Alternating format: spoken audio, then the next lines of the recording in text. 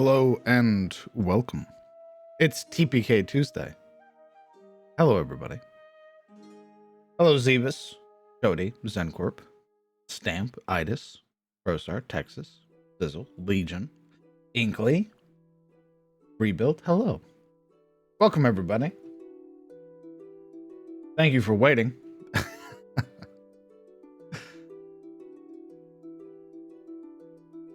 Good evening, indeed. Hello, Ranger D. Hello, R. Blood. Apologies there for the wait. I needed to get at least some food in me. So that's what we did. I ate some food, and now I am fully prepared.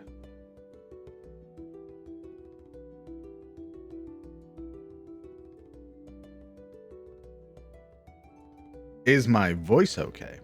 Uh-oh. What's wrong with my voice?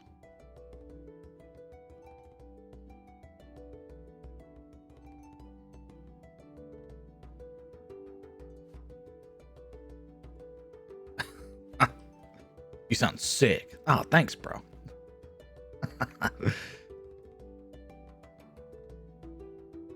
I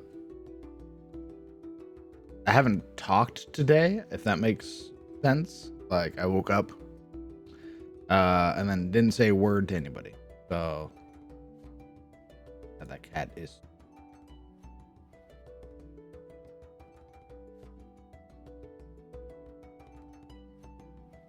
okay. We should be able to transition over. Start to work on.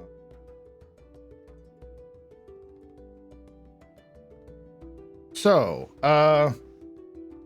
little bit of some like housekeeping while trying to figure out really how to make this whole system or the whole map scale properly.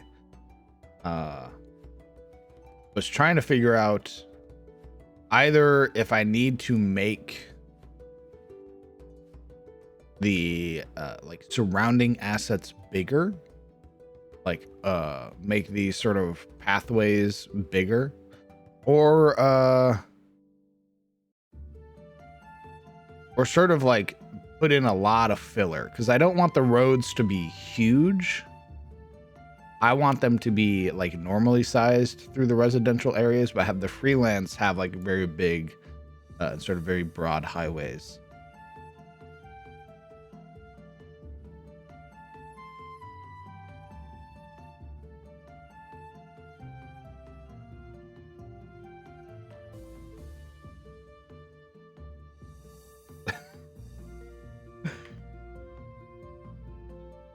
I also made a backup just in case. So, based behavior, my liege. Thank you, Legion. I know you always have my back.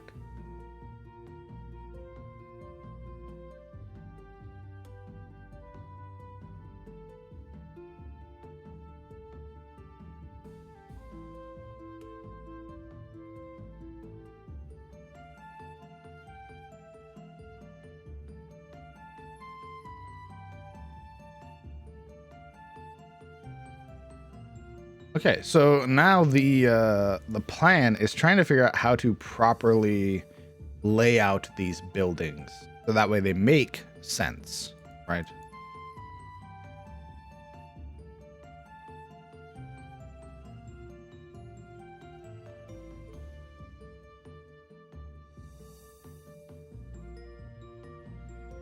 I would love opinions and ideas. Anything you got cooking?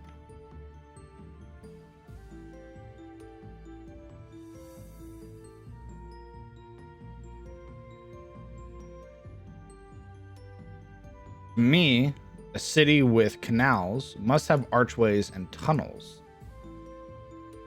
Must have archways and tunnels.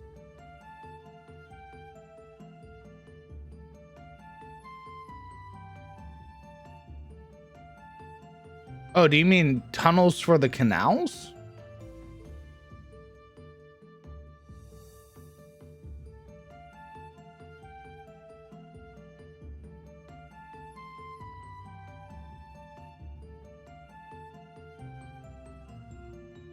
Oh, I mean, they sort of have that underneath these like massive passageways, right?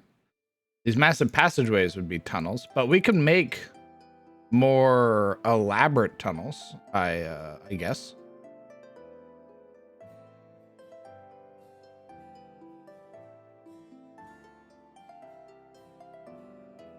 Yeah, we can do that. We already have archways with these bridges that'll connect a lot of the areas. But we can make tunnels for them, sure. I'd be down for that. It looks good so far, boss.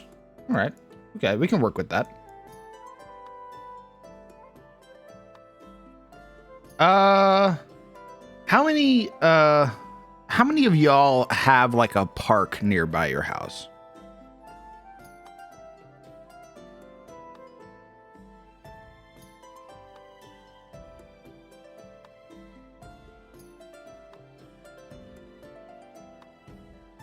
Oh, okay. Hydrate. Very well.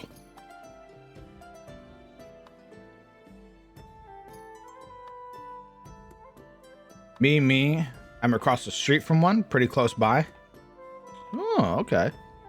No idea. Hey, Thex. How's it going? Huh. I want to put little like parks to sort of break up the design of this place.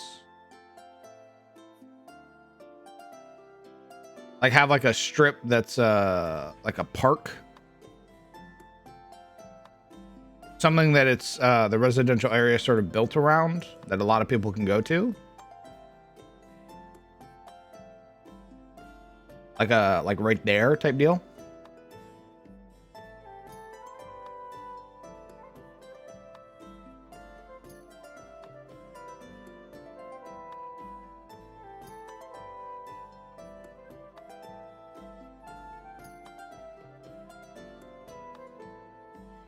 Bigger canals, maybe?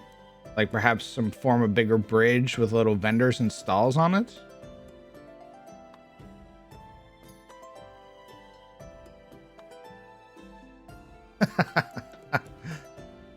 I also think the Thieves Guild in the city with canals is just prime for underground stuff. Ladders and stairs all over the canals, commerce and boats bringing in shipments.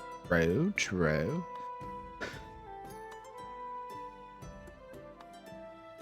I don't know if we can make the canals any bigger.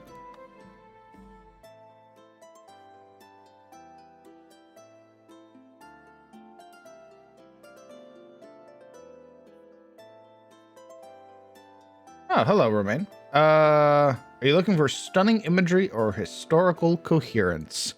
The question that every DM must answer. Let's try for some level of historical coherence. I want it to at least make sense when it's looked at.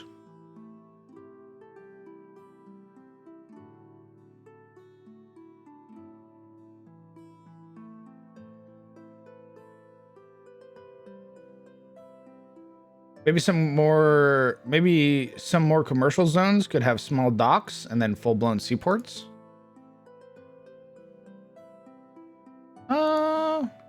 All right, hold on. Let me cook.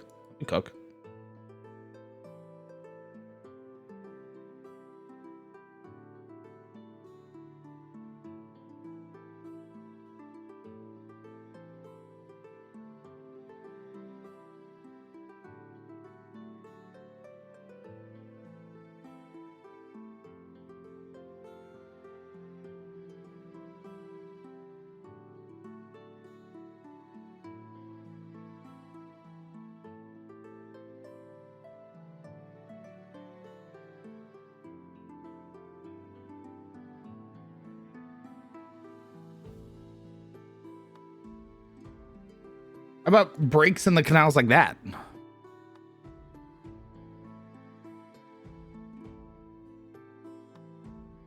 We grab some of these pieces. I go up.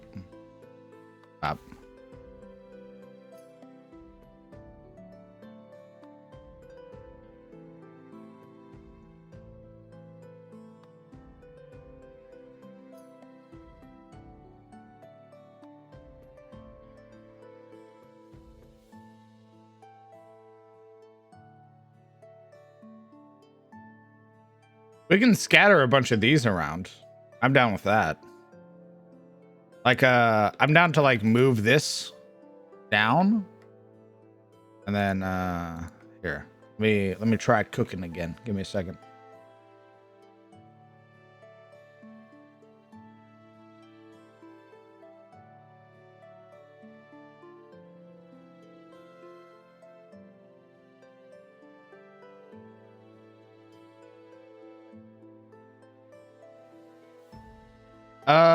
Yeah, I think we talked about that, Legion. I wanted it to have that feel where like you would see actually let's force this.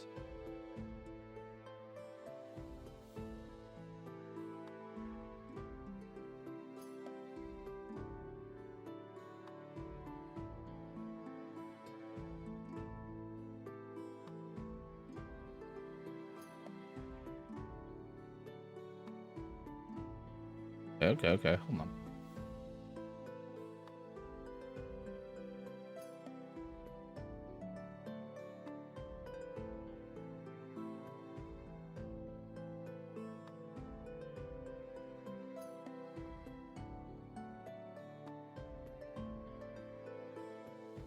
Okay.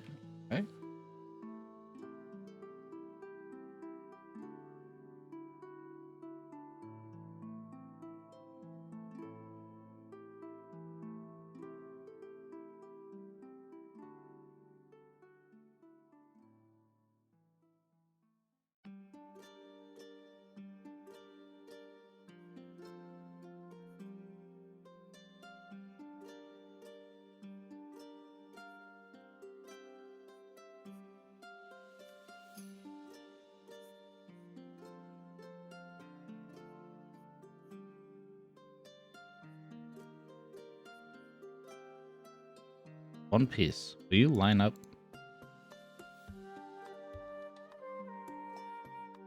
Okay. So we can do something like this for the residential areas as well.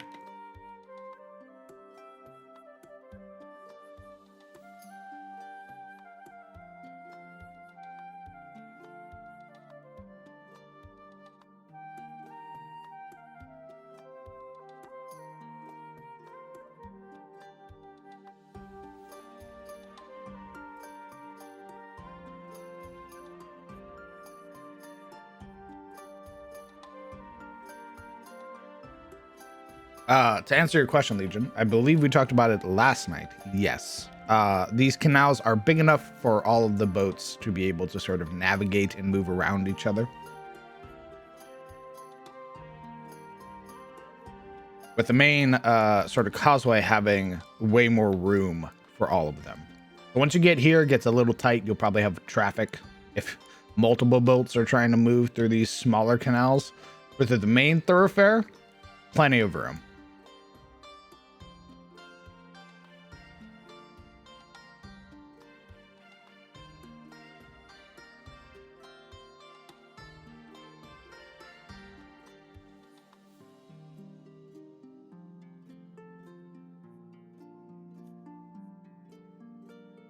I think what I'm gonna do is I'm gonna grab this.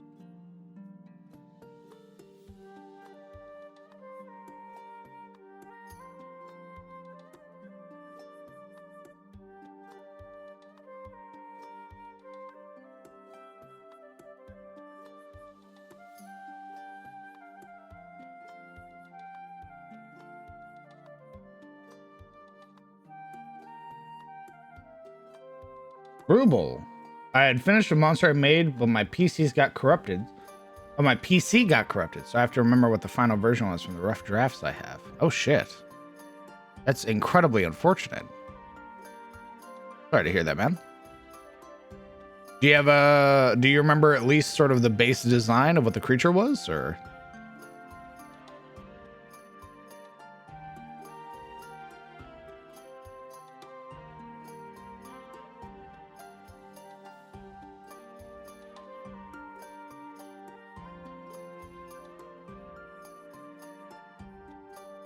New stuff in fan art.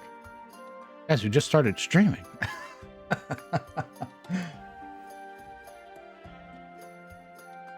Oh, holy shit, you made him a token. That's incredibly kind of you, Thex. Thank you.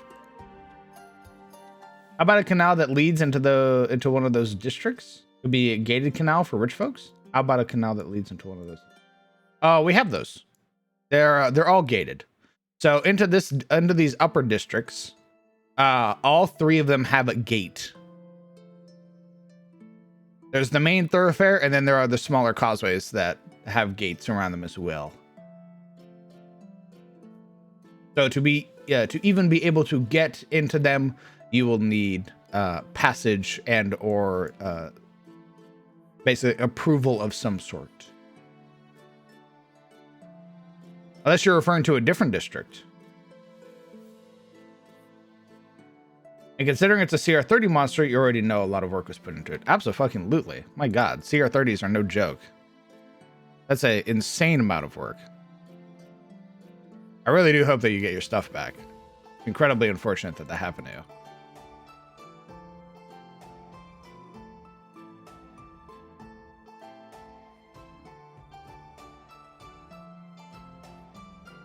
Is there a pit of gelatinous cubes to deal with the waste?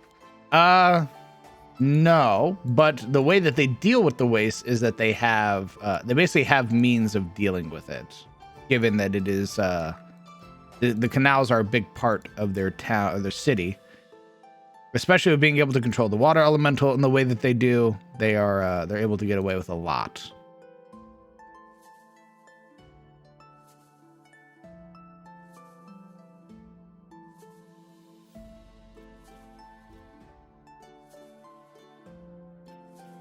He got the zoomies in water. Love that.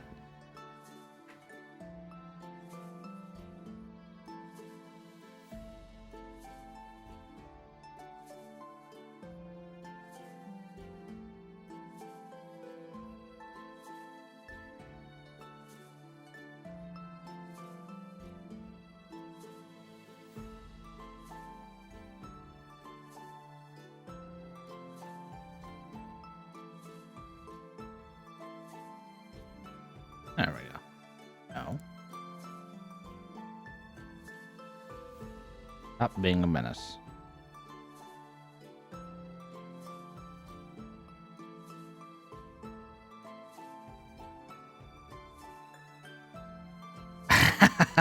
No. No, Evsika, no. Come on. No.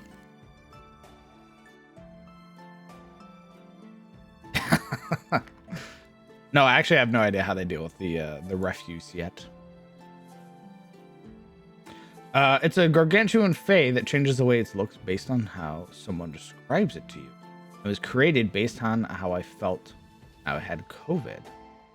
TLDR, sepsis, pneumonia, respiratory failure, not fun to have all at the same time. No, absolutely not, in fact. I already saved, dork. There's nothing to save.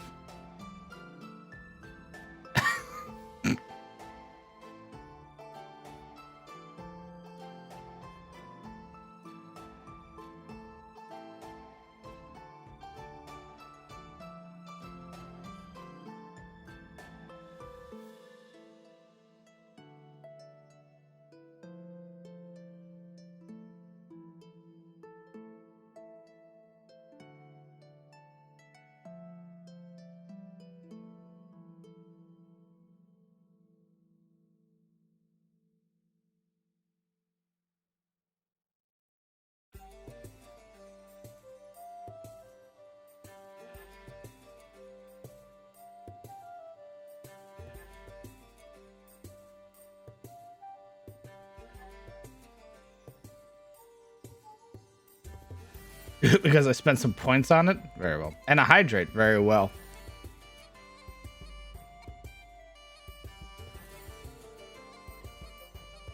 Also posted some art I made of my D&D team Ed Showcase. Oh, shit. Uh-oh. Uh-oh.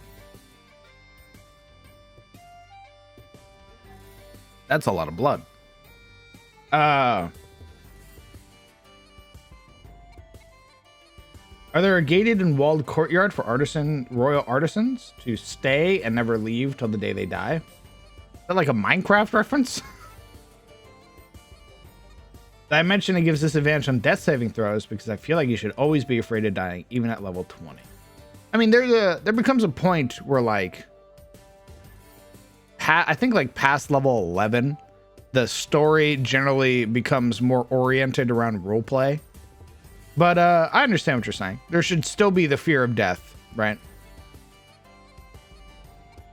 You're fighting effectively gods at that point, right? So there should still be the fear of death. Does the city have a mascot? Maybe an animal that represents it? Could give it a statue or monument? True. True. We can figure something out.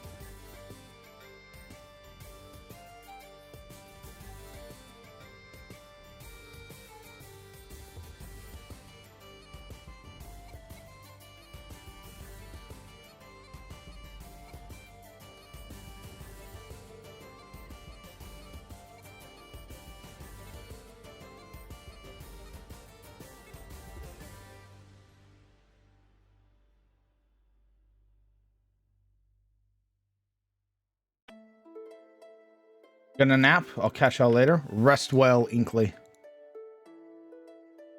Enjoy your nap.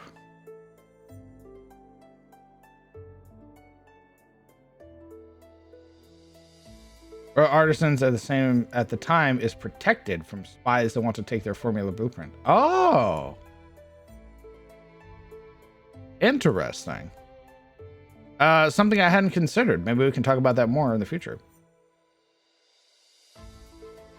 Does Adis have locomotives? Yes. In Carousel, there is something called the light rail. And it is a train. I ran an adventure about its inception because it was created by the Artificers Guild. And it connects the Witchlight Coast to Valandris, which is the capital of the Empire.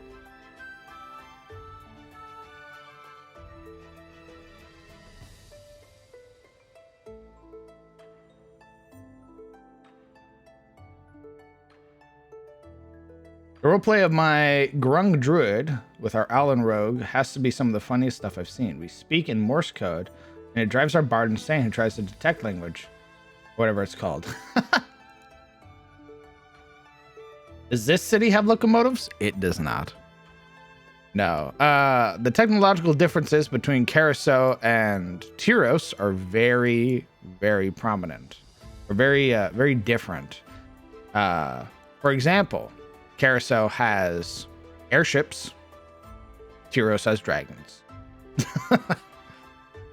In terms of technology, Tyros has like cannons and the sort of budding existence of explosives and gunpowder.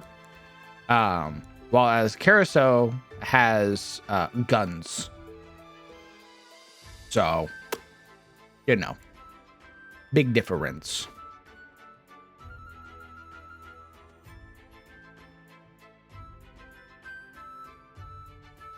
Like glassmaker and stuff. The France Emperor held their family hostage so they didn't leave and work elsewhere. Where do you think technology monopoly came from? Huh.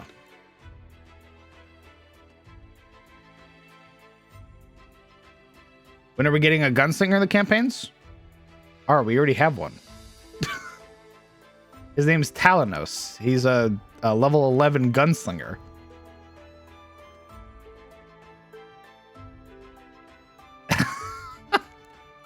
Yeah, we use the heavy arms module for gunslingers. So.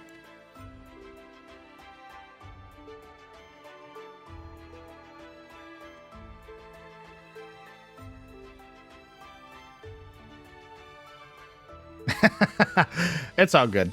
It's effectively on hold right now until everybody's schedules can be fixed. So. Yeah, we have a game that's running already that has a gunslinger in it. He is the champion of the Raven Queen. He is her horseman of life.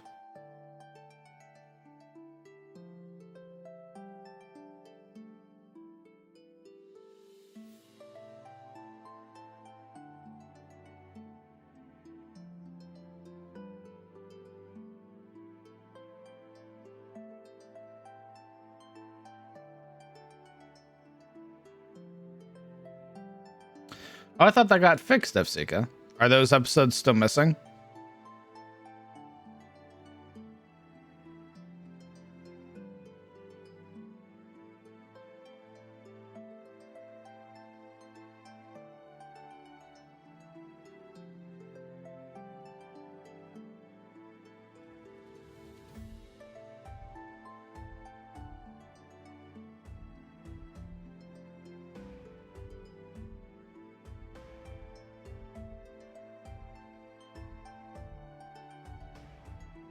That's a shame.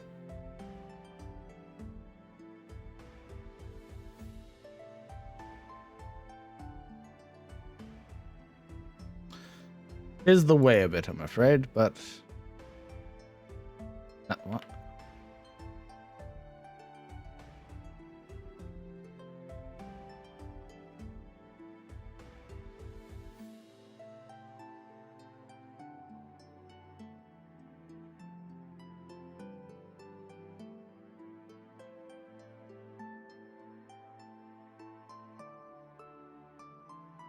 Temple, indeed. We had we talked about it last night of them having like temples and things, or smaller shrines and temples, while the sort of upper area, the upper districts, will have bigger churches. So this is probably a shrine, or a very like prominent shrine that holds multiple deities within it.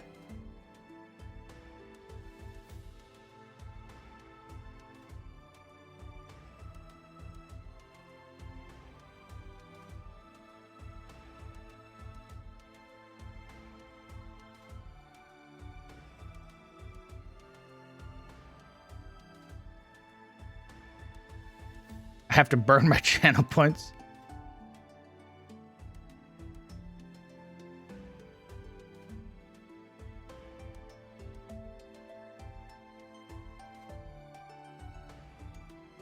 Right.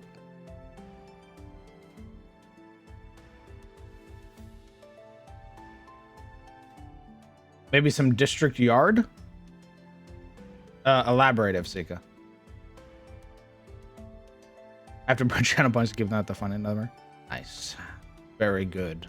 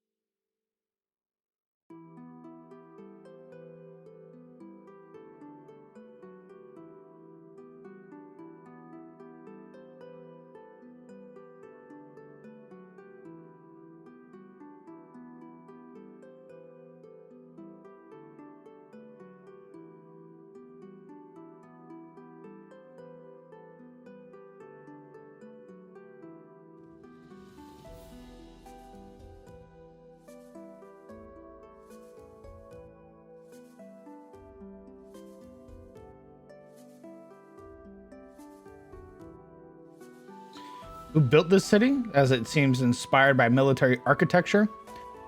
This city was initially built by House Caladir,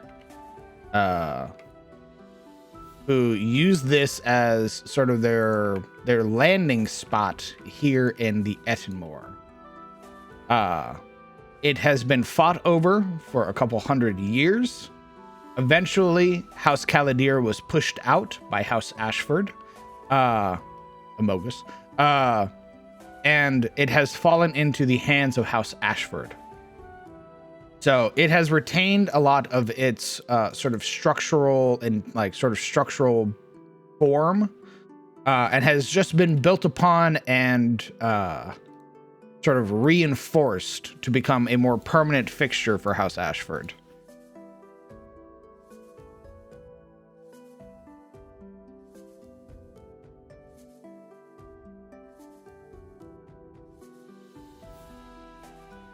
Place of gathering for the district. You know, place for mass gathering, used for the Lord's announcement, fairs, events, public execution. Oh, okay. Yeah, we can, we'll put that like here then. How about that? This big spot right here in front of the temple.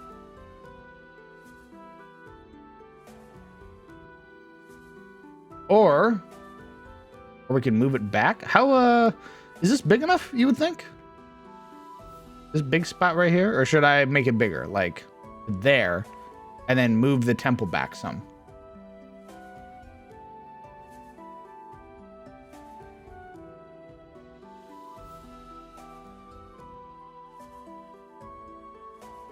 One. This is one. Or two.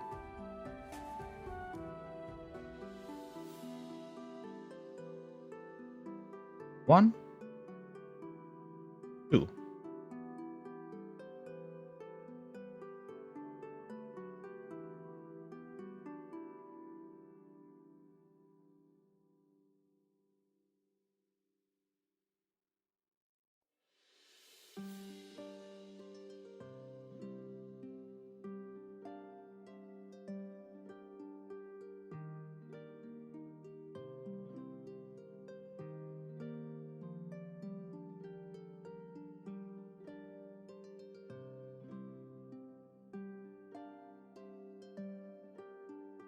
Can I ask you the logistics of man?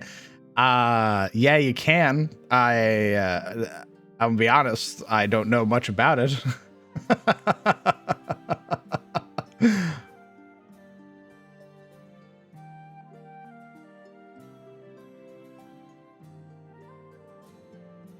If I built everything that I knew, I could build one thing. Do the soldiers need boats to cross the canals to reach the walls? No, there are usually entry points on all of these towers.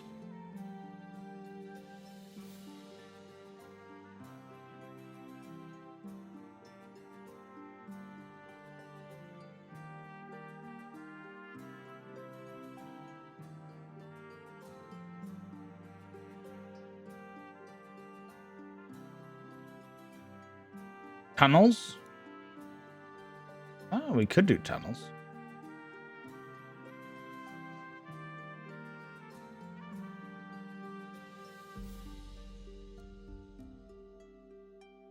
Yeah, like when it's why I ask so much. I'm like, does this look realistic? Does this look like it would make sense? Because I myself, if I built everything the way I wanted to build it, it probably wouldn't be accurate at all. Like, I would have just like a really nice, very pretty looking design. It wouldn't make any sense, like structurally. It wouldn't make sense logistically. Like, oh, how do you raid this place? And I've built like the keep next to the main wall type shit where the invading army could just blow through the wall and immediately get to the keep.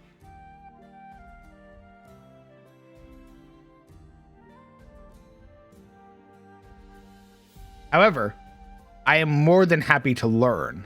So any input or any words of wisdom or insight are highly appreciated. Just so I can build these things to be A, more aesthetically pleasing to look at, and B, actually functional.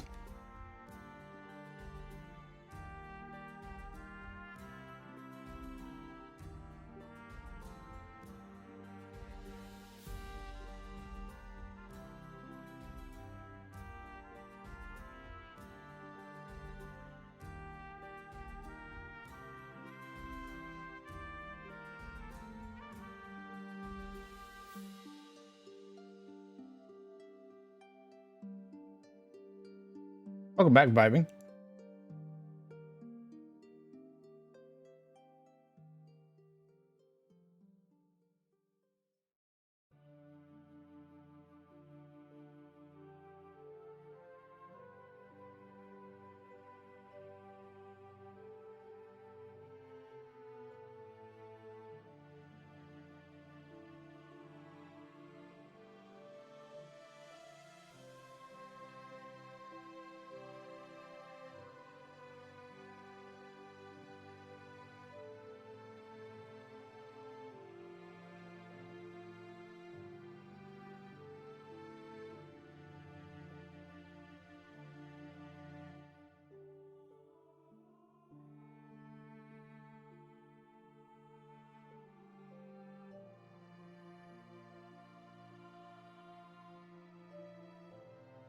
I was just looking for a shrine.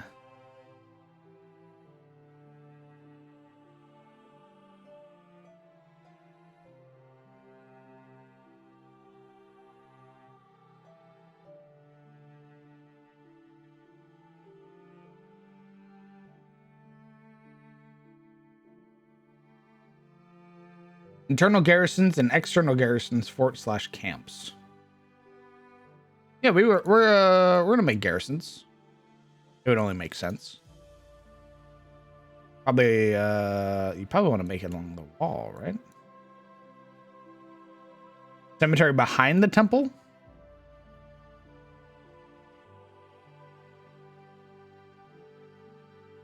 We could. Do we want a cemetery in the districts?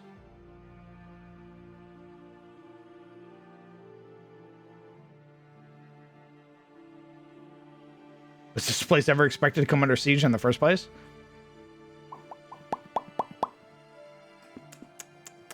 I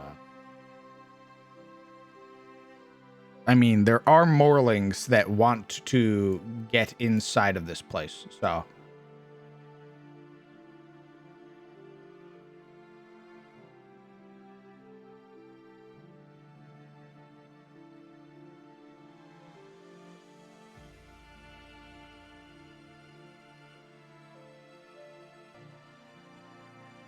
Ooh, I like the idea of mausoleums. We can do a little like some mausoleums. And then there's probably like a cemetery outside type deal.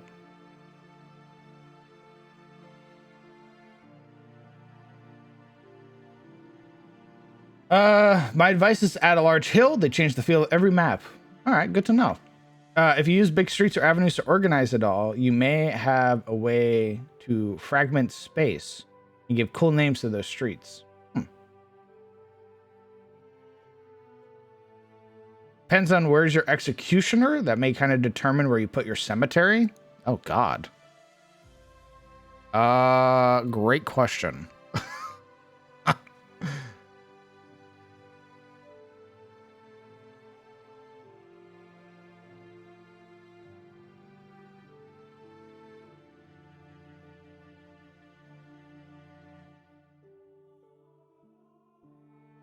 I'd like to siege this keep, my lord. I shall call the doorway.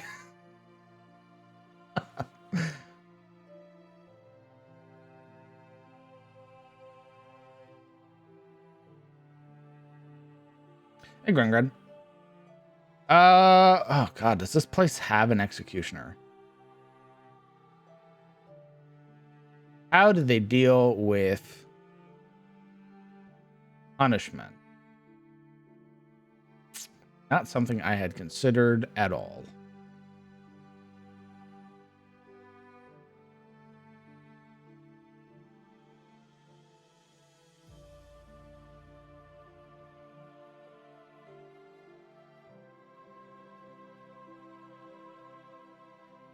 Like a death pit? My God.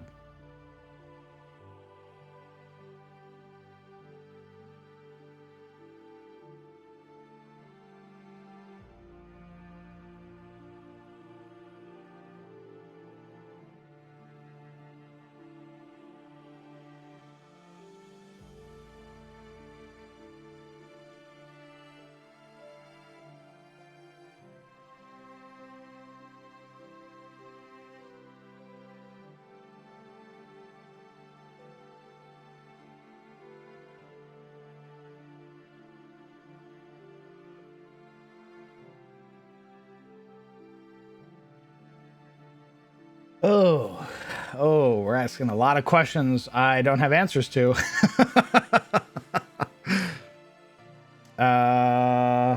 Give me a second.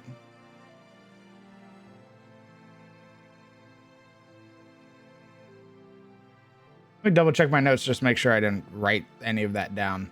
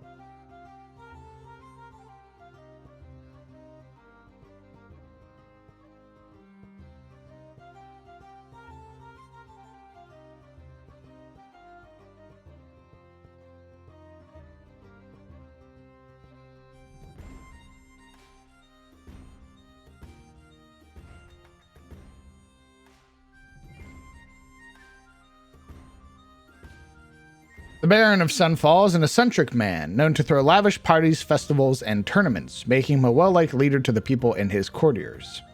Guided and tempered by the wisdom of Orvis, the recent threat has made the Baron worried, causing him to eagerly hire help in attempting to find the cause and eliminate it before it can cause any more issues. As well, the Baron has placed several bounties pertaining to key figures around the territory, including bounties on goblinoids, morlings, and a feared slaughter lord by the name of Gorin Suneater.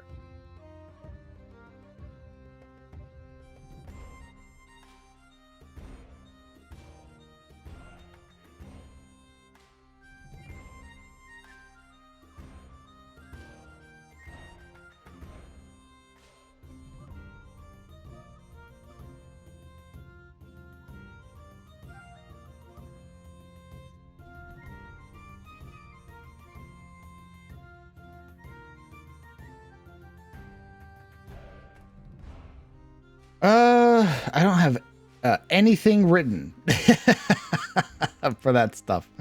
So, looks like we're going to start on that today.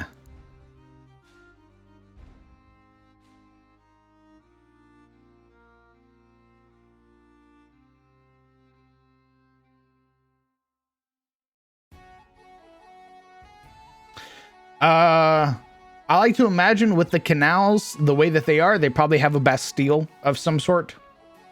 And they use it's sort of like a underground type prison, away from the people, deep into the earth type deal. So there are probably canals that lead to like an underground prison where they keep their prisoners, surrounded by water to ensure they can't escape.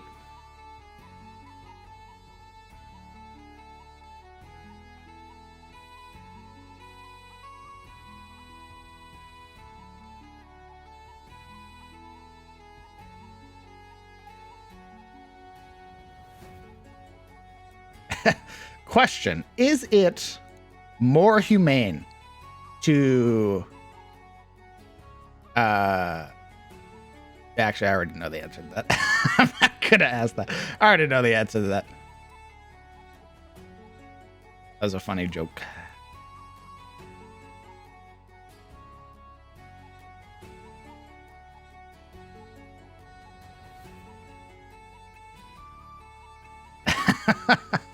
I already know the answer, but I just had a funny thought. It's like, is it more humane to cut off a man's head or drown him?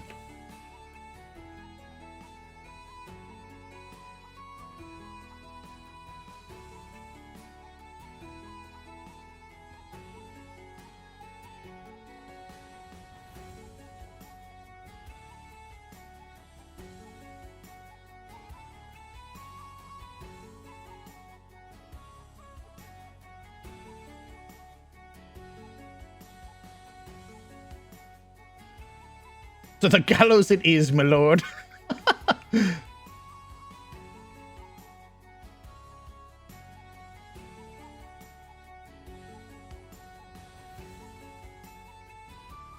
Let's say it's a decent axe.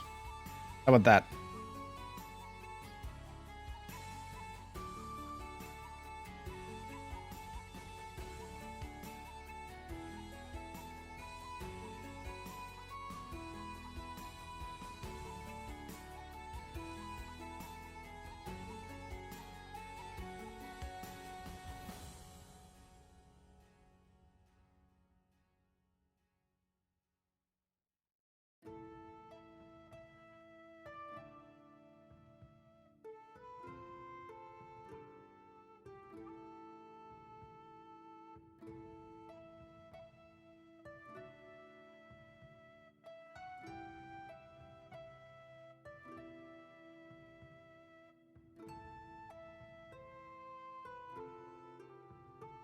Catholics have a saint.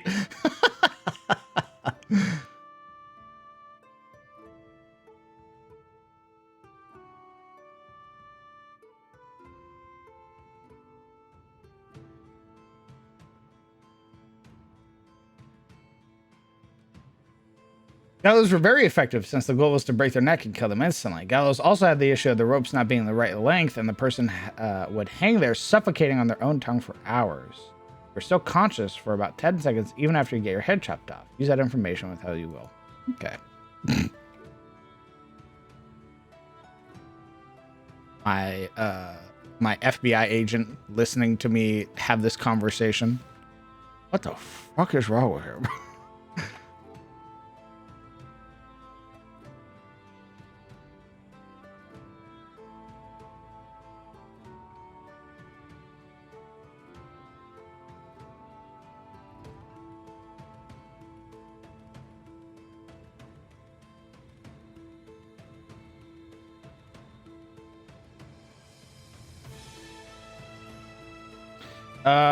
Are there farms? Where do people get their food from? There are farms.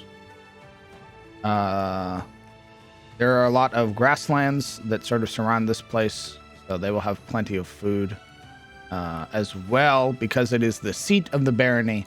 A lot of the sort of vassals, which are under the baron's protection, sort of export a lot of their food here as well.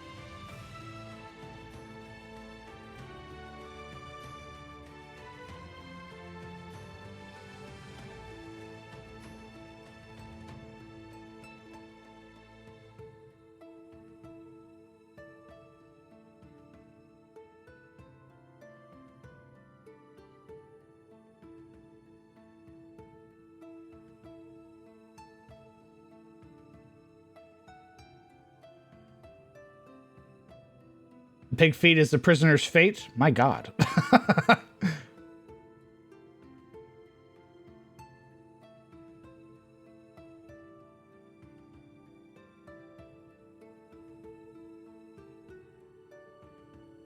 We drown the real bad guys in lemon juice.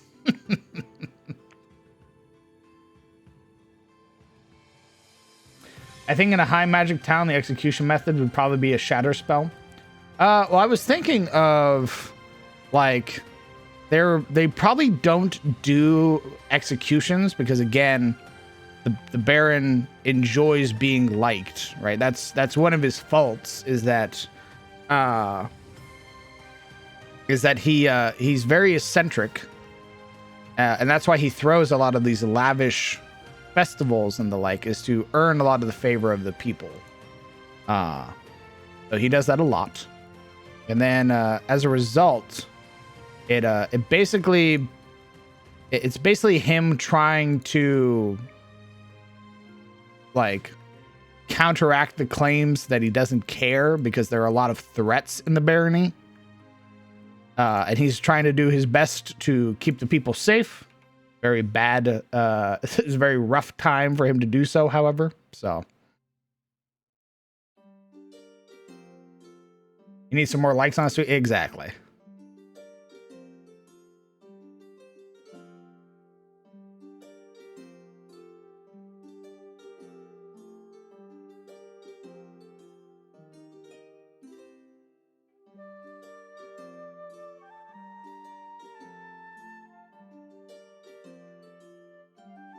Fun fact.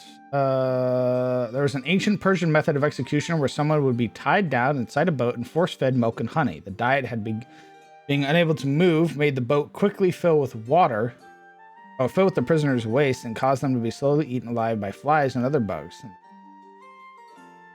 That's not a fun fact, Scarlet. I'm gonna be honest, Chief. You're doing great. It's gorgeous. Thank you. Do you mean Colosseum?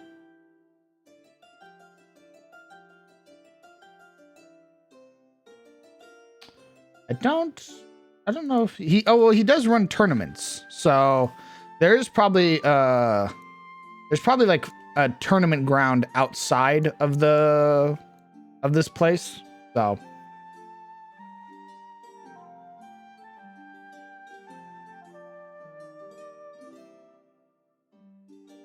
this is the Baron that hired the TOS party? Yes. This is, let me get his name. This is Lord Geodric Drakegard.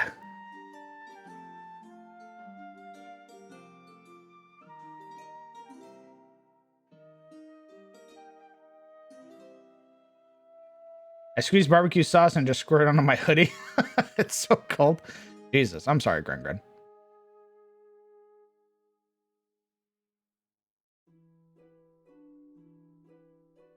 I don't think they would have the idea that was in my mind was the idea of them like killing or executing like criminals and the like, those that deserved execution, by basically drowning them within the prison. Like there are probably cages built around the water elemental that they control. And when the water elemental is controlled, it basically floods those cells. They drown, the water recedes, they pull out the bodies, and then do X, Y, and Z. What the fuck are you talking about? How they kill people in Sunfall. Why would they do that? Because they're criminals. Why? So no public, yeah, exactly. He wouldn't want to do a public execution. That's a big thing. He wants people to like him. So if he's gonna execute anybody, it's gonna be on the down low, and it's gonna be in a place nobody can go to. So that was the thing of Sika. The prison is basically underground. It's basically connected to the canals. So much like Haynes Keep, the prison will always be flooded in a sense. There are two platforms to the prison, I imagine. There is the platform that has all of the prisoners in it, so in their cells. Their bed is just barely above the water type deal. And then there's the platform above, which is where the guards patrol and walk, so they can look down into the cells. Why does it always start with prisons? It's not starting with a prison. You guys are free. If you do crimes, though, you're going to jail. What about the crime of not doing what he asked us to do? That's not a crime. You just don't get paid. It's not like he gave you an ultimatum. It was like, if you don't solve the problem, you're going to jail forever. You're not the Suicide Squad, dog. He hired you. I think that's what a lot of people realize. They're like, wait a minute. I'm a mercenary. Exactly. I'm a mercenary. I don't have to deal with this. So walks out. Yeah, tomorrow. It's a silly place. Demons? No thanks. The Etamore loves its Bastilles. True.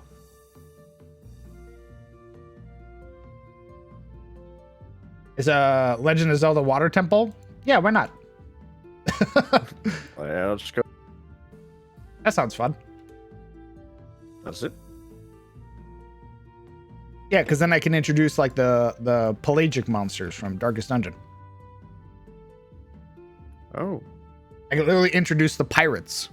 Pelagic nightmares. Ooh, the fiddler!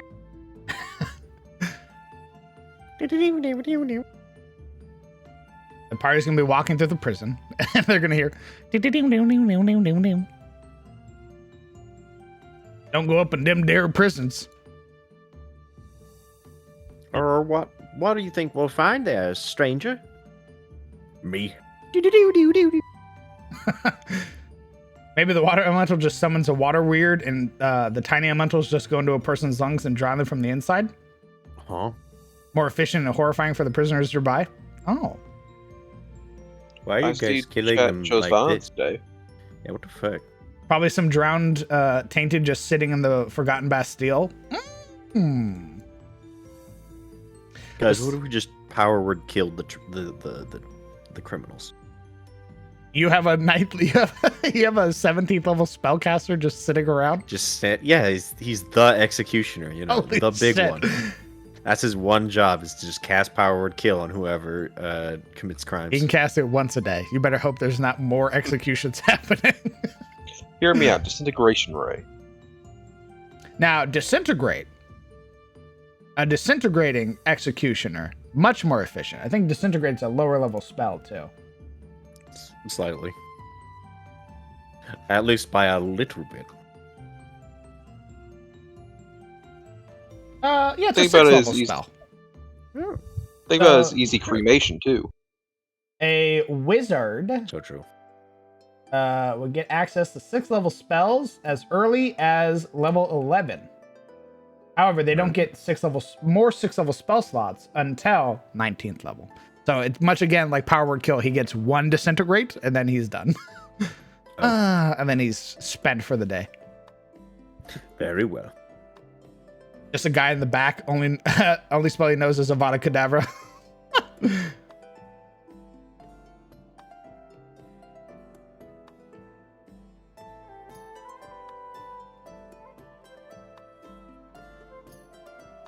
Does this town have a magic item shop? Yes. However, it doesn't work like normal magic item shops where you can just walk in. You have to be invited, and it's basically like an auction. You have to bid on magic items. Oh my god. Ooh. And it's only in the upper districts. Like you can't just walk into like the city trade shop and then there is a magic vendor there. Why not? Because How dare you?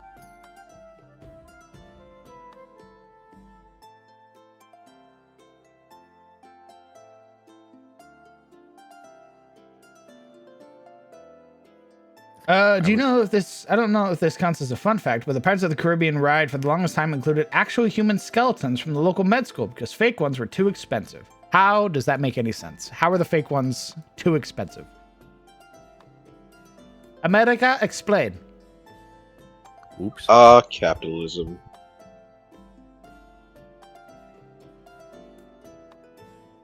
Any casinos? Maybe if I came up with like gambling rules. But I don't have any of that, so. Why not? Because it's work. Maybe Just actually eventually play I'll make blackjack it. at the party. What'd you say? What, Zebus? Just actually play blackjack at the party. That just sounds much simpler. True. Right, We that need a would little- actually be a way easier. We just need a little like blackjack like app on the side or some cards game that we can play while everyone else is role playing. Oh, you want to play? You want to play cards with us, guy? Okay, what's everyone else doing? And then we just boot up the little app on the side. I figured out easy and clean execution method for the Baron, and they'll never be found. 3 words: bag of devouring. Yeah, sure. I guess. But water elemental drowning them is way cooler.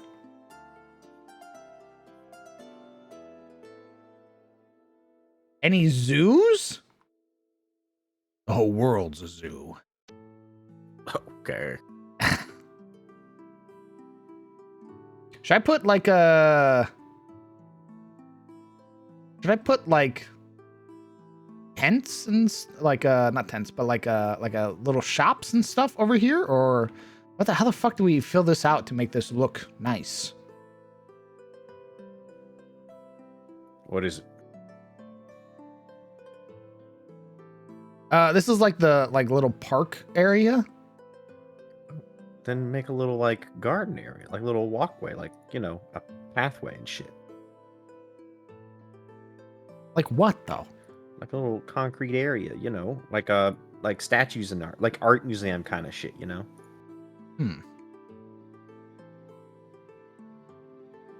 Just for people to walk around and admire art, at least people who aren't poor.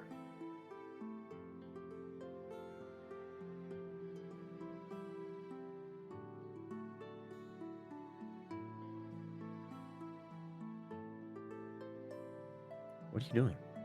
Shut up. What are you doing? Trying to figure it out.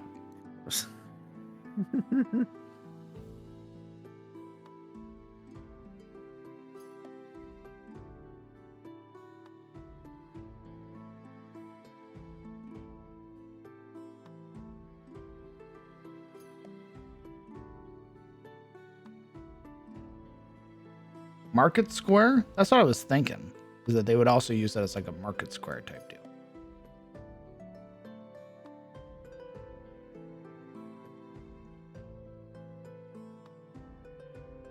It's too on the nose. But it's a long-standing tradition.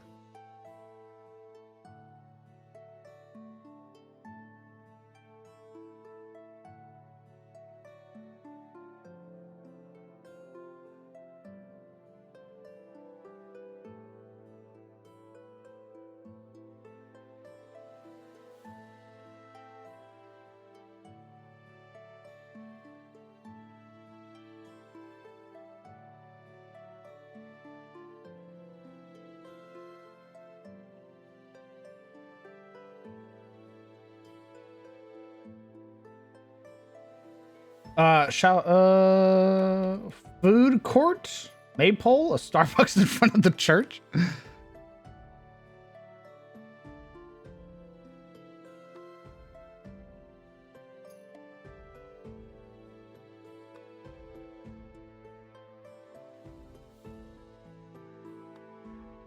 A Tyros Zoo would go out of business for the... Well, not really. You would basically have to employ somebody who can... Was it a first level spell to create food and water?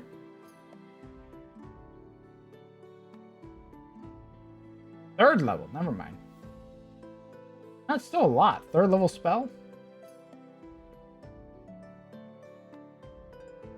Oh, maybe. Maybe like...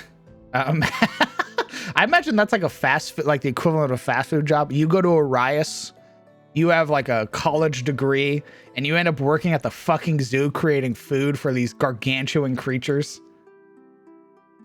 I actually love that. I love the idea of somebody whose entire job is to just make food for the massive creatures. I'm the cook. Oh man, that's so cool. You can do that. Where'd you go? I went to Arias. You have a fucking degree? Yeah. I have a master's in conjuration, actually. Bro. I mean, you probably would need a degree if you were like the guy in charge of if you were like the stable master for like griffins or some shit. Yeah, to not get fucking eaten, 100%. Yeah. Yeah, I tend to the owl bears. Is that? How do you have a degree and you work here? The job market's in shambles. We gotta watch some owl bears. They're smarter than they look. I mean, they look pretty smart. They got an owl friend. I know.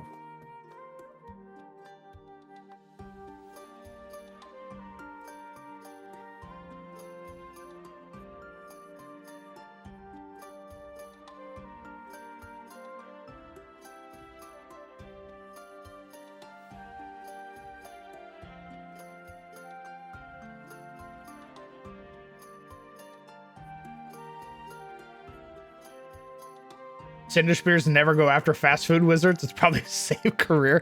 True. Yeah, Cinder Spears aren't knocking on your fucking door because you work at the local McDonald's. Hey, where you getting all that food? While everyone else is in a famine. How you selling all that?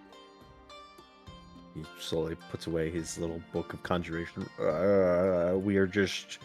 You sponsored? Save up. What? Are you sponsored? By who? Get him. Oh. Nah, the Arcana Convocation would ask you that. The Cinder Spears is like... Cinder Spears is the equivalent of a no-knock warrant. Uh-oh. You're sitting at home and your door gets fucking blasted open and you go, huh? And then before you get a chance to react, it's a 4th level fireball detonated on your forehead. Oh dear. The Arcana Convocation is going to be like, hello, sir. We've received reports that you're using magic without a sponsor. We would like to discuss that with you. At length, preferably. Please explain. No. Understood, hold person. Time to go to jail. Uh-oh.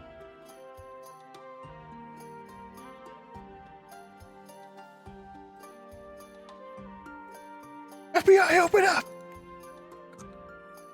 You would hope that the Cinder Spears would be nice enough to announce themselves, but nah. Their whole motto is, it's literally fire first, ask questions later. Oh dear. The Cinder Spears. The others preach about justice and redemption. The only justice for you is fire. Operating as a faction of Magi within Orias, they act as the Collegium's frontline fighters against rogue spellcasters and various cults in Adis. Specialized in the art of war against other magic users, this elite group operate under the rule of fire first, ask questions later. Established during the rule of the Wizard Kings in preparation for the impending war against the Aranar, the Wizard King Balavar shared with those chosen the destructive spark of evocation, imparting his knowledge onto them and training them and to hone them like a blade. They were recorded as being incredibly capable casters and fighters, clad in plate mail and wielding weapons wreathed in the destructive element of choice. These incredibly formidable fighters challenged those chosen by the Aranar, which included other mortals and even some celestials such as Devas and Planetars. However, unlike many of the followers left in the wake of the realm's destruction, the Cinder Spears, formerly known as Bright Wizards, were believed to be utterly destroyed during the fall of many major capitals. It wouldn't be until Arias, the Collegium, created by the Wizard Kings, returned well into the Fourth Age that any of their order were found. While none could forget the role they played in helping attack on the Aranar, their practices and teachings had changed dramatically in that time. No longer were they opposing the Aranar, instead their focus was on hunting rogue spellcasters who were attempting to bring about foul magics believed to be forgotten, such as necromancy. The Cinder Spears of today are a faction of Magi within Arias that act as the Collegium's frontline fighters, notably in the event of conflicts or situations that grow out of hand for the Magi involved. While they've never taken to the field in the current age, there are numerous reports which detail use of Cinder Spears in locations close to Arias where a heavy hand has been needed, but never to the same scale like ages prior. Their doctrine once relished the destruction wrought by powerful evocation magic, which they employ. Their library is filled with various arcane literature of countless destructive spells and the workings to aid them in combat. While they denounce their previous tenets and desires for wanton destruction, many still hold that spark, with countless evokers and battle magi joining the Cinder Spears to hone their destructive capabilities. Necromancer's Bane. Compared to that of the Arcana Convocation, which shall attempt to subdue and bring in rogue necromancers and magi who dabble in the darker arts, Cinder Spears, when deployed, do not give such a chance at justice, for their justice is destructive and swift, following their mantra of fire first, ask questions later.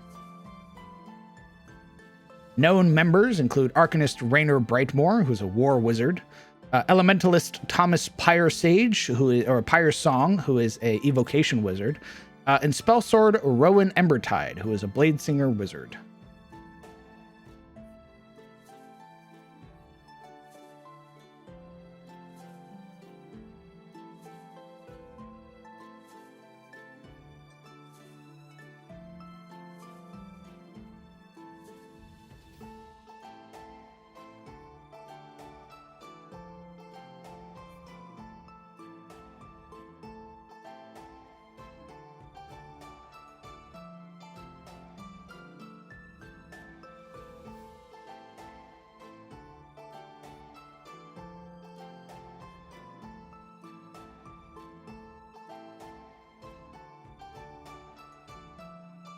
I feel like Cinder Spears having the Mage Slayer feat is a given. Yes.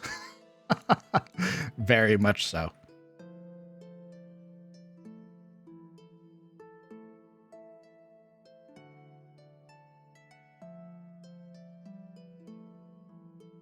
Arcanist Raynor Brightmore, who is the NPC that the party met at the start of CTF, who was imprisoned in Haynes Keep, has two ways of fighting. He has his Pyre Sworn longsword that deals slashing and fire damage on a hit, and then he has his staff. So he fights with his staff in one hand and a sword in the other. And his way of fighting is often to slash and then detonate an explosive right in front of himself.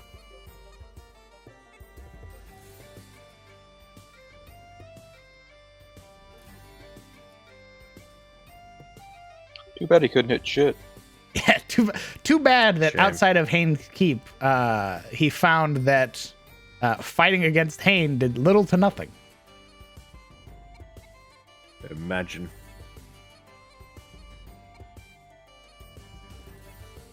What wizard schools of magic do you think have a really bad work market? Really bad work market?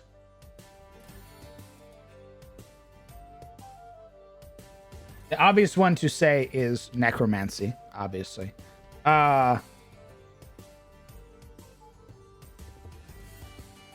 But I could see people being like, what does an abjurationist bring to me as a normal person?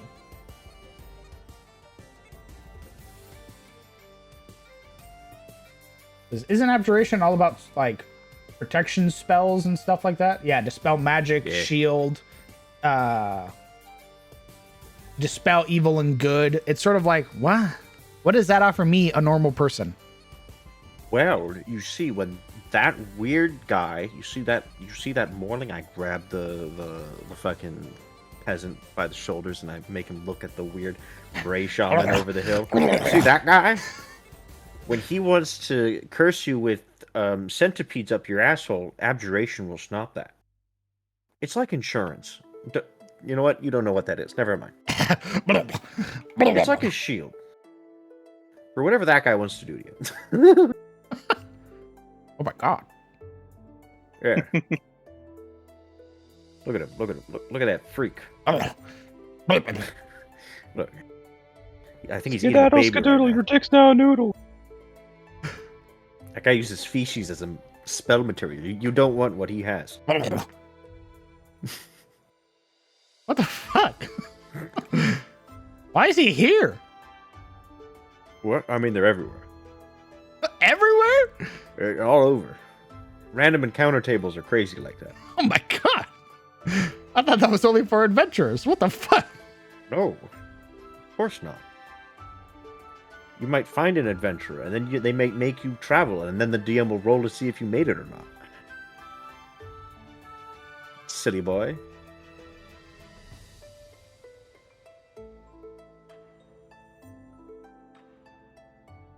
Explain how the world works to Shane.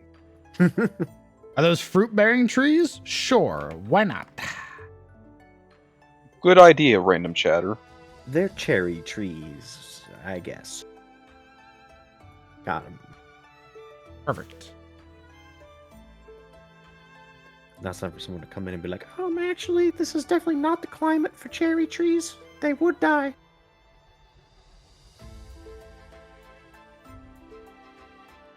I wave my hands together. Magic. Oh, got him.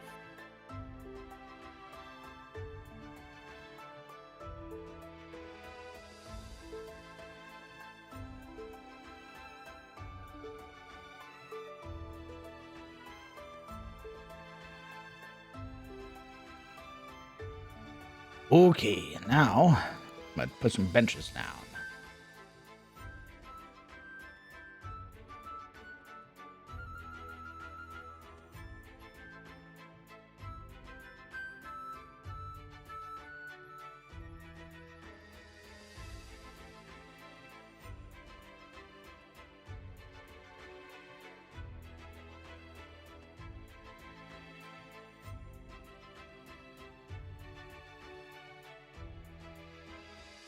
Well, I guess it would make more sense that they're facing out.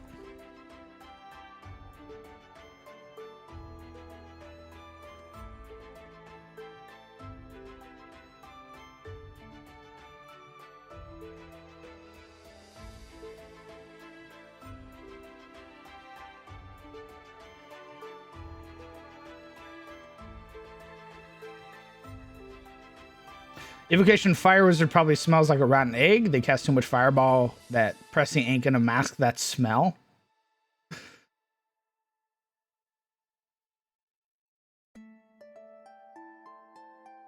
Fireball, fireball, fireball. In a D&D world, the lottery couldn't exist. Exactly. Definitely not possible. given what magics are out there. They also use bat guano. I know. They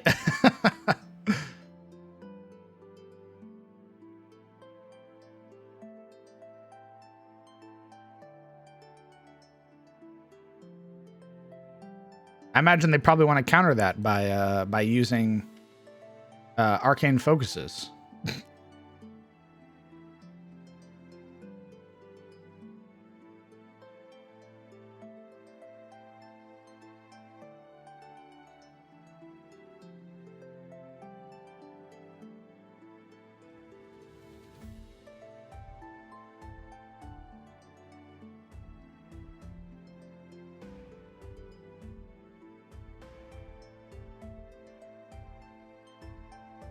Ronish, we're not making that, brother. I haven't made a single Tarask for this setting.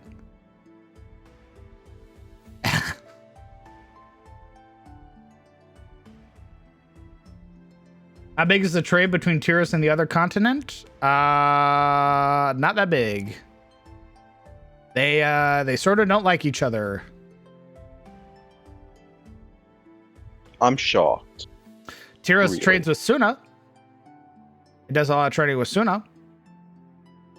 But they don't really do much trade with Carousel. How goes the map? It goes well so far. We're working on the residential, one of the first residential districts real quick. And then we're going to move on to some of the others. I'm just sort of getting a feel, sort of parsing things out. Going from there. Transmutation Wizard constantly scamming people by turning gold into raw fish.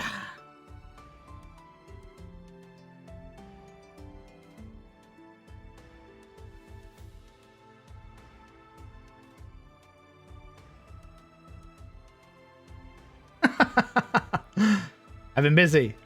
I see that. Look at Rinyard. The lad. Bear, after all. I like how in one picture he's actual bear, and then the next one he has hands. Well, and that's feet and it's boots. meant to be ambiguous if he is like humanoid or or an actual bear. I see. Basically, whatever the situation calls for. I never said which one it was when I made him.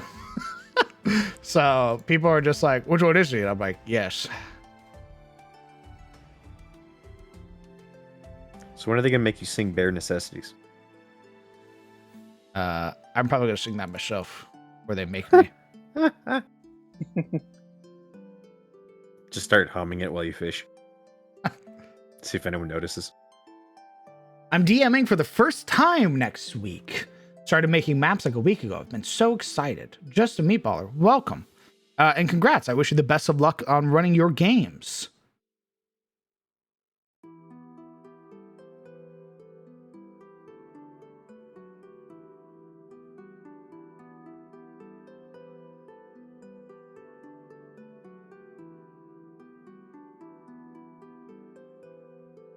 I imagine that there are probably portions of Tyros that trade with Carousel.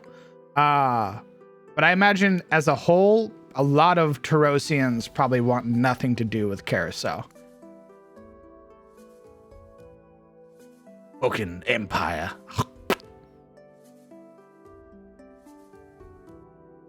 What an elves. You're sick me. What? Caressians. Excuse me? You heard me. Whatever you say, Tarosian. Caressian. Tarosian. Caressian. I'm getting the Emperor. We're going to war.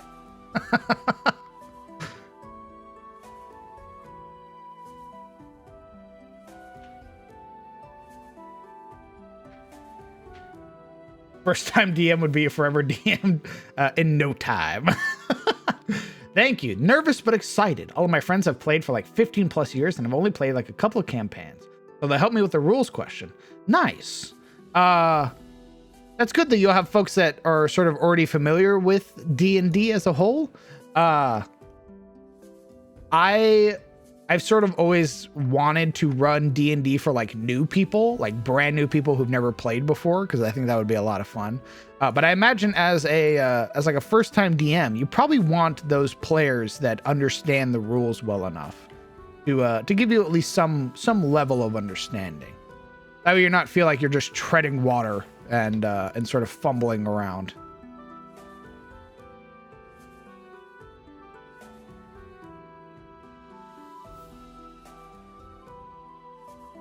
Or what?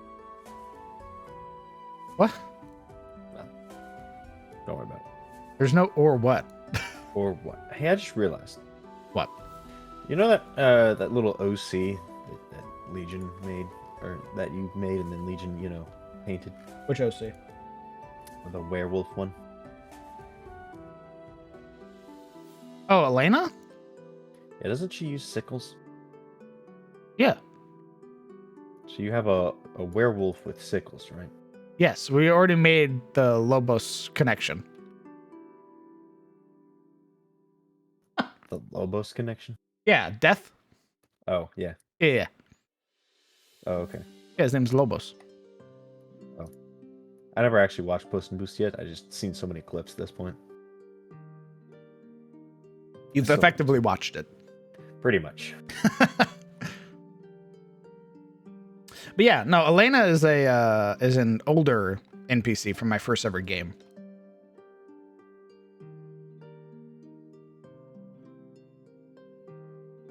And Legion was kind enough to basically bring her back to life. It was sick. What a guy. I just love the smell of fear. Is there a slightly creepy library anywhere? Yes, plenty of them. Or are you asking if there are any for this place? Only slightly?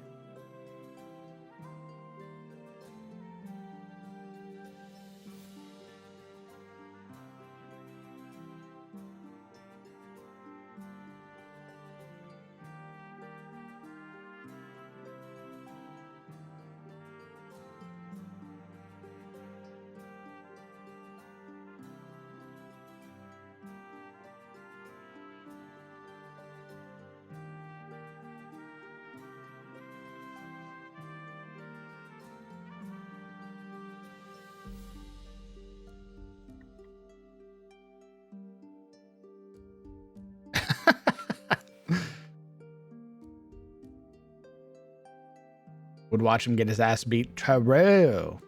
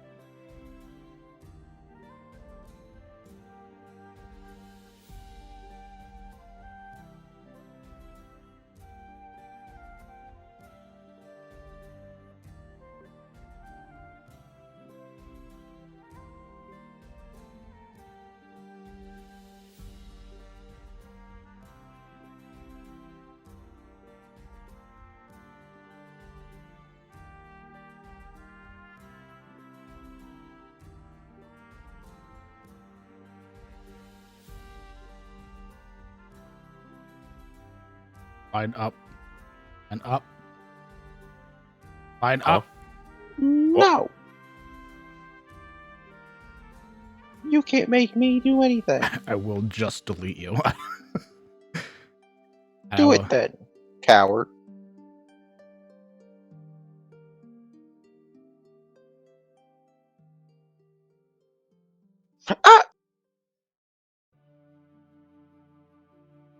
Ah! Does the Baron have a standing army? No, but he does have levies.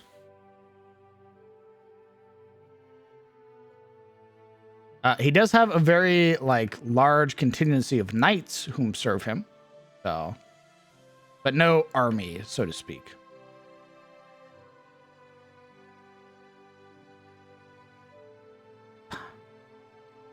My God. Nice. Oh, Raiders. Hello and welcome. Blue Cottage, thank you very much for the raid, and thank you for trusting me with your community. Thank you.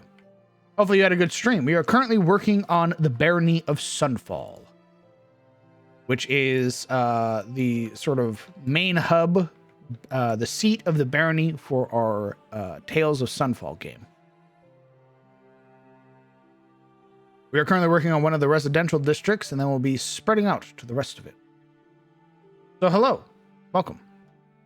You will get to listen to me ramble about cities and ramble about my fictional world. Thank you, mods, for giving the shout out.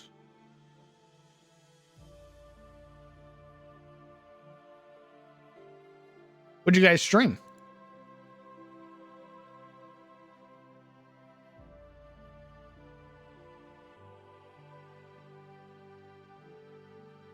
D&D? Nice. Imagine. My God. What's this? Who plays that?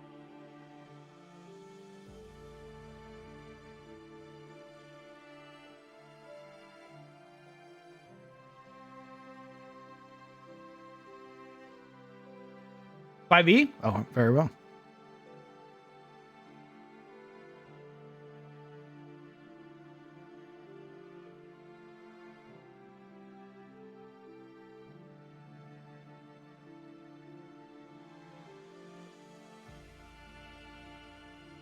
We won't put them near or in front of the temple, but we will put them on the side of the temple.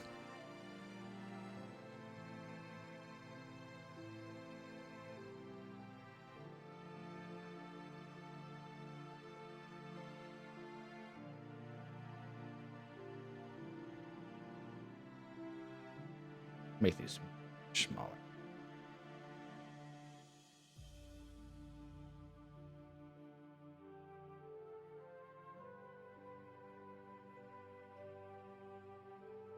The party had to escort a horde of kobolds safely out of the city. It was something. How do you escort gremlins? You pray that they don't get in trouble. You're putting a lot of faith in little kobolds to not just run rampant.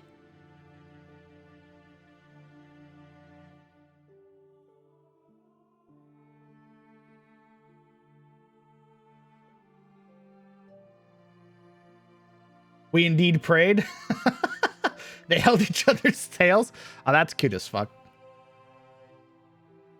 That's very cute.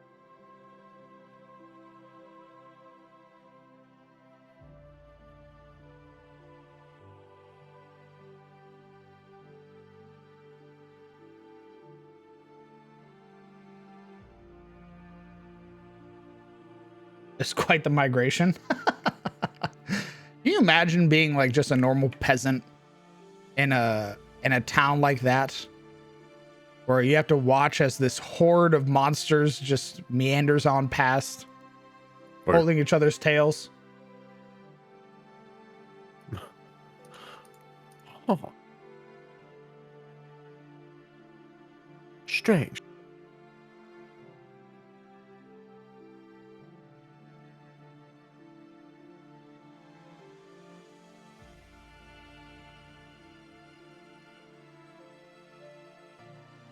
We We had Pass Without a Trace? Oh. Never mind. Belay my last.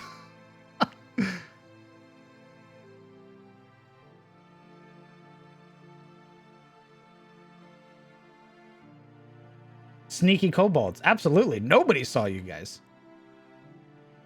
What's this map for? This map is the hub for our upcoming Sunday game, or a continuation of our Sunday game called Tales of Sunfall. This is the seat of the barony that the players will be operating out of. They will have like a place to stay, to recoup, to resupply, and then they head back out into the wilderness to continue their adventures and to eventually stop Zoranox, the unblinking eye. What a freak. Just in case you're wondering, 50 kobolds do indeed fit within the Pass Without a Trace. Were they standing on top of each other? Like, how big's the radius for Pass Without a Trace again? That's horrifying. Imagine within 30 feet of you. Holy shit. Oh my. That's how the party's gonna die. Is Hey. just the party looks up and they just see 50 like glowing eyes staring at them from the darkness. I mean, yeah, maybe, but you don't have to say it out loud.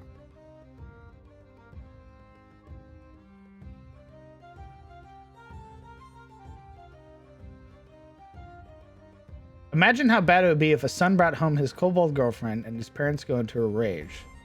That's a worse mission. What, Frosty? Did I miss a portion of this conversation?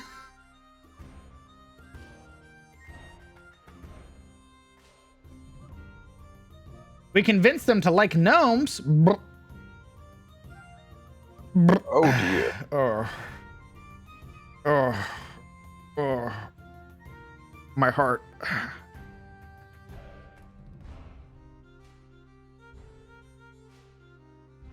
Can't believe you would come in here and say the G word like that.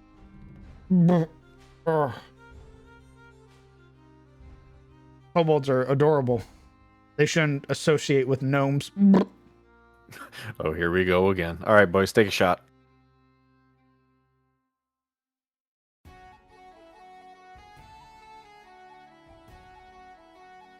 Why would you do that to those kobolds? Like you have room to talk. You literally kill all your kobolds. I didn't kill all of them. They're in Anarlure right now.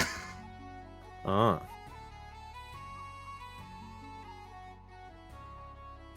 Oh, you killed a few gnomes? Nice. Based. Redemption. Very good.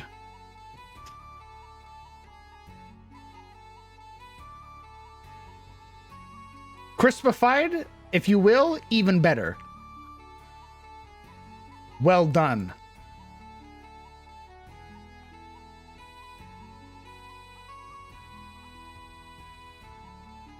Could maybe do the same thing here.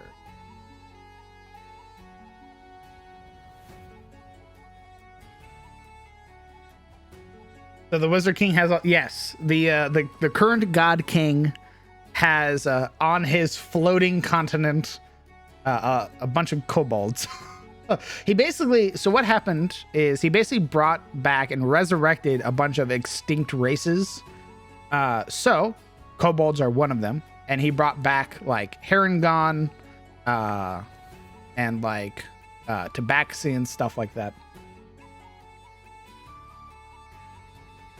The migration did start with thinning out the herd of gnomes, right? Kobolds and cat boys, guys winning. Yeah, I mean, that is the thing, right? He's basically bringing back things that were wiped out during the Age of Woe. So there's a part of him that is definitely winning the hearts and minds of the people around him.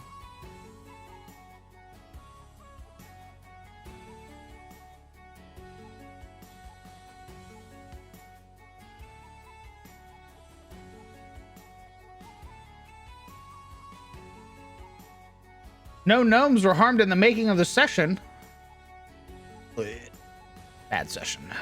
Bad session. harm all the gnomes. Listen, I'm a simple man.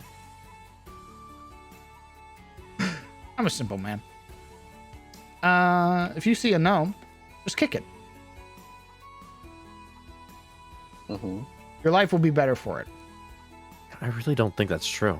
How do you know? Could be doing the world a favor. I've heard a lot of stories about gnomes getting their vengeance in one way or another.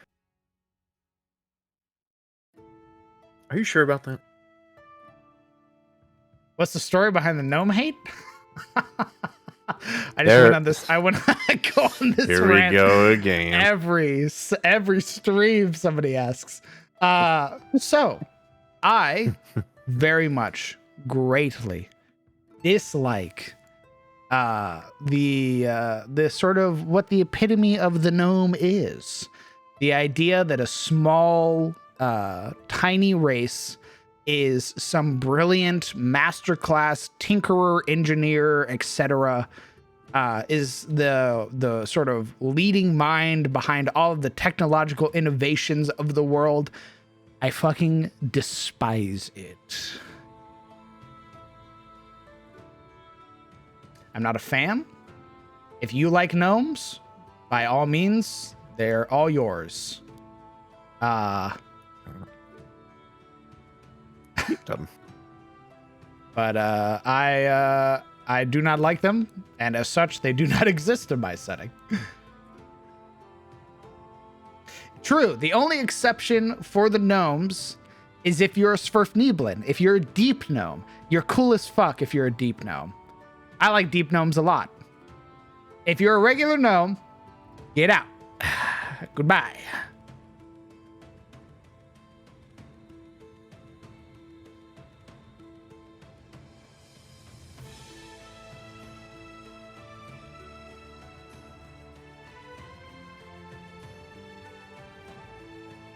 Have you been wronged by a short king? No.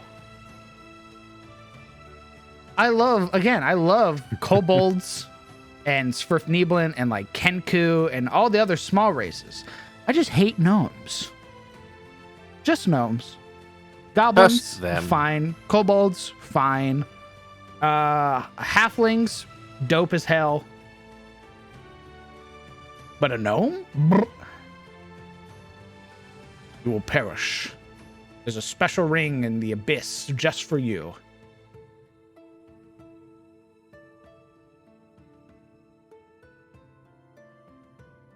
My God.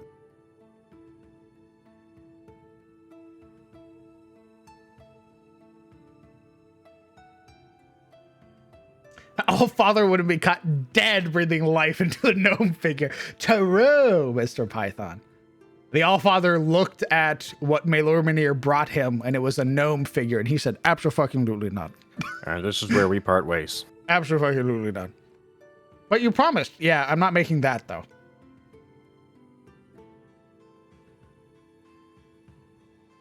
All right, how about this? Oh, is that a dragon? Absolutely. That looks cool as fuck.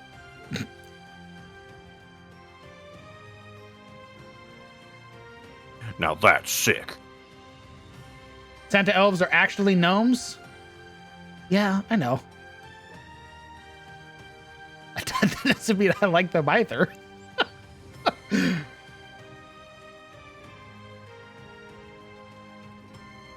Yeah, Layshep, I love kobolds. I think they're cute as hell. They have there's a bunch of like really creative stuff you can do with kobolds. Gnomes, not so much. Tough crowd.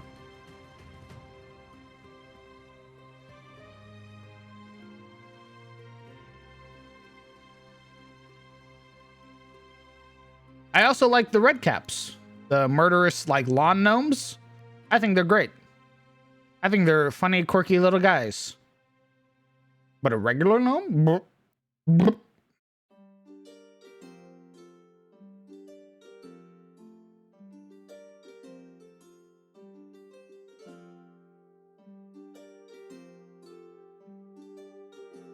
And because it gets asked as well, if a player wanted to play a gnome, I would speak with them.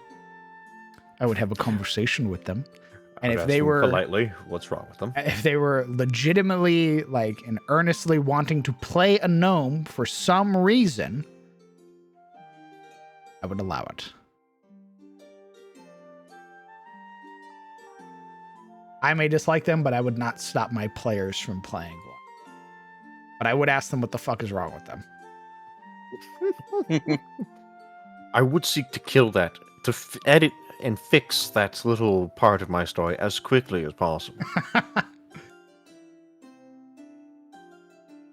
We ask them politely yet firmly to leave. No, I like hanging out with my friends. So if my friends are like, Crowned, I really want to play a gnome. It's this idea that I have. I really want to play it. Fine. Play your gnome. Jim, I have this really cool idea about a gnome that I didn't want to tell you because you were very against them. But now that you said something, I wanna bring it out. Let's hear it. I lied. I figured you just hated me. Let's call your bluff. Yeah, you did. I got shit. I hate shorter races, except maybe dwarfs. I don't like halflings. I don't like playing halflings, I should say. I don't give a shit if you play one. Hey, DM, why does my character keep taking acid damage each turn? Oh, no reason. That'd be like diabolical. Just. Ow. DM, why is every enemy targeting only me?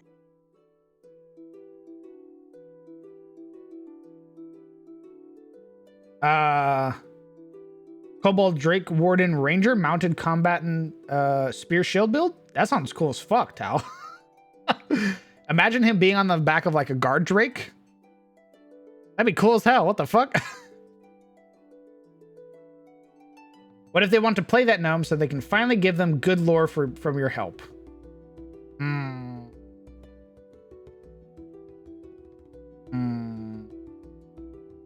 Maybe. What if we just revamp gnomes so they're not just the intelligent race? So much easier to just leave them dead in a ditch, though. All right.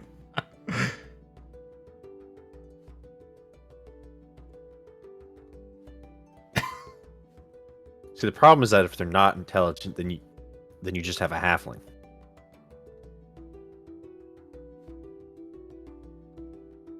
I'm fine with that.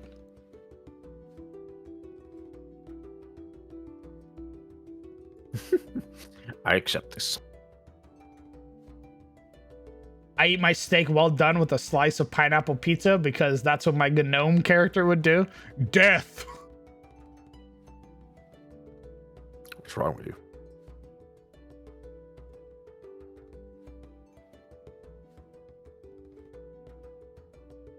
Who likes eating boot leather?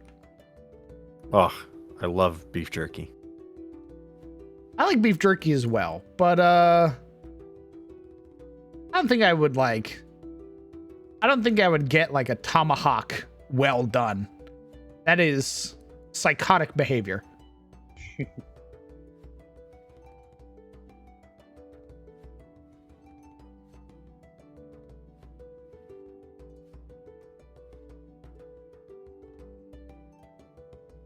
I played with someone who played a gnome necromancer. She was fun. But a dwarf necromancer. I'm sure with enough time I could like gnomes if I wrote them differently from their lore, right? Made them fit within Adis in some niche way. Let's work. And I want to work on magic systems.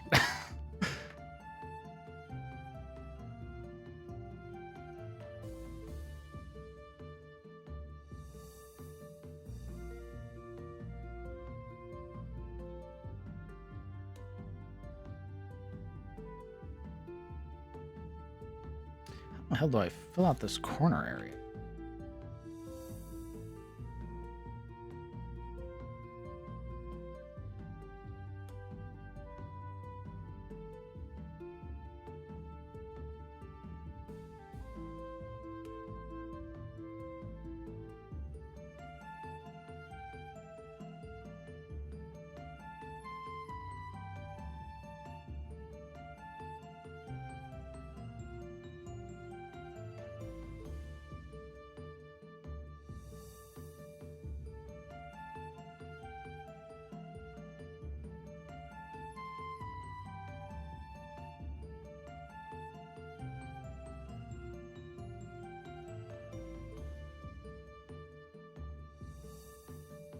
Do you dare build a spellcrafting system? Yes, I want to. We made the weapon system already. He does care about us. I want to make a spell system as well. Just to sort of give spellcasters something, because I love marshals, and I think marshals deserve more love from WotC. However, that doesn't mean that spellcasters in my setting shouldn't get something.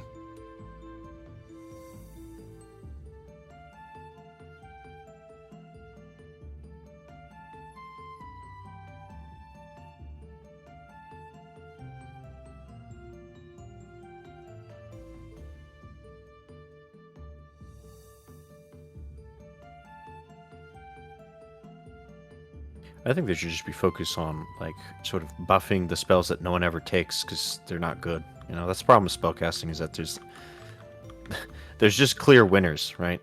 Absolutely. So you kind of lose. The choice isn't really a choice.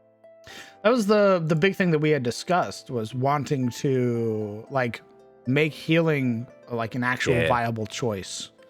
Instead of it being like, oh, you went unconscious. Like, that should be the grave cleric thing. That shouldn't be every cleric does that. True. I wanted to do, like, the idea that heals could crit. All that other fun stuff.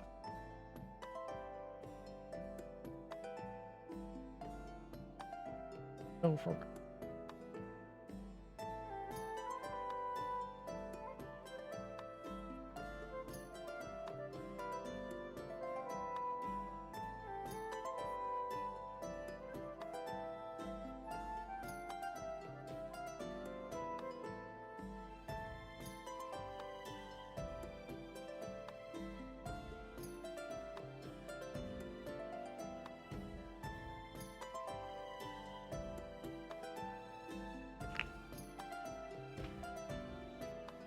Crown, do you separate psionics from arcane magic in your setting? Yes.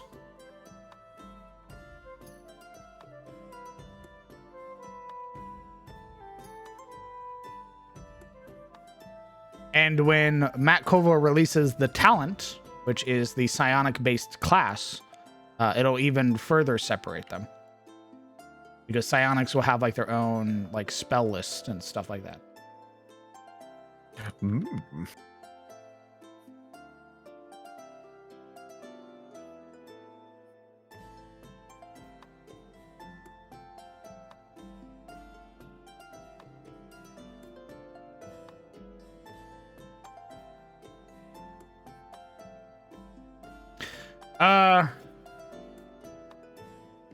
In the current iteration of it, yes. Because oh no, sorry, it would work on it because it's at least the people that I have in my party are not like full psionics yet. They're like half psionics, right? Psionic and but when or if the party gets like a full psionic, the psionic is very different in regards to spell casting. How do you put it?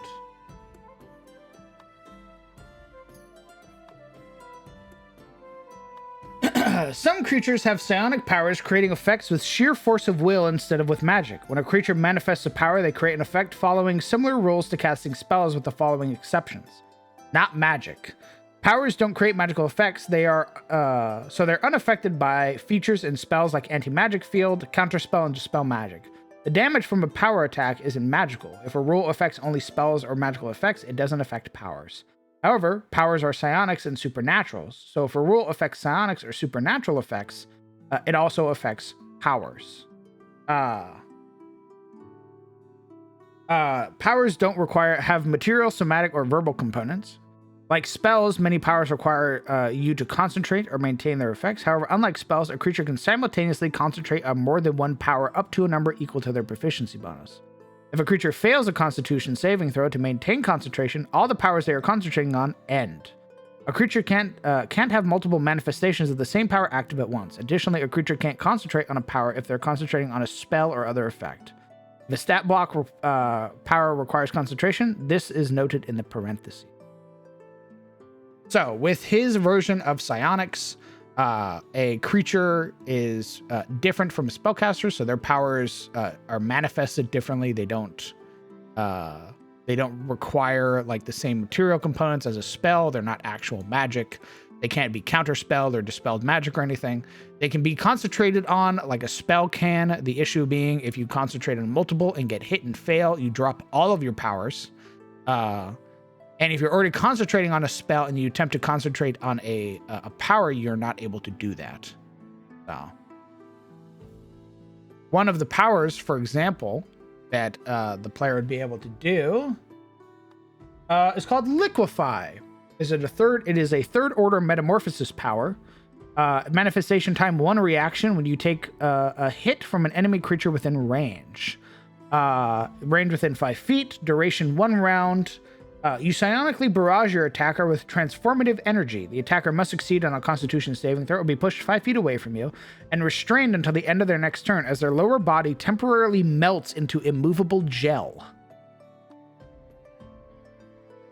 You violently transform an individual who attacked you, and for a round, they are unable to move.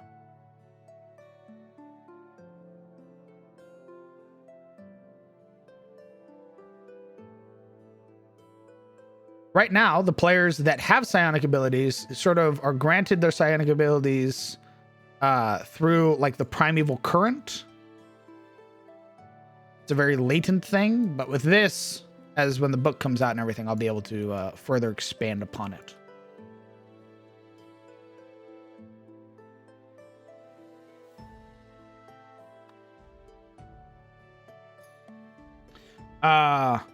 So happy that I got to make the bow do what it did. It's so nasty, especially Wolf Jumps the Prey. I'm so happy, damn, Kellen is going to lose his mind with how good it is.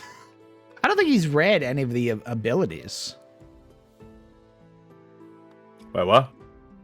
I don't think Kellen's read any of the weapon abilities. Oh, for the mastery? Yeah. Probably not.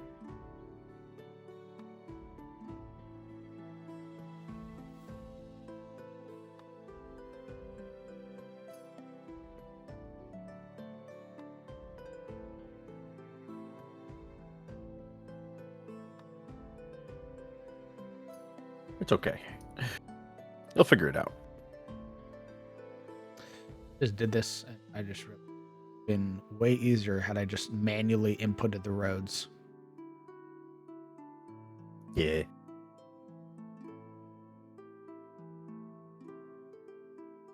I'm going to blend another brush with this one. Probably a dirt brush of some sort.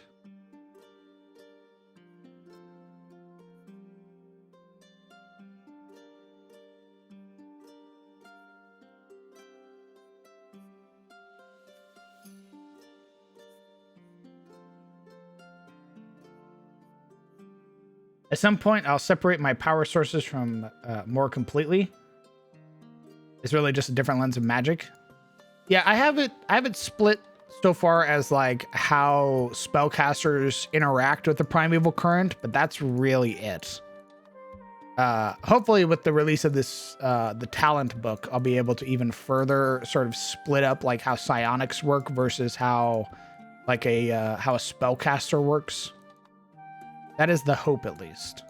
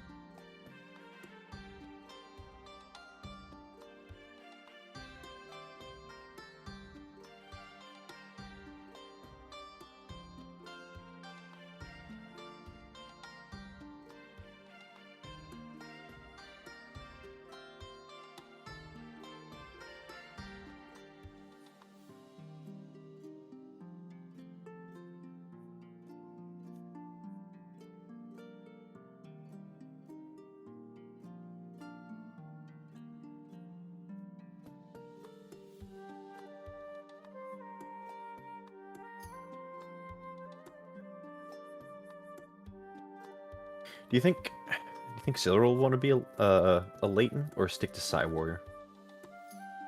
She'll probably want to stick to Psy Warrior. But I'm already going to be reflavoring her Psy Warrior stuff anyway to be more draconic oriented. Oh, okay. But you sound disappointed. I'm not. Sounded disappointed. What do you mean? Tone. I have a slight concern. A slight concern. What's that?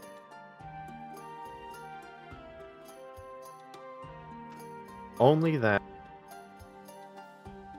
if anyone was to use Leighton, which is mainly psionic stuff, it would overshadow Silverill's mainly psionic stuff. But if it's mainly dragon themed, then it doesn't really matter. Yeah, eventually she wants to push more towards like draconic oriented abilities and shit, so. No, okay.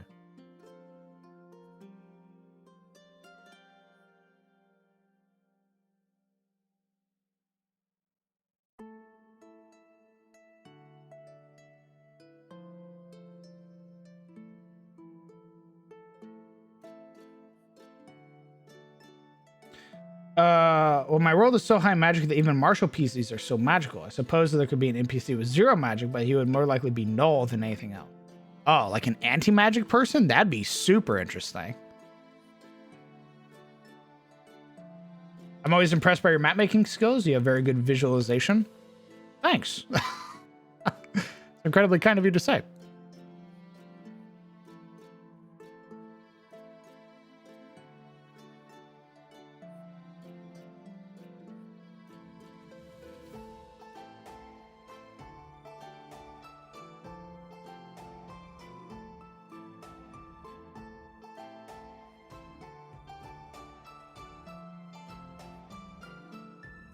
The way the talent works too is when you kill other psionic creatures, you gain that psionic ability from them. Oh my god. Yeah. So if you were to kill a Time Raider, Sus. you would get Phase, which is a 4th order metamorphosis power. The concentration. You imbue your flesh with psychic energy, allowing you to phase through solid objects. For the duration, you can move through creatures and objects as if they were difficult terrain. You take 1d10 force damage if you end your turn inside an object. If this power ends while you're inside an object, you are shunted out to the nearest closest unoccupied space of your choice. Damn. You can get that from a Time Raider.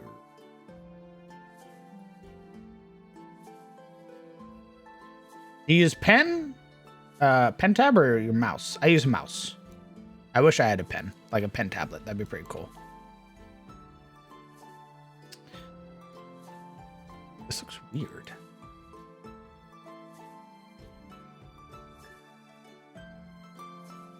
Hold on, we're gonna redo it. The roads look funky. Yeah, do the thing.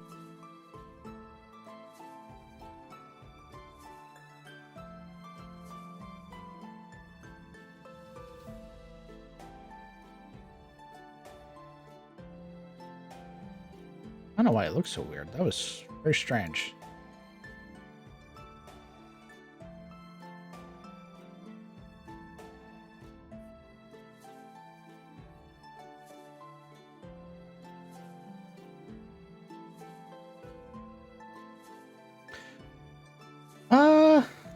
Let's see. I think, isn't there another version of this stone?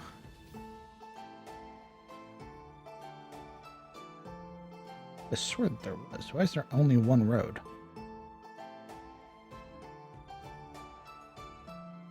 I don't see.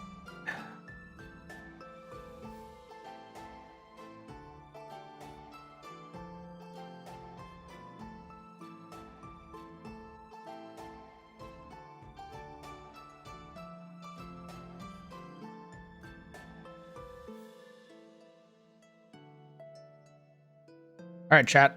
Here's the question. This road,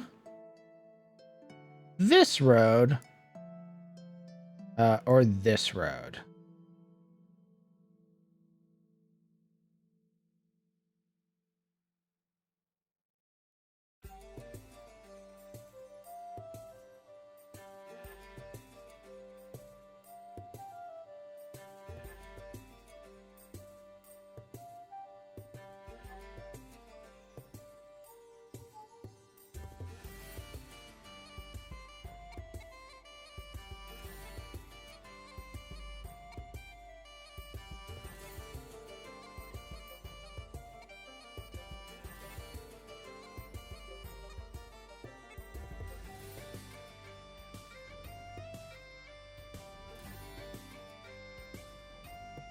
Match the cobble to the walls?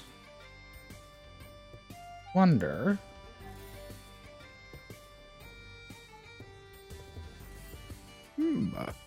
Oh, we could do that.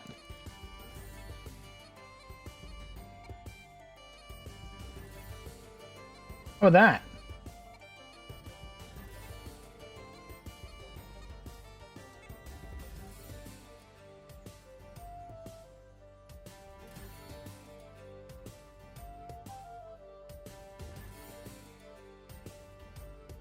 Or then.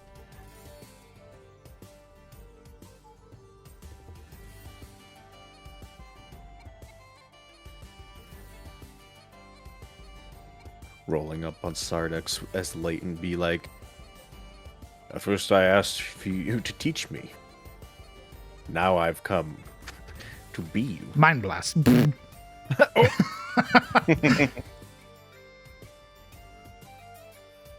But I was gonna eat you.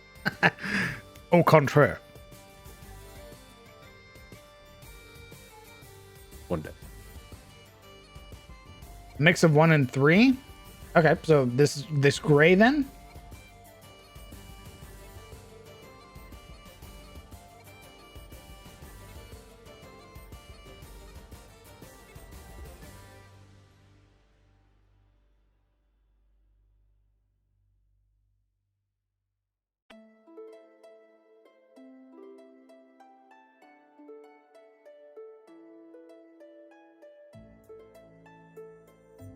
Sauce. What? Sauce. I see. Amogus. Sauce.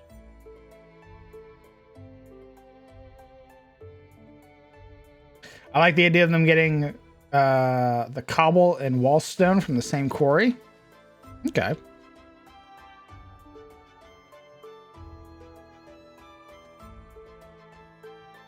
Took me 3 seconds of being here. Guess what? There's another one. Bogus.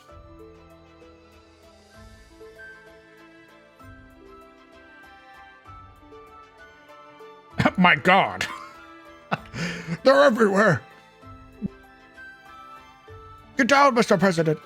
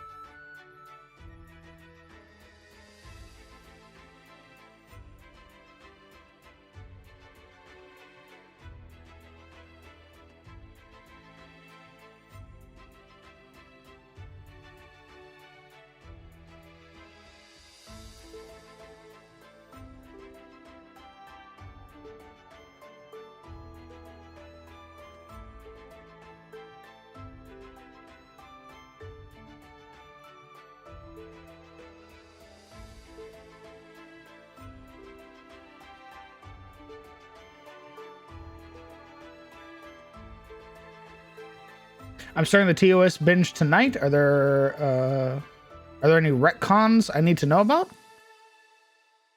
Do we retcon anything in TOS? No, not that I know of. I remember retconning it.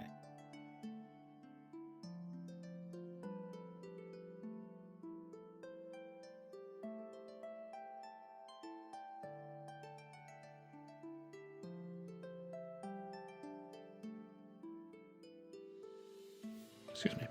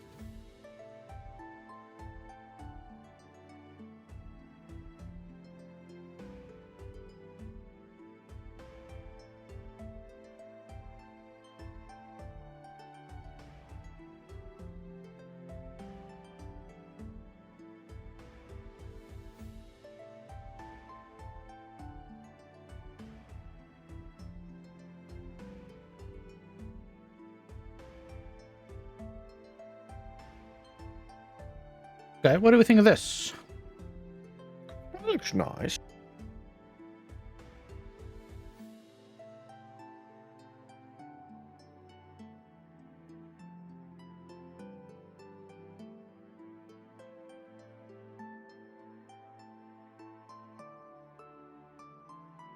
Good, I don't want to accidentally ship cousins for the second time. What?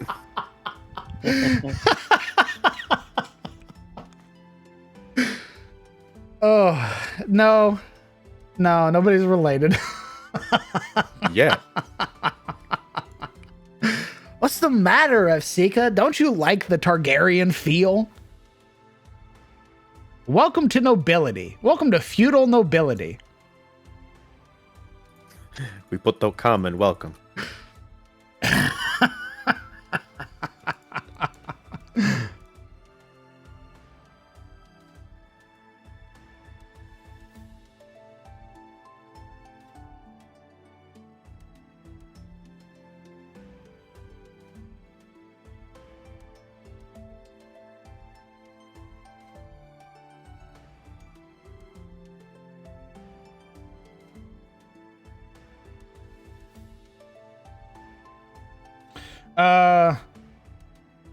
What are you looking for as far as draconic abilities? I haven't really figured out what exactly I'm looking for. I just wanted to give her a different feel for her Psy Warrior.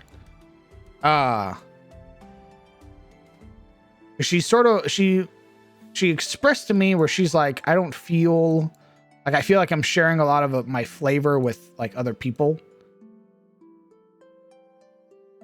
And a lot of people have the ability to be unique, and she feels like she isn't afforded that opportunity. So.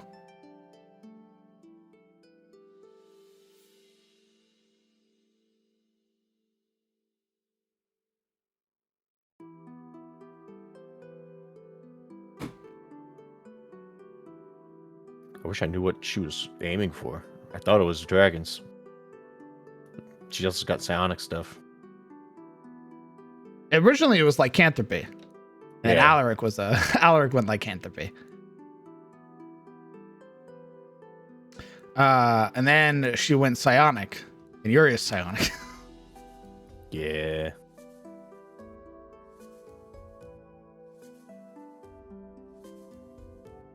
You make me feels at the festival. Good. The festival was a lot of fun. Are they actually Targaryens? No. They are not. They are not. I think he explained it. Like, because she's like, they're the whole thing is that she was adopted, right, by Ashford. He has like actual blood relation to Ashford because of his mom. His mom is Belladonna Crowbane, who is the oldest daughter of Victor Ashford.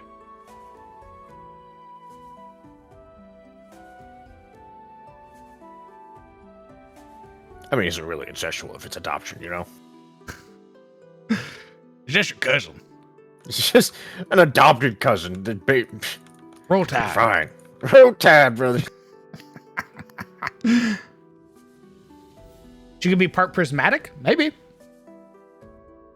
I have been looking at other dragon types too, instead of just the basic chromatic and metallic and stuff. Gem. Gem, various other metals like iron and steel. I just say gem because they're the psionic ones.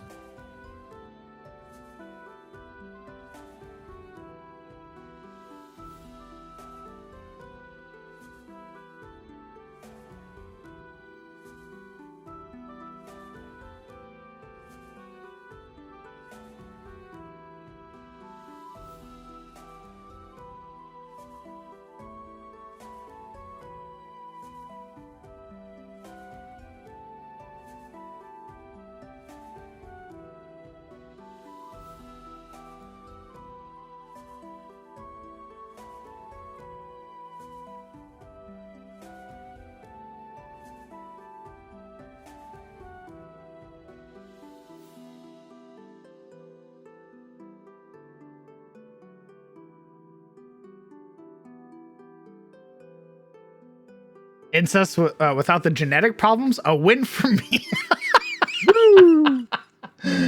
Roll Tide, brother. Hell yeah. Like the noble lines intended. I definitely had an oh shit, they're related moment.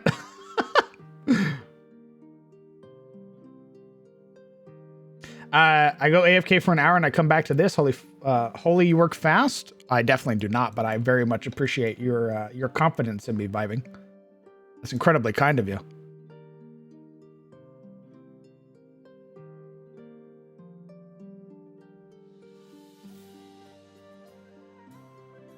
But I definitely like it. I very much like the look of this.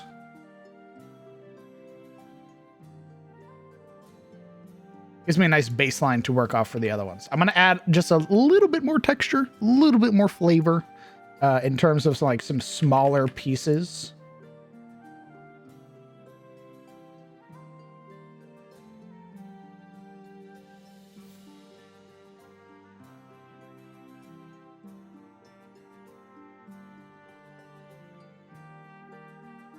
It's missing a hill? It is not. There are hills everywhere.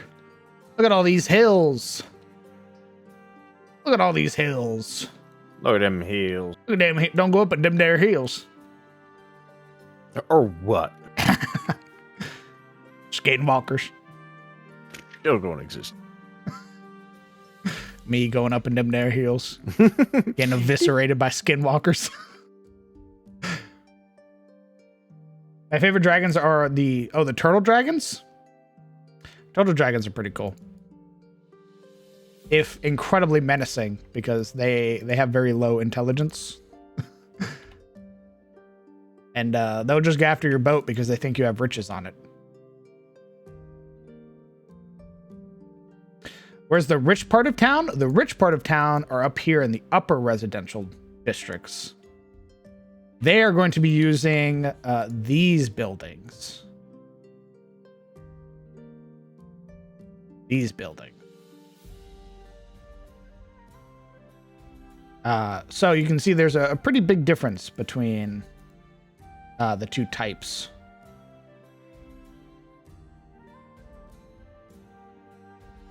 The upper residential will have much nicer, much more lavish buildings. You can see that there are built-in gardens.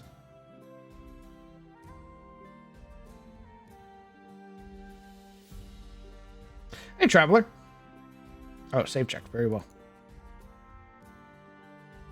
Estates and courtyards. Yes, there will be buildings like these, but there will also be a lot of estates that are up here. Let me show you guys an example of some upper class type designs. Stuff like this. Oh my goodness. With rosewood. Is there a story behind the save check? Yeah. I often go like 500 changes without saving. Save check lore. And then let me show you guys Port Wymore, which has also sort of upper residential areas.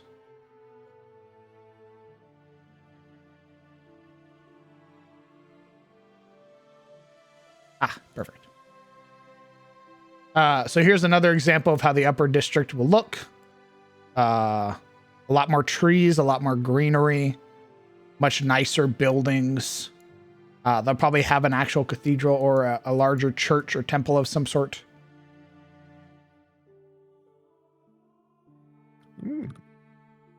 Here's where the Marquis lives.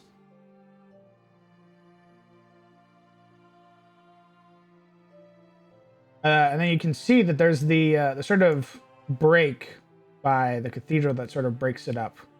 You start getting into the higher crust.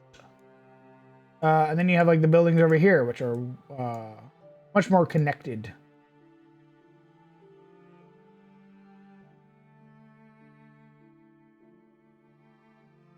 Much nicer buildings. So we're going to do the same over here. Well, I go read H.P. Lovecraft for a great old one I'm making. I might be back. Nice. I wish you the best of luck.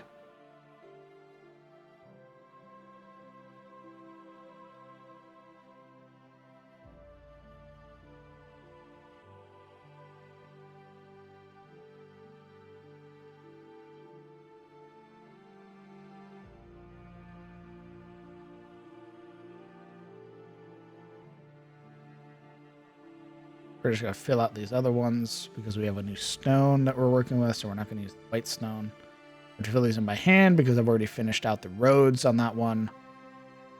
You can't do the fill all function.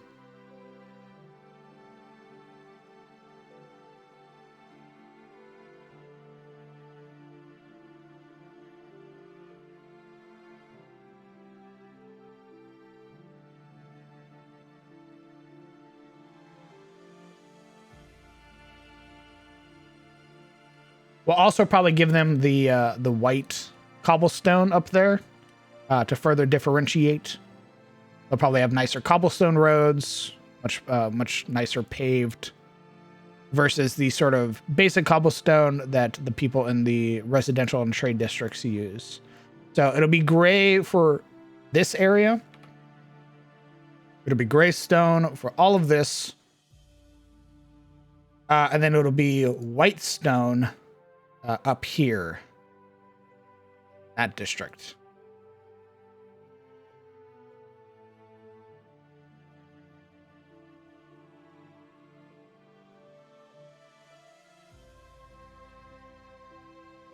How does one get into the upper residence by chance?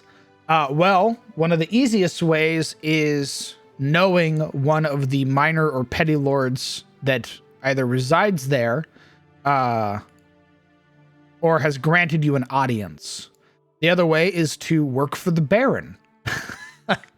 The Baron's having direct access to the Baron does provide you means of entering the upper district with little to no hassle. You'll just need to provide paperwork type deal or a signed seal. Being a part of any of the various artisan guilds or any of the royal guilds, for example. And being any of the more wealthy or upper crust merchants who have basically paid for shops and or rented privileges here in Sunfall. The Astral Concordant Dragons are cool, but my favorite one is the one that leaves you after providing them a good book, the Bookworm. Isn't that actually like an actual monster in 5th edition, the Bookworm?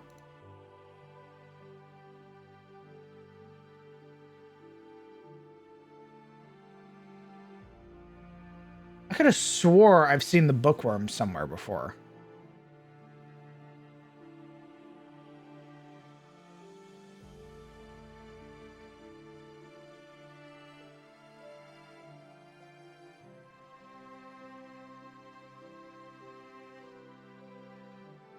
Is it fair to say that the Sunfall Barony are richer than some poor counties? Yes. The Sunfall Barony has received pretty much a very large infusion of capital from basically from their surrounding fiefdoms, as well as from the High Lord family. Basically, because it acts as a border territory, but is facing so many threats, it hasn't yet been elevated, but it will be eventually with either the help of the party or the workings of like him and his knights. Once they have dealt with the local threats, like the Slaughter Lord that is currently roaming through the Goldwoods, it will probably be elevated to a county. Lovely. And he will become, he will no longer be a baron, he will become a count.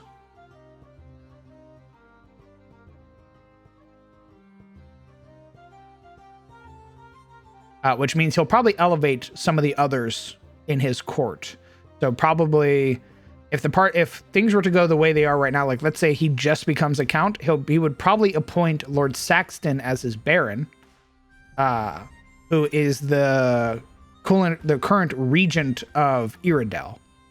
So he would make him the actual sitting lord of Iredell, who basically owes allegiance to him in the county.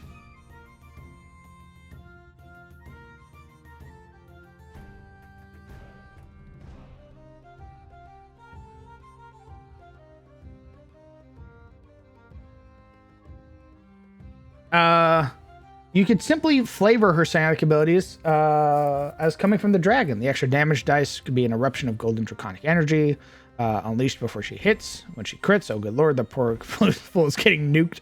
Simple flavors that change already existing abilities and coming up with her as a dragon aesthetic change of more dragon scales coming in would be all you need. Yeah, that was pretty much the plan, was to start flavoring a lot more of her abilities to be more dragon oriented. I just hadn't yet done the work for it. It was something I was going to do in the future.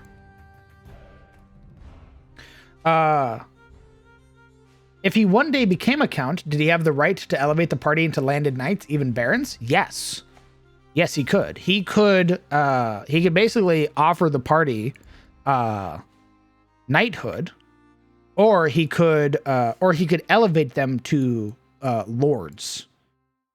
Probably one of the party to a lord. Basically, the party leader would elevate him or she to a lord, and then would give them land and be like, "You are my vassal. You are sworn to me. If I call upon you, you will answer as your count. But you are now a land-owning noble in my territory. Go forth. Here is the ruins of a keep. If you can restore it, it's yours."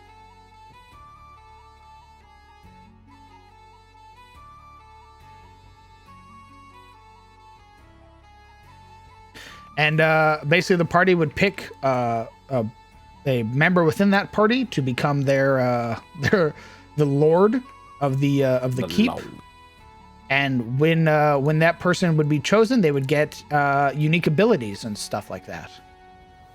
With being a lord. Immediately change your background to noble. I mean, yeah, like.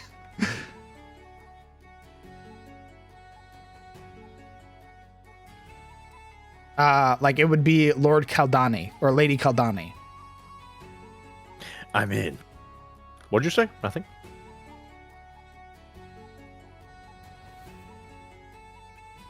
Ruin keep equals Death Knight. Terrell. Yeah, go fight go clear out that keep, and it's yours. The party rolls in, and it's Lord Soth. Oh my god, I remember him from The Office. Oh my god, you're here? Oh my god, Caldani? What the fuck? What are you doing here? Infiltrating the Society of Tyros. What are you doing here? Oh my god, I'm destroying it. Oh my god, that's awkward. That's so awkward. Wow. Well, I didn't get any Oh like my notice God. or memo that you were here. Oh my god, I'm so sorry. Well, you know, that's just so typical of corporate. You know how they are. Wow, this is egg on my face. Jeez. I mean, my god. Yeah, let me just call my boss. Let me see what can be done here. I'm so sorry. No. You know, it's no big. You know, these things happen. Somebody at least has to know about this. There's no way they sent both of us here and they didn't know. Pulls out his cell phone. It's a little like demon phone. It screams. Oh, no, they're picking up. Hold on. Yeah, no. Yeah, no, I did it. Hey, did you know that one of Zario's ill riggers is here? You did. Yeah, did you know that she's doing a job? You did know. Why wasn't I told? I'm not upper. What the fuck does that mean? Ooh, this is awkward. If only. I love those like corporate memes. They're so good. And we have dental. You know, we have dental in hell. I mean, if bones are going to be the only thing that's going to remain of you, we might as well make sure those are healthy, right? It would be so cool if Hells have the same tech level as Illithids and Githyanki. Oh, like the arcane tech. Oh, it's like Doom, where it's like all the tech is powered by hell energy. By souls. Yeah. I mean, that's technically how devils operate, is things are powered by souls. So, Fucking this like juice pulpers powered by the damned. Hey, you want an orange juice? Grabs an imp, stuffs it into the thing. Orange juice comes out. Oh, you don't like pulp? Oh well, never mind. Dum dum. That's all done. That'd be a lot of fun. Party goes to hell and they see. Well, the issue is that I've already made hell very like Norse themed. It's very Nordic in its appearance, being very related to like Helheim. So maybe in the future though, and when I run like a future campaign, we can make hell very Doom oriented, because I would love that. When I make my sci-fi game, I'm going to relentlessly rip from Doom, Halo, Dead Space, and a bunch of others. What work? Oh, and GTFO, of course. Oh, baby.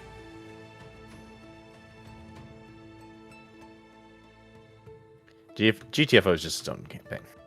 It is. It is its own campaign, but I will be borrowing from it. See, that's the true prisoner start, right? Because it doesn't matter if you get along with them or not. You're pretty much always stuck there fighting for your life, you know? The threat quite literally never stops. The moment you're done with the mission, back in cryo.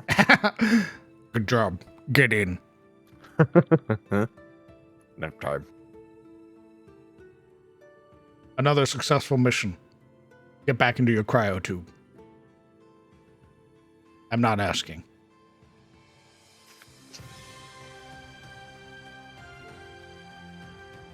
I mean, it's either get in the cryo tube or they leave you down there. You have one choice.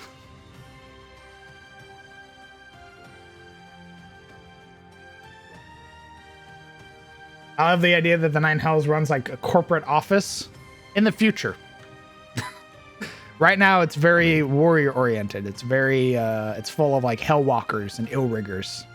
Imagine a lot of like the berserkers from like God of War. A lot of that.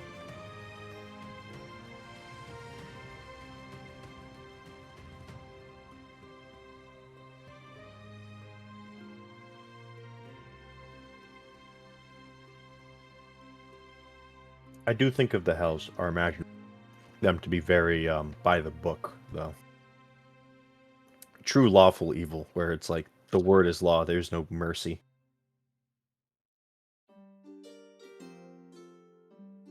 Are the We follow devils the rules. are the devils and demons always in forever war with each other? Imagine it's more like a like proxy wars, where it's a lot of the hells like trying to counteract and stop what the abyss is doing, because it's sending out waves and waves to like influence mortals. So hellwalkers show up and they basically snuff out a town because it was corrupted. Hell is the nuclear option.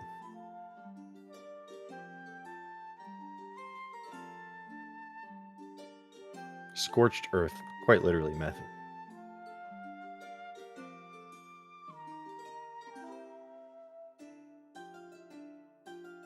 That's kind of compromised this whole thing, is that in her brain, if she works for Hell, right, and gets the job done, then Hell won't have to send the nukes, the Hellwalkers, and the things that just kill everyone.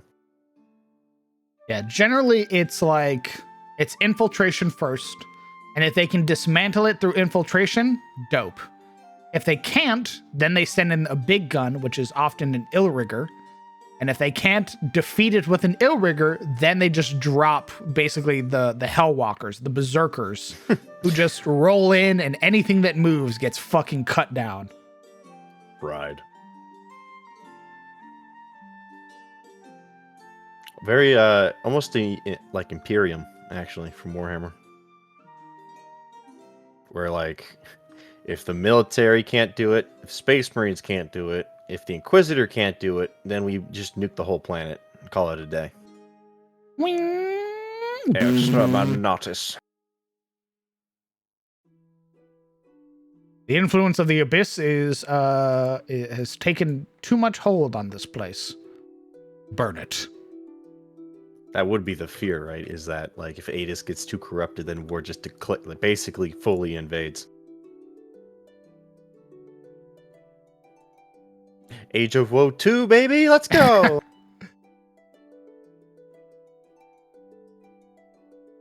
That's a lot of stone. That's a fair bit of stoned pathways. Yes, it's meant to be, like, these are all built platforms, right? So it's meant to be a lot of stone. You're a lot of stone. Thanks. You're welcome.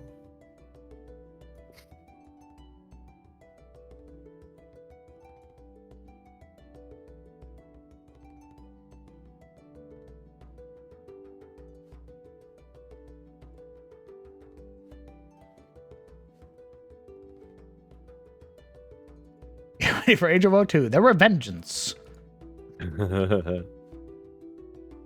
Give war a chance, Jack. The Hellwalker says to the random peasant begging for their life. Whoa. Looks up from plowing. Hellwalker. Whoa. Who are you? Kids are cruel, Jack. Cuts him down. What? Margaret, there's a red man in the yard.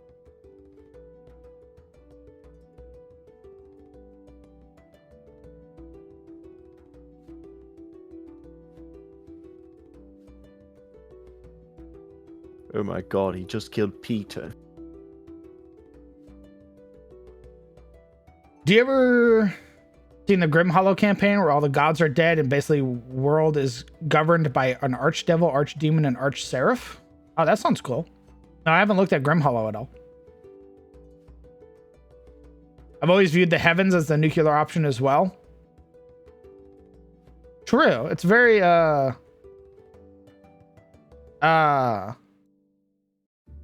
heavens have always sort of been like, it's very apocalyptic when the heavens get involved. And it's often because the hells and the abyss and shit like that are already involved, right? Like, that's when the gods send down the angels to start throwing hands. Raise them. Yeah, that's where you get like the depiction of like Gabriel basically returning with his flaming sword. Hey, stop that. And he just fucking like cuts a swath through civilization. I am a weapon for my lord, the one true savior. Hellfire.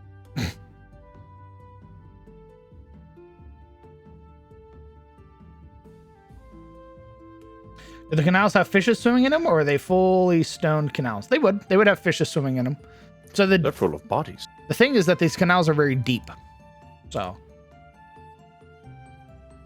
at what point do the heavens get involved? Hell nukes a town. Heaven erases a small city. Like what scope is? I think it would be.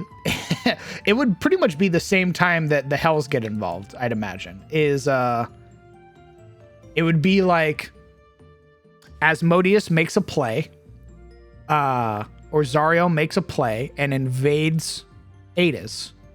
Basically marches on whatever demonic corruption is happening. The gods respond in kind because they're like, hey, what the fuck are you doing? What are those? They're just some guys.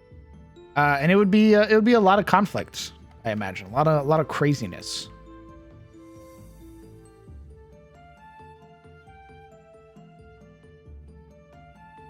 Murder.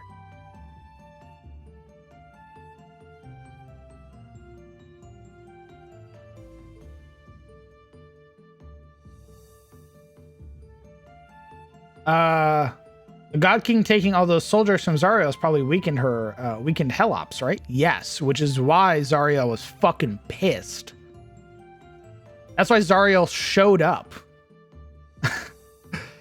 She showed up and was like, hey, you motherfuckers. Where are they? Where are my Illriggers? Where are my Hellwalkers? Why did you lace them in gold? They're so tacky. Who did this? Voradar over there, like Fortnite dancing on top of his castle. I think they look cooler this way. They have a 10th level spell called Flesh to Salt that would turn everyone in a 10-mile radius into salt statues. True. What is it? Isn't that the tale of like Sodom and Gomorrah? Yeah. Yeah, like don't look back, you'll be turned. Don't look back, and the wife looks back and she gets turned into a pillar of salt. Yeah. Whoops. I forget what happened at the Tower of Babel. Wasn't it they just lost the ability to talk to each other? Yeah, they're like, I know, let's build the biggest Jenga ever and then play Fall Guys on it. And God was like, I don't like Fall Guys. And then he made everyone speak different languages. I can't remember Hence if there the was word anything Babel. else like damning that God often does. What else? Old Testament God does some crazy shit. Old Testament God's fucking brutal. Old Testament God is fuck around and find out. I mean, there's like the war between like the Jews and pretty much anyone else. There's that one where like Moses has to like stand in the middle of the battlefield and keep his arms up for them to win. What? And the moment his arms get you don't know that story? I think it No. was Moses. Yeah. Basically, like they have to go to battle. I think it was the Palestinians because it's always the Palestinians. And God's like, or Moses is like, okay, I'm gonna pray to God. Okay, I'm gonna pray to God, and He's gonna help us like He's done every single other time. And it works. He keeps his arms raised to the heavens, and he praises God's name. But battles last a while, so he gets tired. And when he stops, they start losing. Holy shit. So he has to get somebody to dub in. He could just fucking tag somebody in? I mean, yeah, I guess so. That's cheating. I don't remember the full story, but that's the gist of it. Is That's cheating. Moses cheated.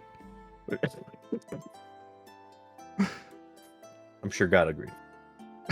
Dude, what the fuck? I gave you one job. I'm tired. I'm old. Well, you're old? Oh, I mean, there's also like the whole thing with Egypt with the curses, you know, killing everyone's firstborn. Great fun. That's what I mean, bro. Like, Pillar of fire, awesome. Drowning all of Egypt's chariots and all their dudes after killing their firstborns. Epic. I win. Wow. Good day, sir. No, it was just how It's dare they? Dave. That was yeah. Wasn't the point of Babel was they were trying to build to heaven, right? Yeah, that was the idea. Essentially, like, yet again, man's hubris to become gods. And God was like, stop it, What the fuck, bro? you freaks. We will become as gods. No, you won't, you weirdo.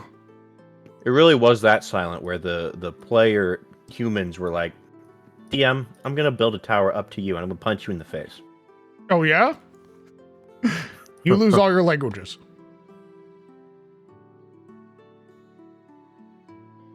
Hey, mamma mia. Rigatoni. ¿Por qué? I became a god once. Yeah. What have you done with being a god since, Hi-Oh? What have you done with being a god since? Gets locked in jail.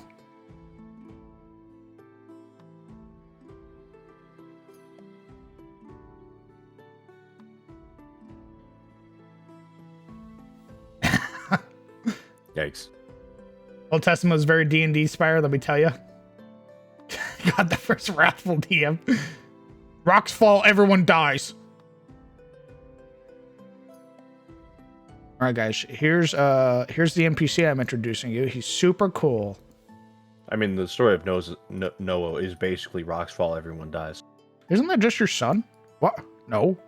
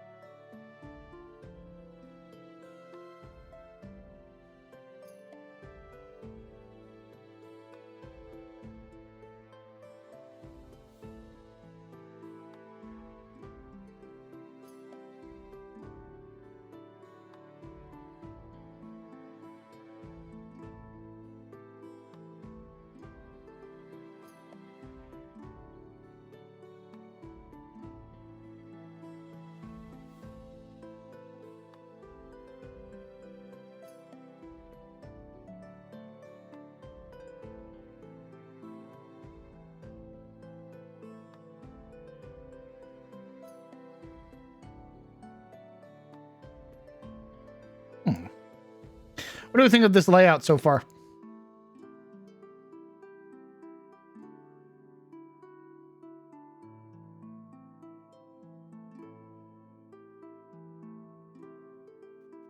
I take it I like Sunfall's very urban. Feels very urban. I mean, is Sunfall an urban place? Yes. Is Okay, then yeah, it feels about right. that a good thing? Yeah, if it's supposed to feel urban, then it feels urban. You want it to feel urban? Well, it's a major city, so probably. I mean, if that's what you're going for. Want it to be what I'm going for? What? Shut up. I'm curious. I'm just asking. Well, I don't know. I don't make this isn't Shademore. I don't know what you're envisioning in your head. We were just there at the dude's house and we left. All right. Actually, you know what? I lied. I hate the urban environment. I want it to be the Baron lives in an old shack. Like literally left his house thinking it was a manor. It was actually a rundown, like just ramshackle piece of trash that we just left, and no one else was around. In fact, he's not a baron of anything. He's crazy. I escaped the asylum. I'll pay you 2,000 gold to go into that pit over there. They got fucking.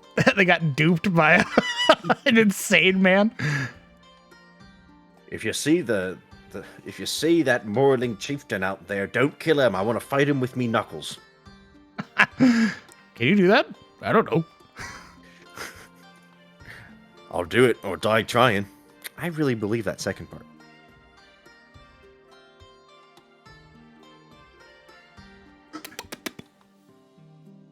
Can you make the two mirrored building groups not the exact same?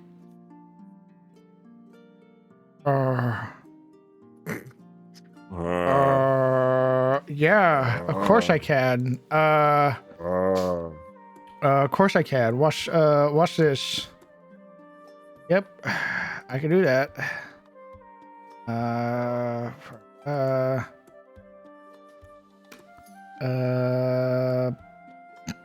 Boom. Completely different. Dad. Yes, sir. Completely different.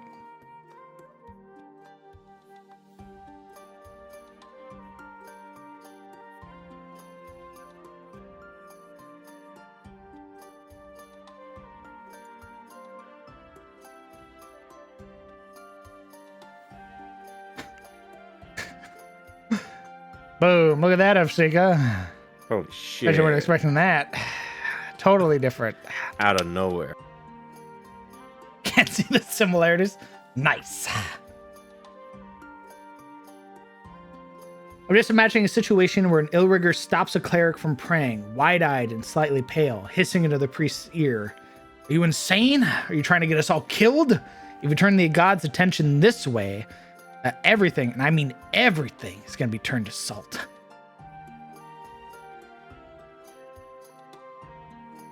Cleric, so be it. Continues to pray. Hamana. Oh, wrathful God! What are you doing? Oh, you probably deserve it. Strike me down, Lord. That's just it. I want to die. Stop that man. I have no fear of my God's wrath. I am a pious man.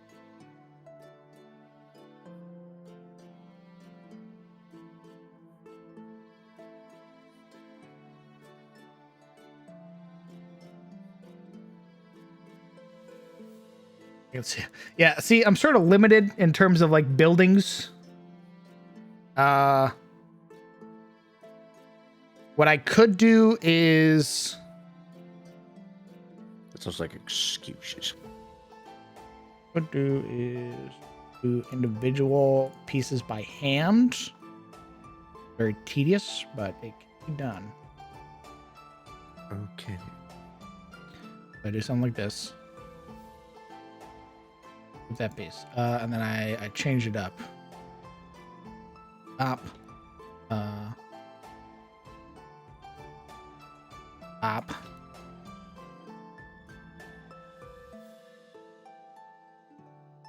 Oh. Up.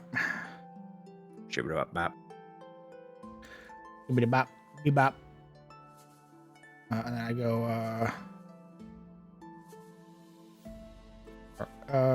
Yeah. What? hold on.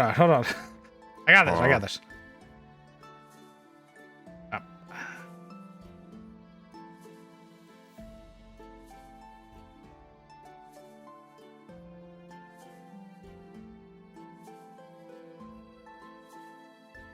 Boom.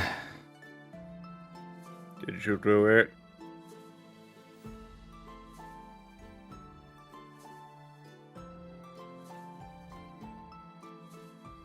No, those are whole pieces. So these are like individual like whole pieces. They come in the shape. I can do the pieces individually. But as you can see, it's a little tedious.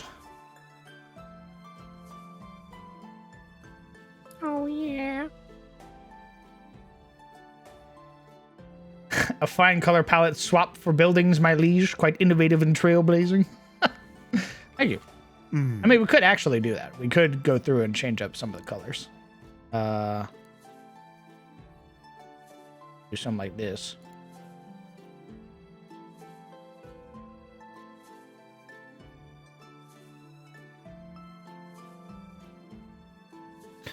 We'll just swap up some of the colors. Matters.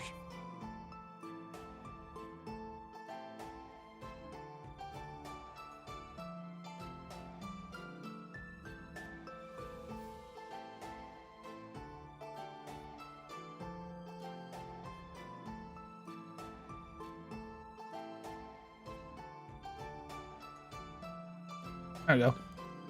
Bow.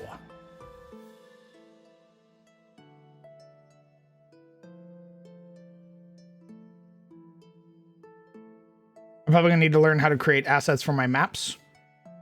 Good point.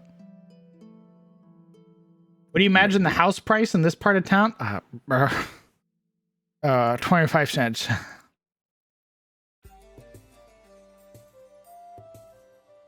I'm not sure how like buying property works in D&D. I know like in terms of like building your own keep. That's what I know. I'm not too familiar on like what would be appropriate for medieval times to own a house. But something we can figure out. Finger guns.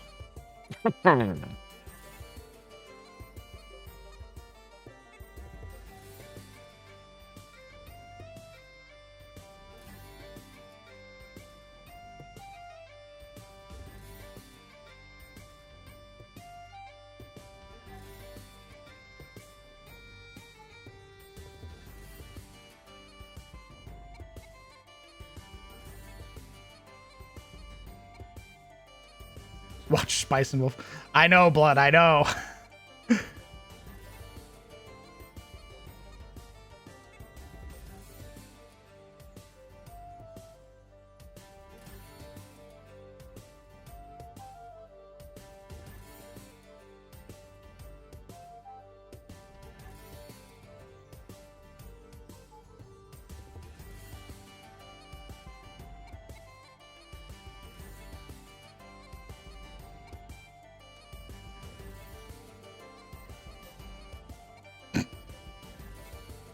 What are you doing, Mama?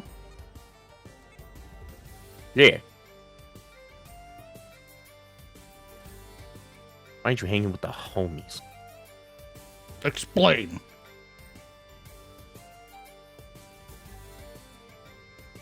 You're just dancing? Huh. A likely story.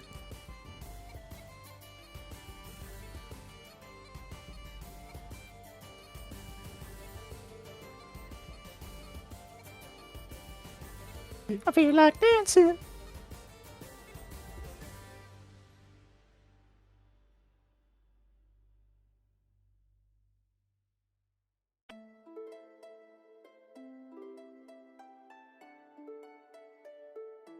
Hey, Oh my god. Oh. I've Howdy, come for gamer. the sole purpose of telling Momo I love her. So Momo, I love you. Thanks the camera. And yeah, the rest of you in this color is pretty cool too, I guess. Bye. Thanks, homie. Wow. Yeah, hi. I've come for the sole purpose to What is this? tell her that she's fucking gorgeous and I love her and I would consider having babies with her. Okay, that's all. That's all. Go What's away. this bit? I'm just glad to be here, man. Thanks, homie. Hi. I've come Shut the fuck up. I've Shut up. come Shut back up. for Shut the up. sole purpose of letting a green cat girl know that I would love to bear any alien babies that she may wish to put inside me one Sweet day. Jesus Christ. That is all. Is this like a long distance ERP session? What's What's going on? happening? Yep. You better not join.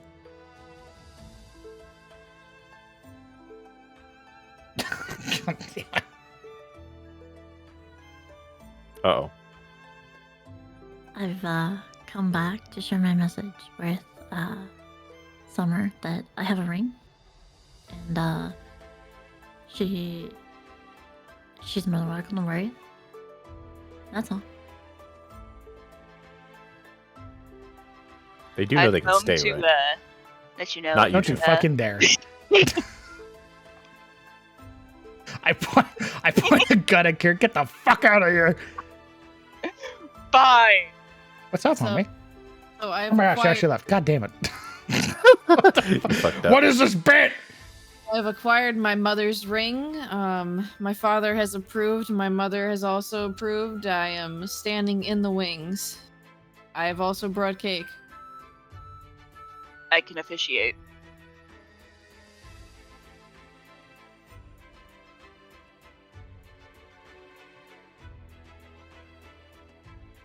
Death.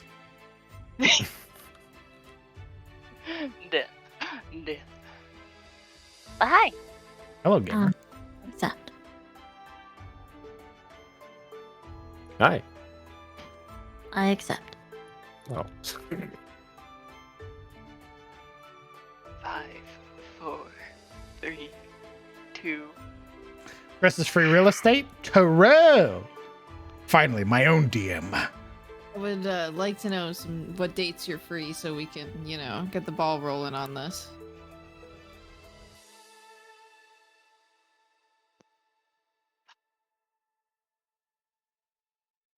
You think they do weddings in VR chat? 100%. Yeah, actually. Nice.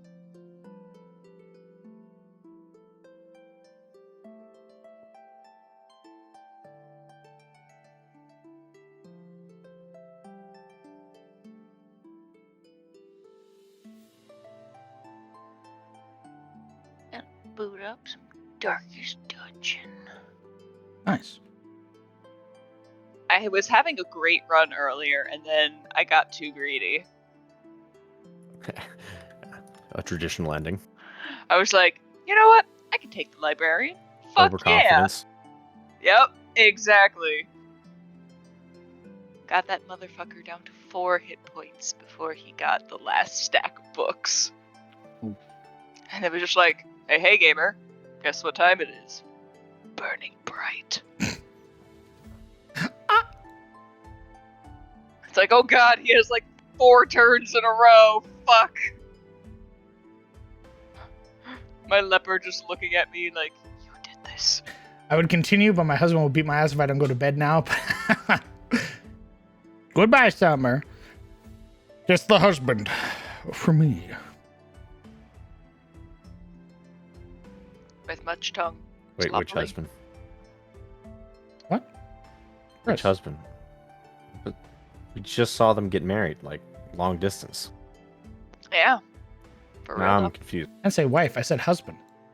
Oh yeah. Well, I'm confused. I give up. Nor did I say space cat or split personality VTuber. I said husband. I'm referring to Chris. Hand him over. Give Mine him now. the whole husband. He's like, you don't deserve this anymore. It's mine now.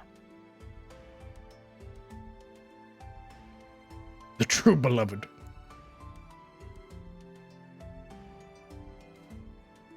How the average Navy warship interior is designed? Is it a platform ship filled with archers and wizards? Then clerics on the crow's nest rest.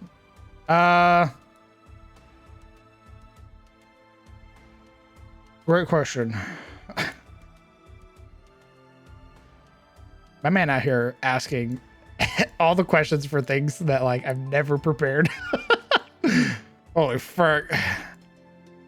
They're just going down the list. Like, let's see, what's a question that no DM would ever have to come across in like a normal game?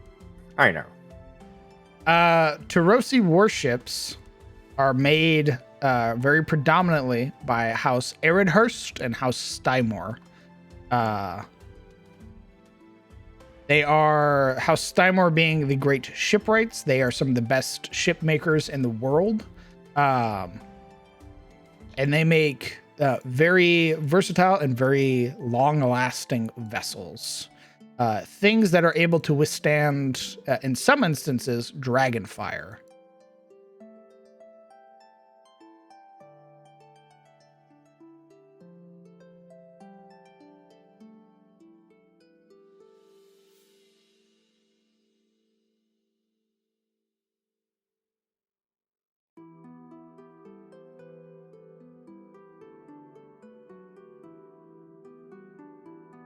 Now, how a vessel like that stacks up against something like the Titan battery, nobody knows. There's one elf who would like to know.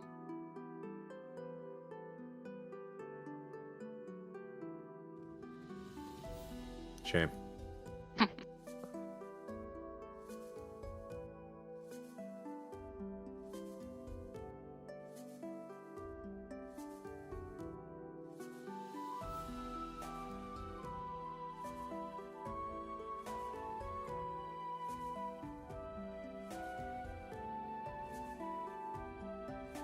Hydrate very well. Water. Hydrate now.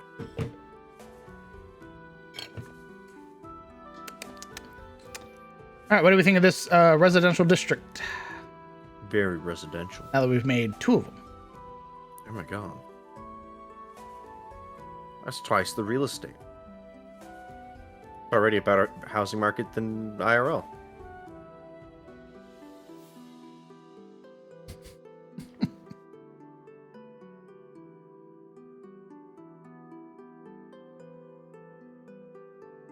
You want to make it feel like a real city, half those buildings are empty.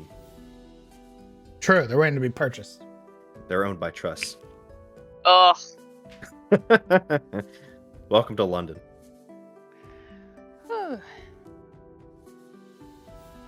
Alright. Need a bit of greenery for Play for the Children IMO? Okay, how about this then? Hold on. Sorry, half these buildings are owned by the Merchants Guild. No one lives there, but you can't buy it. That is... that's a little too real. It's extremely real.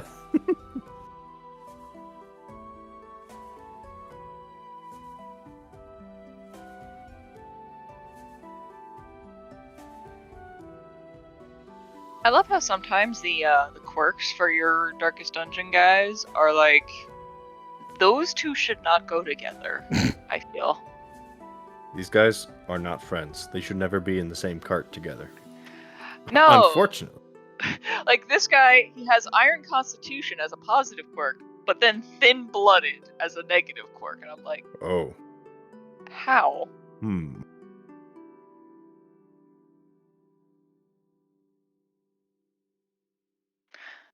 Why is the occultist a fanatic fearing person? Like, sir? Are you adverse to a mirror? Fanatic? Yeah. How's that, Legion? How many weeks are in your months in your setting, and how many months in a year? I believe it is 5 weeks. 35 days. Yeah, 5 weeks a month. 11 months a year.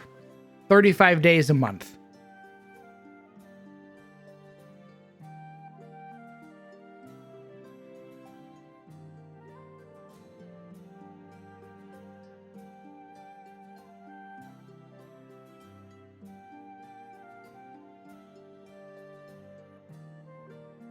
No matter how much 2 characters hate each other, someone out there is going to make an AMV shipping the 2. True. Mm-hmm.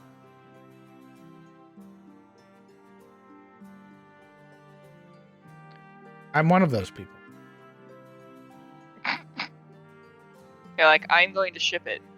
I love shipping enemies. What about frenemies? That too. Awesome. My favorite trope is enemies to lovers. That is my favorite trope.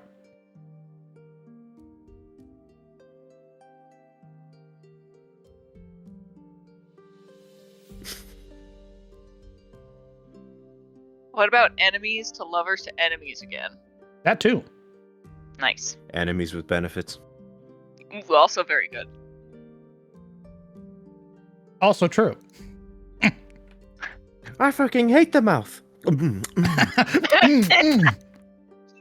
Party opens up the door. I can explain. We're still evil. Don't worry. There's a comic on Twitter I saw recently. It was like, we still have time, lads. We can go save the captain from the York. They roll up, the war band rolls up, and that's the captain of the York going at it. Like, I see. Oh my god. What about lovers to enemies to lovers again? Yes. Hellebore x Marius?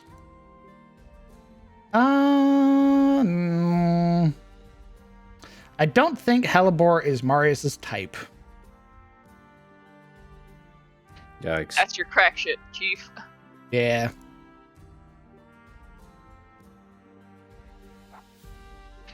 The crack ship. The rare pair. Comic, quote unquote. You know, back when I was beating my meat, I saw this comic. It's really how that should have started. Wow. I have a separate Twitter. Just so, like, I don't accidentally reblog art. Whoops. Art. It is art. I know. Don't say it with It's such a called condescending hentai, tone, then. and it's an art. Oh, I'm just saying. I have that Twitter account too. Yikes, cowards. Not like it matters. My main Twitter gets filled with porn anyway because I follow VTubers. True. It is inevitable. They're like, oh, me? I'm going to reblog 4 pieces of my VTuber character getting relentlessly fucking railed. It's 2:35 in the afternoon. Enjoy. On a Tuesday. And I go, 10:45 a.m. Here you go. He's pulling his cock out.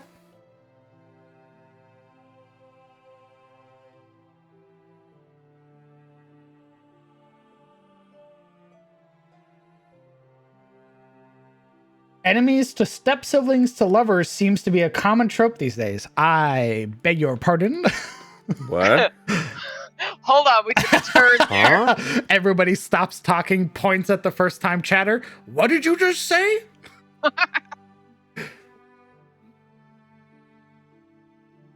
What are the main exports and imports? I have exports written. I did not write their imports down. Suckers. And cultists. Adventurers. Oh god. The main exports of Sunfall are grapes, wines, flax, textiles, and art.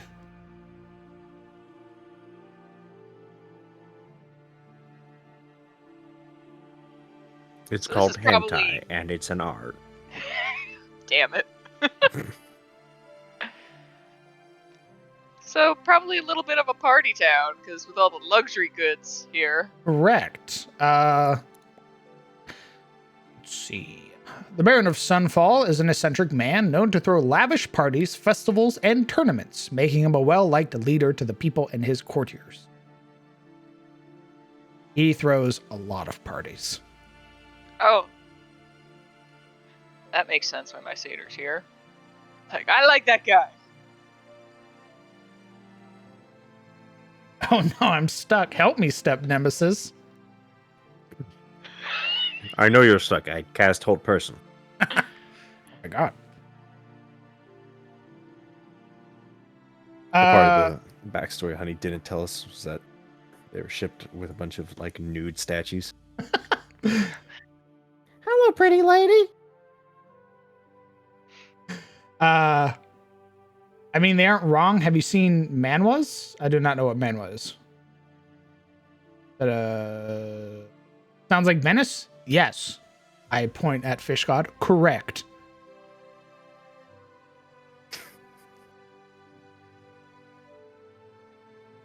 If I have a nickel, every time we talk about incest in the stream, I would have 2 nickels, which is not much, but it's weird that it's happened twice. Hey, to be fair, you brought up one of those moments. When you're right. Oh, it's a Korean mangas. Oh, okay.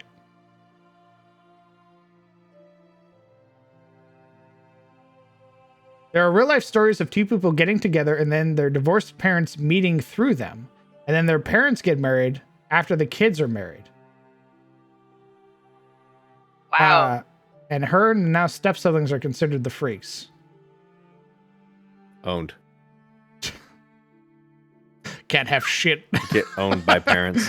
Can't have shit in this world. That's actually hilarious. Get fucking dumpstered. Parents Bonus dabbing on their point. kids. Parents are Plus, like, when your parents' new marriage lasts longer than yours. we need to have a discussion about your relationship. We were married first. I just want you to know that we view it as very odd.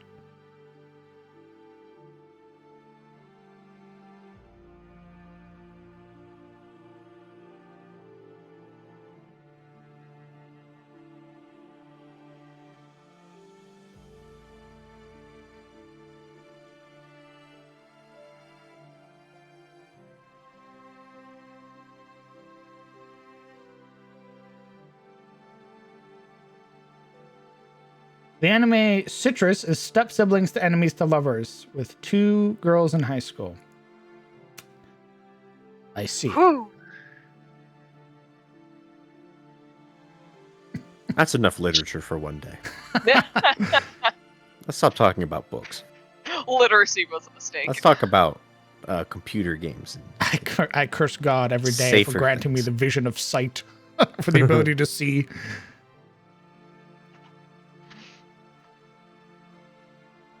How about we Okay. get less educated? Alright, no negative relationships.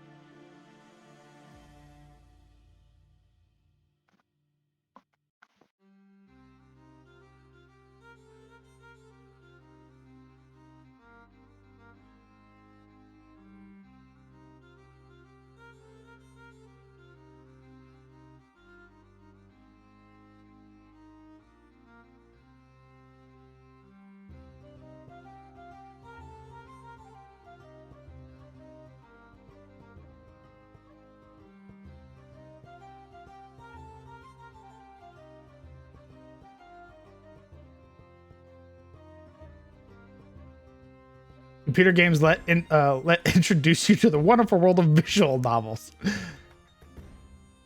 Betrayed by computers. Computer.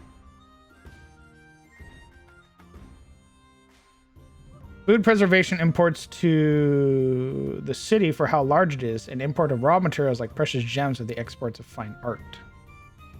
Their vassals help a considerable amount with their own food, but they will have farms and stuff, as is to be expected with large baronies. Sort of farms located on the outside type deal. But it's mostly flax that they grow, so.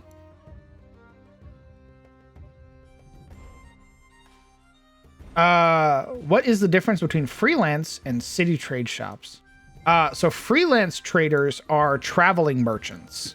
These are merchants that travel basically around the Etmore and trade with local baronies, counties, and duchies.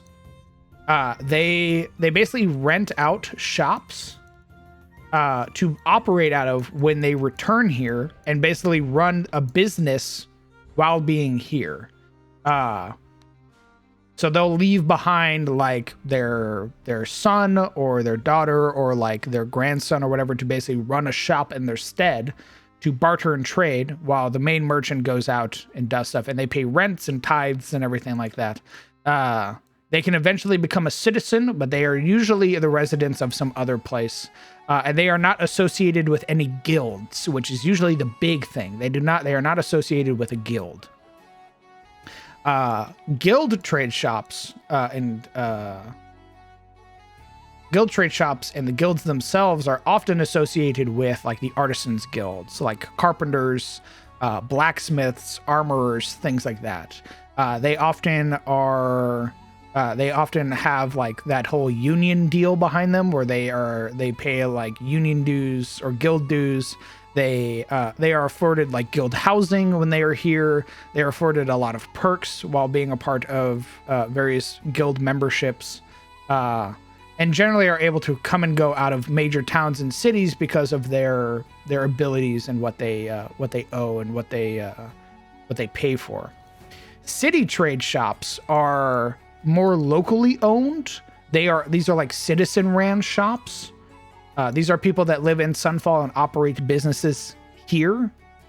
It's basically like family owned things.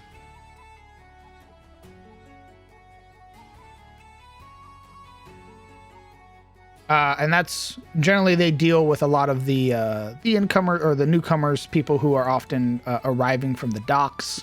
That's why the city trade shops and the trade shops down here are often ran by the residents. So they are seen first before basically the freelance traders are. You'll never guess what time it is. What time is it? Not time for you to leave. You have nowhere to be. You're right. I don't have anywhere to be. Correct. I'm Time for right already- here. I'm 5 feet away from bed. It's right there.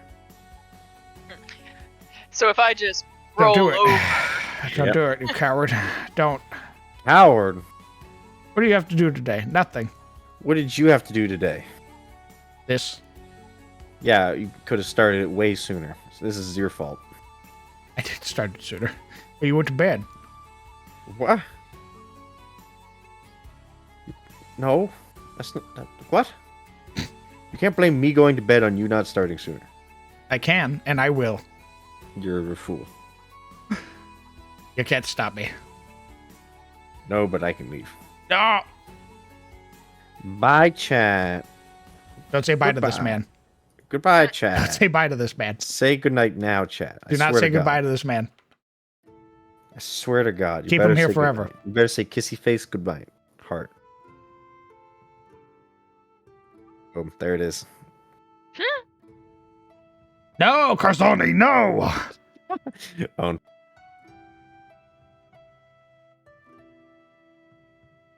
It's too late, chat. One guy moment. Oh, thanks, Super. See, Super is also a traitor. I mean, loyal to me. Damn it, Super. Death. Yikes. You know, Legion. Maybe I would have stuck around if there was a funny werewolf guy in fan art, but there isn't. So I'm just gonna have to leave. Funny werewolf guy. What? Yeah. Trying to bait Legion into drawing a werewolf for you? I thought they were drawing a werewolf from the ominous questions from last night. I thought there would be a werewolf, I see what you're but there saying. was not. Yeah, exactly.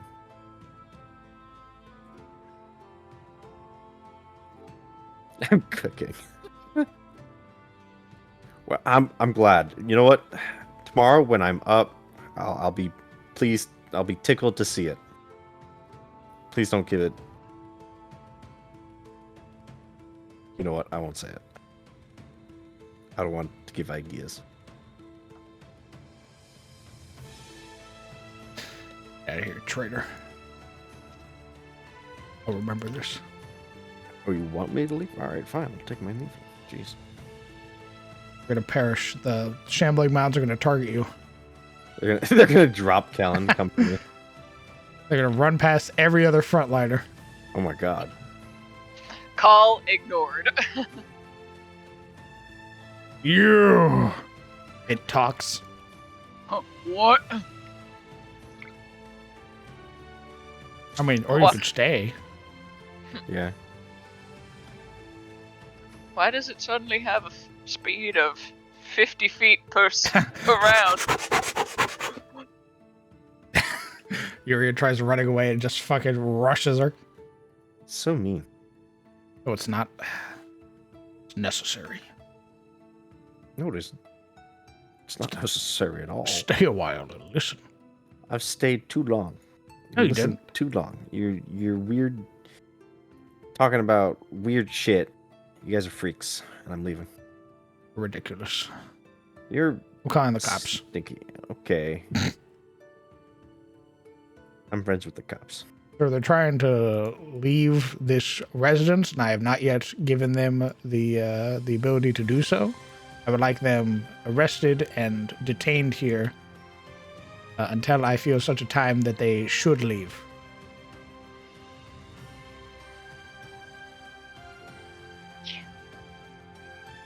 Your attempts to keep me here will not work. Goodbye, everyone. Oh, no. Let's talk about Yuria. Yeah? What do you Yeah. want to talk about? What are her aspirations currently, now that she's We already made talked about friends with Siluriel? We already had that conversation. Now that she's good friends with Siluriel, what are her aspirations now that she has political sway within the party? Political sway within the party. Wow, Yeah. that's you know what? That's real something. Man, I'm not wrong. I don't know about that one. I don't know about that one. Also, if you draw attention to it, it will immediately evaporate. Wom, wom, wom, wom, wom, wom. Yeah, when the Terosians realize the Caressian is in the party, has influence over them, they will immediately be like, "Fuck that bitch." I want nothing to do with her. Throw her. It's just immediately ignore everything she says. You try to make sense? I'll kill you. True.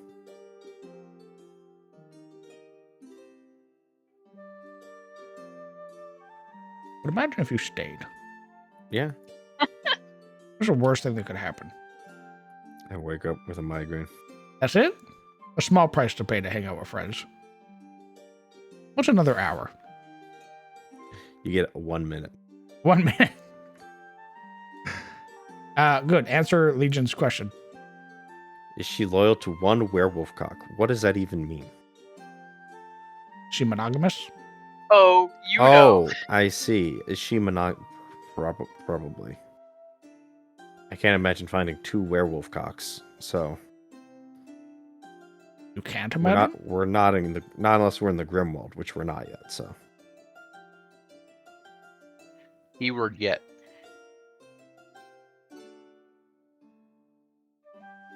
I feel like Yuri would be the kind of person who would, if she was polygamous, she'd still expect her partner to be monogamous. Oh my That god. guy. Oh So my toxic. god. I can totally see it though. That guy So on Reddit who's like, my girlfriend gets more dates than me, what Yeah. the fuck? Yeah. When my wife's boyfriend lets me go to sleep late. He brought me Xbox Live. What a cool guy. Let's go.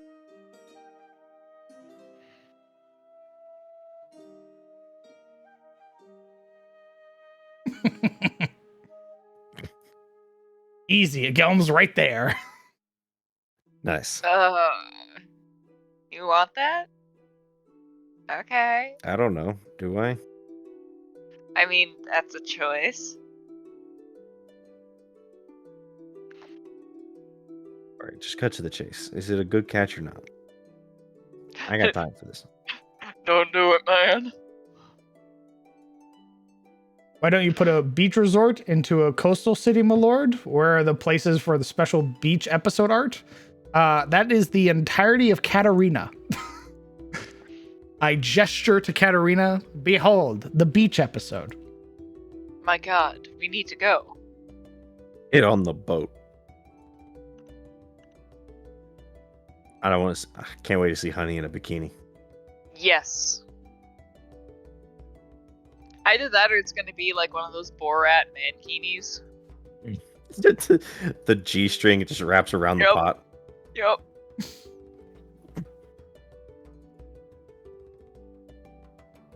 Leave your Have barbarian those- alone. The Jarbarian. Leave the barbarian alone right now. Can't see cuz the strings in me eyes. One of us goes over, oh, let us fix it. Wait a minute. Hot finger guns. Yeah, exactly.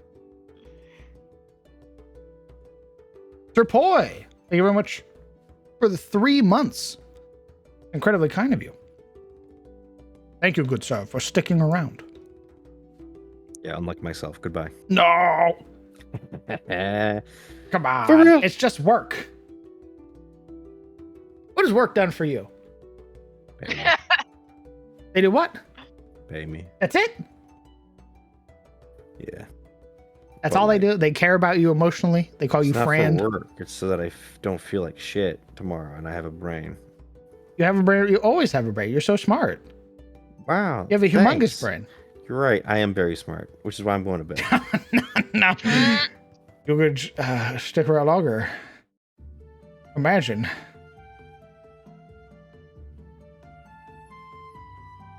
No! Ah!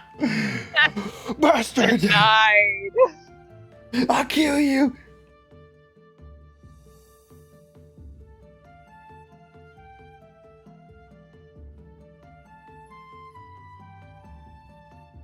Let me scroll up a little bit. You'll probably want a granary somewhere. I can't see one right now, so you might already have one. They used to store large quantities of preserved food, I believe. Just in case poor harvest or sieges. Oh, then yeah, we can definitely put a granary down somewhere. I will hydrate for the trader. What was the other comment? You answered a question I was about to ask. Thanks for having the psychic ability, apparently. What what was your question, Karzani?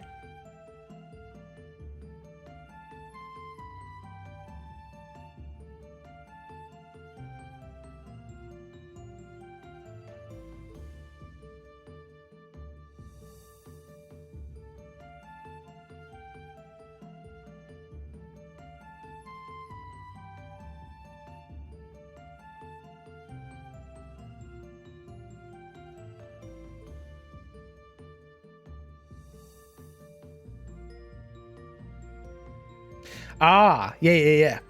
So because they're not citizens, and they're basically just paying rent, they have access to like the residential district and stuff like that, which is generally the people that live there who are more likely to visit these exotic traders, versus those that live here already who get the opportunity to trade with like the newcomers, like the people arriving via ships. Like that's going to be the first trade district you go into.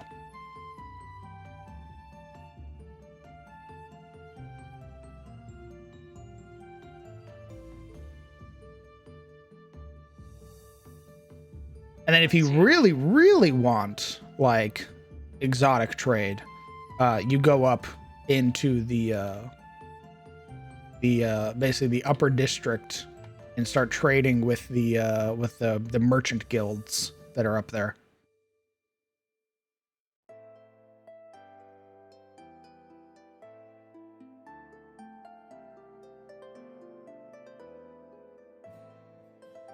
Could there be a semi-permanent bazaar style market? Yeah, I was thinking of something like that for the freelance area.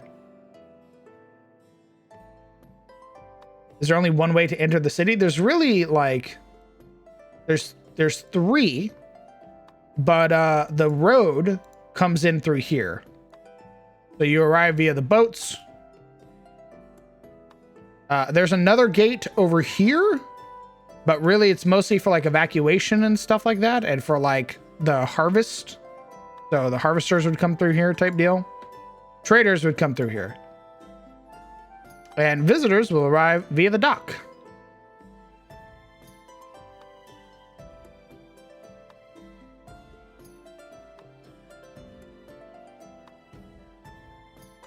There's probably a group of urchins somewhere who run a business collecting lost objects. Absolutely. There's probably a group of urchins that have set up a shop of like just lost baubles that they sell.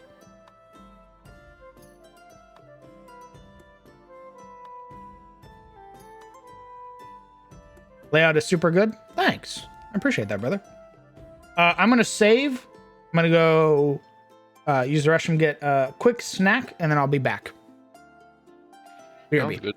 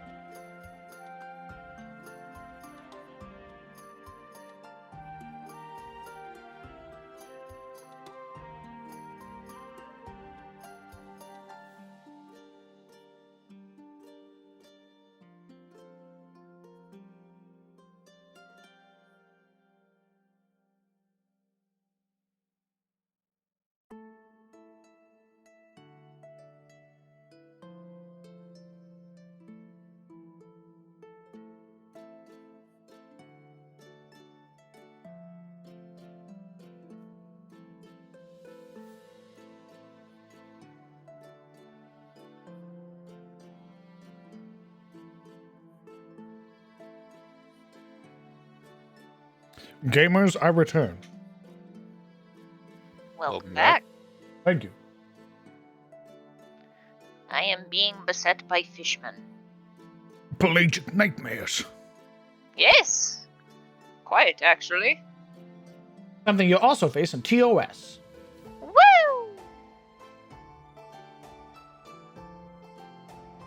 But I am not a big chonkin leper man, so Pity. very much so.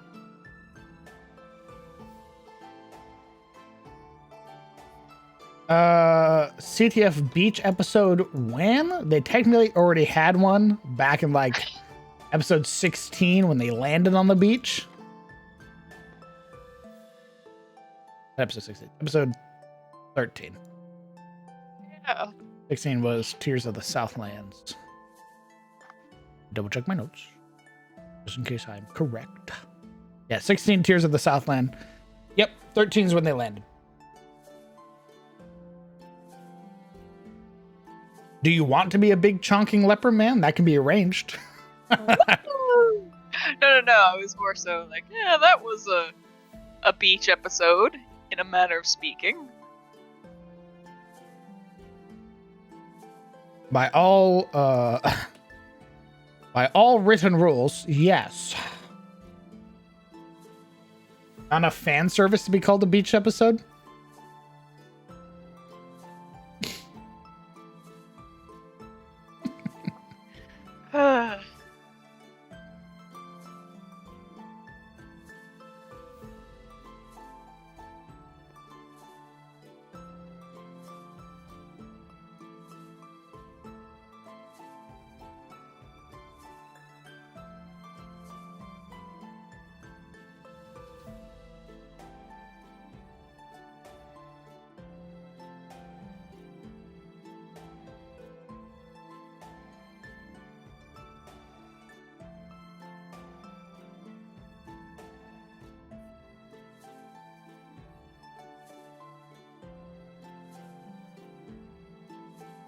Could there be a tavern called Night Night?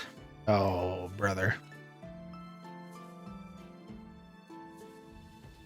See, I have a weird relationship with puns. I like making puns. Like if I make a pun, it's the greatest thing to have ever existed. When somebody else makes a pun, I go, ugh. How dare you?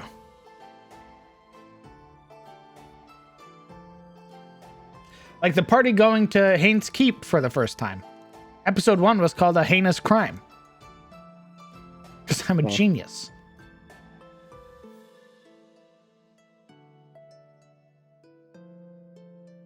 A lot of people feel the same.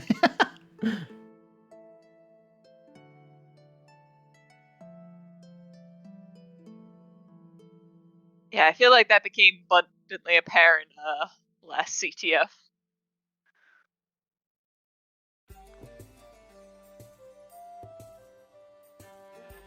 Did I do another pun? Did I forget about another pun?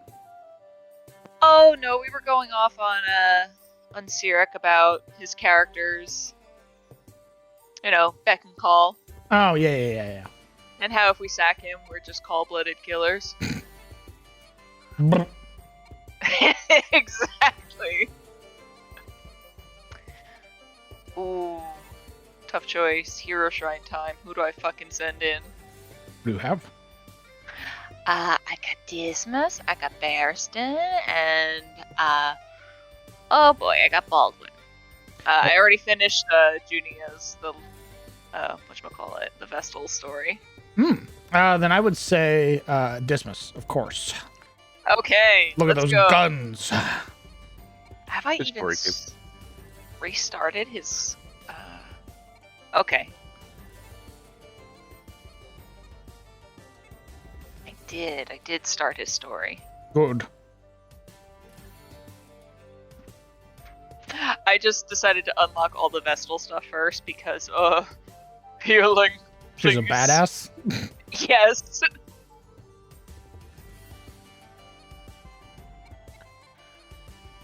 Like, she is the bomb.com. We're talking about Darkest Dungeon 2 ago. Yes. Oh, girl. Alright. What ability did I get? Open vein. Okay. That's not so bad. Going for a dot build. I've seen a fish and chip place called the Codfather. So puns are everywhere. I see. I don't know how I feel about that one.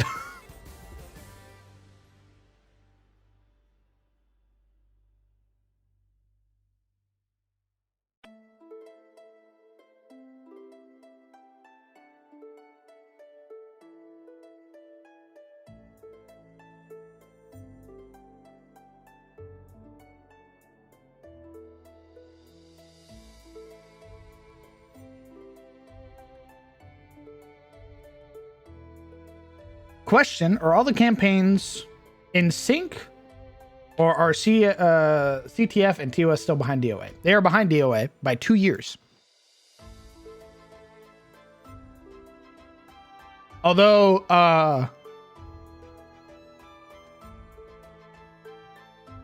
yeah, because the events of DOA just happened to CTF at the end of Dawn. So, aren't Darkest Dungeon getting cease and desist and pulled from Steam? No, you're thinking of Dark and Darker. And yes, Dark and Darker got hit with the cease and desist by a company that most of the creators used to work for. However, that company who put out the cease and desist is getting fucking rolled right now. Because they have no legs to stand on, and the company that made Dark and Darker is basically pulling out every receipt and just obliterating them. Because the company that put out the cease and desist was trying to claim that it was their original idea, and then they basically pointed out, no, you just had a generic fantasy idea, and guess what? You can't own a fucking genre, loser. That's, yeah.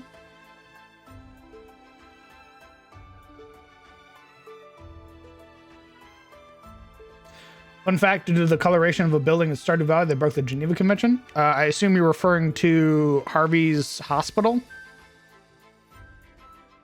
Isn't his hospital green or whatever? And it's supposed to be like white. Because it bears the red cross.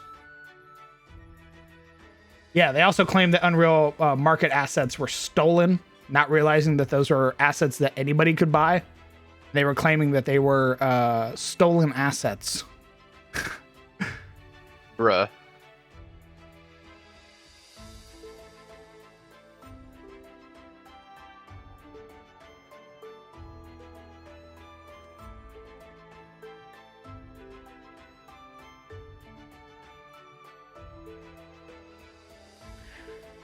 Ah, I need this doot doot man to die. No! Yeah. Yeah. The doot doot man is causing a problem.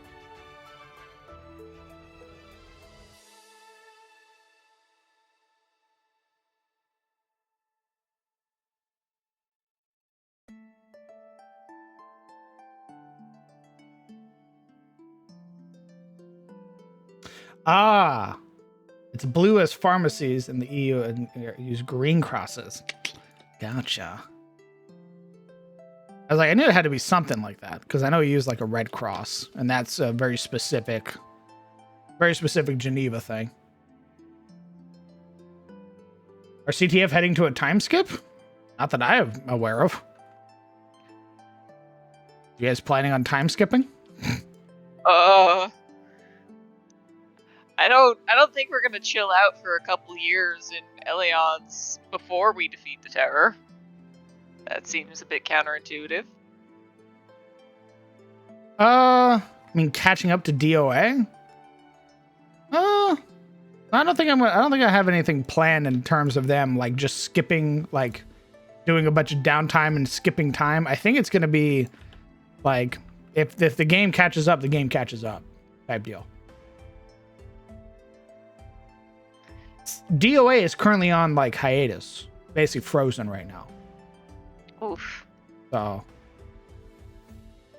DTF and all the other games, I have a chance to catch up until basically scheduling works itself out. Oh yikes. What's going on there? Exactly as I said. Until scheduling works out, the DOA will basically be on hold. There's Sad. too much scheduling conflict. Oh no. I told you this.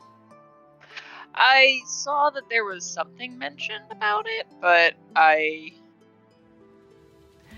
didn't know the full depth of it, shall we say. Oh yeah.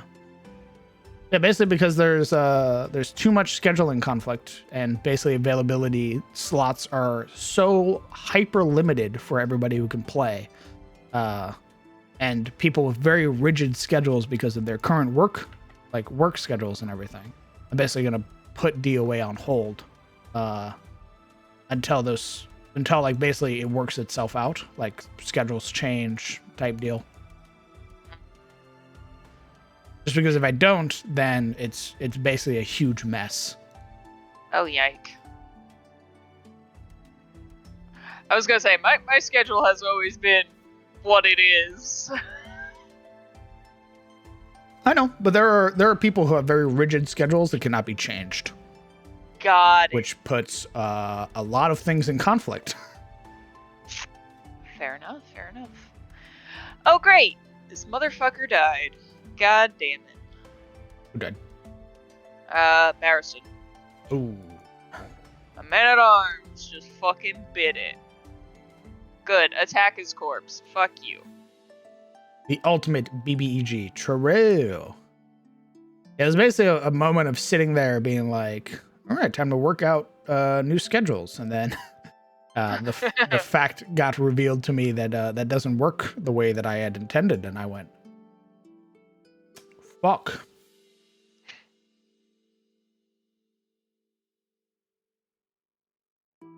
Here we are.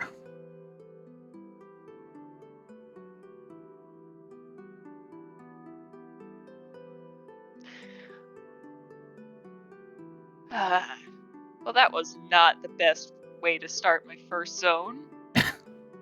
Death! Like, this motherfucker with the audacity to die.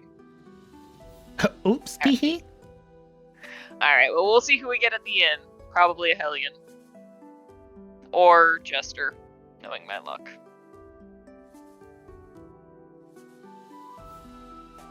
Like, you want a Jester, right?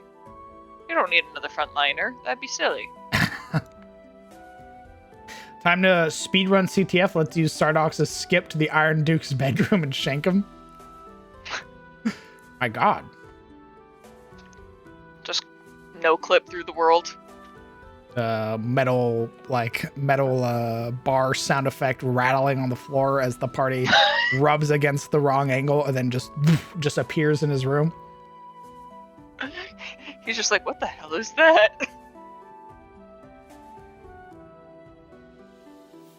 The trade probably needs cranes to move goods from the port.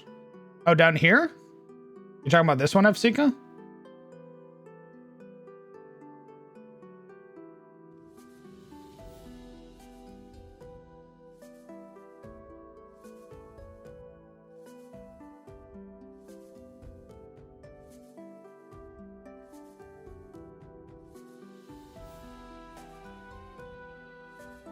We wait for Efsika to reply. I was right. It's a Hellion.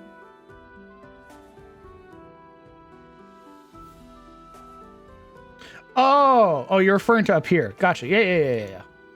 I thought you were referring to the dock ones. I was like, we're not working on that one yet, brother.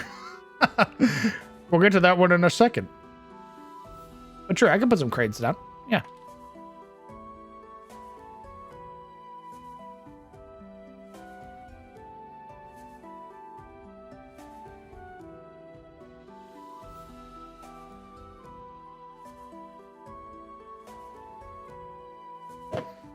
What I can do.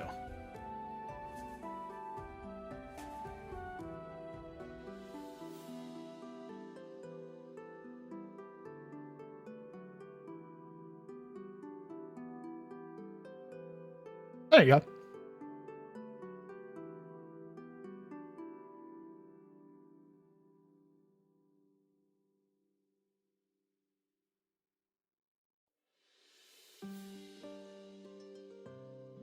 How's that look for you, Epsika? We put some cranes down.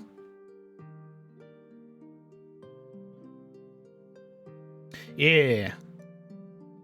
Actually, what I could do is we could make that just straight up storage. So I'll put this building. I often use these buildings, these double buildings, to refer to like storage, like warehouses. Very Bezos oriented. So.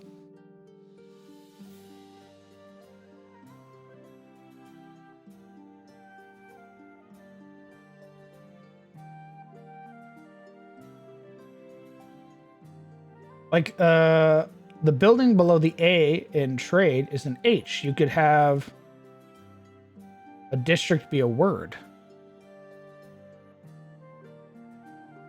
Making me wonder if you could hide words in the... Oh, I see what you're saying. Hey, you probably could.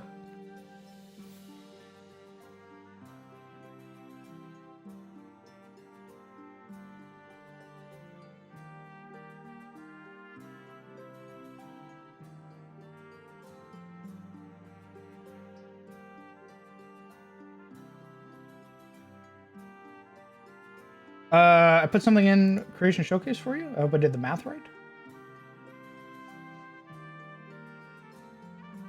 Oh. Hold on.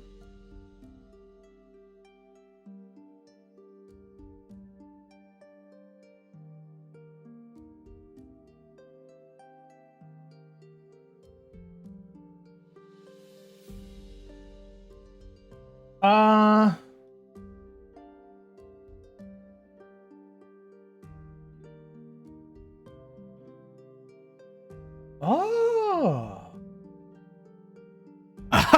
Oh. Yo. I gotta see what it is.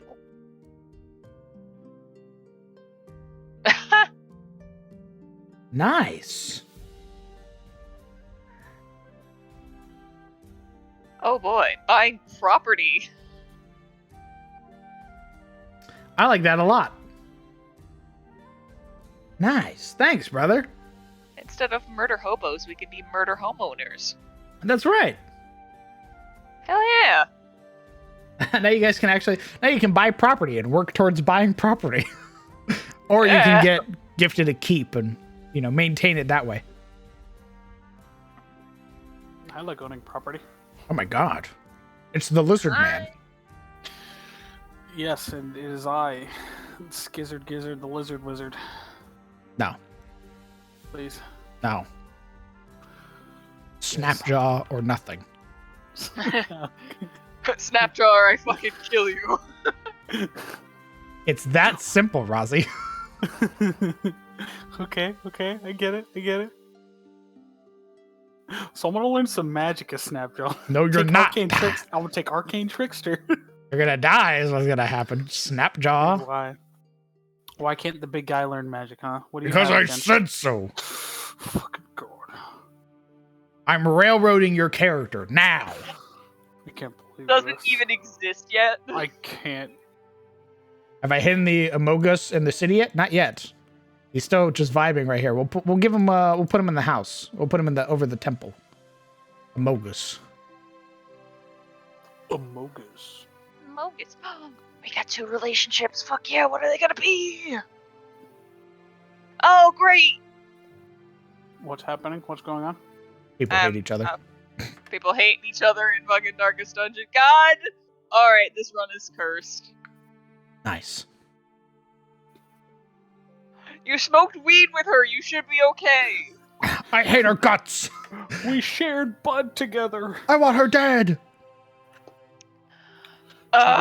She didn't puff pass. That's why she hates her. She didn't pass. Exactly. She didn't puff pass.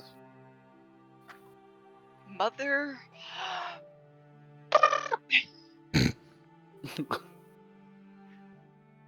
What do I have to do? Not that I'm actually going to accomplish these goals, because these guys are going to murder each other before then. Goals and conditions. Oh, Jesus.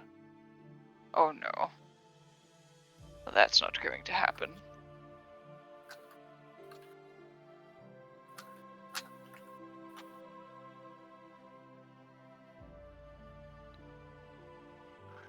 Are there not individual rails? Fuck. There's one lifestyle expense that isn't represented because it's basically the homeless lifestyle, and that's free. Yeah, basically the adventurer lifestyle before you start earning coin and you're sleeping out in the fucking forest. Yeah, sleeping out and camping and shit. The adventurer lifestyle.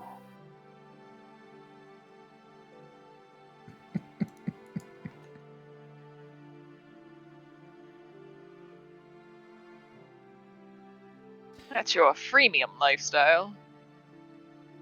I've seen a D&D show with a legit lizard folk wizard whose focus was a dumbbell. I'm just saying, man. No, I'm just saying. you're not saying anything. Yes, I am. Silence. Well, I'm gonna be saying verbal components and then casting magic. That's all I'm gonna be saying. Say them from your fucking grave. I'm only gonna learn one spell and one spell only. Enlarge. I want to be bigger. I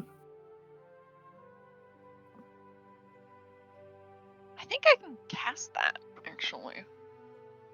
Oh, word? You're trying to make the big lizard man bigger? Think of all the things you could. Yeah. Think of all the things he could eat.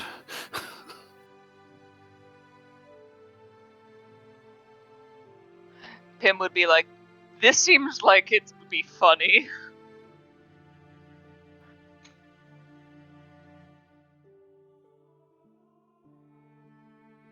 Now you're like, no, hold on, guys. I have an idea. All right, stick with me on this one. What if he was bigger? Why?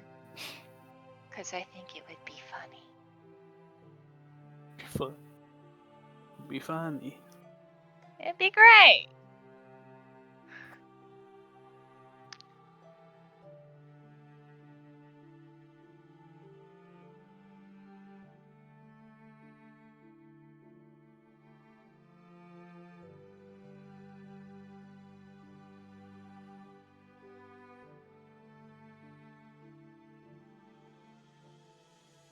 That dodge token did nothing.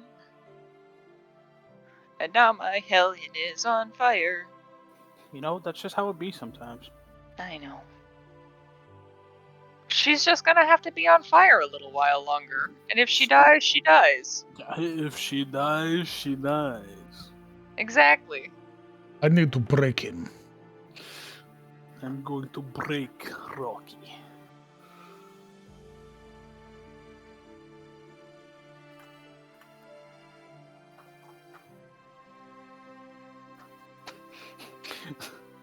I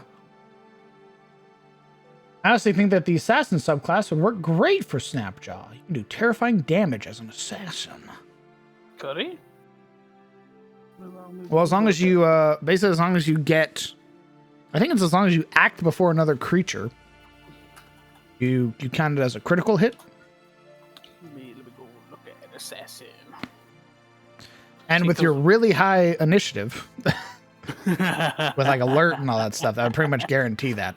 So. Oh yeah, yep. Damn, okay. That's coming along. Hell yeah, thanks, brother.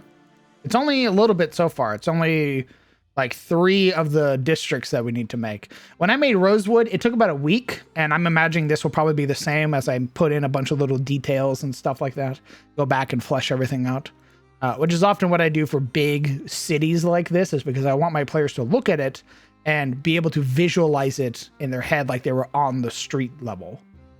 I want to put as much detail as I can in this top-down map, so that way they can walk past and be like, holy shit, I know exactly what that looks like in my head. This Slayer, what's his outfit like? And what weapons too again? I forgot. It's okay, homie. You don't gotta apologize. He fought with basically 2 long swords. Yeah, he fought with 2 long swords. And he had like his main attire that he wore, which is like this very nice, very well kept garb of like a vest with this sort of like long sleeve shirt that he wore, sort of black pants with like, again, black boots and everything, a sash that sort of hanged around his waist. But when he wore armor, he wore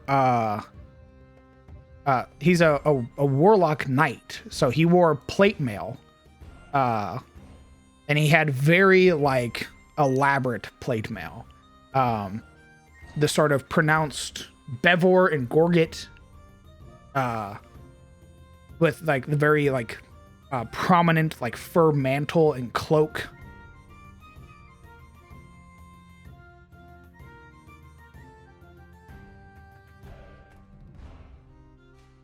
He had a lot of outfits, but the plate set is what he wore a lot of. Is this our Slayer? Reynold? No, I already have Reynold's stuff already figured out. This is a different Slayer. Oh.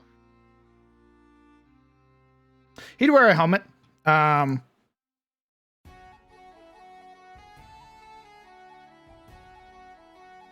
What's the there's like a style of helmet that the Law Master wears in For Honor that has like the, instead of like this like the slotted visor, it's like dots.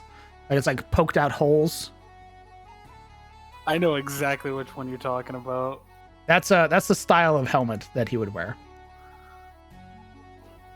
I like that helmet. Because like the way what would be the visor is like normally a visor when you just flick it up. His is like attached by a buckle, so like you'd undo the buckle and just flip it open like a fucking oven.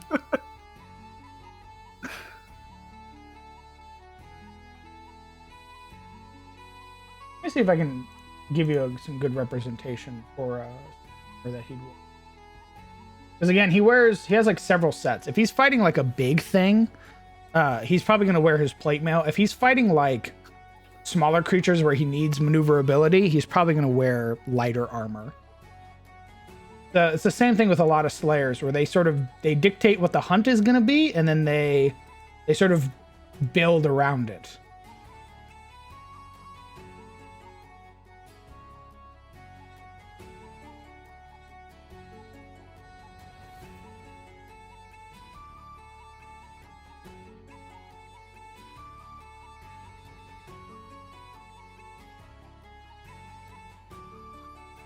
Now he would always tuck it in because it like, if you wear things like your hair that like hang out, those things get grabbed in a fight.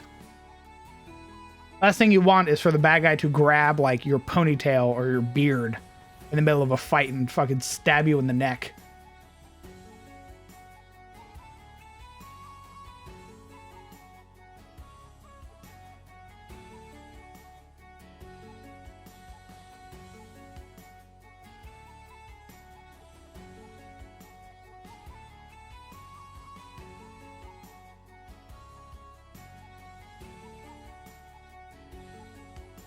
Be stylish and aesthetic.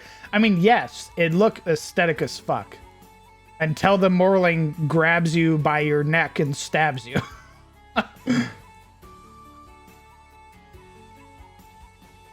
But we usually go for aesthetic over anything else, so.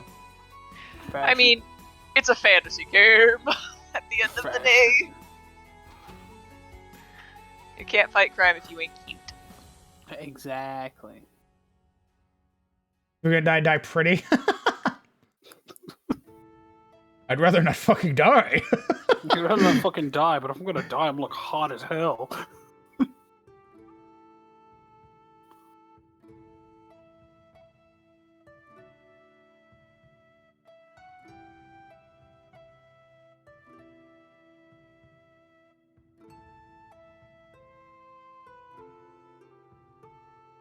Give me a second.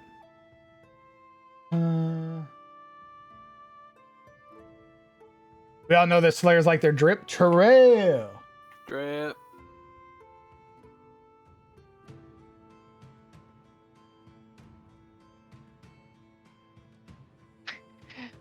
You have to slay in more than one sense of the word.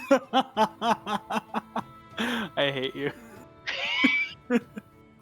Yeah, I figured you did. Ah, Slayer, slay, ah. Now you did that. That's all Yes, you. Yeah, I'm aware. Oh, this is a doomed run. This is a Doom run? Hell yeah, I love that game. God, I wish. DM, I want Really? to change my character. I just want to be Doom guy now.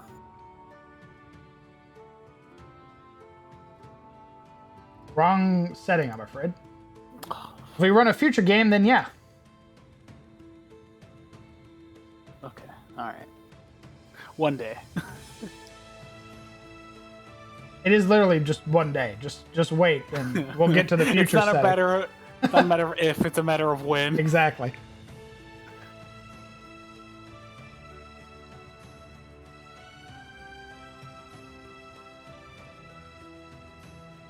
Trying to find like an appropriate picture of what could represent his armor.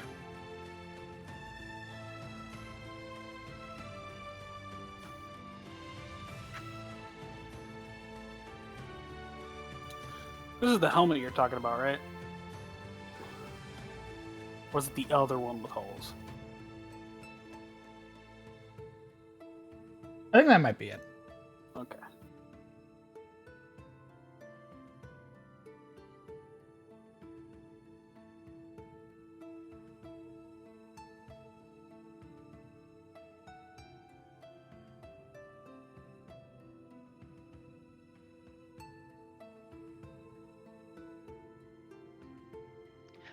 Oh, all these MFs are gonna go insane. Destroy him. Oh, they're gonna destroy themselves. Don't worry.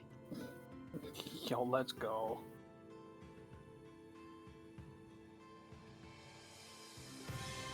You absolute cunt. Resolute! Yes! Get it, baby.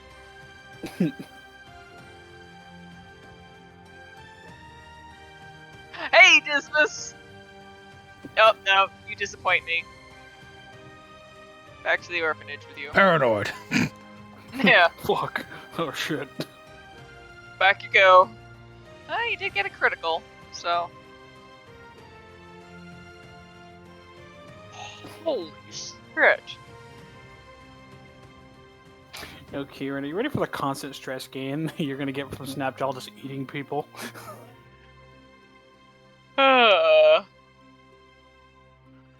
It's like, could you don't do that, sir?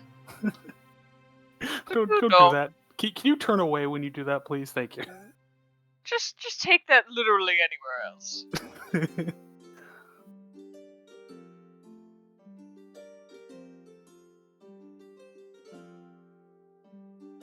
Yeah, the loathing.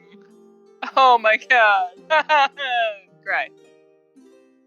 Okay, we're gonna die.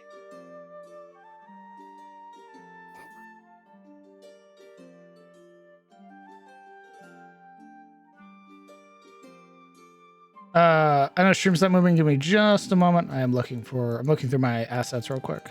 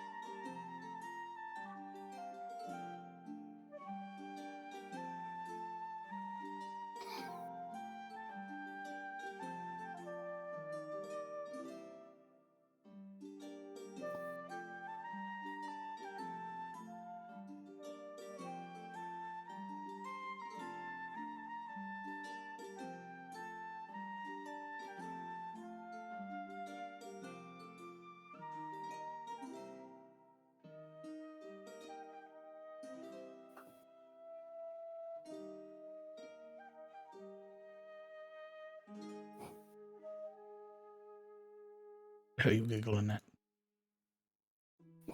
What are you talking about? Who are you What are you giggling at? We have little snorts and chuckles for. So maybe I might be playing Resident Evil 4, and he might have said the thing. He might have said the line. Where's everybody going? Bingo? Where's everyone going? Bingo. Oh God. I have sent my right hand to deal with you. Your right hand comes off? He's so dumb. No thanks, bro. Why He's just a is Leon himbo. as Kennedy like this? I fucking love him so much. Okay, but like, why is he like this though? Ah, perfect. Here you go. Great example.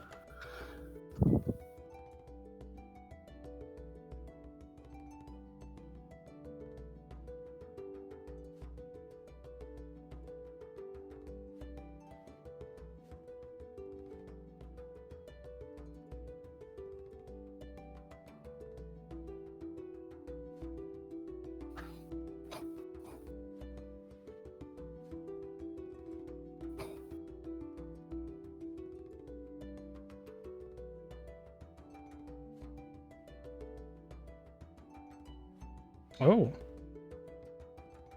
Dying now. Oh boy. It's too powerful.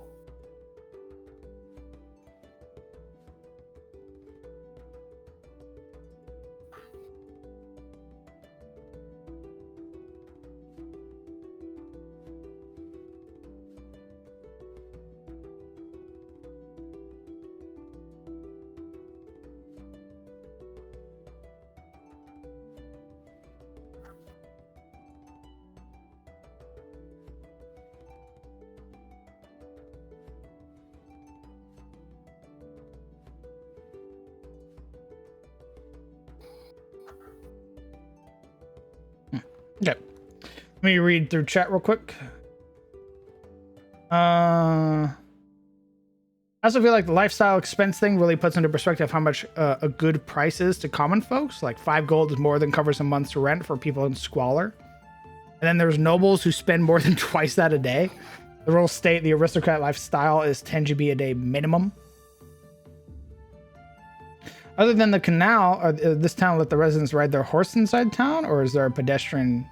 Or is this a pedestrian-friendly town? Oh.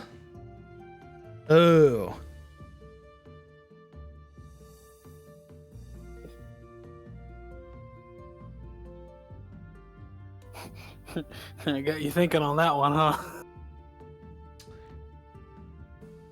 I'm sort of thinking like what that would entail if I allowed horses to be able to move freely in the town.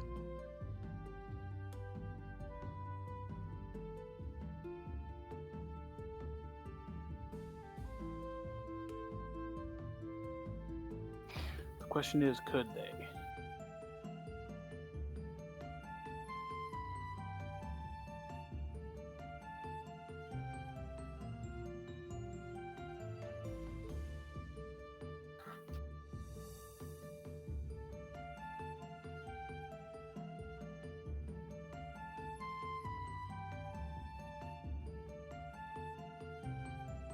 Oh, the artist's pain of not liking what you made near the end. All your characters only deserve the best armor.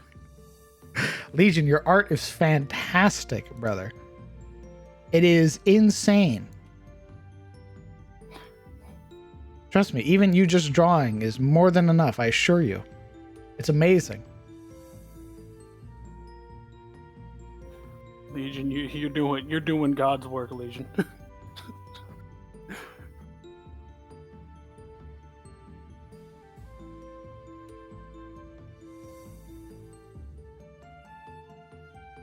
Drawing hot, half giant men.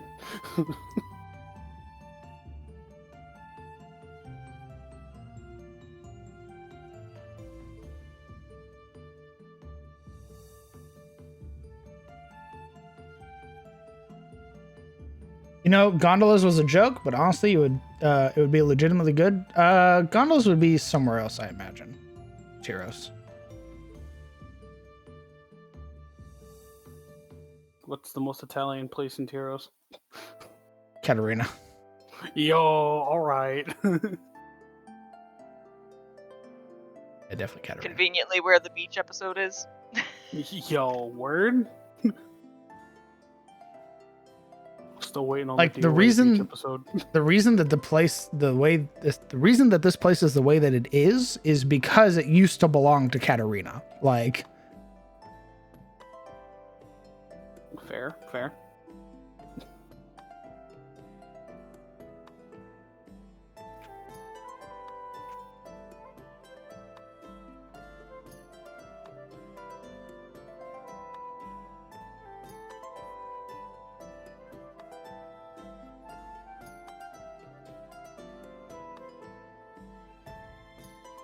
my perfection and nothing less. Please don't like burn yourself out or like, you know, exhaust yourself. Your art is fantastic, Legion. I assure you.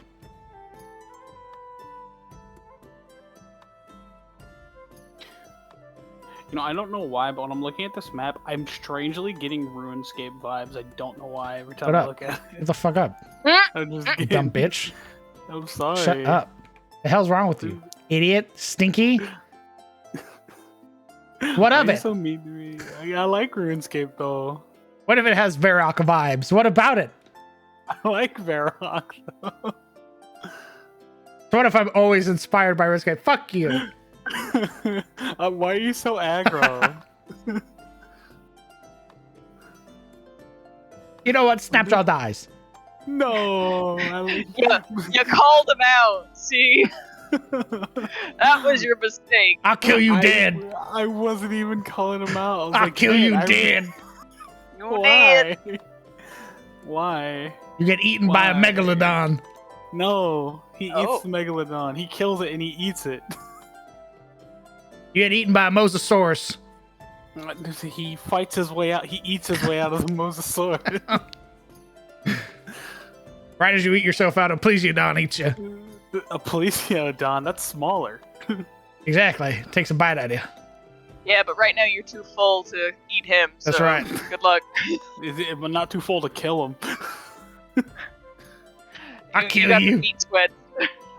You got the You got itis. the itis. Yeah, the You itis. got the itis. I like to imagine like after Snapjaw just had like a big meal, aka a big battle, he just sleeps. Oh my god, that fucking septum is deviated. My god. Is he okay? Roll him on his side. Jesus. I can't. He's too heavy. He just turns the other way, crushes someone. I can't. I can't move. I like to imagine too. So Snapjaw is just like type of go. Oh, he's a me kind of super? Snort me. Or is he a hunk shoe kind of guy? These are the real questions. These are the real questions. Answer them. I think he'd be the Good. All we know is that him is a sleep grappler. a sleep grappler. Yes. Take your bones. No, not Snapjaw's bones. He needs those. He chews on them. She'll take your bones. No. Give me bones. They don't have to be yours. Snapjaw just like holds his satchel. Is like, these are my bones. Is there a Mrs. Snapjaw? Is there a Mrs. Good question. DM, how does that sort of stuff work? Where Snapjaw's from? You want to be monogamous or you want to be polyamorous? Want to be a faithful Snapjaw or you want to be a slut? Man, that's the real question. I'm gonna become a slut. There you go. Okay, well then he doesn't have a mate. Yeah, he doesn't have a mate.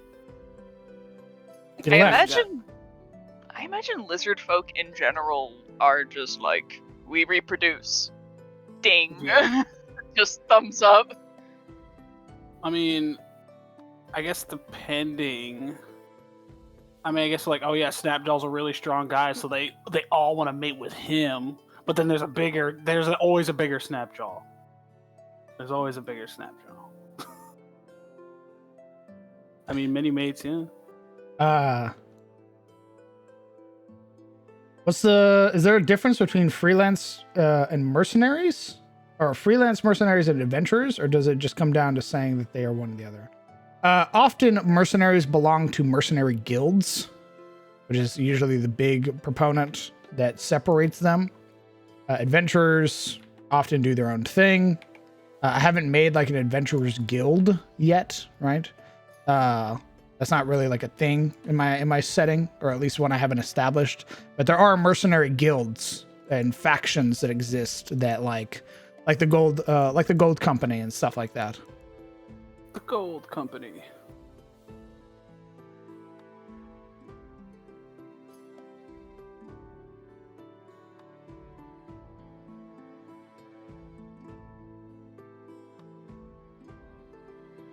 What is happening right now with my man? When I make maps this big, Incarnate's like, or Chrome's like, give me more RAM, please. Give me more tasty RAM. That's Not your enough? mistake. You're using Chrome. Why? I sort of have to. It's either that or I use Firefox. You should not tried Opera. Opera is not a support. It's not a supported browser for Incarnate. Not yet, at least. So. Okay, well, not yet. I mean, fair enough. Tear a few reptiles out of monogamous. I mean, yeah. That could be the one thing you don't expect from Snackball. He's a surprisingly caring lover. Vicious on the battlefield, very gentle lover. Or it's like, my kind, we mate for life. I am waiting for the one. The one. There would have to be. Well, there is going to be one road. I've already made the big road. That's going to be basically the main thoroughfare that horses can travel through. Going through smaller roads, you'll basically be like told to stop, go back. You'll be able to go to the big roads, and that's really it. Like, It's mainly like enough for carts and not much more. they'll be able to come in. Able to come in. Went along this road. And if they wanted to, they could just keep on going. Went. And then they could break off, basically into the upper. The upper atmosphere. Got it.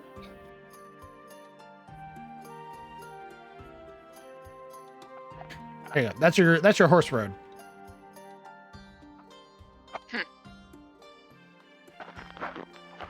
Who maintains the canal boats? A guild. Basically, the Carpenters Guild does.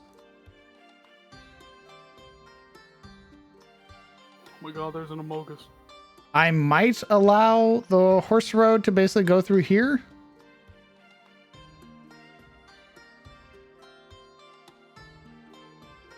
That's really it. Nice, good road. Thanks. Yeah, we'll have the horse road, the big road, sort of carry through, and then go up. It basically connects to this area, and then it basically connects down to this area. And those are really like the big roads that you can go down. Otherwise, no.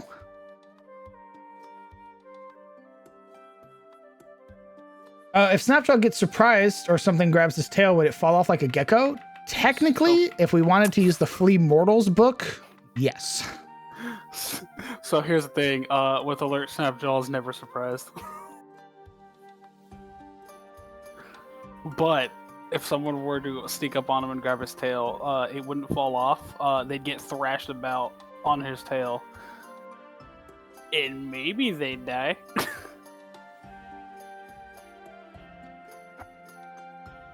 You want to see Snapjaw's tail come out, you're probably gonna have to cut it off.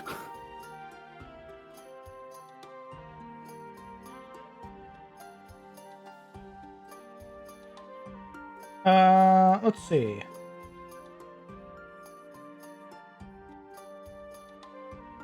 Reaction. Lizard folk terror soar. CR4 skirmisher.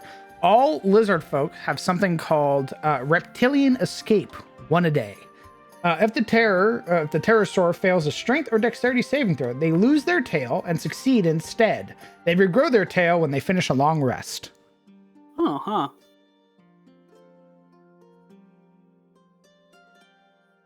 They go pop, tail falls off. They succeed.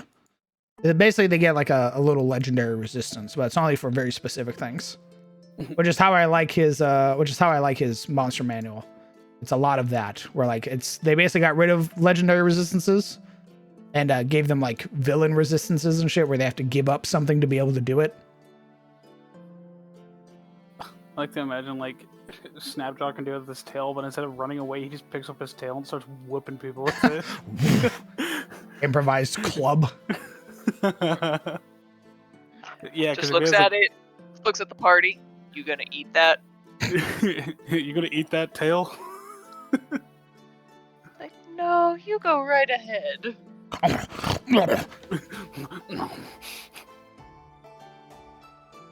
And especially if his tail's like a Thagamizer, then it's like a mace. Agmizer. Hi, Crown. Nice looking map as always. Thank you, Tybo. Incredibly kind of you. I mean,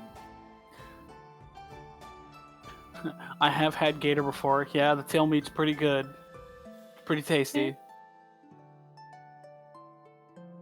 Trust me, when you go to Florida, you try it at least once.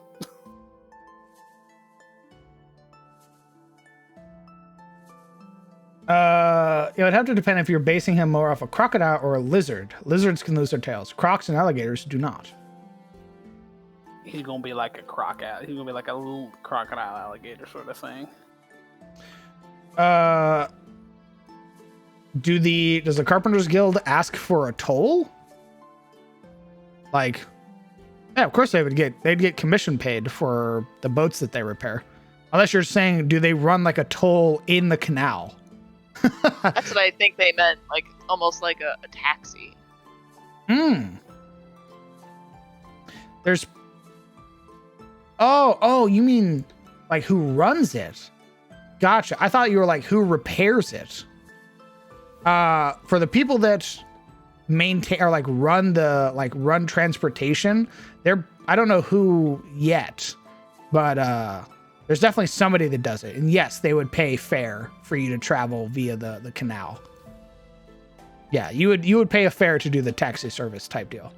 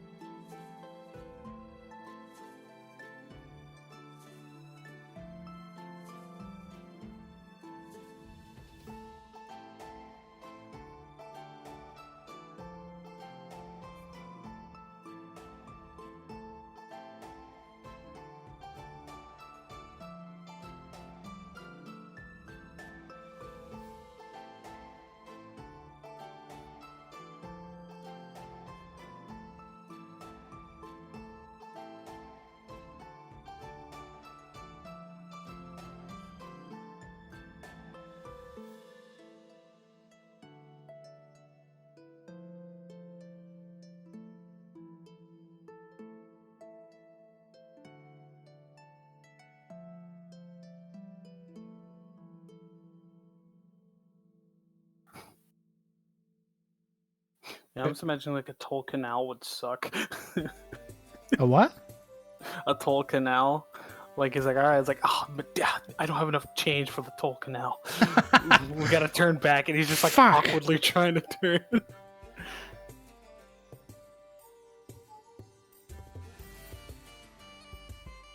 How deep are the canals? Very deep. That was something that we had talked about, is that they are very deep.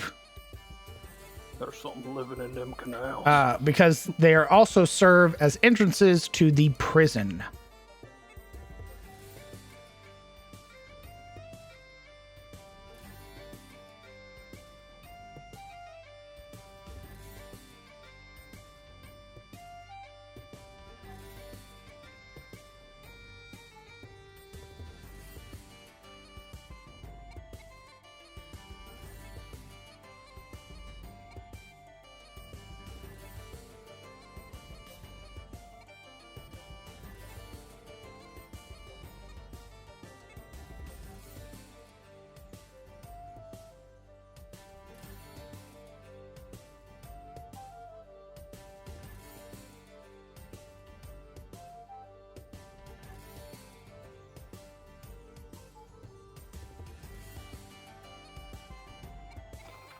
Hello, who's there?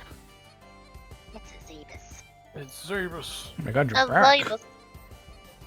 The raccoon returns. Rat. Where the hell did you go? I dozed off. You dozed off. You Yep. dozed Next time off. you ask permission to sleep.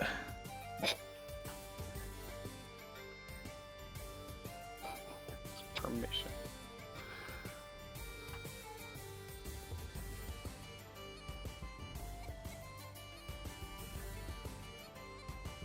Snapjaw waiting for the canal to for bodies to be in the canal. Yeah, freak. bruh. They're tossing away good food. He just like looks at the canals the same way you would like conveyor belt sushi. Wing. Yeah, you just see him down there. You just hear just like just going through the fucking canal. What are you doing down there, Snapchat? There's free food down here. 5 stress for the whole party. Oh man. Oh boy. I can't wait to stress out the party. I can't wait for you to stress out the party either. Very excited. Just looks at it. Yeah, I don't think I'm healing that. I mean, Snapchat will be nice. He'll offer the party some. He'll be like, "You want some?" What a gentleman. I know, right? Look, he may be like a vicious, crocodile man that fights to the bloody death, but like, he's not rude. Of course not. Of course not. They taught him manners where he's from. Yeah. He taught him manners, but like lizard man manners, so like they're kind of weird. He puts the armor back in the water like plates on the conveyor sushi. Just waiting for it to come back down. Oh man, out here playing Hungry Hungry Hippos. Hungry hippos. Hungry Snapjaw.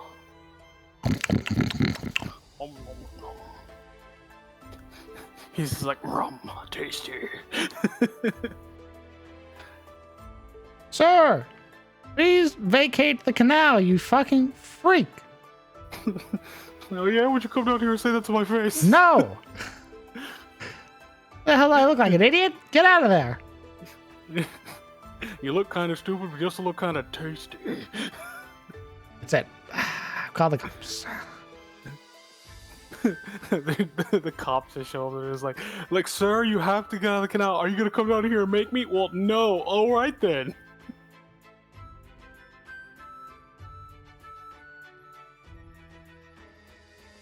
This lizard's gonna cause a political incident for the party.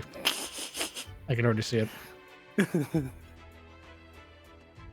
are you talking about, man? Bear in the Sun Falls hiring weird lizard folks. They're hiring weird lizard folks. Yeah, he's really good at fighting and all, but like, he just eats everything. His hunger's insatiable. He just keeps eating things. He's just so hungry.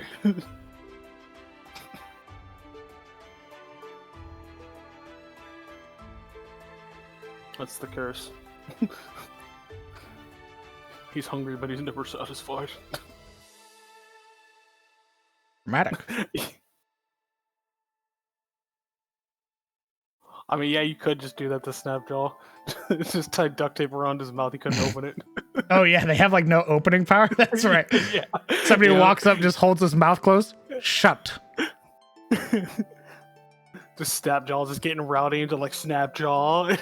Just like, just goes up, grabs him, keeps his mouth shut. Just like, no. He can't do anything about it. He's straining to try to open his mouth. They're just staring at him. I'll break these cuffs. You can't break these cuffs. I'll break these cuffs. I can break these cuffs. You can't break those cuffs. Ah! I'll kill you. Once I get this infernal thing off, I'm gonna kill you. That's nice, sweetie. Yeah, the party just has like a Velcro latch that they can switch on when he's when he's talking or eating something, and they just slap it on, and he goes, "What? Oh my god! It's the fucking slap bracelets, except it's big enough to slap around his mouth." Man. Oh my god. He's in the middle of eating, and they just go slaps around his mouth. He's unable to open it, and he goes, "What? What is this? What is this black magic? What have you done to me?" It's Party getting to eat their meal in relative quiet and peace. Him not munching on some corpse beside them. Yeah, you got like we'll take it off once we're done eating. Not a fucking moment sooner. Do you understand? Mm-hmm. Good.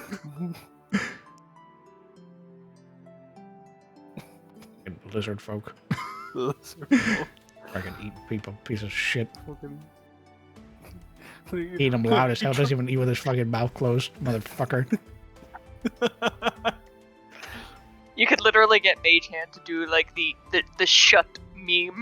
The shut. Shut.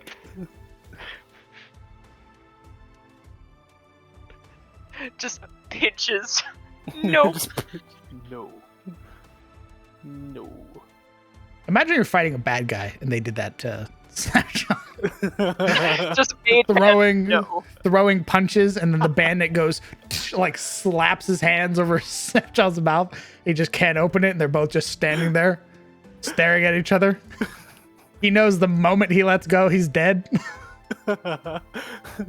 It'd be one of those like scenes where it's just like this. It was like, hey lads, check out, look at this. He can't do nothing about it.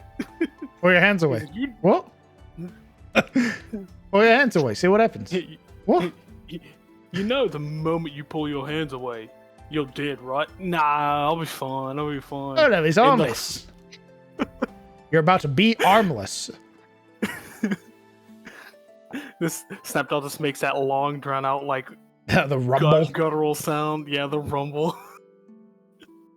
Oh, he's purring, lads. He's like a cat. He's like a cat. He's purring like a cat, lads. You should scratch him behind the ears. I mean, he's a lizard, so he doesn't really have ears. But yeah, I can do that. He's got ear holes. Yeah, I'll like scratch around that. I'm sure that's fun. Pim just nodding, like, Yeah. And then that's when the alligator death roll comes in. Gets grabbed.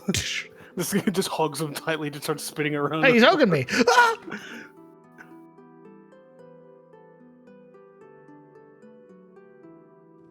Yes, they can't. He needed exactly crocodile tears. Oh, Snapjaw, are you crying? No, I'm just lubricating. My eyes are dry.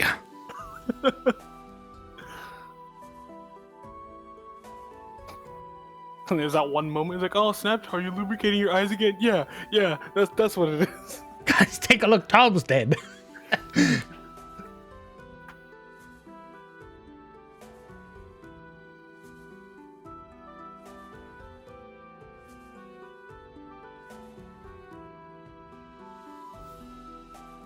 He's fucking dead, lads. What do we do? the first human to do anything. That must have been a fucking story. I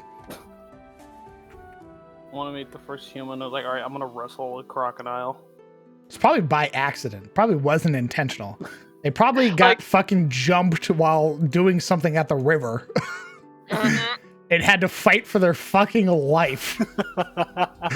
And I don't know if you know this, Brain doesn't really think rationally when stressed. No. Just grab its mouth. Oh, that works. Just grab it, grab it. All right, I grabbed it. What now? I don't fucking know. What do we do now? Stab it with pointed stick. Kill it. Get it. Kill him. The bandit was wearing khaki cargo shorts for some reason. Crocky. Oh, Crocky. Look at the size of this one.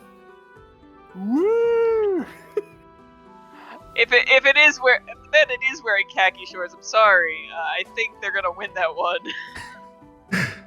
Yeah, that's the moment that he knows true fear is when I drop the bandit NPC and he's a completely different color from everybody else.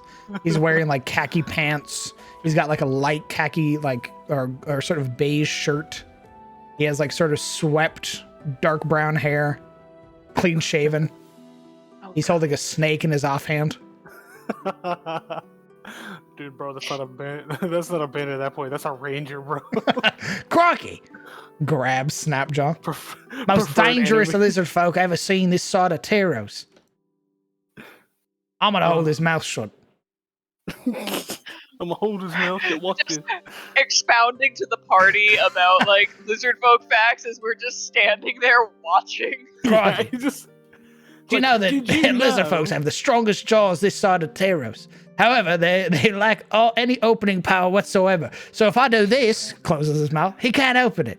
He can't do what? He can't do anything. Nothing at all. And watch, he'll start getting real fidgety, but that's about it. You gotta put all your weight on him. Gotta put all your weight into it. And if I sit It's on just him a- like this, puts Snapjaw on the stomach. If I sit on him like this, he can't do nothing either. And the party's just oohing and eyeing. Ooh. Ooh. See, if you're sitting on him like this, he can't do a thing. Beautiful creature. Beautiful Beautiful creature. creature. Now I'm gonna release him now, and then like, it's like scurries off to the water. Yeah, brings him over to the water and just kind of like lets him go. It's like, oh. he just fucking goes to the water, peeks his head up. You're gonna notice Kisses at him. he's not gonna attack me, nothing. He's gonna run away because he's afraid right now. Fucking later, the party's like, "Hey, Snapjaw, are you okay? What happened?" It's like, I Fuck don't know you. what happened. I don't know I what don't want happened. to talk about it. I felt so powerless in his hands. know what happened. gets grabbed by this NPC, suddenly loses all ability to function. Looks at his hands once he walks away. What? What happened? What happened to me? You good, bud? I don't think I am.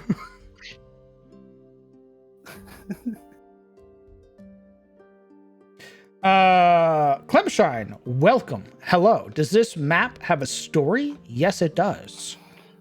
This is the Barony of Sunfall. In the northwestern portion of the Ettenmoor, ruled by one Lord Geodric Drakeguard.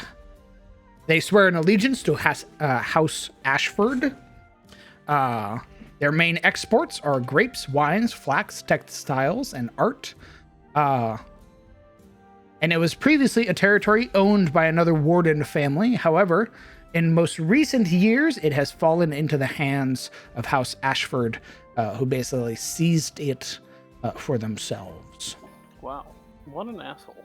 It has a lot of history dating back a couple thousand years to its inception, even to a war that took place in this location between House Caladir and House Ashford, between their two champions. I've written a fair bit of this place. Now I'm building it for my game.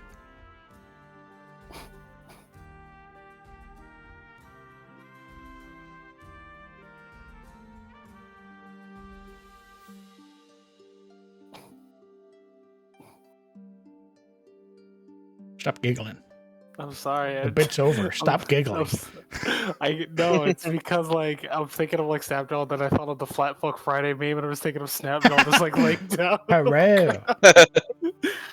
It's Flat Fuck Friday. It's Flat Fuck Friday.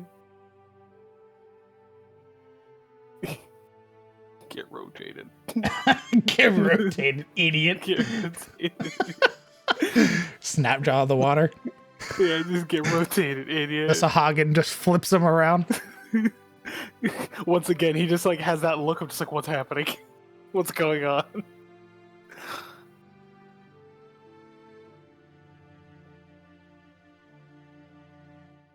What's happening to me? Oh god. Where am I?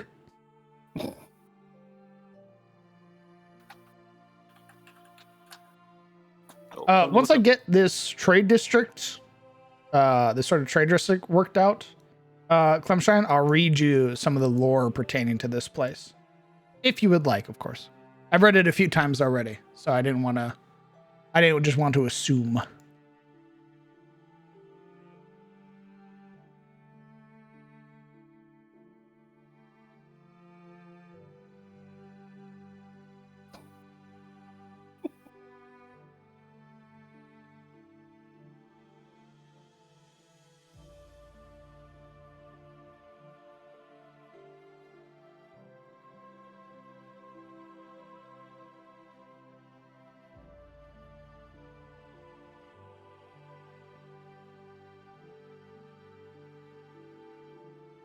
Now watch the stream like this? Oh, well, welcome. These are my streams where I generally build for the upcoming games that I run. So usually every Friday and eventually every Sunday, I'll be running my 5th edition games, and I build all of the maps for them. So this is the Barony of Sunfall. This is going to be the main hub of the Sunday game, where this is going to be where they operate out of, where they'll be able to get supplies and everything, and then head out on their adventures and be able to come back. Go back to the make-believe stories. Hooray. Now I put Snapjaw in a suplex.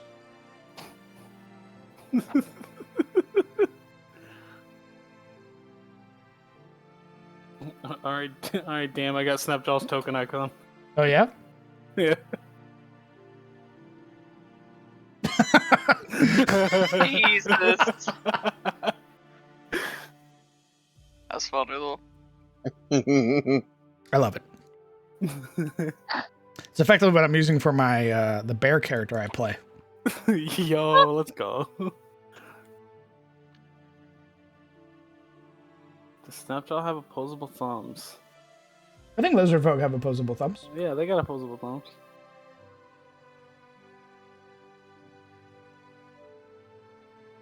Be weird because he wouldn't be able to, like, pick things up and grab them. He wouldn't be able to, like, hold his axe or his sword or whatever. Yeah. I still need to pick a finesse weapon. That's what I still need to do. Can fists be a finesse weapon? Fists have like a different thing now with our weapon system that we have. Oh, that's right. You got a different weapon system. I forgot. Yeah. If you go to the Canker page, you can look at it. Yeah, I'm gonna check that out.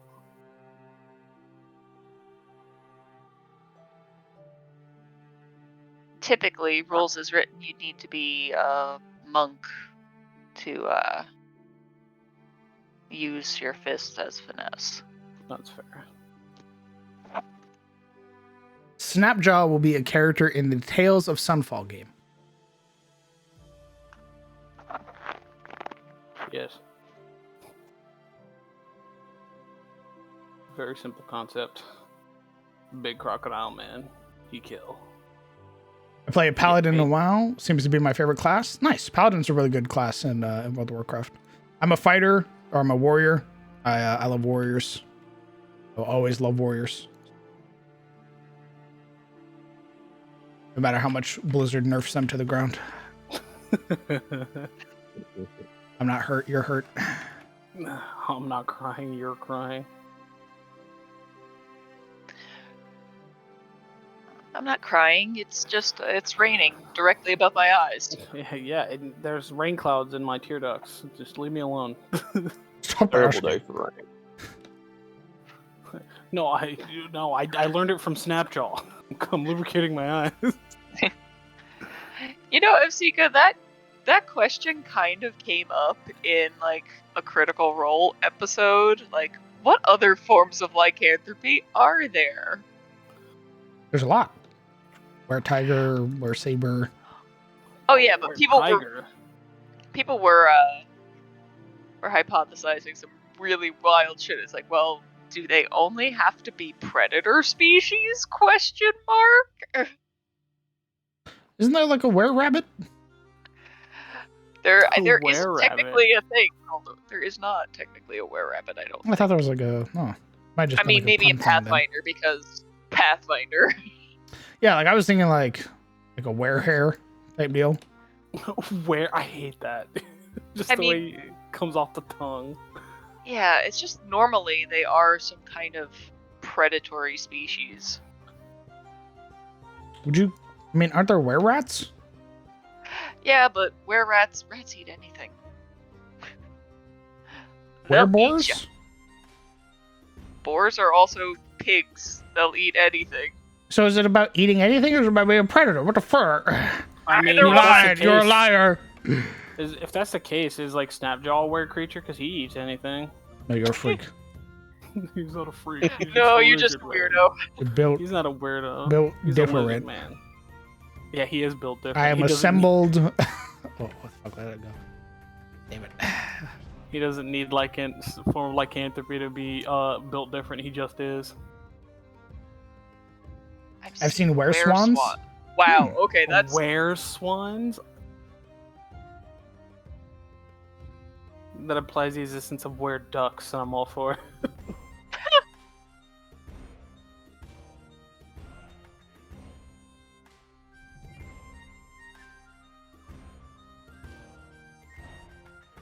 Duck.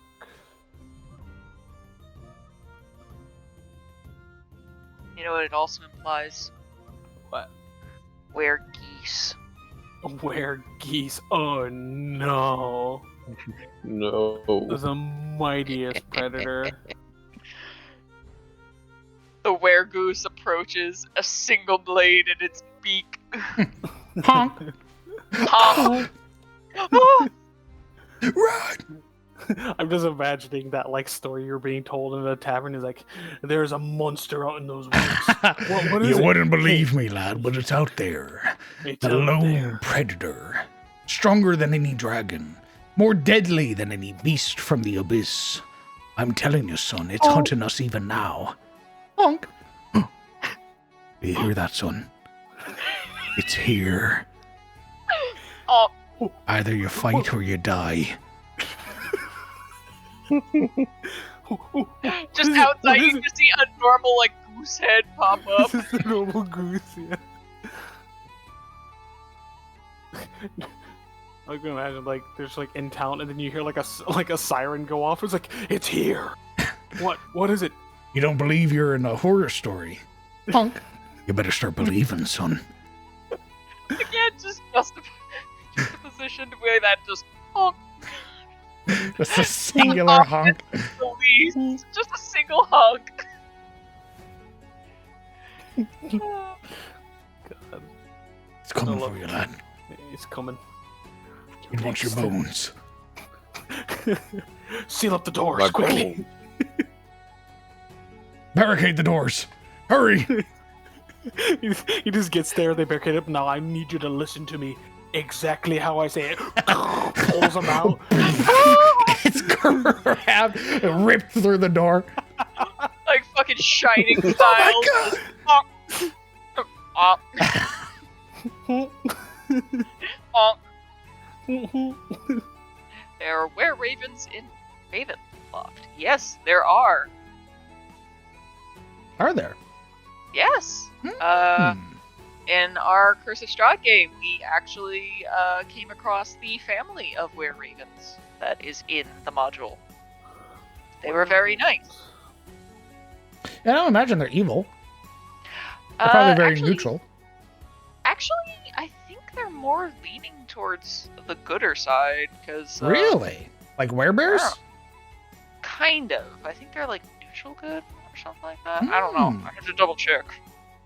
Werebears are lawful good. They're homies. But all I know Homies. is that the were-ravens do not, they don't like, Strahd. I can't imagine why. Don't blame them. Oh, they're, I think, lawful good. Interesting. Oh, shit. Oh, wow, really? Huh, interesting. That is interesting, actually. Interesting. Kenkyu are just werecrows that got stuck, changed my mind. Bang. Bang bang! Oh, I know that bird. I admittedly miss playing West sometimes, but I feel like Pim kinda helps with that. It's the Fae. Yeah, it is the Fae. Although West was not originally Fae. No, but he was Fae everything. Like everything else, they became Fae. And I have a feeling that if they continued their story, they would have been not okay with what happened to them. they'd have eventually found out. They'd have been understandably very upset. Yeah. As any normal person should be. Like, to oh, that information. I'm having normal people emotions right now. Oh God. What's happening to me? Is Wes a Kenku? No. Wes was my changeling wild magic barbarian. Oh. They were originally not a changeling. They don't remember what they were. They just remember being a knight, ? Of some sort, and going into the Feywild. Okay.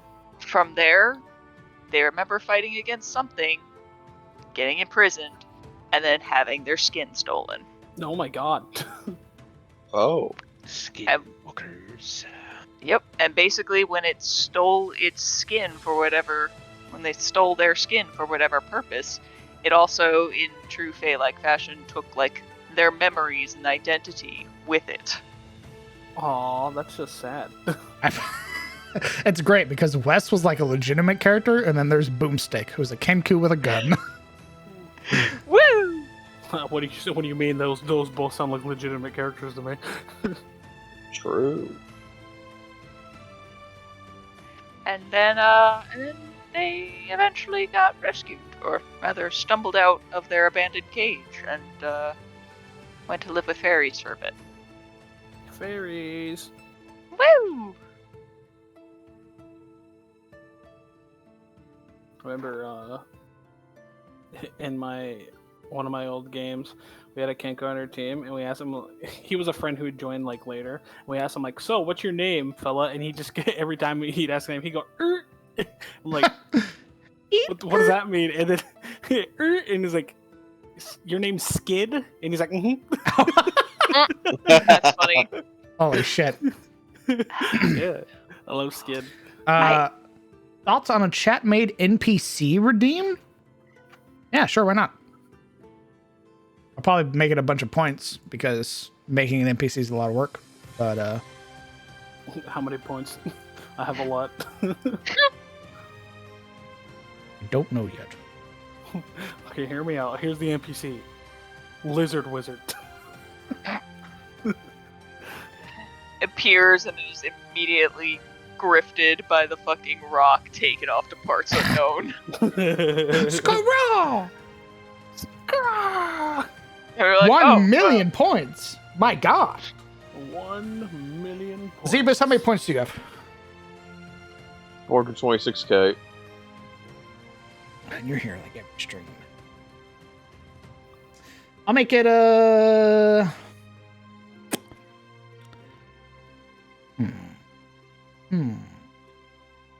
My opinion, 500k. I was going to say 500k.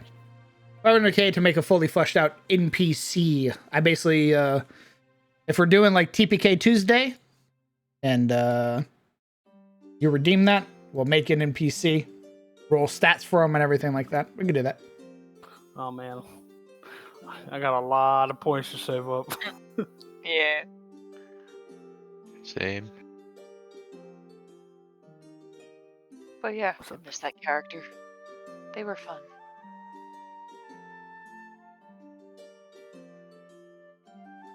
I feel that feeling though. And between fucking him and Boomstick, we could have done so much fraud. You've done so much what? Fraud. Oh, fraud, yes. Fraud. Absolutely. Yes. I forgot we had talked about that. Because they were like, yeah, anything the Kenku hears, it has to have been said at some point, so we believe them. And Wes was like, I see. Oh. The creature able to perfectly mimic any voice. Hey, Boomy, I need you to remember this sentence right here.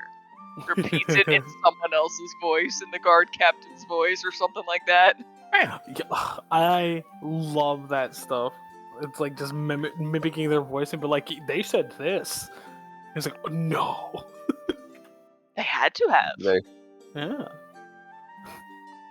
I remember when I played Bard, I took the actor feat and I just kept like saying stuff in the voice of my party. And they're like, hey, you said this. It's like, no, I didn't say that. And like, you did. It sounded exactly like you. And then like I tried to hide that fact for the longest time possible. Oh, so just what are you talking about, bro? Who's you? That wasn't me. I'm just a robot. My purpose is to entertain people. I can't do that. I don't even have vocal cords. Yeah, I did have another character that I loved playing that I thought of bringing in, but with the lore surrounding Warforged, I was like, nah, that's not gonna work. Everybody has a Warforged idea. I know. Everybody has a fucking Warforged. Everyone wants to be a robot. They're so cool. I don't want to be mortal. I would like to be made of metal. Brother, eventually the Warforged will come. They will. But yeah, my Warforged codex was like a combination of Siri and Clippy. An unholy combo. An unholy combo. They were an arcane factotum. Yeah, see if Zika gets it. Warforged are great.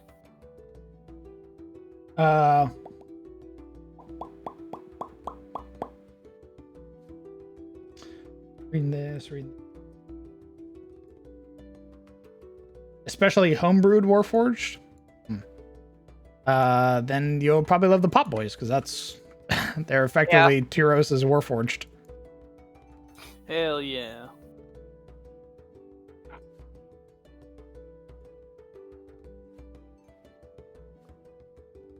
Happy Necron noises. Fucking nerds. Necrons. I hate them. I hate you. I only say that because the one time Sizzle was late. Because he was painting Necrons. Still holding that grudge? I don't hold grudges often, but that's the one I hold the most. My God. Yeah. Looking back, like there's a lot of characters that I'm like, man, it's been nice to. Bro, I know that feeling. Like I only got to play like Strixhaven for like one session before we had to cancel out. No. That sucks. It sucks because like basically my character was like a kobold gravitatist and he was like super smart. No. But like he was like one of those like he's kind of like Double D from Ed, Edd and Eddy. He's very like nice. He's just really smart. and then his roommate was the Ganassi who's on the gymnastics team. So like it's just like a total opposite like pairing of characters. And I'm like, oh. And it sucks because I wanted to be them in Magic College. They race toads and stuff together. Oh, they're sweet. Happy boy. But yeah.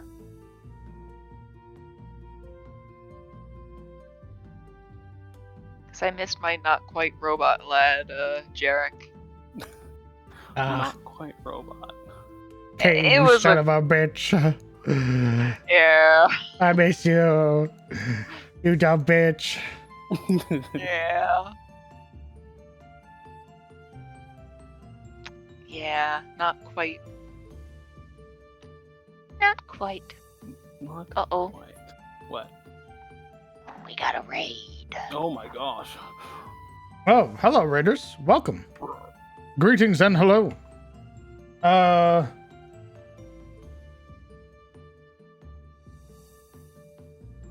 I'm afraid I don't know how to pronounce your name. Voivod? If I'm saying that right. Hopefully I am. Thank you very much for the raid. And thank you for trusting me with your community. That's incredibly kind of you. That's it? Oh, nice. Thank you, mods, for the shout out. Welcome. We are currently working on the barony, or the seat of the barony, Sunfall, which is going to be the hub map for one of our upcoming games, or the continuation of one of our upcoming games. You can call me Voy if you prefer. Nice. Well, thank you very much. Hopefully you guys had a good stream. What did you guys stream?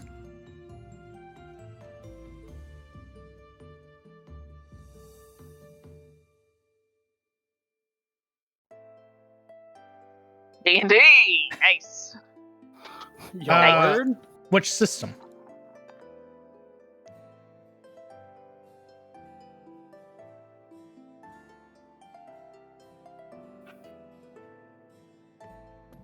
They fought a Tarask? Yo, okay. So Oh. so how did you launch it into the sun? Holy shit. We were joking about Tarask earlier. That's amazing. My God. Yeah, like, oh my God. I think it's one of the first parties I've heard of that's actually fought a Tarask. It's my usual game, Dungeon Spots Coliseum. All D&D 5e combat with the community. Oh, wow. A community-hosted game. That's nice. Oh. It was a Tarask. Holy shit. Don't beholders just like float? I love the idea that I love it. It forgoes hover and just sits on the back of a Tarask. It's like the World of Warcraft image of like the shark with lasers on its head with a T-Rex riding it with a Forsaken Warlock riding on top of that.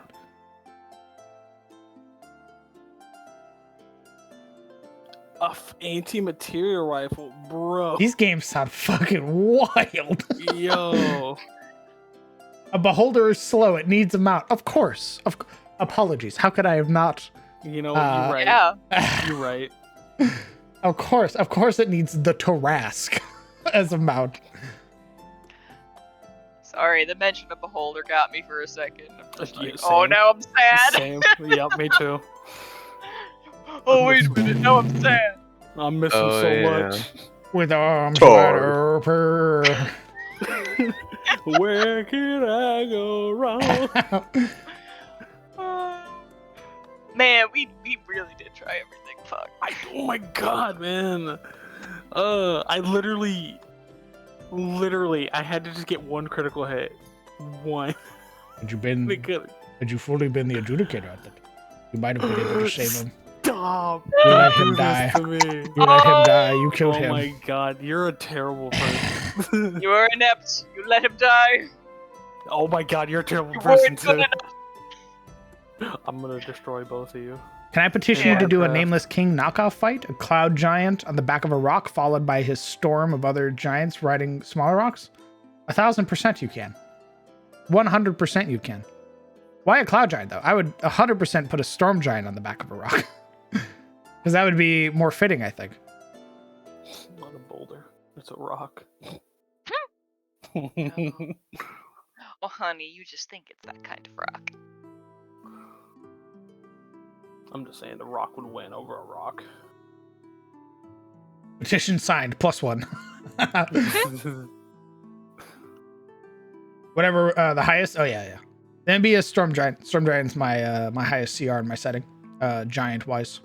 Aren't they just the highest giant in the city? There are other weird, unique giants.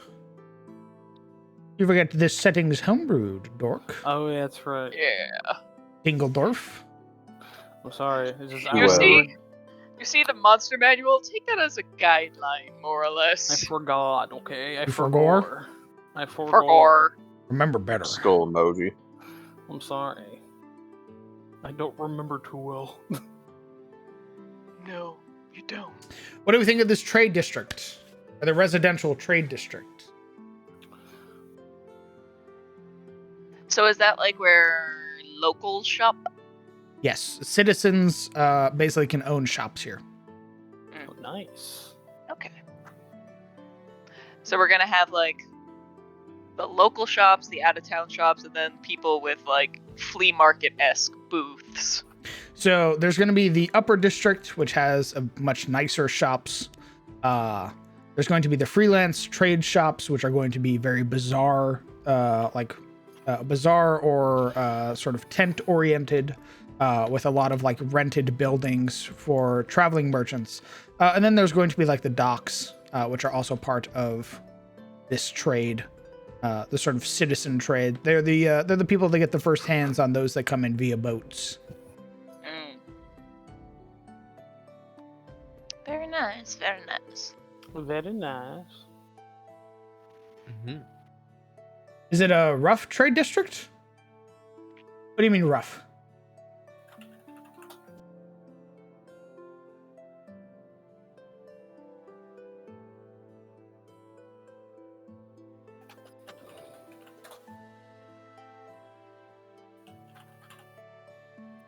Like sketchy?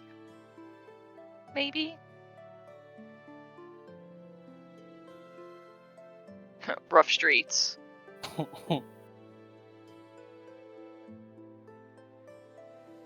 Oh, rough trade. Well, old-timey term for, oh boy. Brothels. I'm sure there's a brothel somewhere. They're in there somewhere. It has to be somewhere. I mean, yeah, near the docks especially, there's probably some, red light districts. Red light districts. I can't believe it. We can just slap a brothel somewhere. That's fine. Where the ladies and gentlemen standing outside are just like, see anything you like, big boy? Oh, yeah, it's just the way you said it. Where would the bathhouse be? Where the bathhouse at? Up here. Where Snapjaw taking his bath at? Upper district has a nice bathhouse. Oh yeah.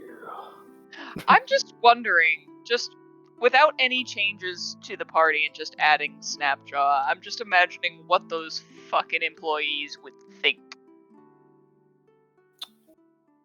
These 7 individuals show up. Probably a combination of amazement and fear. Like, what the hell? I imagine it'll depend on how the party meets them. If they roll up, fine. If the party's a bunch of fucking jackasses, very different scenario.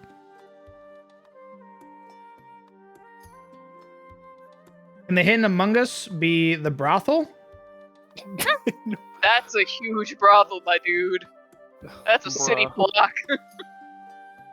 That's a city block worth of broth.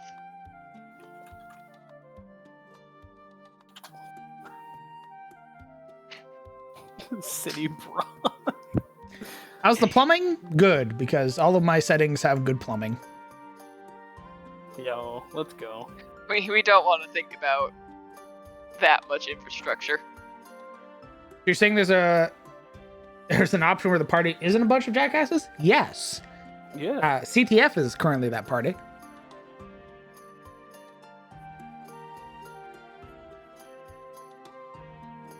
Yeah, our jackassery has been fairly minimal. Not zero, but minimal.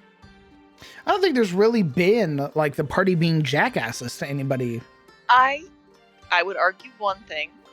We did kind of sorta snub the wisdom in Elion's. Mainly because we were terrified of her. I wouldn't say that's being jackasses though, because like, at least from how it felt, there were people in the party that felt very sincere when meeting her, and then there were the others that were playing it up and were actually scared. Like Alaric played up being like a gentleman and actually caring. Siluro was very indifferent Yurio's very indifferent. Marana felt like she was being very sincere. She was, but she also wasn't gonna let that woman like fucking say anything about her goddamn hair. And Ashilde was being very sincere. Kellen was being a ranger, so. Like, I live outdoors. Hello, I'm covered in dirt. Woo! I'm the dirt man. I'm an outside man. I'm the dirt man. I eat dirt. Par's like, we And get that's it. And that's why fairies call me Stinky. I will always try to dispute that fact, even though the fairies are 100% factually correct. Pim meets Ellen. True. Oh, you smell. You have an aroma.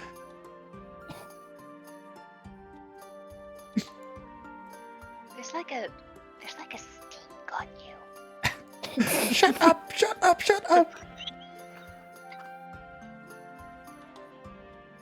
You smell like nature. Yeah, but like not like a good way. But Yeah, not like the good way.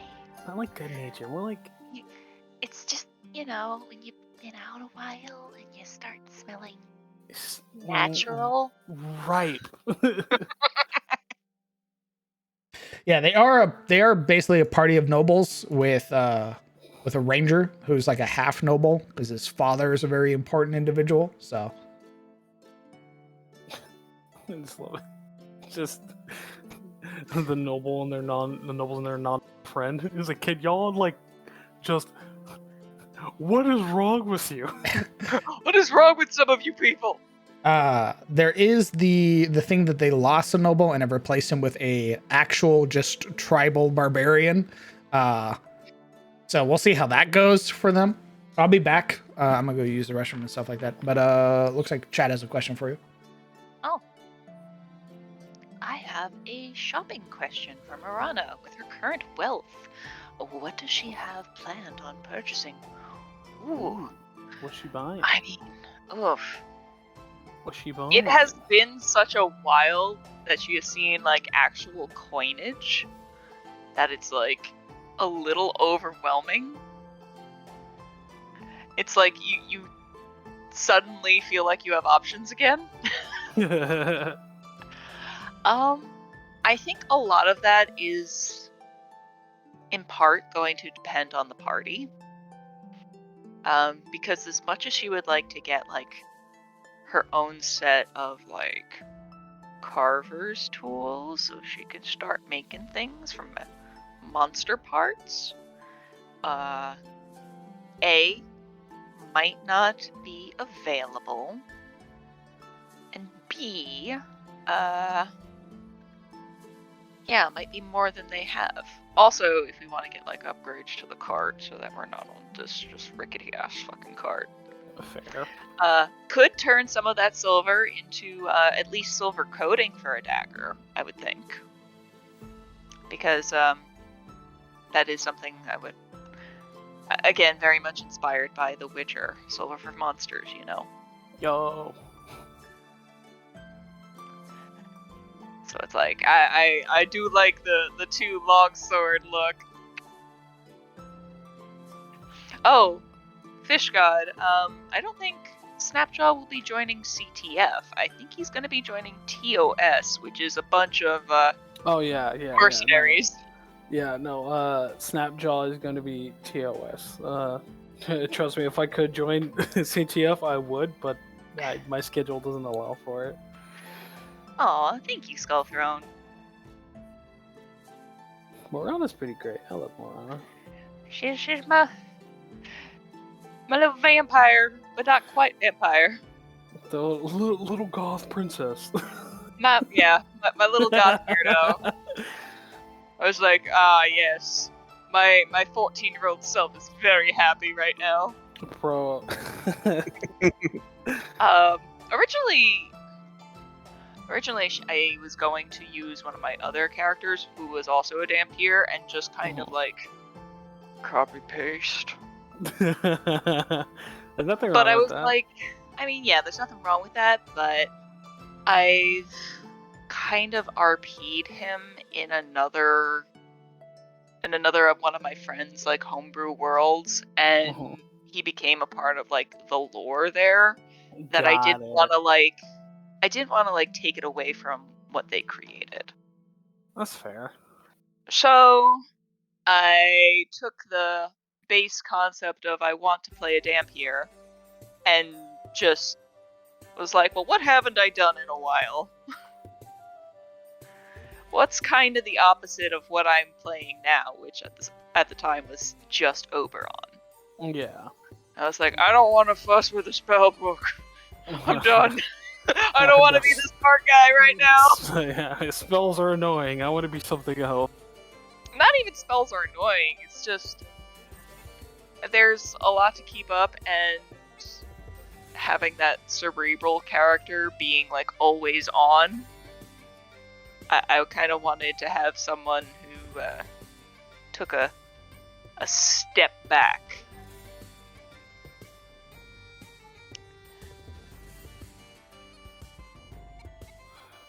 That's Ideally. fair. And ideally, I would like to get proficiency with and a crossbow at some point. Yo, alright, you're going full Witcher at that point. Oh, yeah, because bows are, like, nice and all, but crossbow's got, like, the Monster Hunter aesthetic. Yeah, like, a crossbow is, like, yeah, okay, you know, you use a bow in, like, you know, a fantasy setting, but, like, when you're killing monsters, you use a crossbow. They kind of just go hand in hand. And also, very much, like, Van Helsing. Yeah. Van Helsing. I definitely at some point want to do something like inspired from Van Helsing in a sense, or at least they fall into that aesthetic. Because man, it's just always so cool to do that. Yeah, so that's what I'm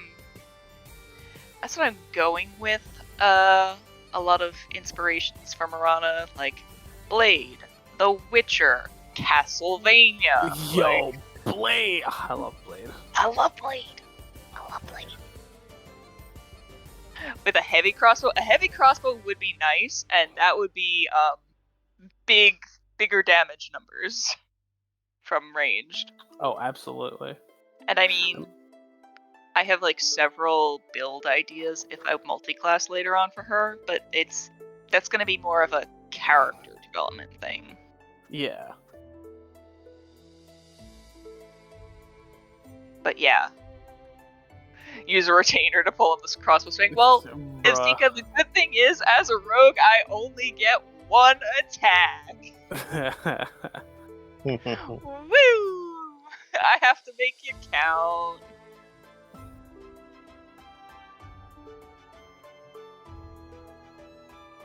So it's like, you either hit or you don't. I'm back. Yeah. Hey. Oh wow. What's up? We're just talking about stuff and things. Stuff and things and buying things. Yeah. Money. And inspirations for characters. Yep. All that good. Exactly, super spells. Exactly. Wink, wink.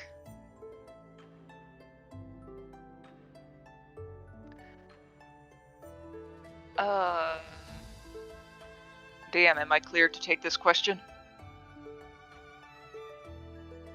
Yeah, go for it. I'm looking at something. Oh, alright. Another question. What was Marana's thought when Ashilda mentioned if her and Kellen had a thing? Unfortunately, Ashilda lobbed that particular question at a really inopportune time. Marana was... I think, to be frank, it probably just, like, went under her radar at the time, because she was dealing with, if this doesn't go poorly, I need to figure out how to get away from these people.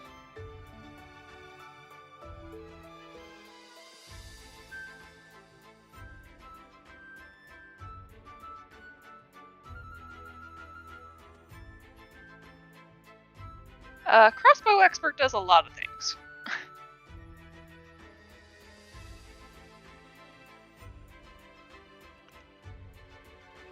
But yeah, it gives you the ability to shoot with a hand crossbow if you, as a bonus action, if you hit with a melee attack. It also gives you the being within 5 feet of a hostile creature doesn't impose disadvantage on your attack rolls. And you ignore the loading quality. So, if you did have like 2 attacks per round, that's excellent. Get yourself a heavy crossbow. I know my friend hates that like any ability that gives like ranged weapons that ignore the loading property after what I did. What did you do? So I was an artificer, and I was like, all right. So one of my characters' backgrounds is they do blacksmith and stuff like that. They make weapons. They're like a traveling merchant of sorts. And I was like, hey, if I get enough metal and stuff and can I make like a Gatling gun? And they're like, yeah. Stupidly is what they said, as they didn't realize the actual menace that they were about to unleash. And they're like, all right, I'll find a thing online and I'll let you use that. And after going, finding all the materials to make this Gatling gun, I was like, all right, you're gonna need to make ammo for it. I'm like, no, I don't. And I hit it with the infinite reload, yeah, repeating shot. Yeah. And he's just just like, oh, you motherfucker! So I had just basically an infinite ammo Gatling gun that did 5d6 damage every time I attacked. Goddamn fiddle. Yeah. Yep. I basically was the DPS for the rest of that game. That's kind of how Phaleth was before the Artificer rework. Protect the turret. Protect the turret. And that's a good example of why we didn't make a weapon mastery deal for guns. Fair enough. And I saw that map. I saw that Port Wymore map. I was like, wait a minute, I recognize that. I was looking at something on it. Port Wymore.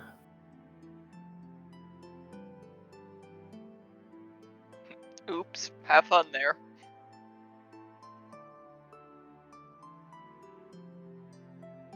Jesus Christ. What about him?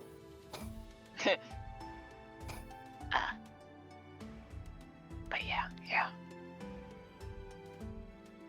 Morana was absolutely, not bothering with that at that moment in time. Just other concerns.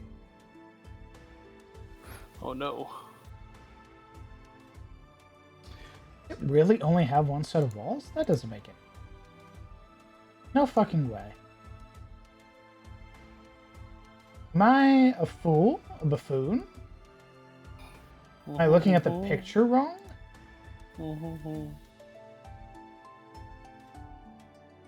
Does King's Landing really only have one set of walls? I don't know, Chief. You tell me. Yeah, you tell me.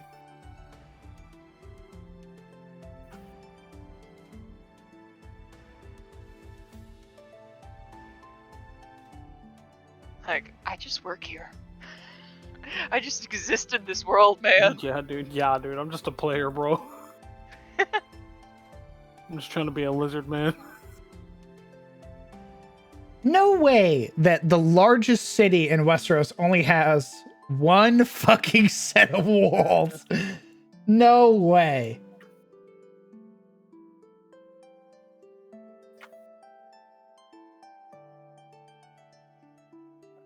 Oh, see, I've never read or watched Game of Thrones. So Yeah, me neither. I Same. know a damn thing about Game of Thrones. I'm like, oh, this is what we're referencing. Yeah, I'm What sorry, the Chief. Fuck. Jesus. Okay. I don't feel as bad about my maps anymore.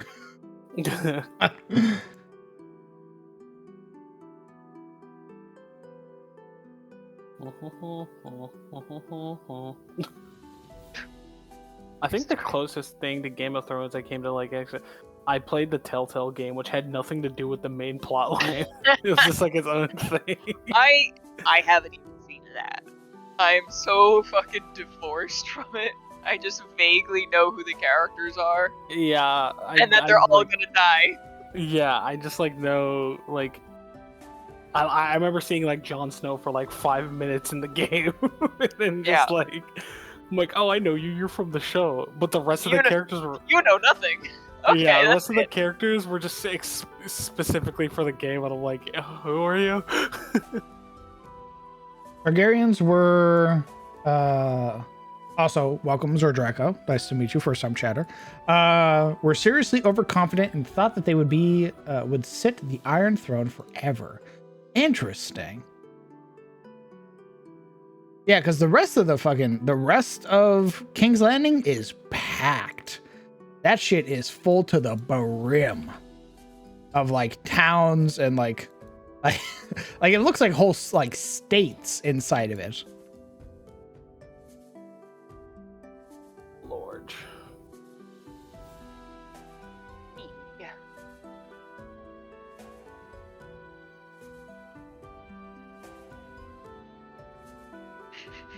How do you feel about being a better city builder than a nationally celebrated author? He is. I've stolen a lot from George R. R. Martin, so I cannot throw rocks in my glass house. So that would be a very poor decision of mine. Every time we see something, they're like, wait a minute. We're like, wait a minute, doesn't that look like shut your fucking face? Oh, wait a minute, DM, isn't that? No, it's not. The fuck it ain't. What do you mean? You telling me? King's Landing might have been built with the idea that dragons were defending it. Yeah, I guess because it would leave a lot of like open areas for dragons to just be able to sweep through. There be dragons in those mountains, Jon Snow. You know nothing, Jon Snow. Which honestly, actually, would be a thing in Deros, because dragons. 100%. Dragons in those mountains, Jon Snow. Which is something I need to definitely consider and work on more, is how dragons play the greater aspect of war. Fair. Well, he took a bunch of stuff from the War of the Roses, so, steal what you like. I mean, listen, I always stand by the idea of steal, pilfer, loot to your heart's content. If you like something, take it, make it your own. There is no shame in that. There is no such thing as an original idea. As Idis says, we're all stealing from Gilgamesh anyway, so. Yeah, we really are from Gilgamesh, huh? We haven't stopped since the Mesopotamian era. Let's go. Yo. Imagine having an original idea. Couldn't be me. You will notice that there are a lot of themes and sort of settings and ideas that I really like that have been borrowed very heavily from other settings in media. But I always try to give it its own spin in my setting. It's fair. So it's never one for one.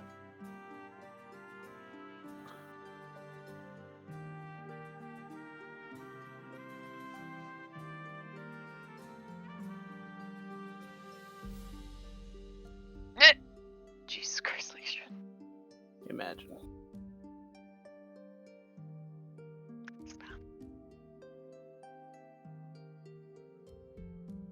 Perfectly put, Inkley. The 80-20 rule. Oh yeah, 80 familiar, 20%. That's fair. That's fair. Hey, Just Lurker. The mapping's going well. We finished 2 districts so far, or 3 districts. We finished 2 residential and then the trade district thus far. I'm going to start working on the docks right now.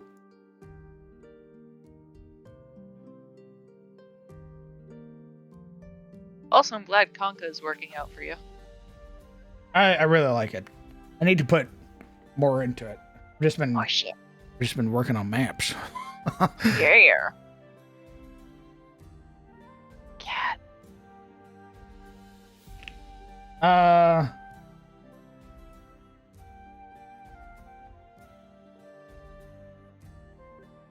Heck, didn't you know the Old Testament Bible stole from D&D?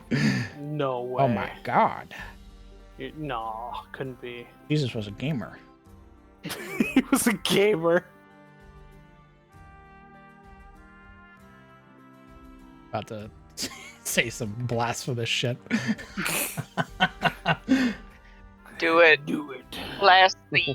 Blaspheme the Abrahamic faith. I see your... Oh, you do even more fan art, Gren? What the fuck? I Oh think my it's in god. I don't remember where it went. Where's it at, Gren? Oh, there it is. I want to see. Are those shoes or titties? God. I was gonna say, I Man. wasn't gonna ask, but Oh man, that's a question.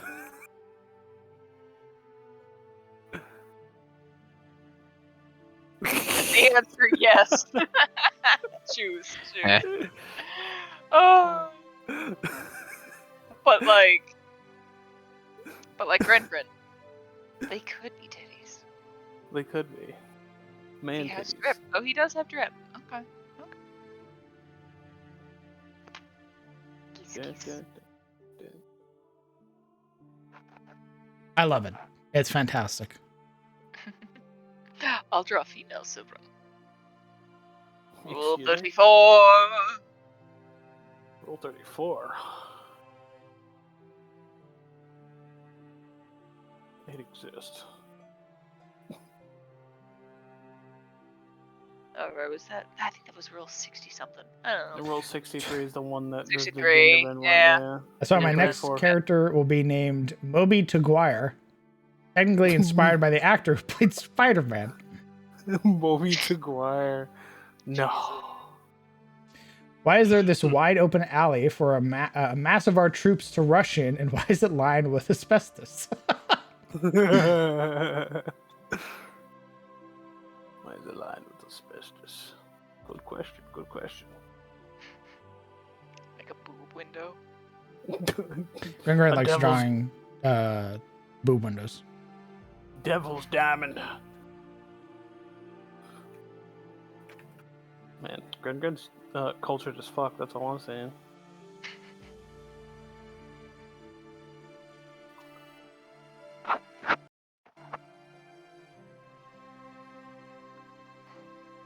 This is the way. This is the way.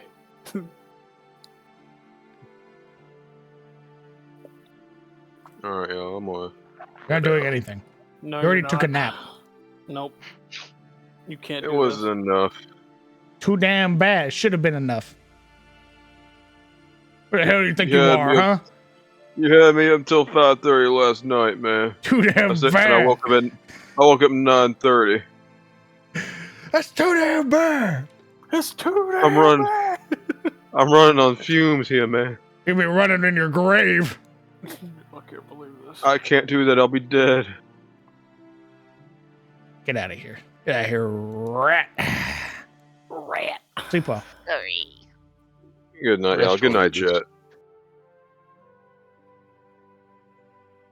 That fucking guy. Yo, where's the meat?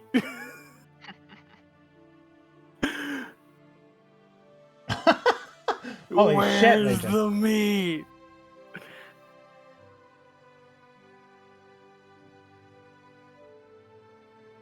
Ten out of 10. Where? Meat.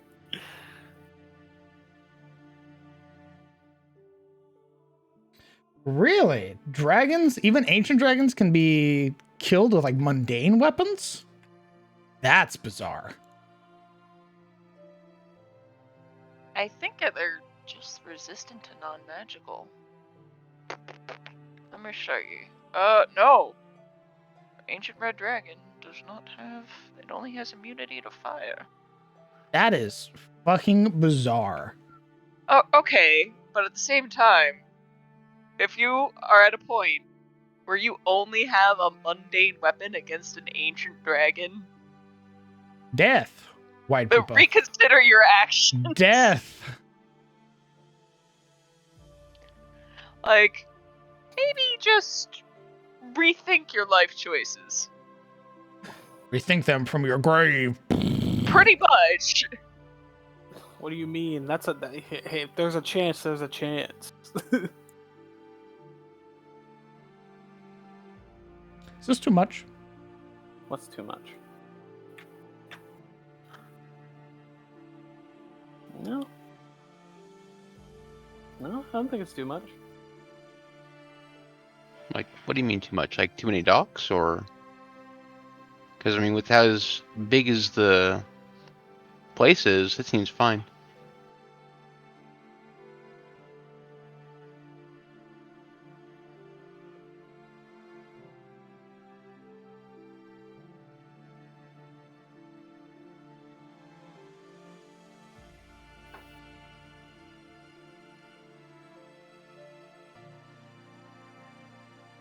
Sorry, speaking of dragons, that just reminds me, my fighter didn't die. Excuse me? Yeah, he didn't fucking die in the Rise of Tiamat module, the part we just wrapped up. Yo. The roper literally looked at him and was like, one of the dead kobolds flopped over and he was like, that one delivered me my lunch. How are you going to fix this? And my guy stands there stunned for a minute like, I'm sorry. As far as I know, a sentient rock is talking at me and threatening me. You wrote. Oh, that module sounds weird. And then it basically spent the rest of the, because I rolled persuasion and was enough to persuade it not to kill me. Yeah, no, we just killed the roper. We did not. We in fact talked to it afterwards and got a short rest under its protection. Yeah, no, we murdered that thing. Did we almost lose? Yeah, but we proved a point. But we proved a point.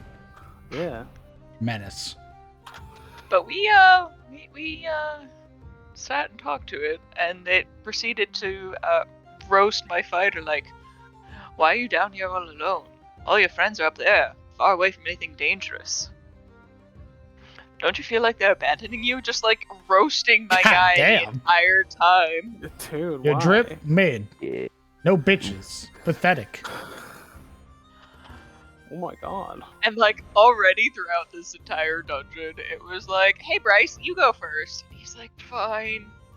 And, you know, sets off the traps only a frontline fighter knows how. Ice tank. And then of course it's like, I'm gonna use a 2nd level spell slot too.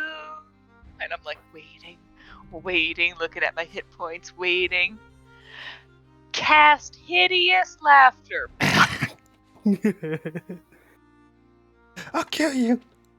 I'll kill you. I'll let you die.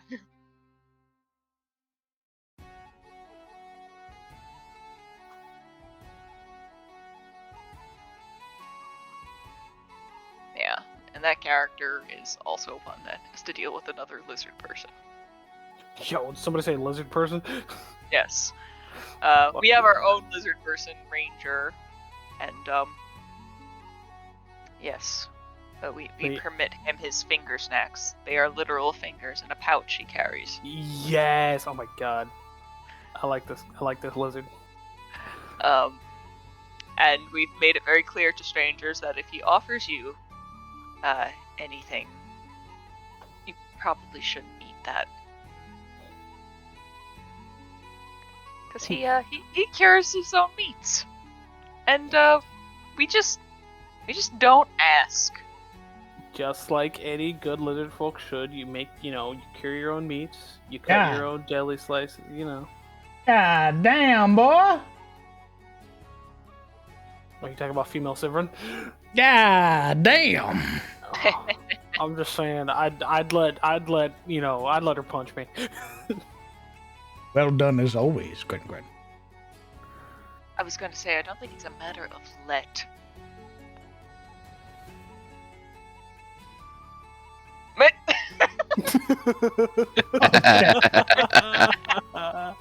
No, oh my god. My head's fucking huge.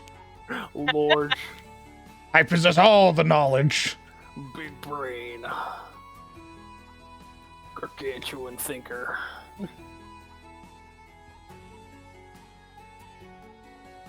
You only wish you were half as smart as me.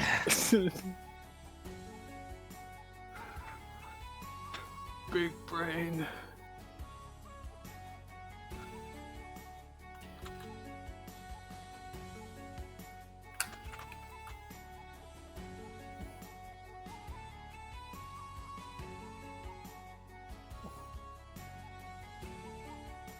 and yes, Skullthrone, he does like finger food.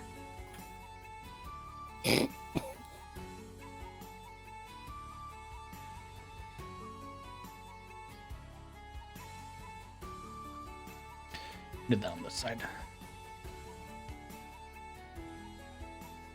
But yeah, during that fight, my fighter got knocked down. Not because of hit points, just proned. And this was after we had watched the Roper eat one of the dead guard drakes like a candy bar, just shoving it Yo. just straight in, no stopping. We're just like, Yeah. Yeah, they do be doing that. and then after the battle, he was like, "Do not worry. Do not worry. He will not be the one that eats you when you die." As like an affirming statement to my fighter, like, oh, okay. That's cool. Yes, he- cool. Because he's like from a warrior culture that it's like you eat the fallen to gain their strength, sort of thing. Yo, sounds like Snapjaw. And it's like, oh, that's comforting. Thank you, sir. You are most welcome. You're almost welcome, friend.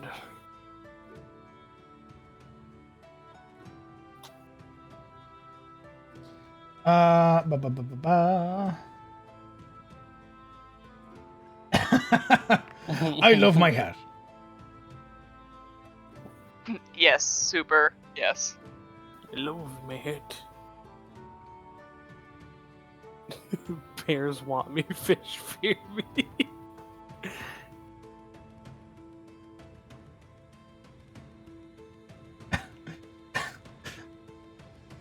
Gren, I have a request for the art with my big head.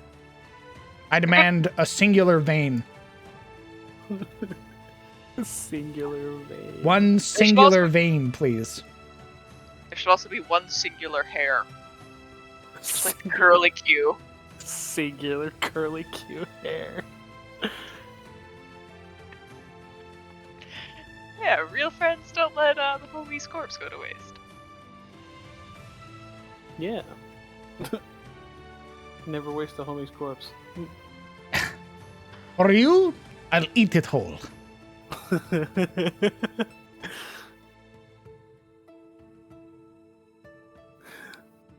That's what they would have wanted. You don't know that? I do.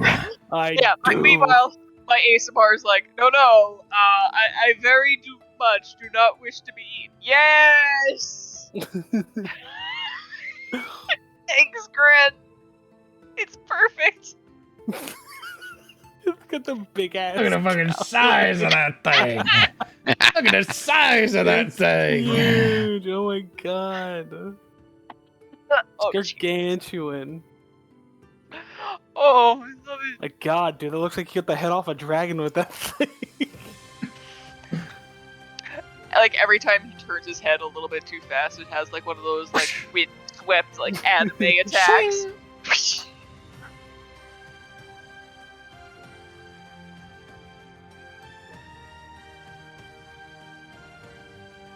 Beautimous. Gorgeous. Gorgeous. A wonderful creature.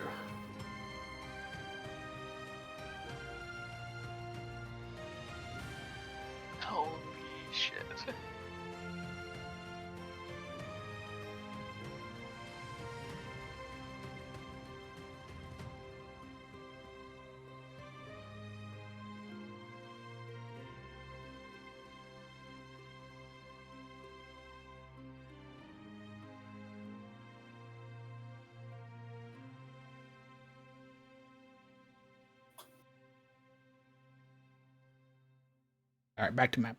Back to the map. The map.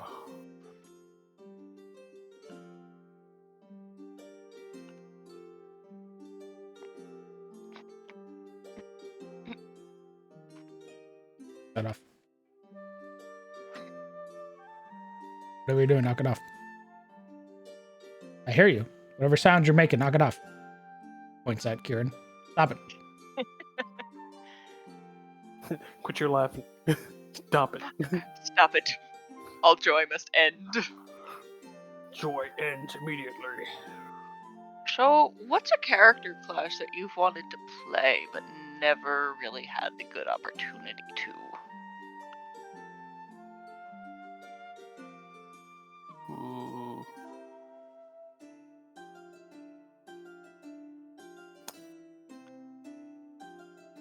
Ooh.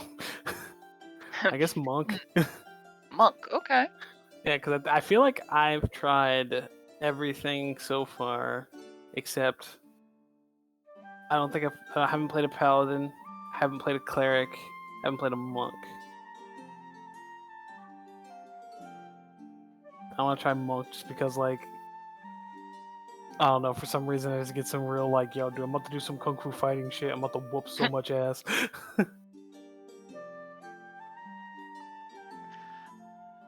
I honestly haven't really played monk. I played one for a little while, Monk of Mercy.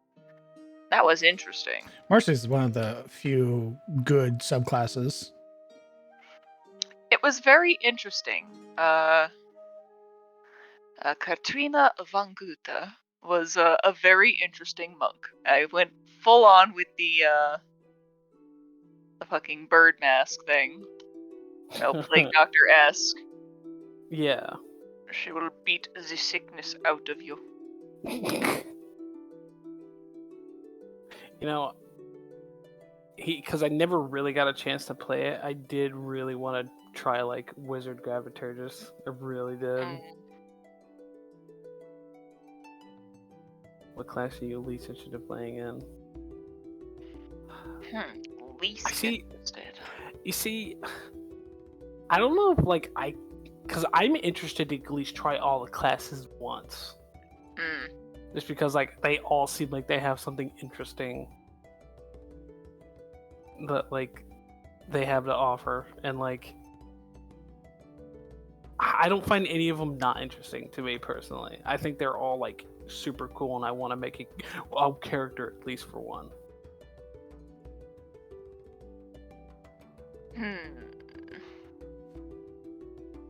Interesting. I'm still not 100% certain. It's like, where does each... Because I do want to play everything at least once.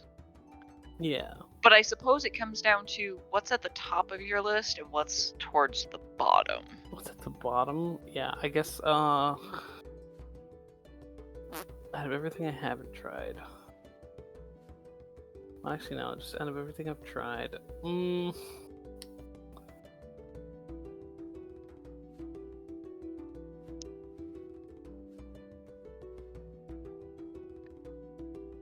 I think maybe like some... I know I did want to play that druid at one point. But like... Druid's not quite as high. Up until recently, I would have said cleric wasn't really high on the list. But... I don't know.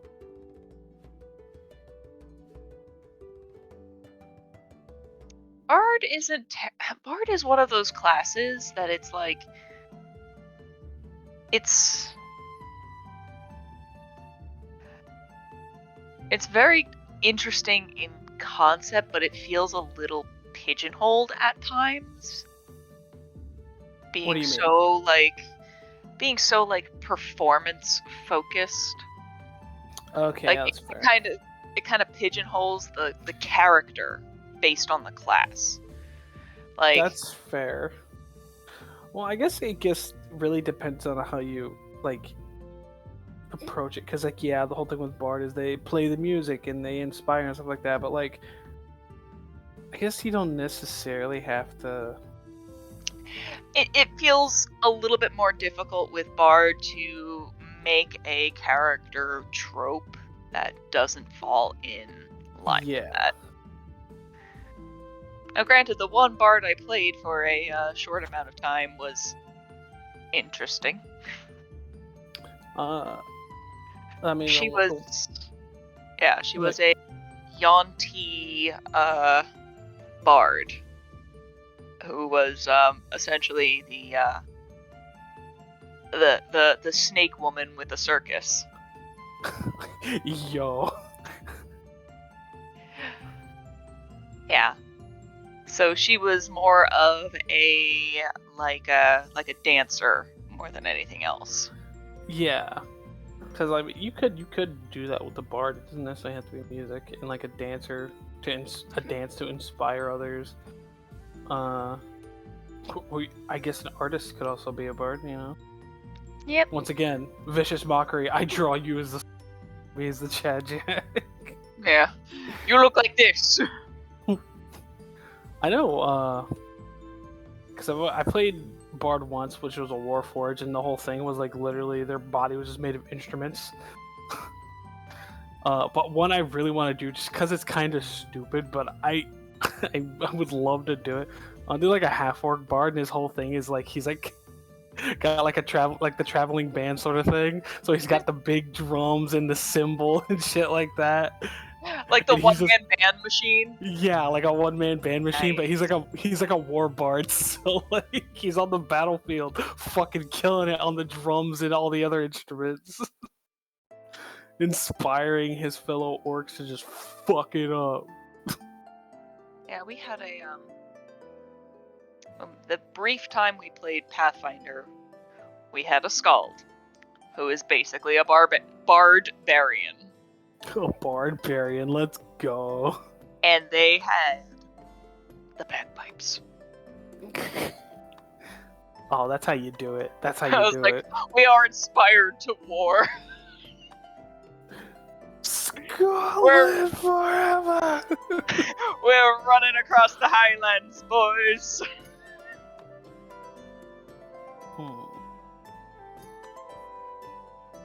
I know if it didn't absolutely kill my throat while doing it, another bard I like to do would be like a fucking just like a bard, and their whole thing is death metal.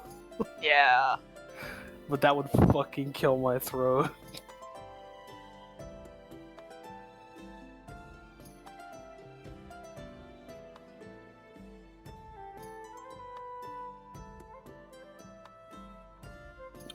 Oh, I think it's raining outside. Oh yeah, it's raining. I hate that.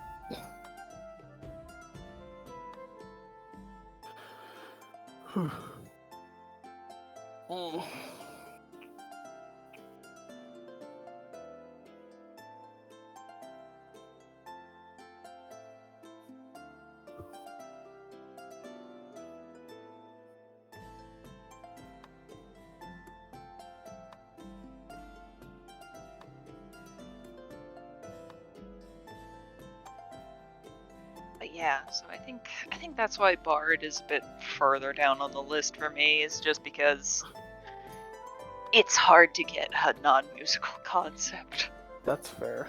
shoehorned in there. You know, I guess if I had to answer the question, what like I wouldn't, the least, I think I would have to go with. Honestly, I think it'd have to be Paladin. Really?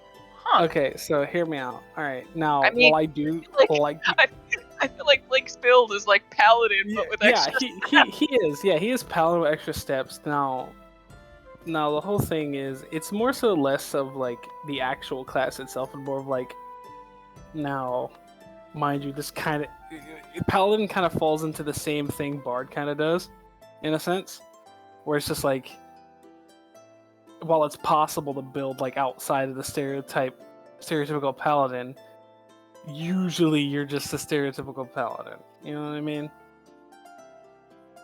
Lawful good, always do what my 10, obviously as a paladin you gotta follow him, but it's like,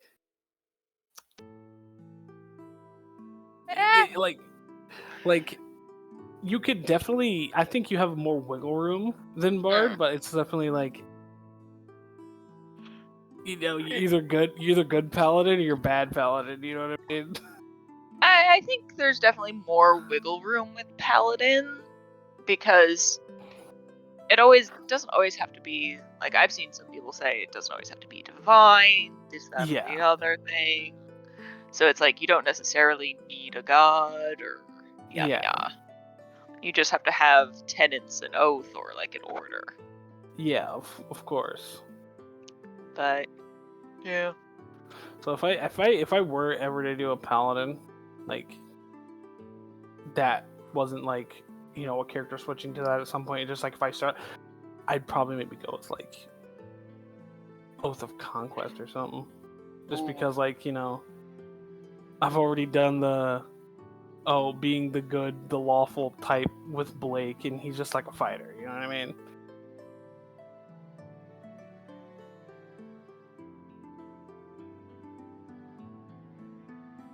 Oh, it's more female Civ run.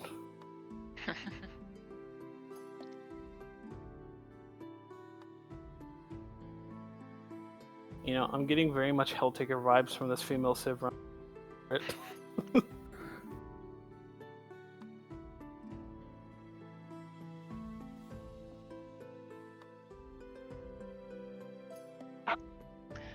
Yeah. One of the characters I was thinking about bringing in, but then ultimately decided against it due to A, too much character overlap, and B, just they exist in someone else's world. Was my Hexadin. A Hexadin? Hexblade Paladin. Let's go! Isn't that the one most DMs hate? Padlocks are very good. Padlocks are very good, because you basically now only need 1.5 stats.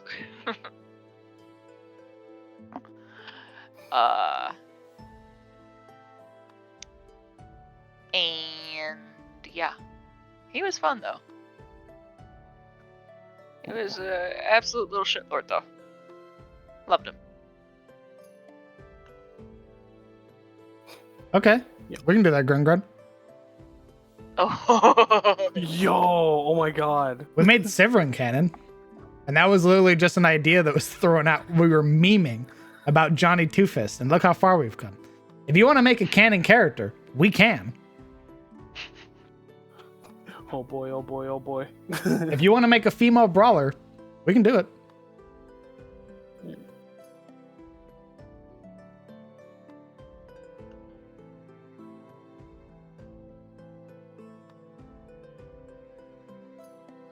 Yo, Helltaker inspired your art? Fuck yeah. I love Helltaker. So good. I don't know what that is. You don't know Helltaker? It's possible that I know of it. Okay. Best way to sum it up, there was an artist out there who made a puzzle game about a guy going to hell to build a harem devil women. And literally he's like, I just like to draw women dressed sharply. And that's all the fucking other characters in the game were just sharply dressed women. Oh, I am with safe search on, looking at this. With knowledge, with safe search on. It's not that bad. Elena is a light blade master. She is no longer a brawler. She's a light blade master. So. Yo. I mean. Yeah, it is free. Helltaker is free on Steam. Oh, interesting. Yeah. Sivrin is an unarmed master, but there's nothing wrong with there being multiple unarmed masters. That's sort of the point of the weapon master system. We can make it work. Give me your idea. What you got? points at Gren. Give me your idea. Give us the Give it. idea now. Gib. I want to find them in the world. Like, the quest is this way. Yeah, but the brawler lady's that way. Exactly. The one time the party metagames. Yeah. Exactly. Why are you guys? Why do you guys want to go to the next town? We know. We know she's there. We want to meet her. Our wife. Our wife is there. Our waifu. They keep going on about a waifu. I got I was don't even a- know what the hell that means. All I got was a brawler lady with steel knuckles. Cool. I'll let you guys know. I do have gauntlets in my setting that you can use as weapons. There are Are gauntlet they weapons. finesse weapons? They, Are they finesse weapons? yeah. Yo, alright, I already know what Snapjaw's using now. Yeah, there are like fist gauntlets that people can wear to fight with. Oh. So if you want to give her gauntlets, by all means. Could they be like kind of like clawed hands looking things? You already know me. Come on. What a dumb question. Come on. I'm just confirming because I like it when it has the claws. The claws. Let's see. Adventure, magical weapons.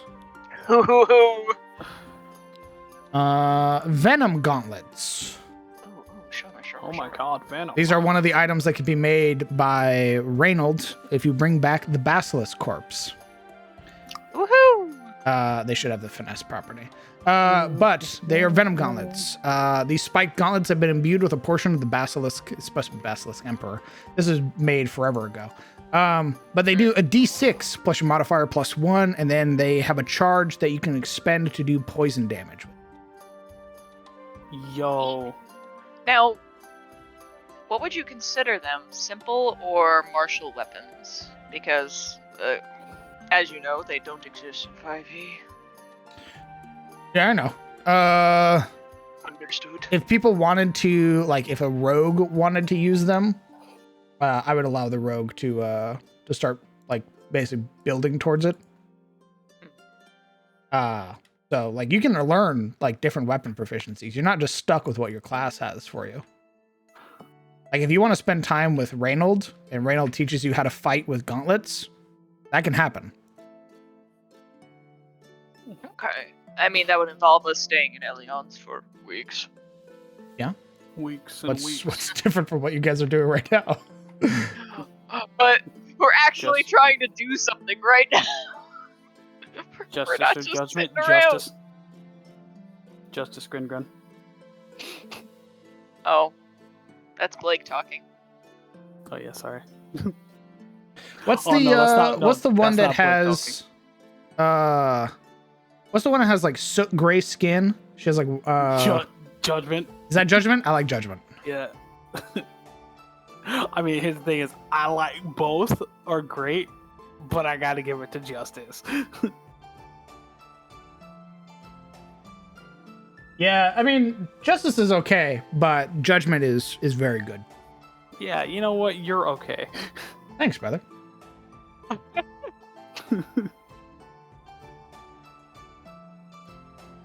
Justice, let's go. But that's neat. I like that. Now, could you still use your hands? Yes. For, like, hand things? Oh, fantastic. Yeah, so they Oh. take up your hand slots, right?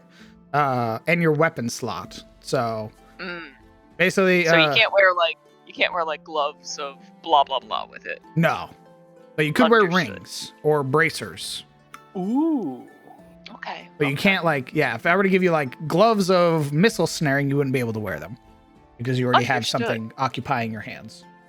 Oh. Charge sword and insect glaive, brother. I do not have Monster Hunter-esque weapons in my setting, I'm afraid. I would love to, but I'm already sort of playing with the idea of like very Witcher-esque with them being able to carve monsters and stuff and turn them into things. So there's some Monster Hunter influence there, but not enough for me to bring like charged weapons and shit. Yo, where the great sword at? Tiefling southerner girl with bombastic, flirty personality. You got it. Hell yeah. What's her name?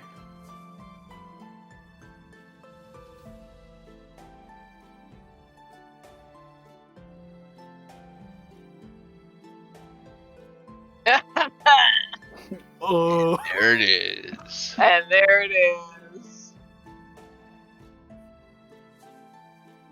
It's gonna be a tiefling name. Vivian Cade. Ooh. Okay, we're going with an Vivian. actual name, not a virtue name.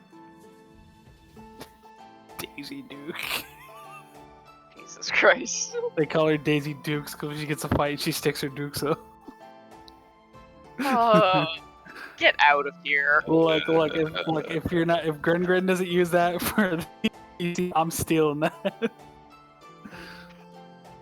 What level? Elena and Sivrin are both like CR9.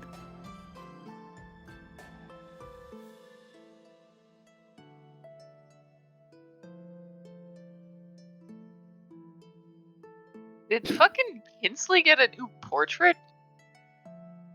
Hmm? Oh, fucking Nathan Kinsley, did he get a new portrait? He's always had this portrait. Yo, oh my god. Oh, okay. He's always had that. It looked different. It looked different, real small. You fucking nerd. I like your funny words, Magic Man.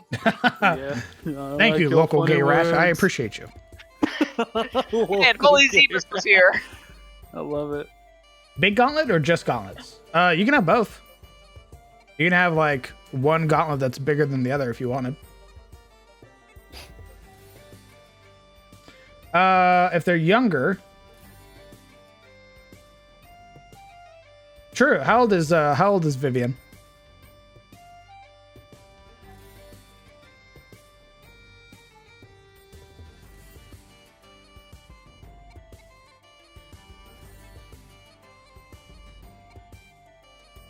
Okay.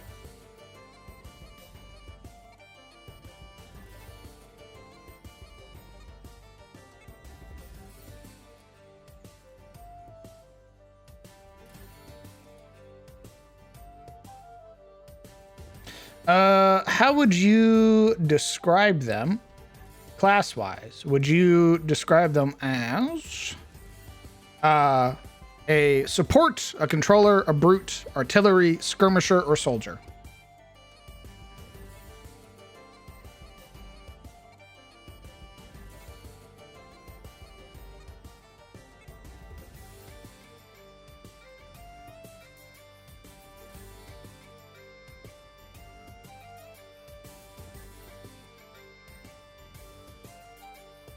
Yeah, we'll do brute.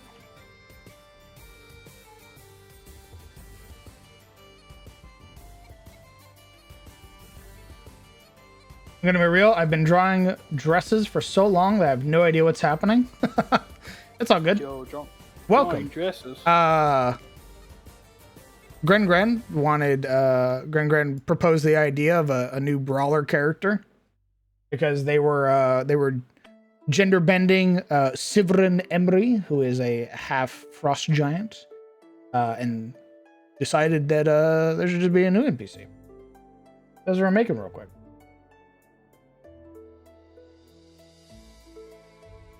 We'll be working on neutral good.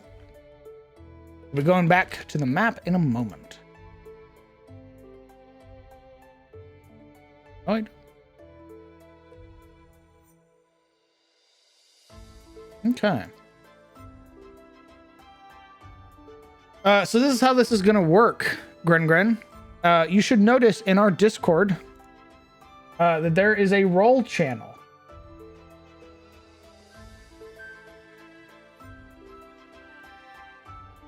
Let me know when you've seen it. It'll be under D&D questions.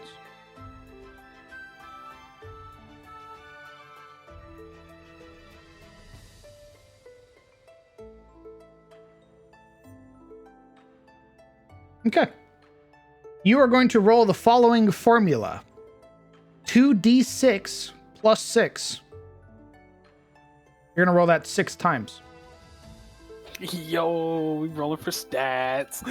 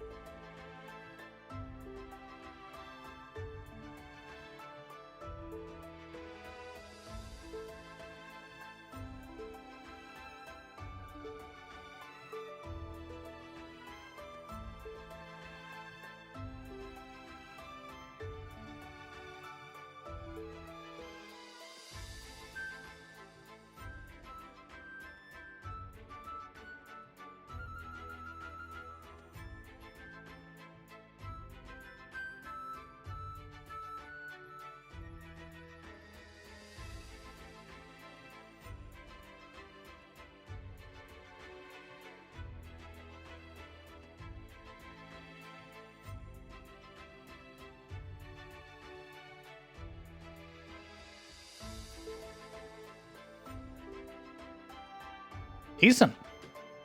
13, 11, 15, 14, 11, 15. Very solid. Yeah. Yeah.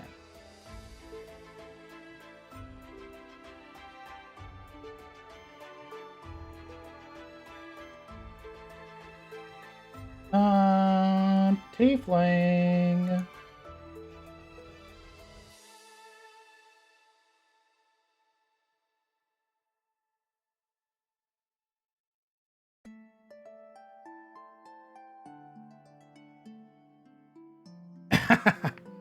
Oh, ads. Oh, and Since it's a VTT fine tuning session, any Foundry modules that you'd recommend you don't see getting a lot of love? Not really. I mean, generally, all the ones I use are generally what everybody else's use. Yeah,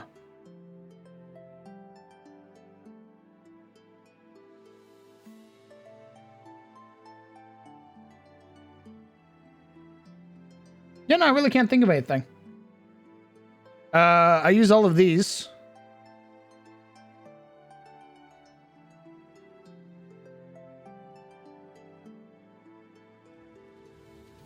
That camera one's really cool. That's generally what I can think of. The stream view where it like pans and follows the players. That one's really good. Oh shit, you're right. I haven't gotten that one yet. It's the stair teleporter one. That one's really cool. I really want to get that one. Oh, Luna. Very kind of you. Yeah. Okay. What type of tiefling?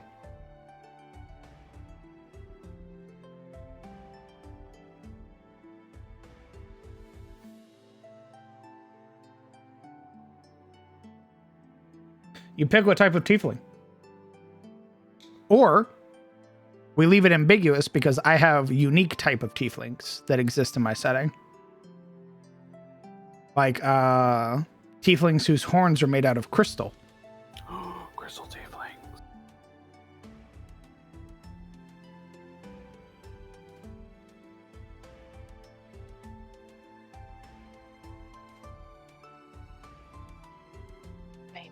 I don't believe that is a ambiguous. No, we'll go for ambiguous then.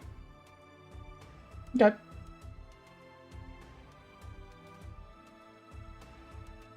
Oh wait.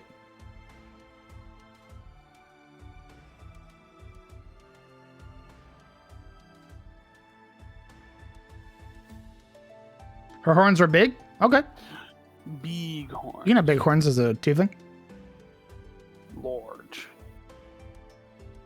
Here, I'll show off one of the tieflings that the party met in Return of the Storm.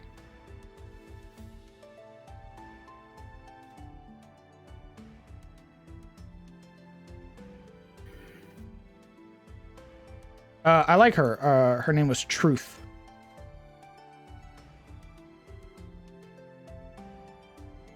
gonna say, please note the use of past tense. Ma'am. Ow. Ma'am.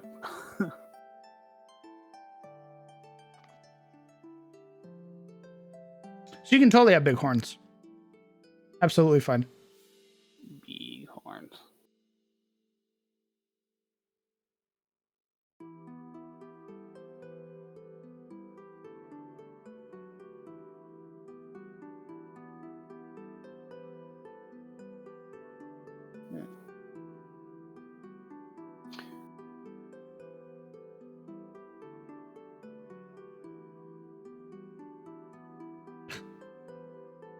What are we bitching about?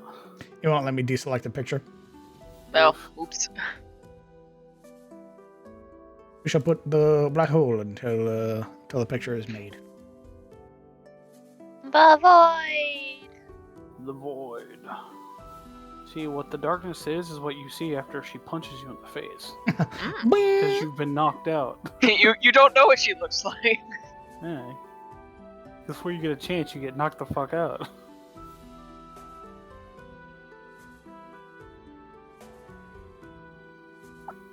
I'm waiting with my palm open, expectantly. Gib. I flex my fingers inwards, making a handed over gesture. Oh, here we go. Updated. Bigger. Okay. Bigger. Please note we are talking about horns. Yeah, of course. Bigger. Larger. Enhance. Enhance.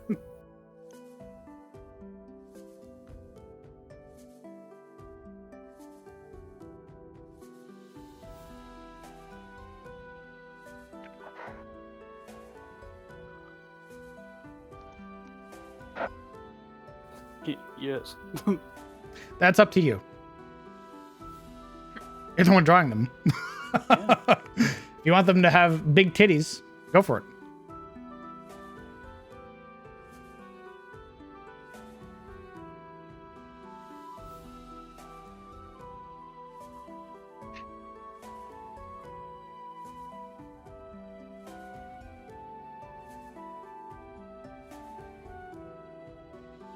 We're making them a fighter, or we're making them a monk. What are we making them?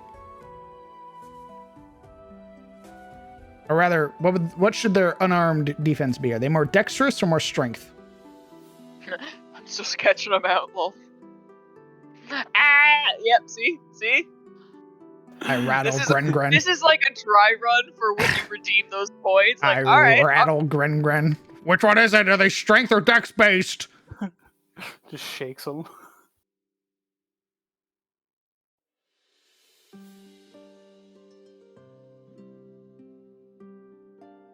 Strength. Okay. Very well. Okay. Strong. It is done.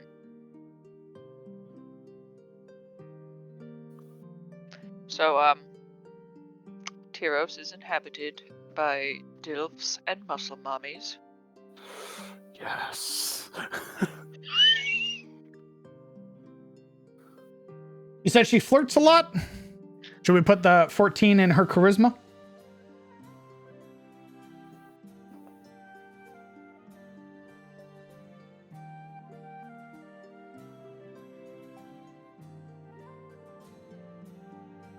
Or do you want to leave it in the hands of God? Yeah, do you want me to stat out this character? I will always stat them out to be optimal. Yes.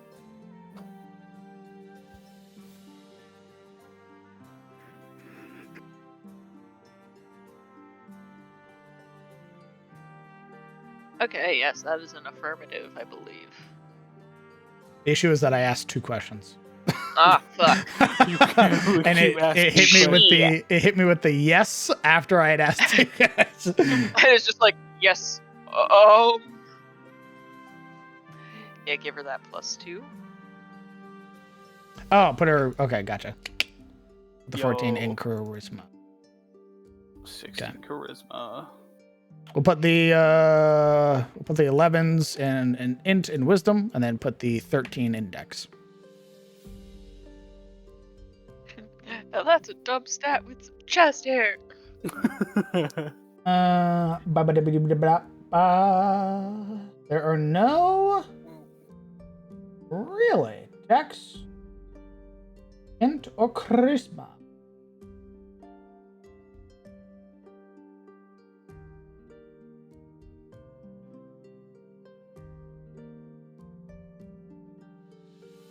Well, fuck it. We'll do give her 16 charisma and then put the +1 into her con.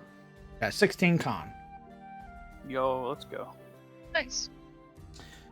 Baseline with no adjustments to ASI or anything like that. This individual is sitting with a 15, 13, 16, 11, 11, 16.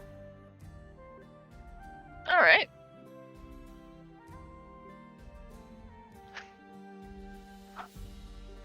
Oh. I am visited by a cat. Make her affectionate to the first people who attempts to flirt with her. You got it.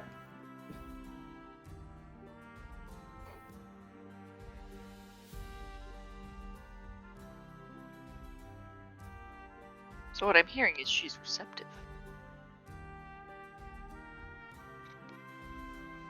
Is she into the lizard men?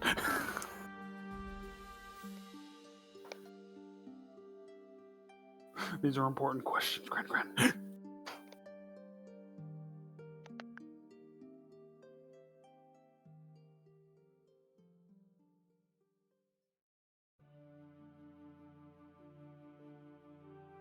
I might actually need to get more art.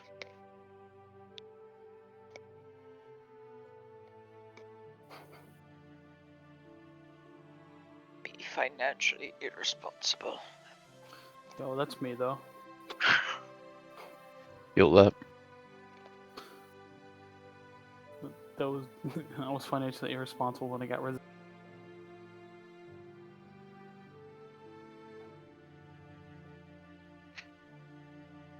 One weaker stat, maybe? I mean, she has... Both of her 11s are in her mental stats, so she doesn't have any, like, saves to them or anything. Those are pretty weak, and by comparison to the rest of her stats. Oh no, go full Talanos. Give her an 8 in wisdom. That'll be funny. What's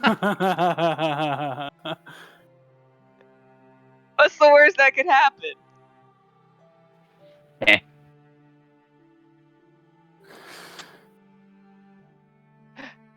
No, don't actually do that unless Granger gives you permission. Maybe lower whiz since she falls for someone easy? Sure. 8 or 9.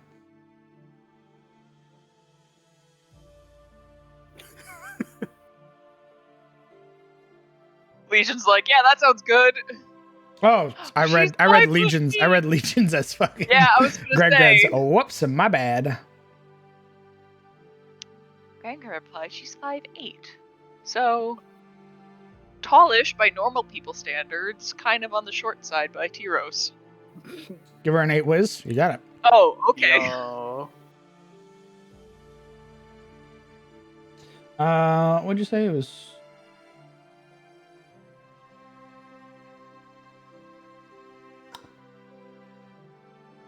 "29 through 34 will make her 31. Early 30s.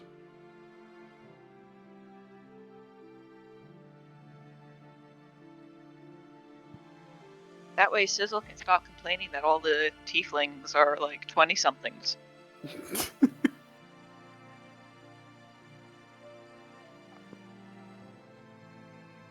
I think we gave her a low int or a low wisdom because of her self-esteem.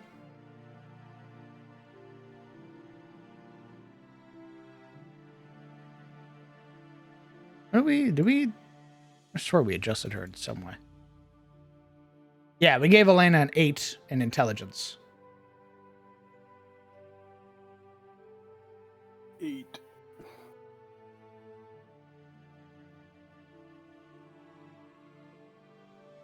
Yeah, she's very self-conscious and scared of her own of like how people perceive her.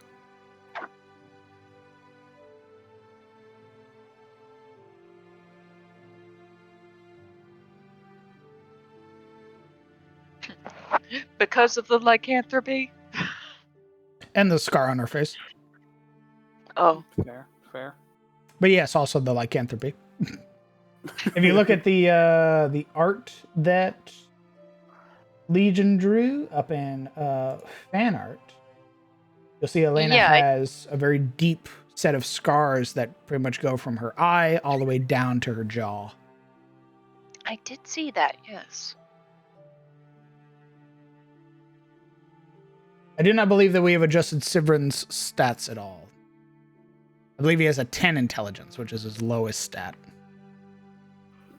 Oh my god, dude, he's strong as fuck.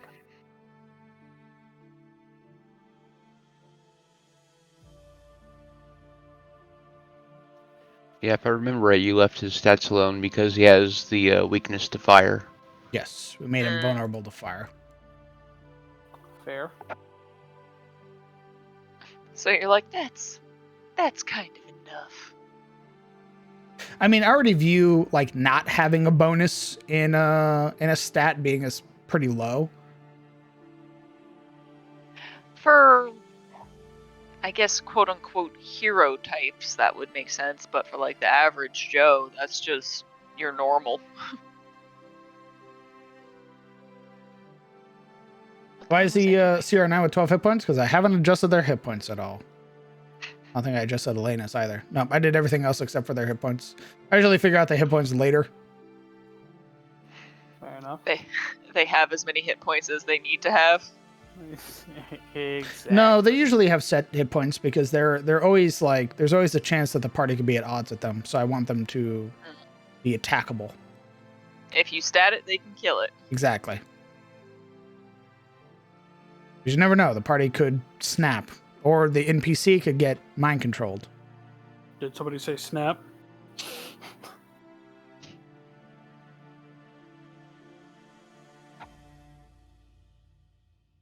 He got Fire Giant stats? No. We gave him Frost Giant stats.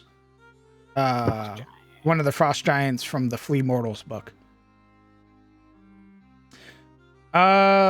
If you're gonna give her a gauntlet, you're gonna probably want to make it a little mundane. If you are gonna make it magical, understand that like arcane tech is generally reserved for the Empire and for Illithids. So, in terms of Tyros, if she's Tyrosian, she could have magic items, but it can't be like technological magic items.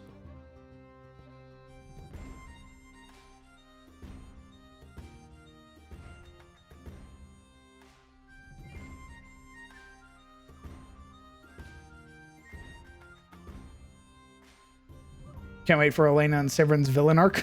For real, for real. Oh yeah.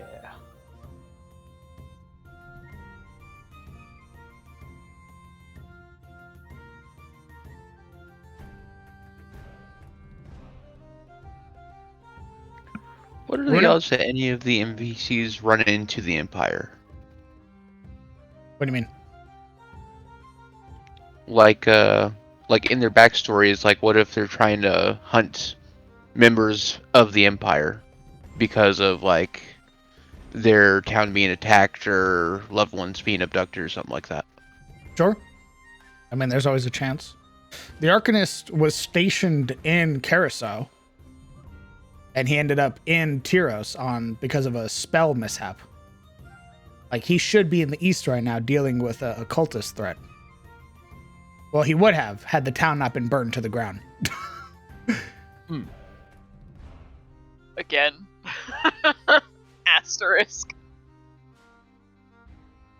Runic gauntlets? Yep, totally fine.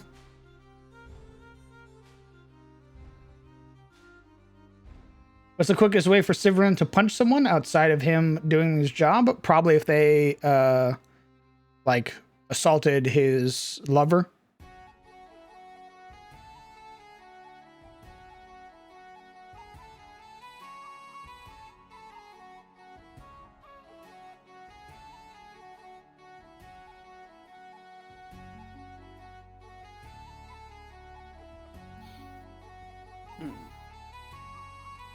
I'm gonna go now. No, you're not. Yeah.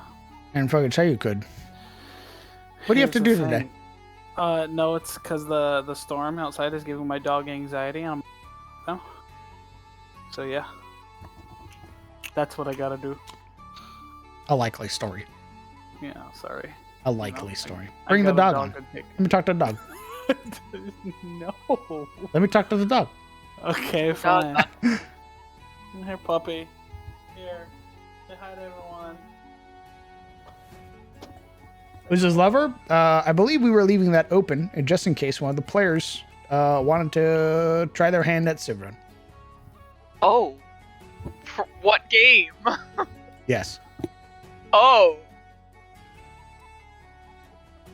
All right. The race Sir. begins. Where's the dog at? I put her on. Where? She ain't got nothing to say. Oh. Say hello. Say hello, puppy. Immediately eats the mic. Here's the She sniffing. She just kissed the mic. That's all she did. Very good. All right, now you can leave. Okay, bye. Get out of here. Fuck outta here. Goodbye. Bye, Chad. Get out of here. Fuck you. What Okay. a fucking guy. What a fucking guy. 2 different reactions. Phases into chat. Blip. Hello, Cat Darkness. What you're working on?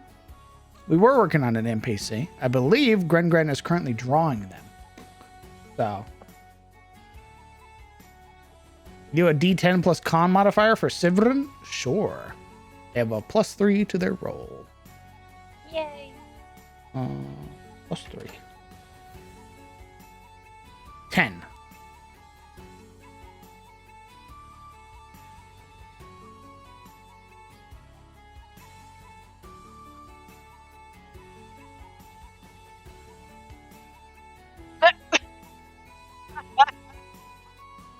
Oh, I see. Ezika! Respectable size. You. Eh. You sly. A good tenor.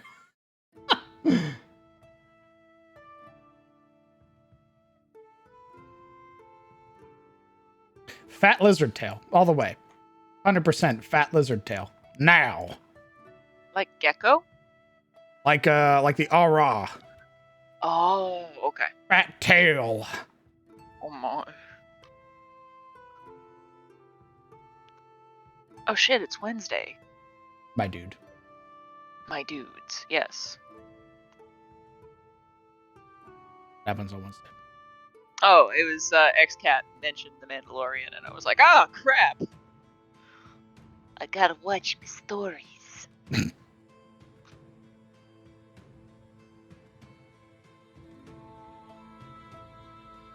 I'm vibing before watching Bad Batch. What is Bad Batch? More Star Wars. Oh. It's about the clone troopers.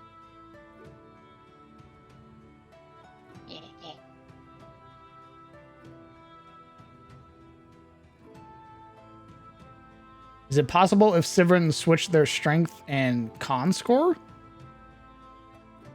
Legion, if you want him to have a bigger dick, you can just draw him having a bigger dick.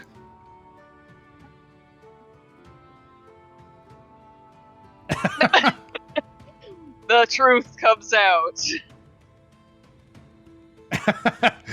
We could just, you could just make it happen. We don't need to swap around scores to give him a +5 bonus to his D10 rolls. At some point, now it's just like, my god. You're just being greedy.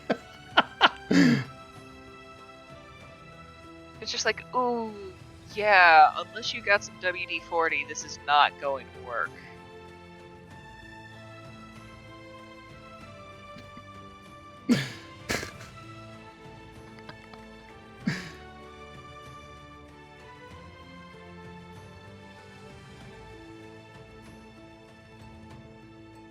At what point do you assign it the natural weapon He trait? is the unarmed weapon master, so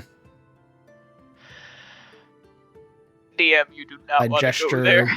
vaguely in Sivrin's direction. He is a tier 3 master.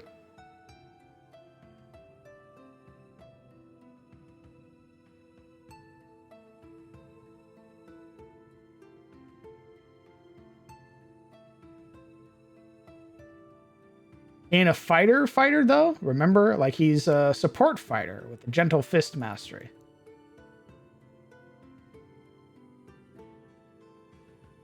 He does need to be able to crit and do damage though. Oh. Chat got hinged.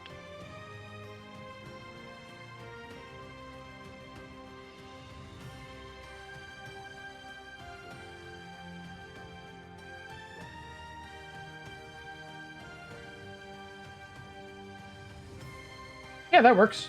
Send that to me as a placeholder.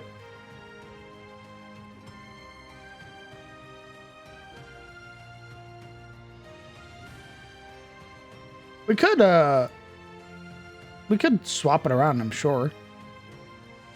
The reason he has a 20 is because I haven't like adjusted his stats for being higher level either, like for if he was like a level 4 or level 8 type deal. So his ASI hasn't been increased any. The strength score comes from him getting a bonus to his strength, so we could swap it. Basically he would get an 18 in strength and 18 in con if we moved it around that way.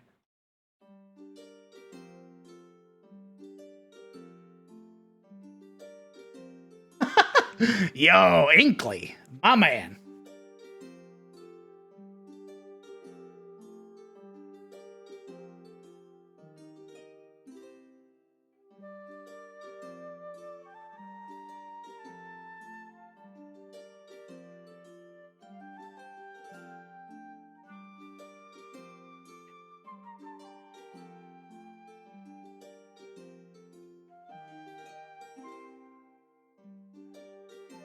I love the asymmetrical gauntlet.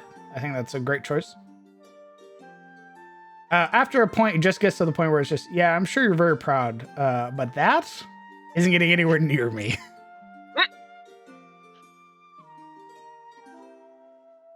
Half giants have to come from somewhere? True.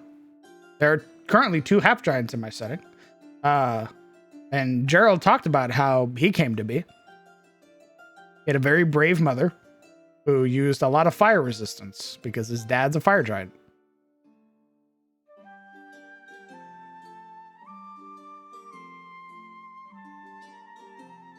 The equivalent of that meme of like the half orc who's like, my mother was a full orc and my dad was a very brave half elf. I remember that picture.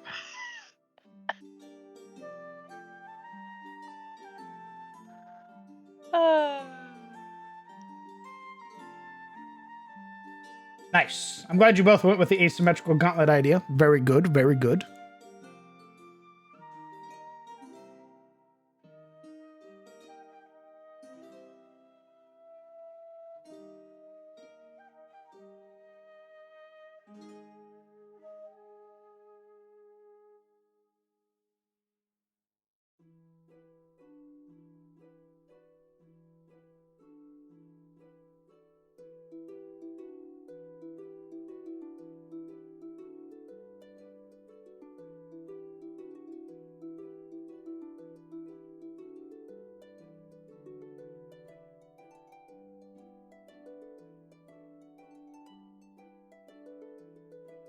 Maybe an inverse for Sivrin's story, a brave and daring father. Sure. Yeah, we can do that. I feel like a potion of enlarge has to be used for giant plus human to function well. I supinate both of my palms. I shrug slightly. I don't know. Look at her. She was a badass. Look at this huge fucking gauntlet. That's my favorite. Look at this fucking thing. Look at this goddamn thing. Punches the shit out of somebody.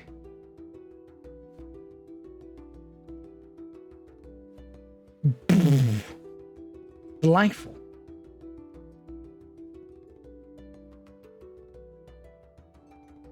What do you guys think of this, like these warehouse designs, by the way?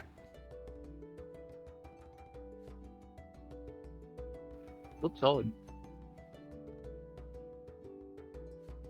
They looked a little like houses initially. They do also sort of operate as like places of business, or like a foreman would have like an office in this building here. But these are like sort of storage buildings. Okay. Yeah, because the one on the bottom looks more like the kind of workspace storage area. The one on the top could have, I feel like I could have mistaken it for like a manor house with a yard. Ah, okay. So maybe a different building then.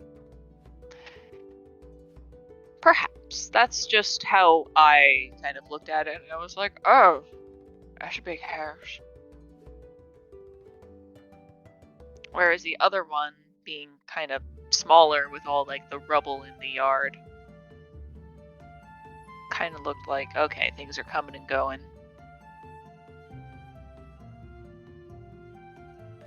Where are the Dockmaster buildings at?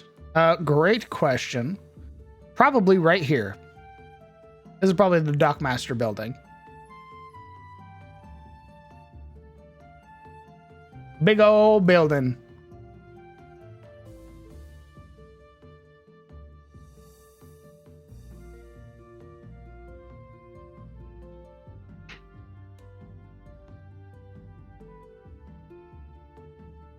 Well, I want to make a character whose parent is a retired bard and their other parent is a Merilith, literal demon from the abyss, reformed and found love in a mortal. So hilariously super spells. You know that padlock I was talking about a little while ago? Yeah, that was a tiefling. They were just kind of directly off the tap, as it were.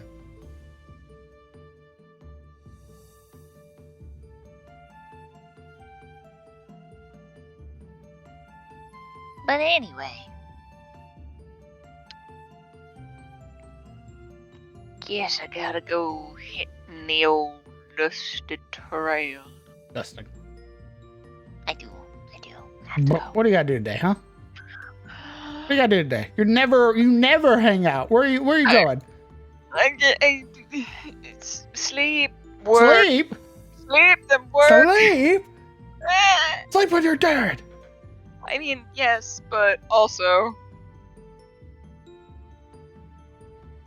there are cats, and they're on the bed, and they're making it look very fun. Bring them to you.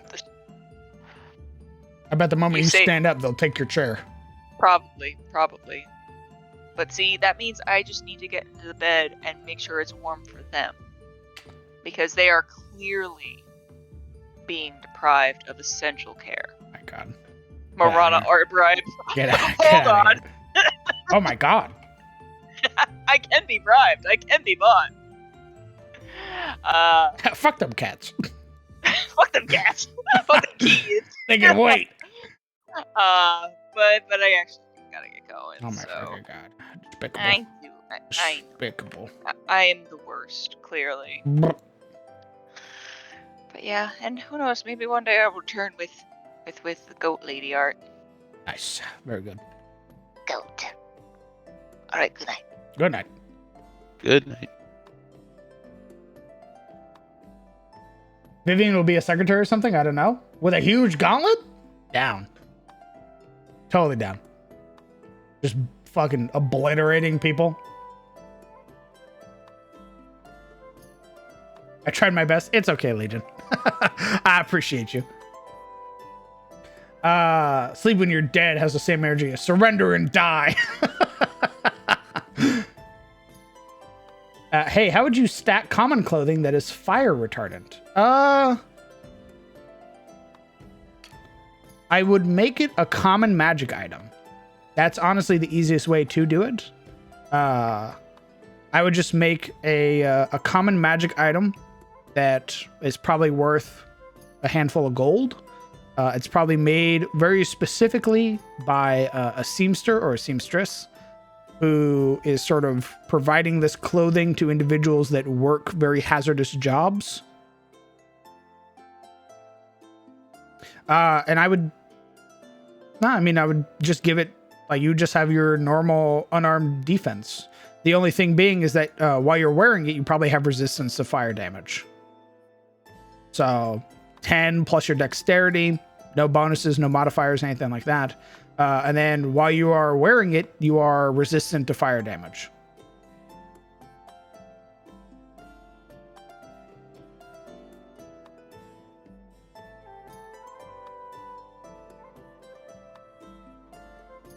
Sorry, you didn't file a complaint correctly. Winky face.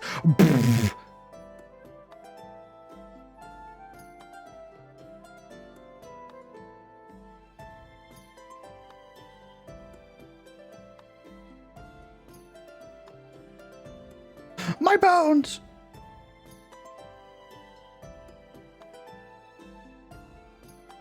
I will be right back. I'm all out of water. Alrighty.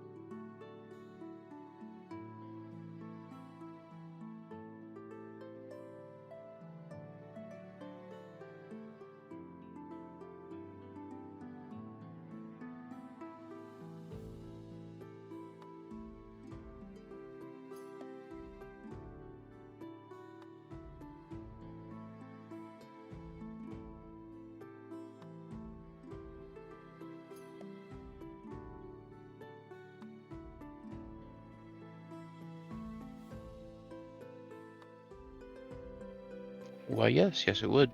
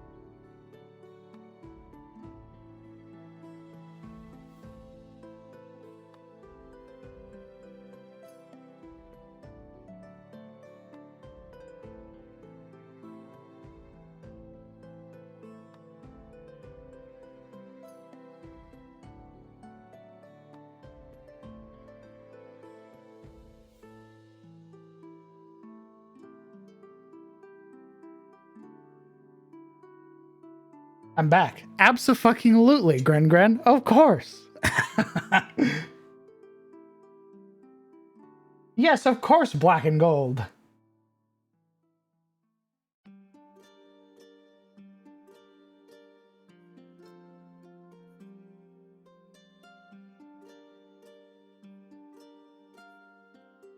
Also, I came back with an apple.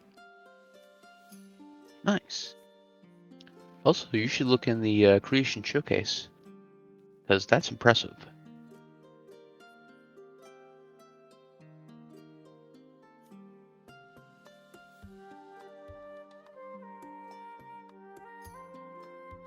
God damn.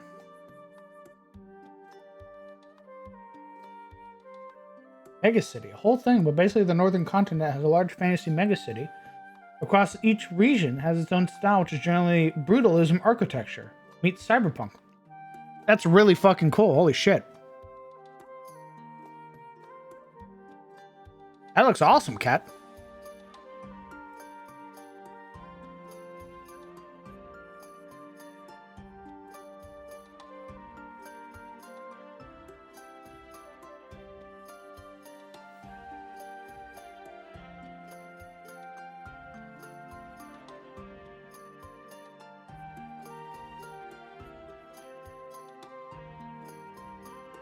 Have you or will you put more anagrams in your game? Yeah. I like them. They're very easy puzzles.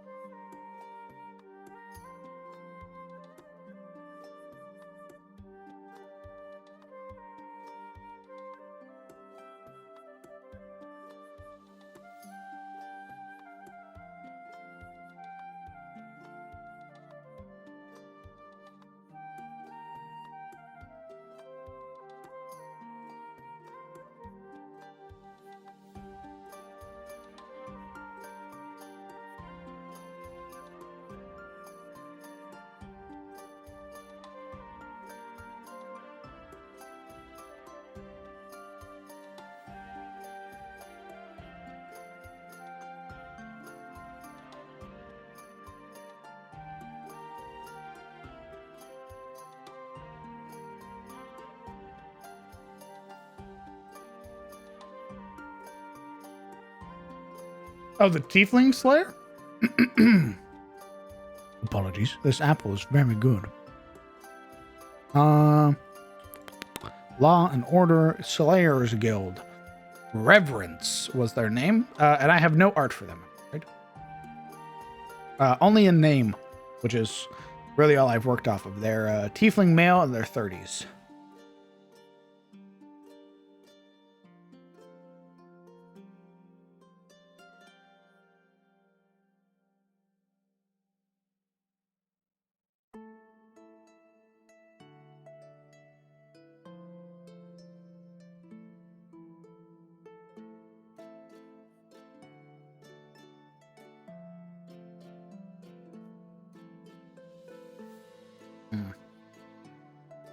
Do they have a weapon?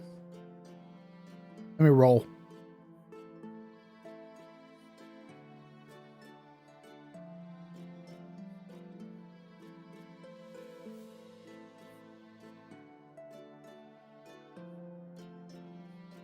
About a whip that can cast catapult? Well, we redid whips in my setting, Cat. They're much better.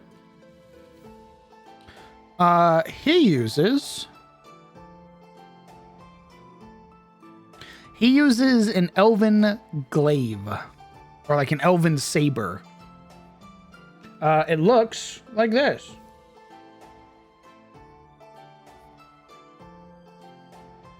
This is the type of weapon he uses.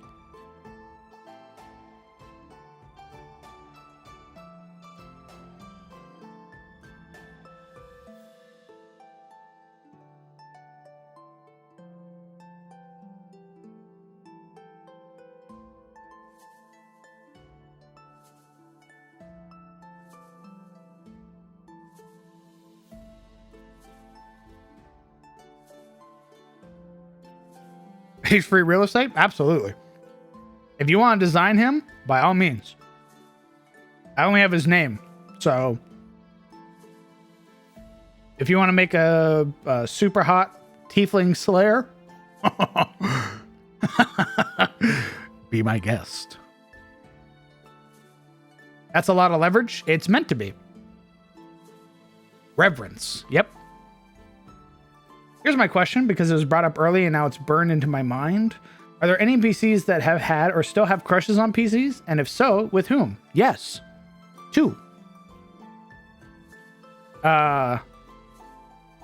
There is Dominic Bolton, who is the young half-orc who likes Marana, who has a crush on Marana. And then there is the young gentleman named Thomas, the red-haired, curly-haired, like 19-year-old who has a big crush on Yuria.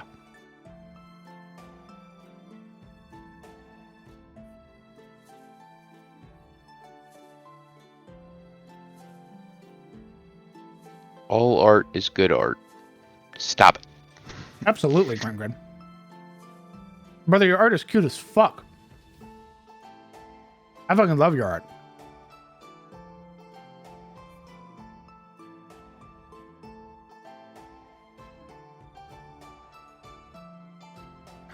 There's also Ellen, who liked Ibrahim for a while and then found somebody else.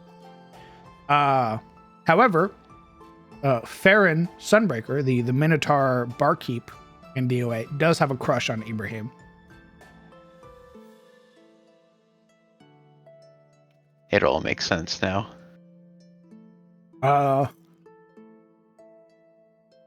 Arabella has had a crush on Blake, but obviously she put her soul to rest. Sag.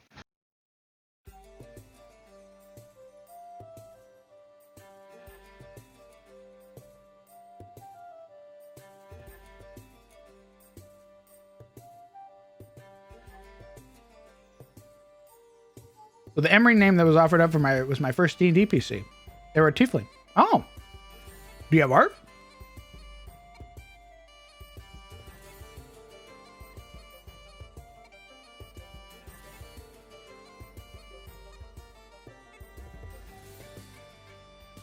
Apologies, by the way. The reason the screen's not moving is because I'm still eating this apple. Once I'm done with this apple, we'll go back to map making.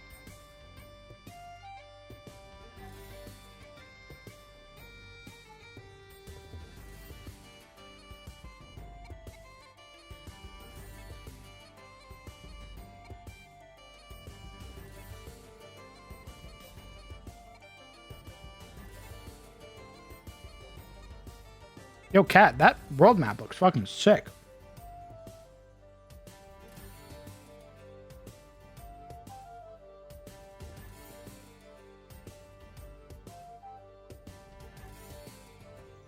It's old art?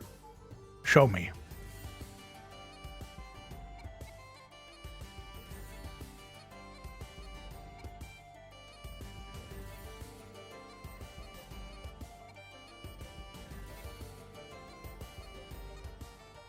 For Vivian?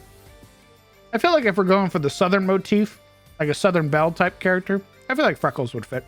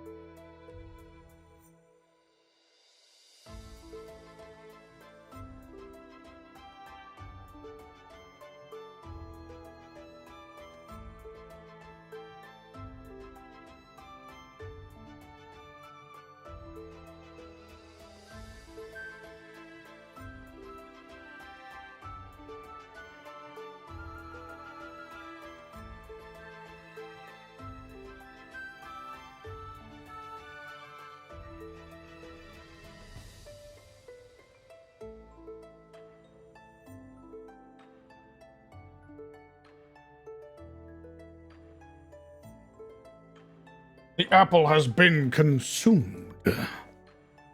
And with its nutrients inside of me, I shall continue. Very well. But on that note, No. I No. unfortunately No. must rest. What do you have to do today? Don't use the same fucking excuse as everybody else. If you say work, I'll beat you up.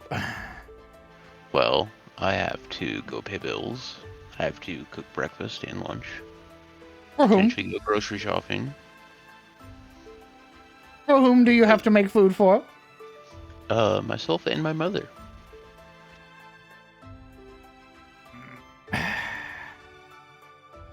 Alright, get out of here. Very well. Rest well. Have a good stream. Thank you. Take care. I'm being betrayed by my mods.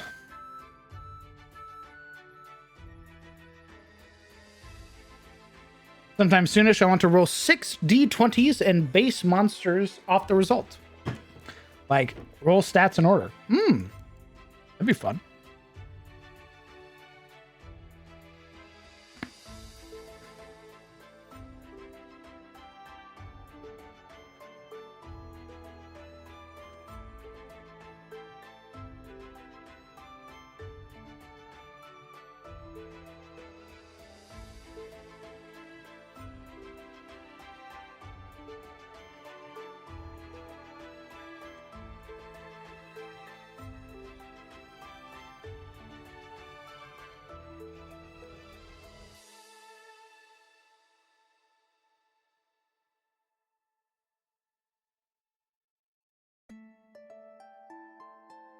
You still good? Yeah. I woke up 7 hours ago, so.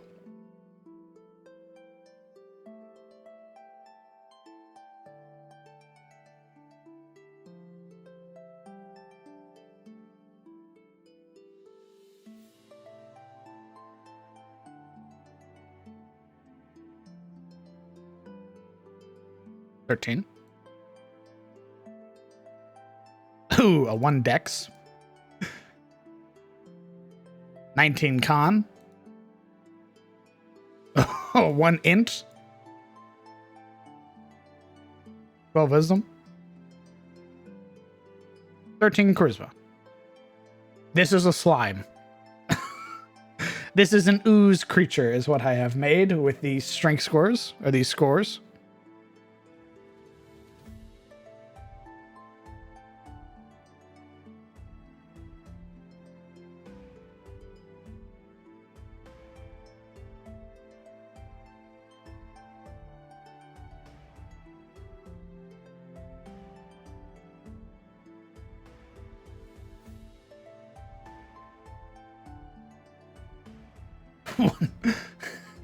Could also be a plant, true. Could also be a statue, true.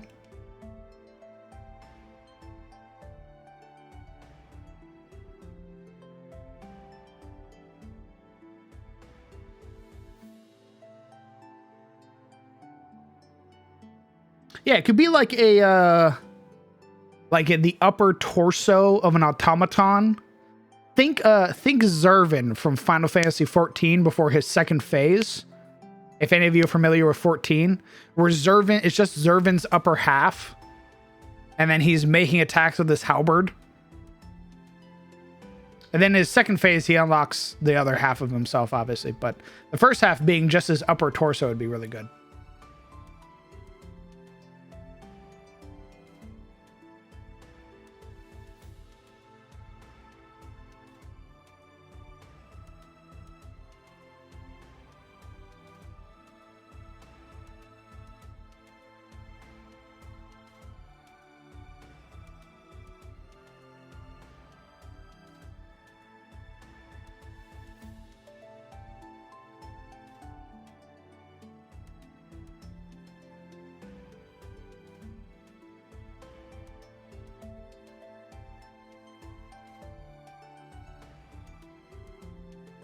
Let Sci-Fi eat the slime. It was that moment when he started attacking it that I was like, I've decided Brynjar doesn't want to kill it.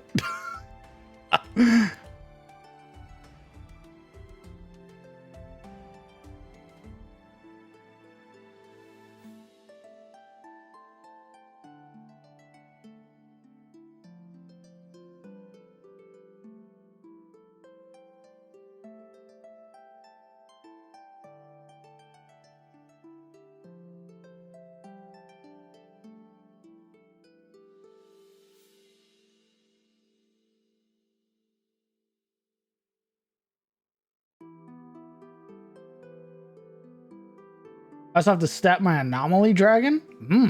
That sounds fucking cool. I want to make a monster that is just like a rogue AI, but it's a slime that is filled with sentient magic items that have fused together.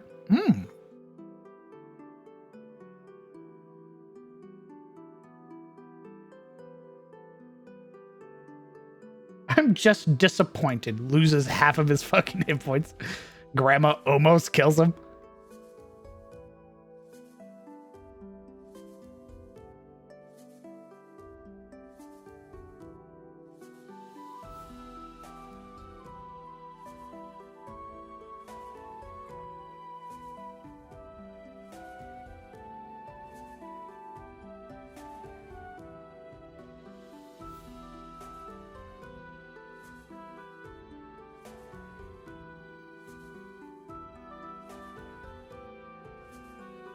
Hold on.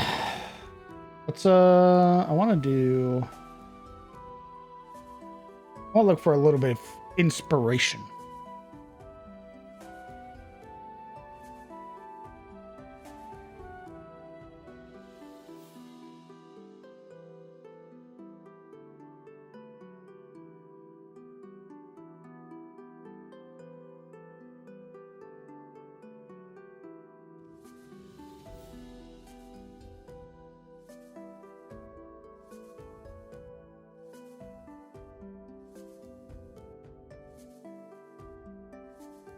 Is this stock? Yes, I would say so, because they have so many artisan guilds present.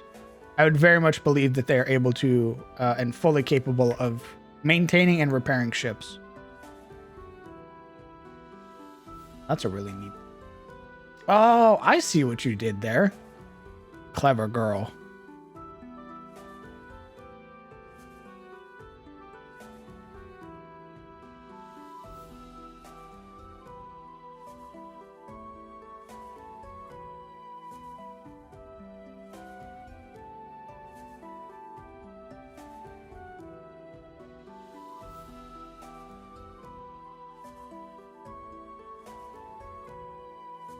Put a shipyard? Yeah, we can.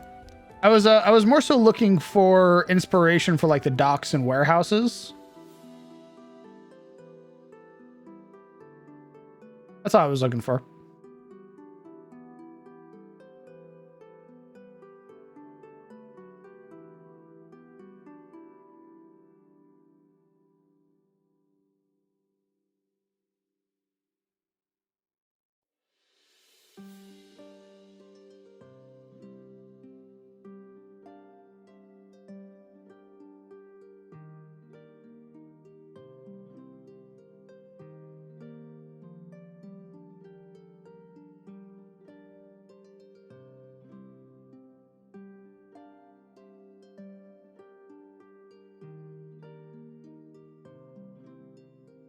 Maybe I am just overthinking it, and it really is just as easy as putting buildings down.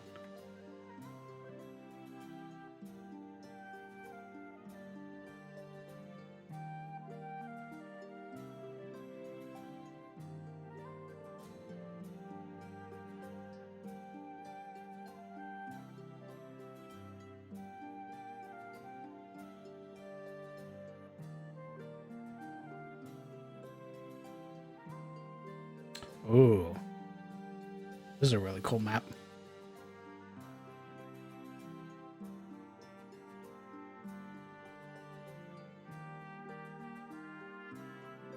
That's really dope. We put some buildings down, then we see it from there.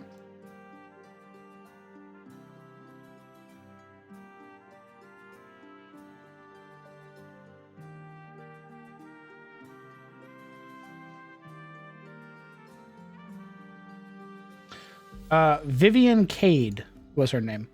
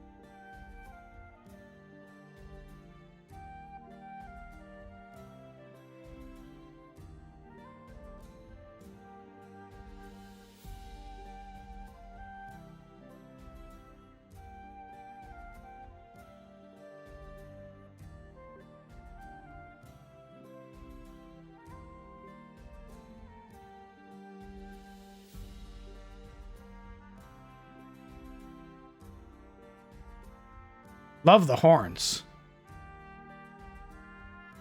Love the horns. Big fan of that.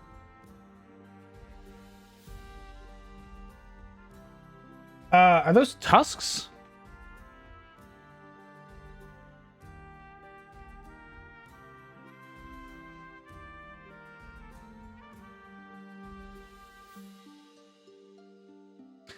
Good morning, Atomic. What are you doing up so early?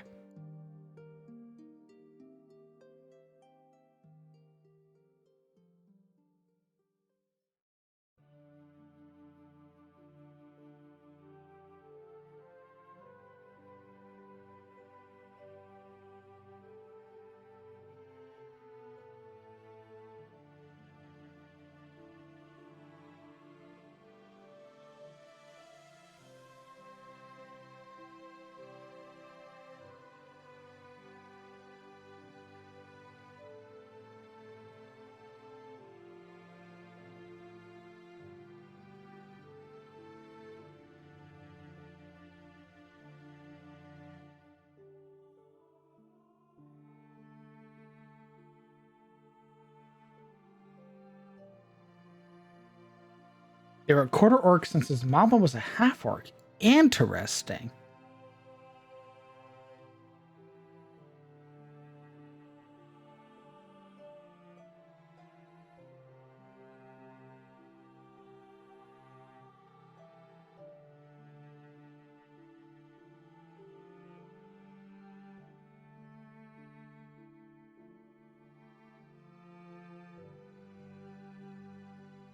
Ooh, nice. Good design. Good design, Gren. I'll update the art. In terms of gas masks, no. Nobody has made a gas mask yet. There is... Now, I will say, Evsika, there is a character that is capable of making a gas mask, but hasn't, because they possess some eldritch knowledge. They can sort of make...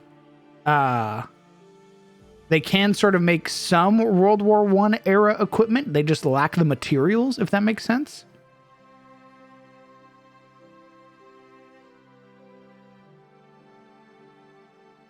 But they're currently locked in stasis in a completely different plane of existence right now.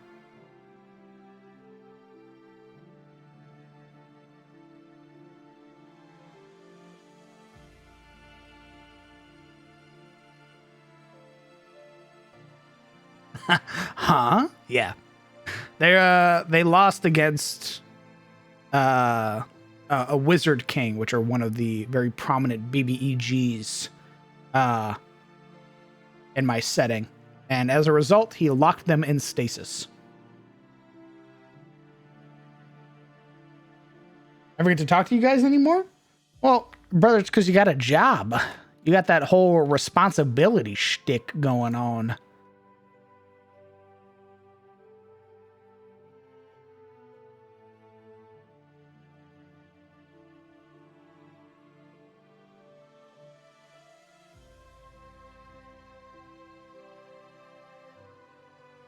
I wanted to make a gas mask man with a fur coat who electrifies their sword. I mean, he can. The only thing right now is that Tyros lacks that level, especially Tyros. They lack that style of equipment.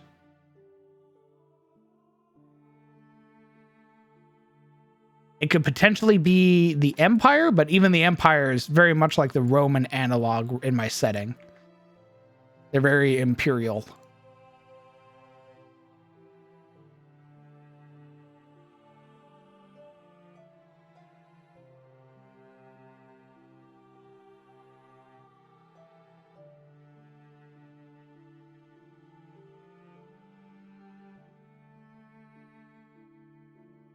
Why did they get stasis?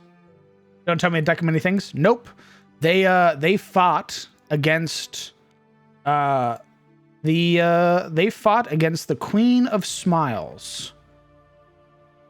They fought against the Queen of Smiles, and as a result, the big bad evil guy, known as the Wizard King Vorodare, also known as the Master of Enchantment Magic, swooped in and stole the kill. And as he did, he absorbed her godlike powers and ascended to godhood, and he is now the God King Vorodare. And when he ascended, he basically took the entire continent of Irist, rose it out of the water, out of the ocean, made it whole, and then proceeded to shroud it from the attention of the gods. Proceeded to resurrect dead or extinct races, and basically create his own heaven, so to speak. He has angels that are under his sway. He has devils that are under his sway. Where is Irist on the map? This is Irist. Oh, where was Irist? Irist, in my world map, Irist was over here.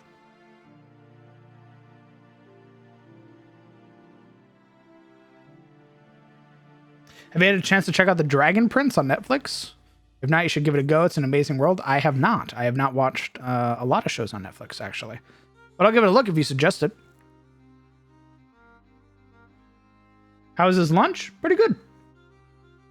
Vorodare eats very lavishly because he's a king. So...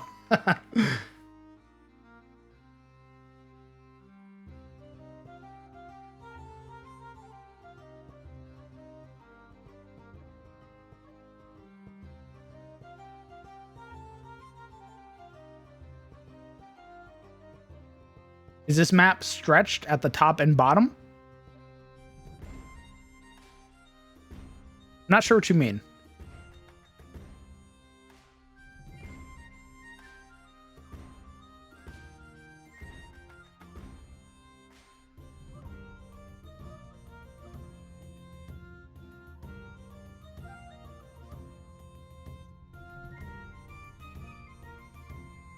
Let me draw a Viking.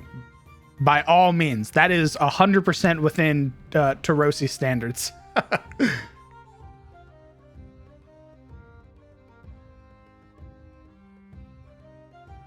What is Suna's inspiration? Suna's inspiration is very Persian. There's only really a couple places on Suna that are inhabitable. The rest of Suna is covered in basically what is effectively the Black Wastes. Active volcanoes that are constantly spewing out thick smog and soot and ash. But there is Zahesh, which is the crown of Suna. It is ruled by the Trade Prince. And there are other places such as Tanzania, Orehad, Teneth, and the Jalain Cove. But yes, very Persian, very Persian, very Middle Eastern influence, but closer to like a Persian analog. Is this world, if the world is round, how is it projected onto a 2D map?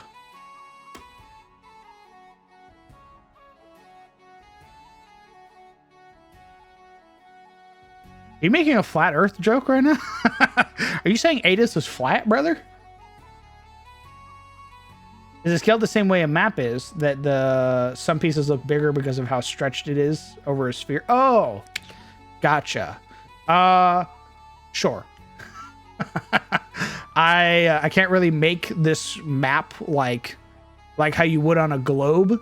So I've just sort of made it, and I've sort of shown the areas that cartographers have been to. Not everything on the map is accurate, as to be expected with cartographers. So there are numerous islands that aren't seen. There are smaller little like islands that can't be found. That's why there are like edges to the side of the map, because there's still more land over here that hasn't been yet explored. Big fur coat? Absolutely. Sounds super fitting.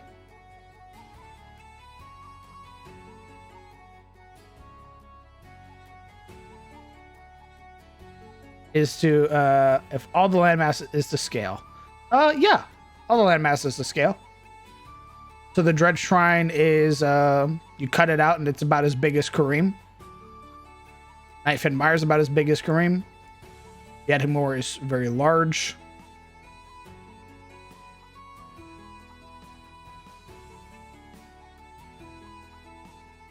Yeah. These are meant to be very huge, like these are huge gargantuan continents. Like, at least that's the scale that I wanted to go for, right? Where it takes from here in the Etenmore to here in the Etenmore, it takes 70 days to travel, nonstop.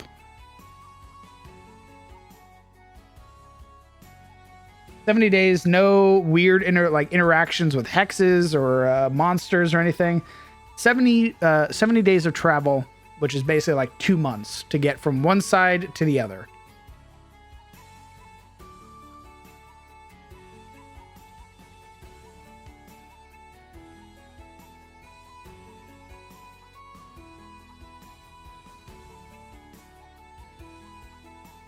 It's okay. I mean, look at WoW's disaster of an ever-changing.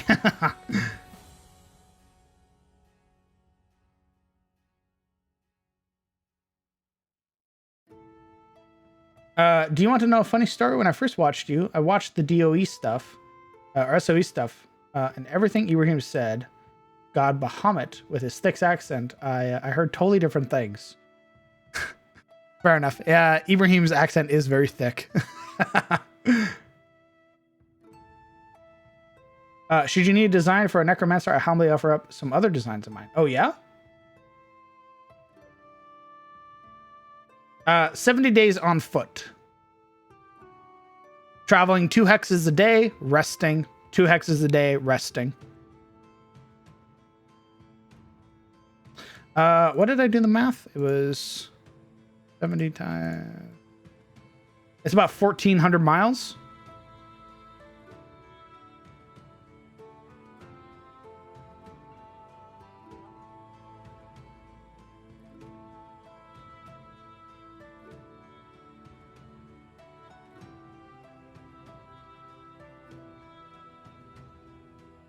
East to west, south to north, at an angle. So they sort of go down, and then go across.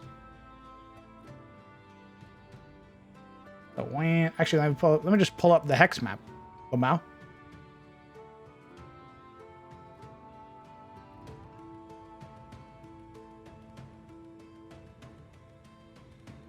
So here's the hex map. To get from here, the Barony of Sunfall, to get all the way down, down,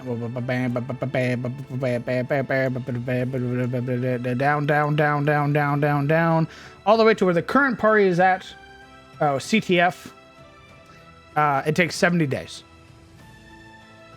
And this is just the Etmore and some of the surrounding land. So...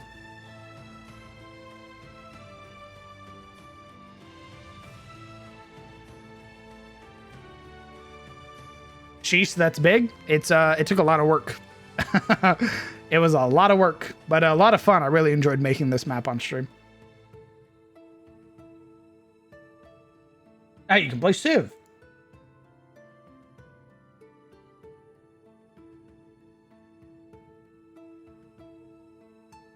Oh, that's a sick necromancer design. Holy shit.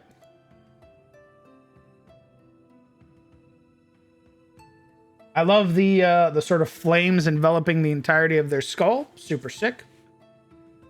Really neat design. Oh, you oh shit. Skull fire heads. Nice. Both Legion and Cats designs are super sick. Good job.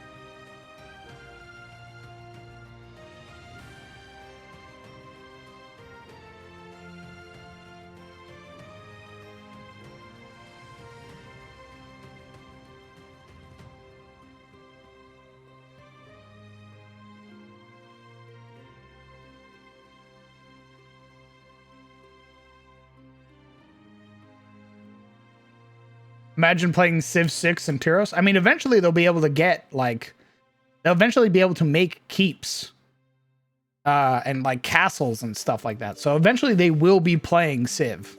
Like, they'll have, like, resource managements of the people that live around their keep and all that other fun stuff. So it's fully possible. Hey, rookie.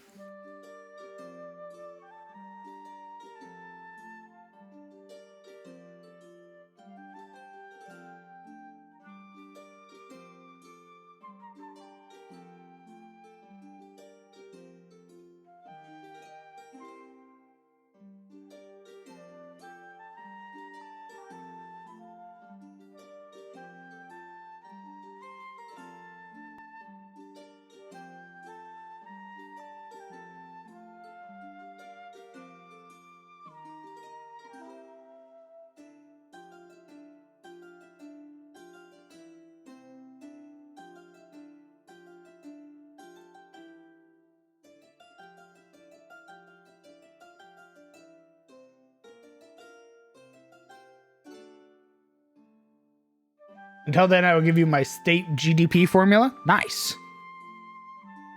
Just checking in. Been a long time, long ass time. I hope you are well. I am well. Thank you very much for asking. And thanks for checking in, brother.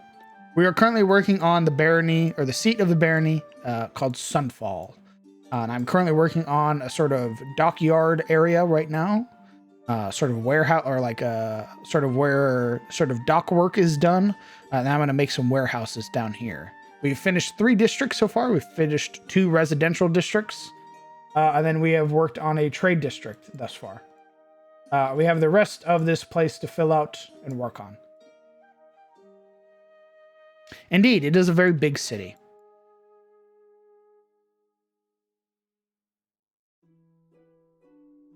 Oh yeah, it's even bigger.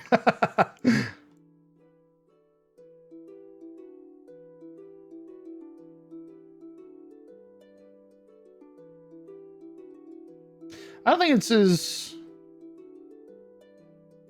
Oh, it's about as big as Rosewood. I don't think any of them are as big as Wymore, though.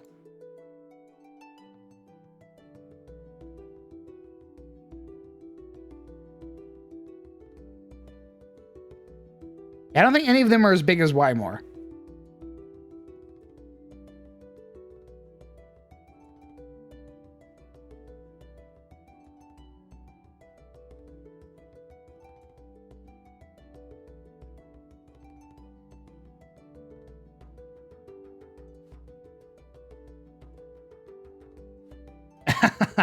Thanks.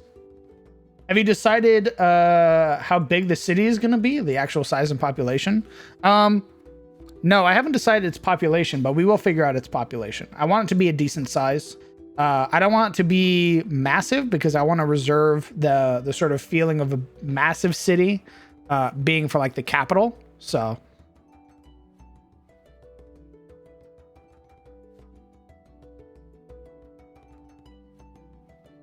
delicious maps. The amount of stories you can pack into those places. Indeed.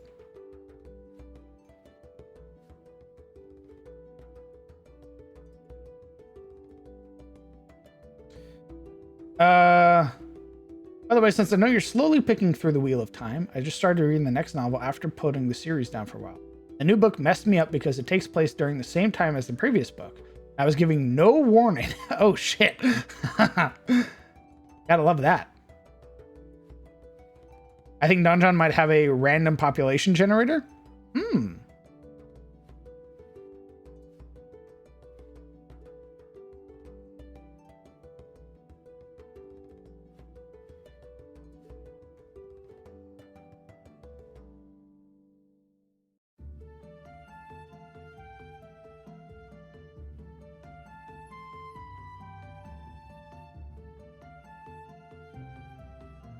Let's see. What does the outer walls look like again? Forest or city slums? Well, remember, we this individual baron does not like people who don't do anything for the barony. So it's going to be mostly grasslands and a lot of their flax farms.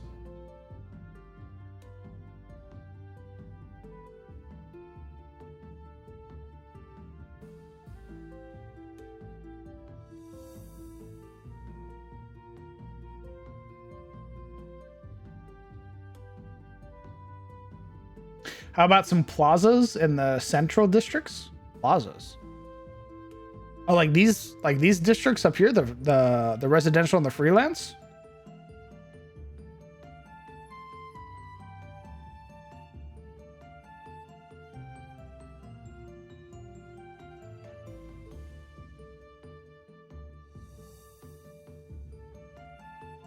Yeah, we're gonna have like a semi-permanent bazaar here in the freelance trade area. So probably like around like this area, we'll probably like carve out for like the bazaar, and then you'll have the main thoroughfare, the road.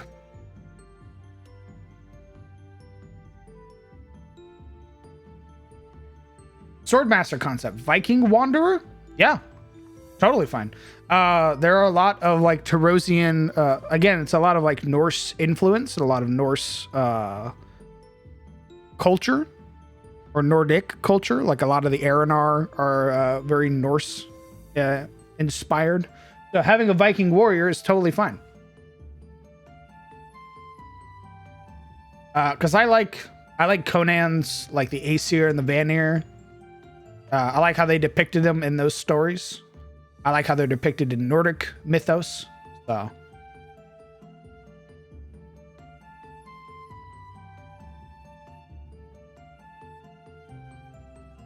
Oh, you posted it. Oh, shit. That looks sick. He looks like he's from the wilderness, actually. He looks like he's one of like the sort of the northern Vikings.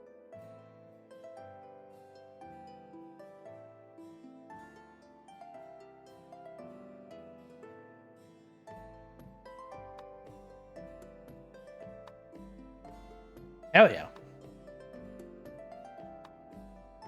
Will there be slums? Will there be slums for people outside the wall that the Baron won't let in? Ooh. I don't think he'd let them near the wall. I don't think he'd let them near the wall. I think he would let them set up shop like over here. Away from everything. Out of view, out of sight type deal.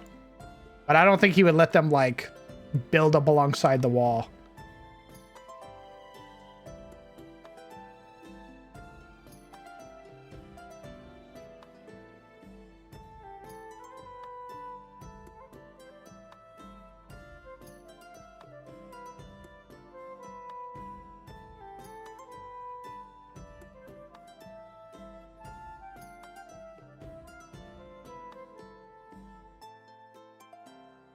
Which campaign is this for? Coming the fall? This is for Tales of Sunfall, which is our Darkest Dungeon inspired game.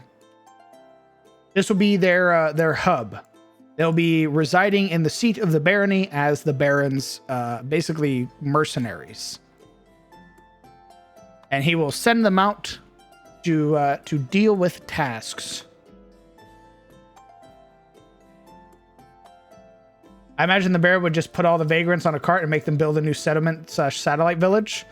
Yeah, I could definitely see him doing that. I definitely don't see him allowing them to just build outside the wall and just live there. He'd be like, no, no, no, no, no, no, no, no, no, no, no, no, no, no, no, no, no.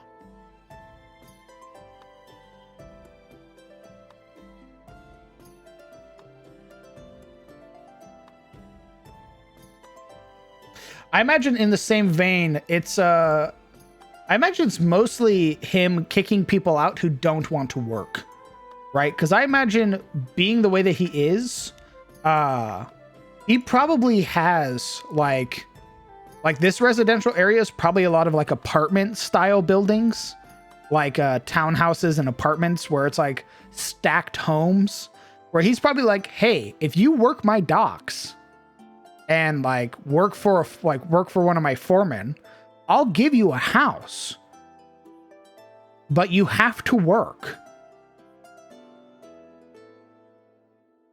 So if you want to work, there's housing for you.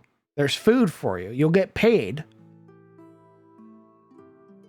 But you have to basically do the jobs in the city.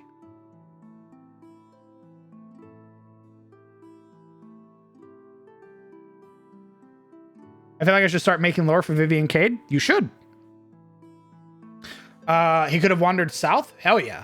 And that's definitely a thing that those Vikings have done, where they have basically traveled south to either to escape whatever is in the north, or to just travel south to challenge Tyros' strongest warriors. Because Tyros is all about strength. So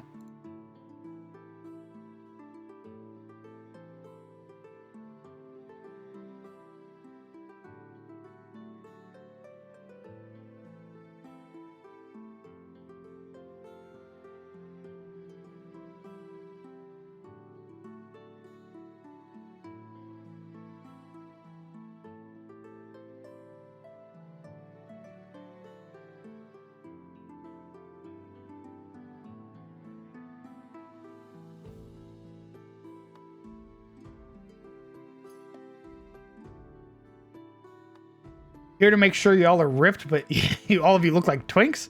What? No, Tyros, Grand, not Carousel.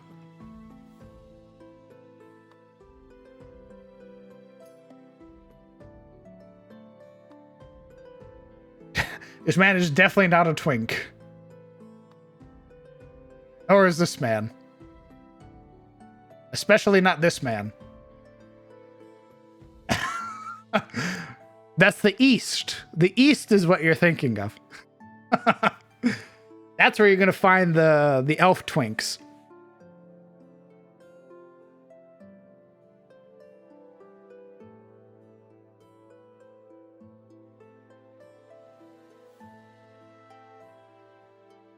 At a city in the desert, and they couldn't afford to just execute or mutilate people who commit crimes. They need as much labor as they can get due to the environment. So if you did something worthy of a more severe punishment, they put you into indentured servitude for those that could afford to pay off their fines. Ooh, brutal.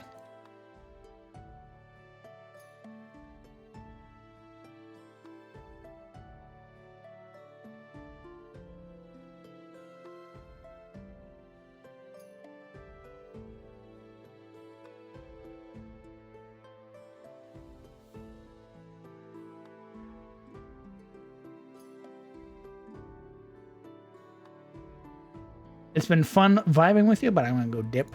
I hope you rest well, and hopefully we'll see you around in the future, Cat. Take care.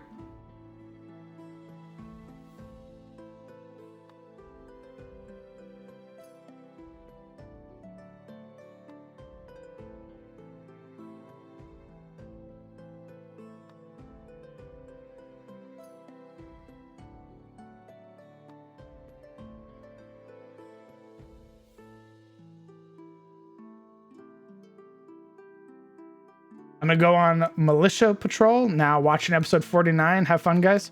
Take care, rookie.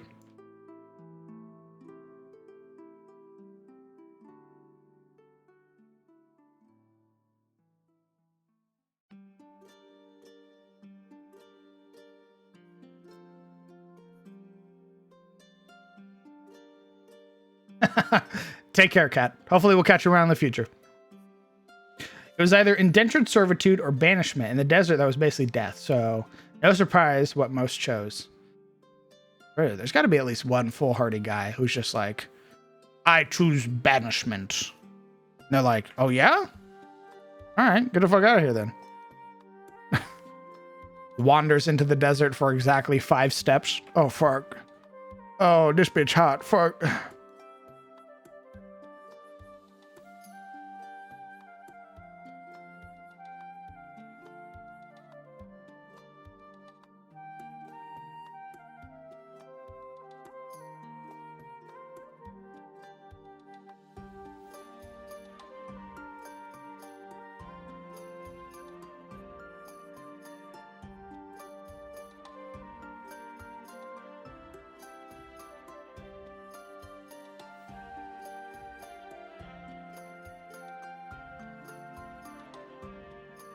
Do these buildings make sense?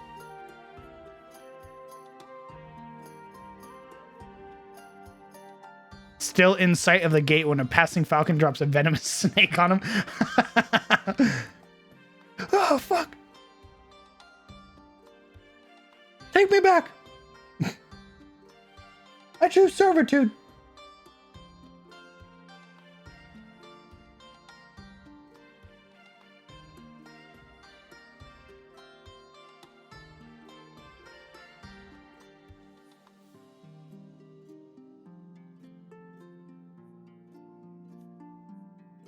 Where do you think the region who export horses, or do you think every town breeds their own horses?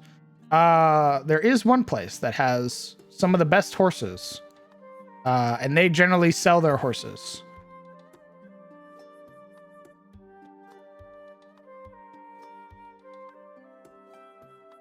And that is, I'm pulling my political map.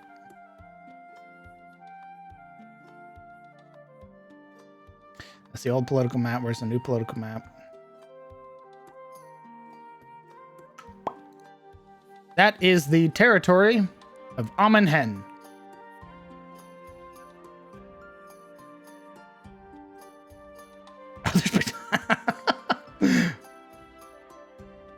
The territory of Amenhen are known as some of the best riders in all of Tyros.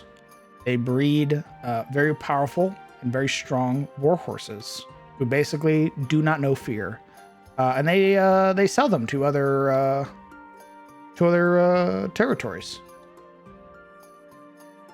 There are people who try to breed their own, just like people who try to make their own boats, right? And House Stymore is known as the best shipwrights. So if you want the best horse ever, who basically will never abandon you and will basically die for you, you get it from Amenhen. You want one of the best ships in Tyros, you get it from Stymore. You want one of the best captains, you get it from Aridhurst. This political map looking like Total War Warhammer to me for a second. Good. There should be one location that looks a little familiar, maybe. That's a weird looking. That's neat. I wonder what that's from. I wonder who that could be looking like. What does Crovane have? Crovane has innovation. They're sort of working on a. They're sort of close to that. To the start of that industrial revolution.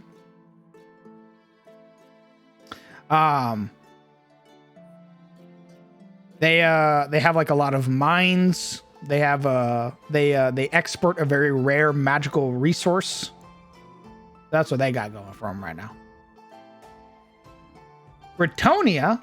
No, not Bretonia. It's meant to be where the Karsteins are from. That's where the Grimwald. That's what the Grimwald's inspiration is Sovaria or some place like that. That's what the Grimwald's inspiration is. The Grimwald is a blend of that and Bloodborne. I hate both.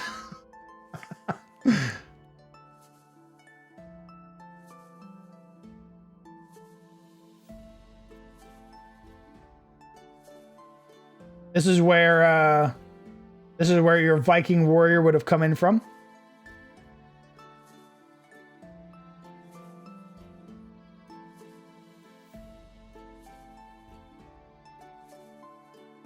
And here you have the wilderness.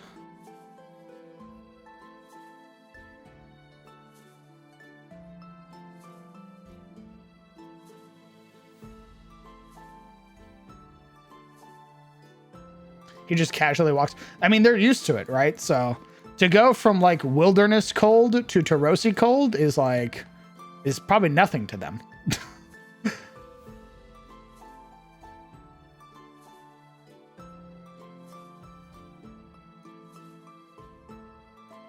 Something you might enjoy stealing from Riot is Petricite.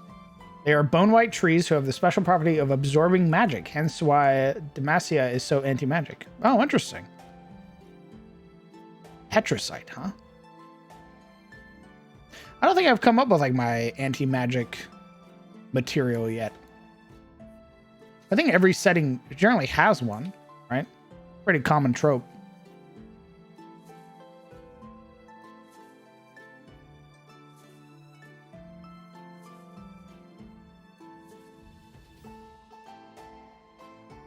Do you think Kareems are not so the exporting really like the reason that they're a warden family is because they are the closest seat to the Dread Shrine.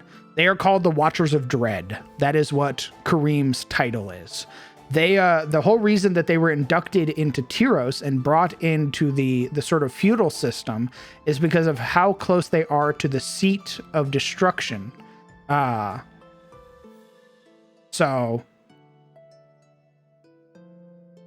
Initially they are like, that is their purpose. They are basically a border territory.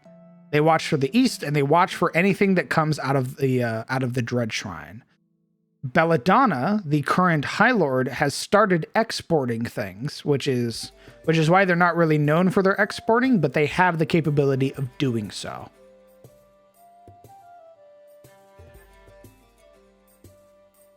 True, I did have anti-magic manacles. Oh, really? It has been a while. Do they have genuine power to defend Tyros against the Dread? Yes. They are relatively powerful. However, with Belladonna doing what she is doing, there has been considerable wear and tear done to their power. She's basically taking their source of power and selling it effectively.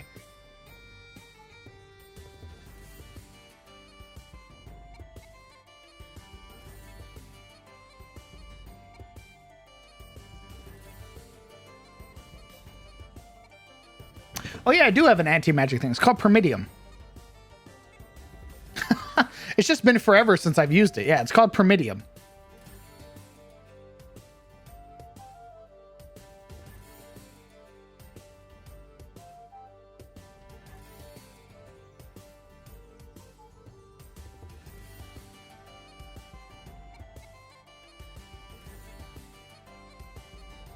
Who was asking about also what's the campaign the Crocodile Boy is going to be in? Who was asking about Vivian? That was a Crocodile Boy. He's going to be in Tales of Sunfall, which is the Darkest Dungeon inspired campaign. This is going to be their main hub.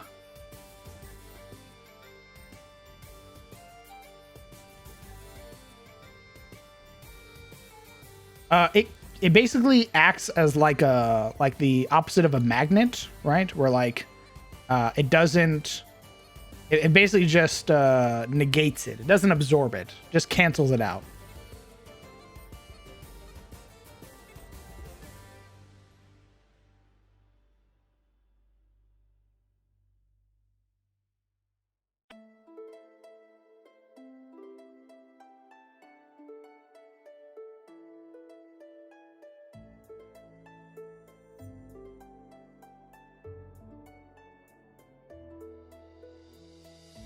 It's a shame that I lost the item description. Basically, the whole thing got reset and I lost a lot of my item descriptions. But maybe it's still in my notes. Hold on.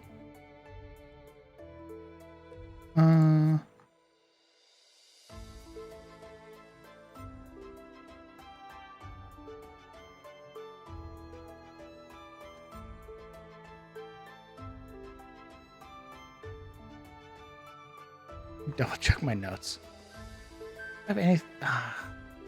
This might be one of the things that just got deleted.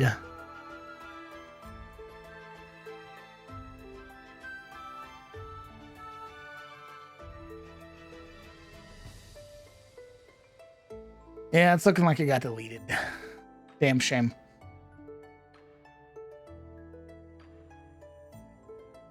So I'll just go back and watch the VOD.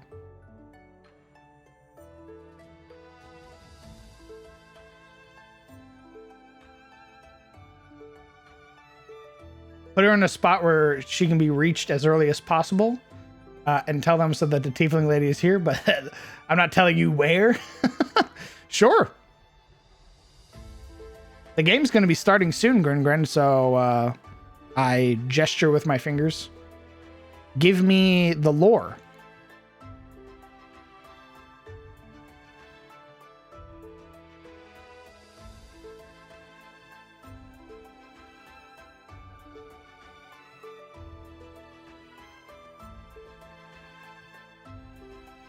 Yeah, document works. Why not?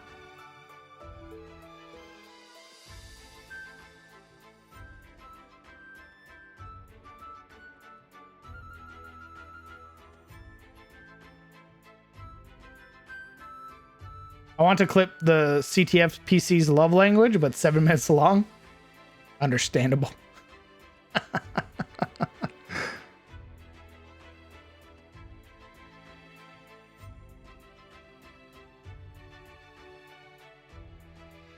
Well, this works perfectly, actually. We can do the brewery over here.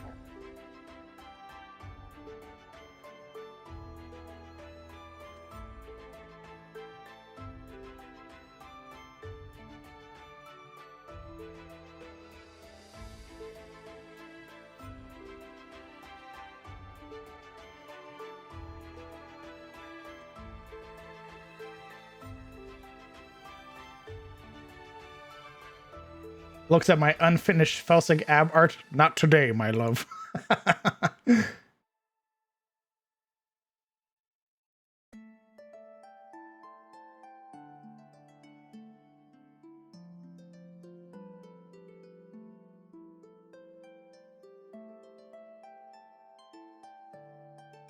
I petition for a certain kind of tree in the Grimwald? Sure, what you got?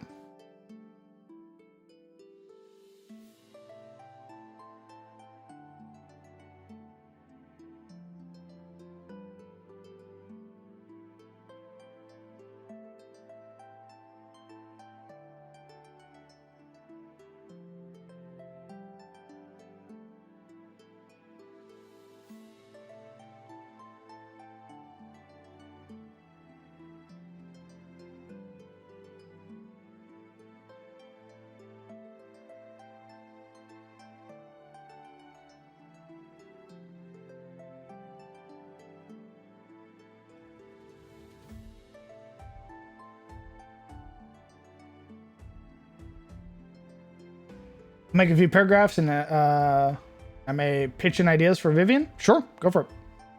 A parasitic tree called the Sitting Tree. I can post the lore blurb and the pictures and inspiration. Hell yeah, let's see it.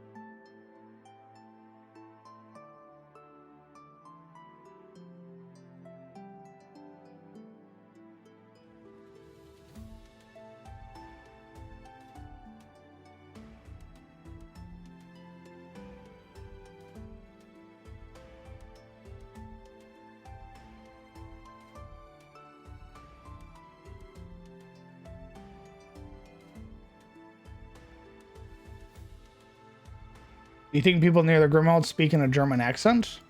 Well, given that Tyros is, again, very Nordic, it also has a lot of Germanic inspiration to it, too. So, probably.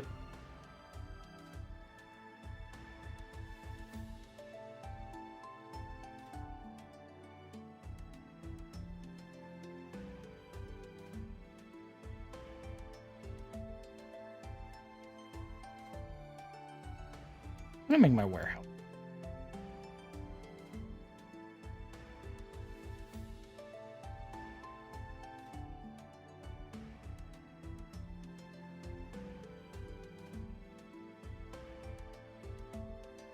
What I could do is have her be from a blacksmith family.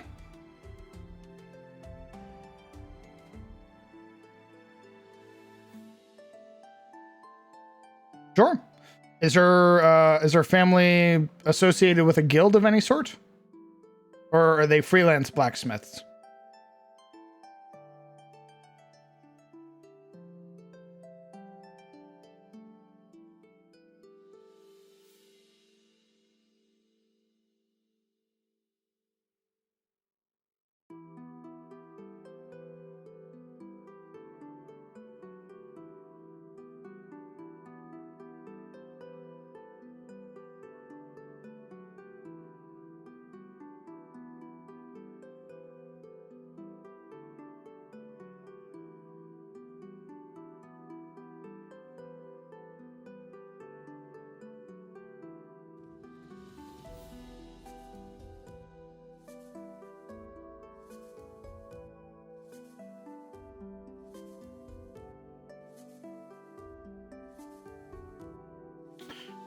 Okay. Give me back my building.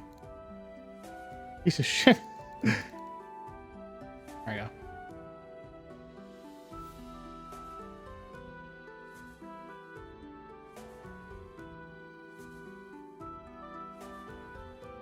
I feel like they are freelance because they had the idea where they were famous for runic weaponry. Interesting.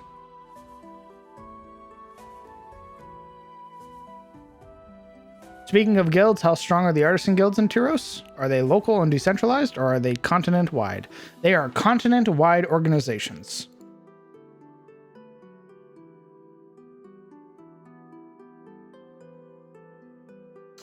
For example, the Carpenters Guild. Ours is a dedication to tradition of our ancestors, to take from the land and turn it into so much more. From the boats which sail the Sudali to the fishermen whose rods cast into the sea. We are the foundation built upon by lumber and care that so all may rise. The Carpenter's Creed. Purpose. Carpenters excel at the production of wooden materials, furniture, and equipment used by the common folks and nobility alike, from implements of war and tools to various trades. They possess expert knowledge of the hardness, pliability, weight, and value of all types of timber. These guilds are their satellite shops around the various corners of Tyros provide all manner of unique services, often commissioned by local lords or helping smaller income settlements build schools and churches if able. It isn't uncommon for a member of the guild who's fallen ill to be taken care of by the guild itself, providing treatment and care to both the injured member and their families, going so far as to assist less prosperous widows and orphans. Crest, set upon a white background, is a caliper that is spread apart with two axe heads crossed, heads facing away from one another over a crosscut saw. Often comprised of wood, as is their trade, it isn't uncommon for those who serve closely to the royal guild to have their crest made of gold, bearing a crown on top of the center of the spread caliper. I have rules for favorability. I have rules for how you can become a member. The various ranks, such as apprentice, journeyman, master carpenter, and royal master carpenter. For example, there is the royal master carpenter Bronwyn Hayes, who is a half-elf female, and she is in service to to House Ashford.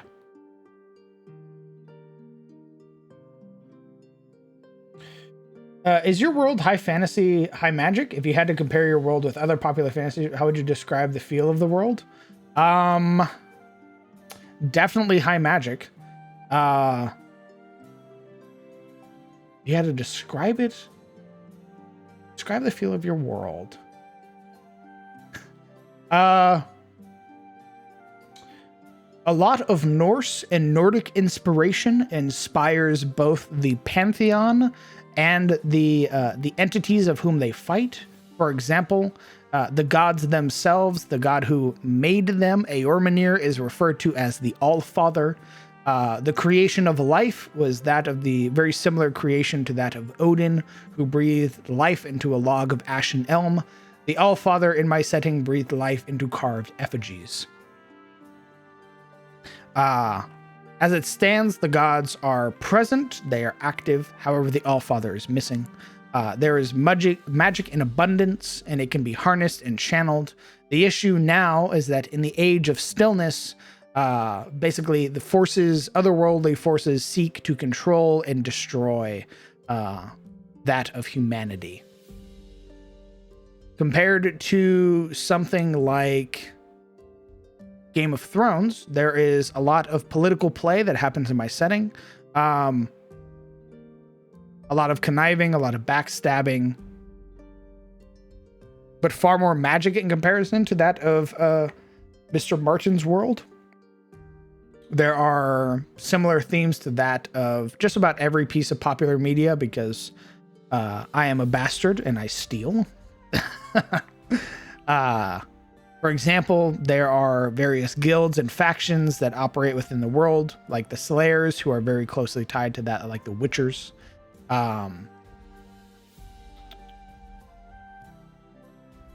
There are numerous analogs in my setting. For example, Tyros is very, or rather, Caruso is very much like a Roman analog. Suna is very much like a Persian analog, and Tyros is very much like a Germanic analog.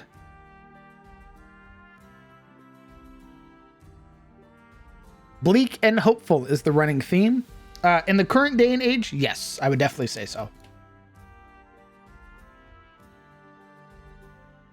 After all, one of our upcoming games is literally a Darkest Dungeon inspired game. So, giving her 2 for flinching, good choice.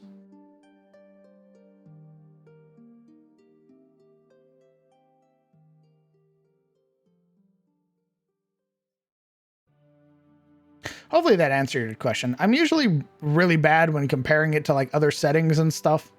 So hopefully that answered it.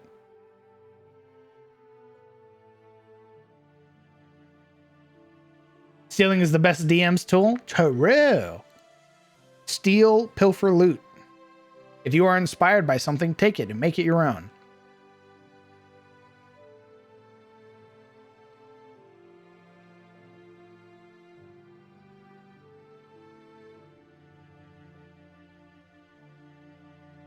I really like this design, so I'm going to steal this. Paste it over here. Up.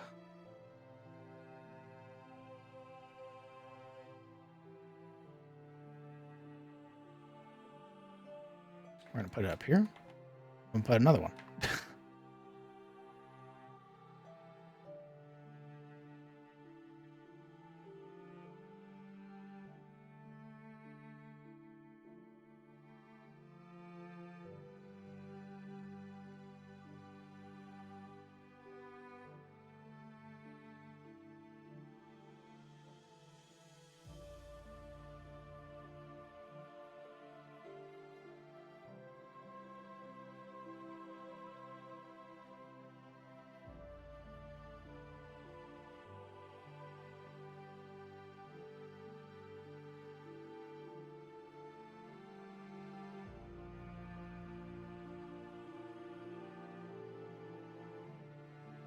I'm really inspired by your map and I want to make it 1-for-1. Hell yeah.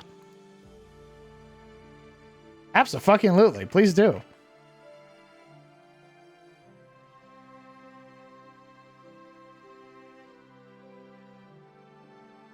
So I'm making kind of sounds like it would need a runic weapon shop. Or where she is located, at least. Sure. That's easily done.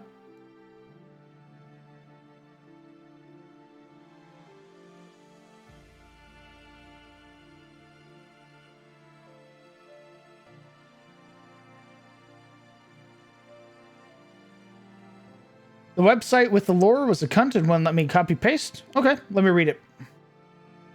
Give me a moment. A demonic plant. The tree is a carnivorous plant that feeds by siphoning the life of its prey through its tendrils and roots. Upon ensnaring its victim, the tree responds to the memories of the victim, flooding their consciousness with hallucinations of wickedness, and forces the victim to replay their fears as it feeds on their life, never stopping till the host is dead. If, for some reason, the victim continues to struggle upon being ensnared, the tree will spawn more tendrils to restrain the prey as it feeds. Nice. That sounds like a tree that I introduced in my first ever campaign.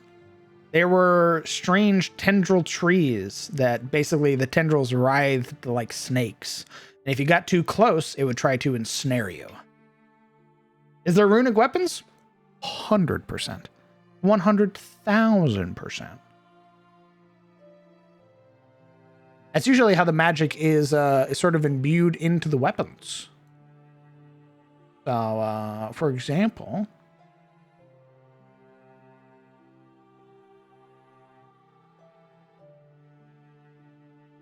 this weapon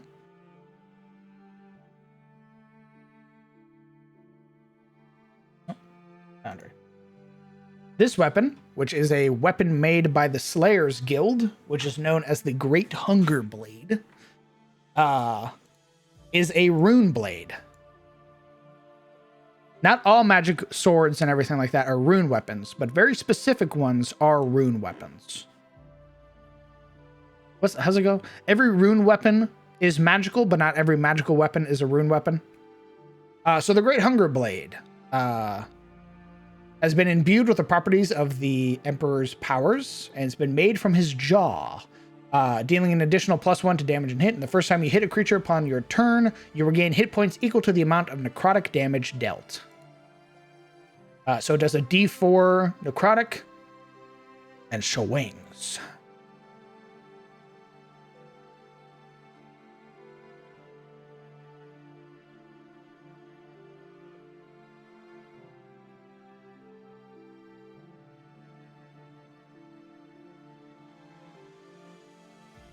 There's also the Death Tree, which was just each branch of the tree ends at the mouth. And the inside of the mouth is acid. Teeth will melt your bones in under a minute. That's horrifying and really neat.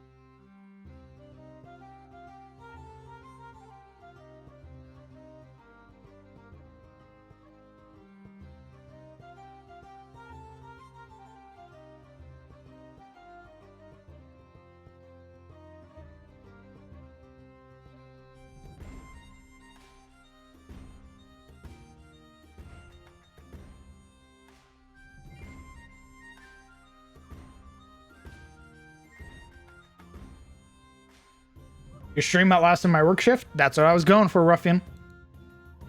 I got you, baby. Don't worry.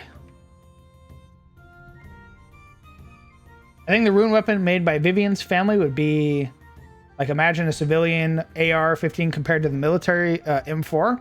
Okay.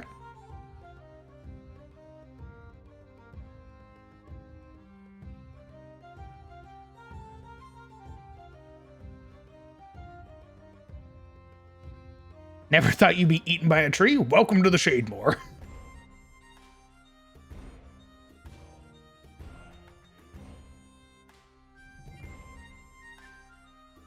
I'm gonna make a pan pizza when I get home? That sounds really good.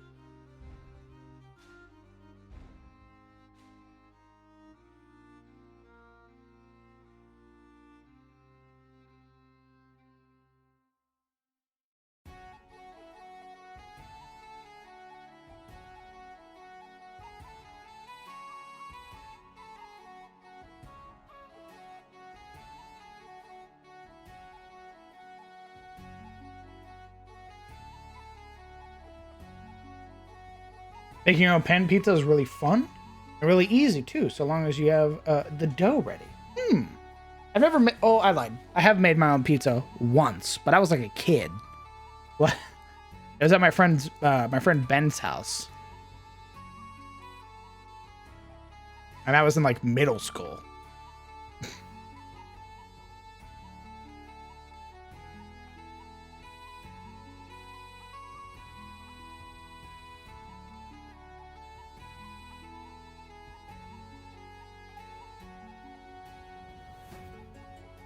Ben 10 for real? For real? Nah. My brother.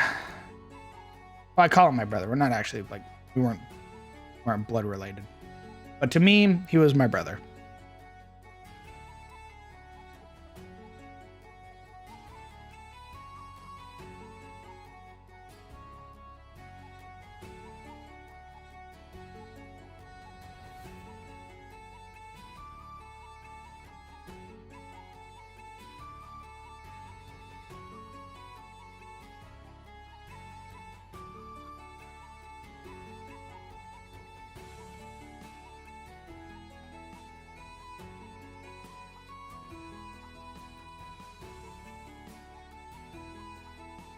Brother is deeper than blood.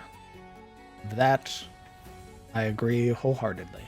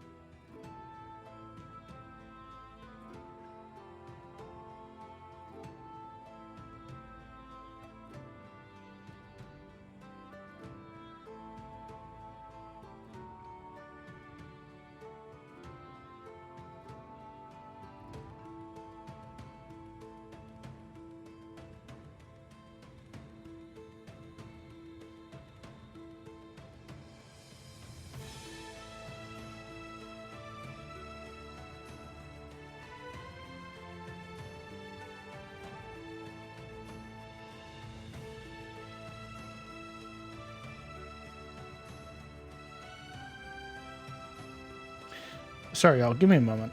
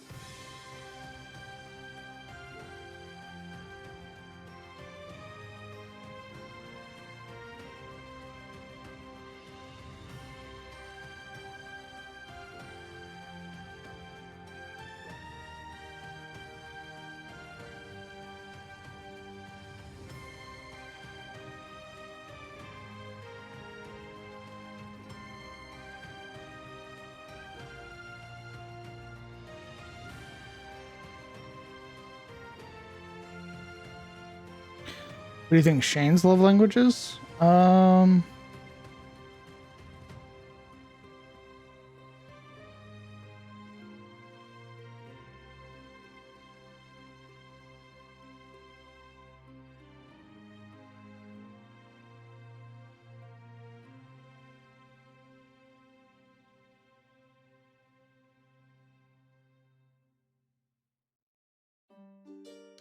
I think given what he's been through, probably like the vote of confidence, like believing in him type deal is probably what's really big to him.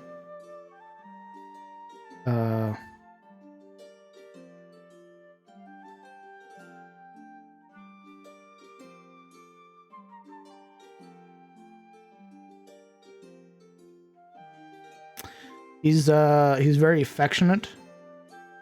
So somebody that he can like be physically intimate with, like a lot of hugs, holding hands, things like that. Are those the barracks? No, it was just a design that I had for storage, like warehouse storage. What do you guys think? Is it too much?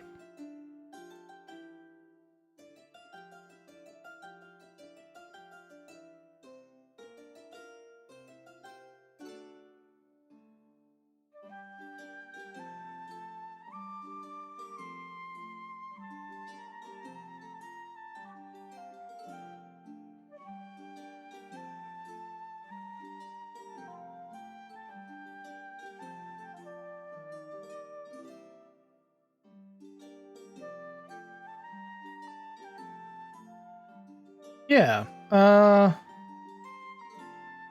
Words of affirmation, physical touch. There was one more.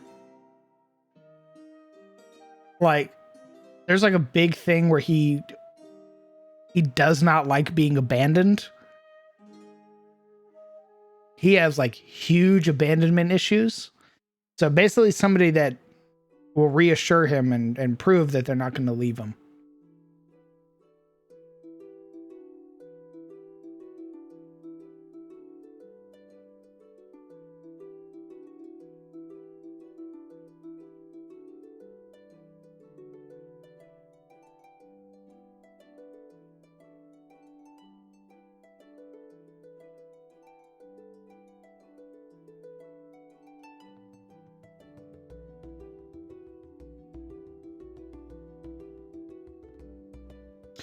Hey, Crown, love the vibe here. Quick question about map making. How do you get more comfortable with the maps you create? I've never seemed to like what I make. It gets a little easier, Greasy. Not all of the time. I mean, it's a literal meme in my community that I'll just delete a map after putting like 4+ hours into it. So ultimately, it just comes down to something that you'll eventually become comfortable with, where you'll find that you'll vibe with maps a lot easier than other ones. And generally the ones that you struggle to vibe with are ones that either you're just not wanting to, you're just not liking the theme, or something about it is nagging you and you just want to change it. And eventually you'll learn to sort of understand when to pick those up and when to put down a map. At least that's how it is for me. Obviously each person's different. No two individuals are the same. But you will always be your own worst critic. That's just the way of life.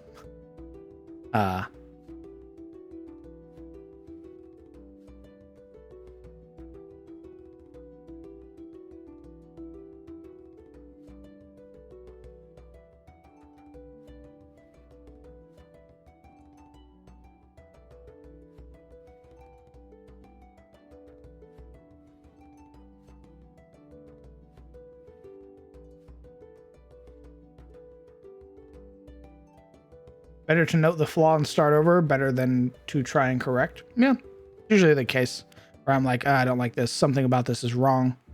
I'll just avoid doing that next time, and I just scrap the whole thing. Reminds me of Storage Wars somehow. I don't want that feel.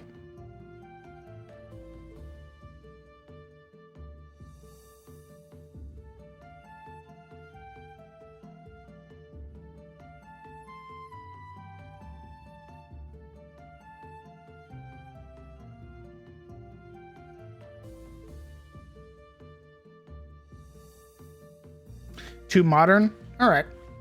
We'll scrap it then.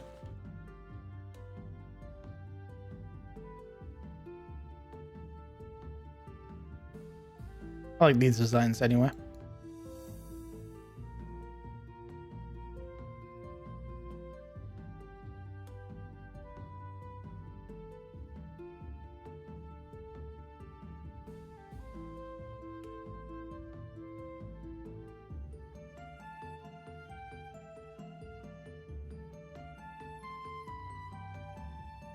Small storage unit is kind of modern.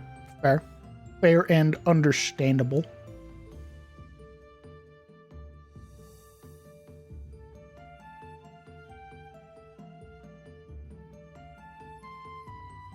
If you have any other questions about map making stuff, Greasy, I'm totally down to answer them. I love answering questions.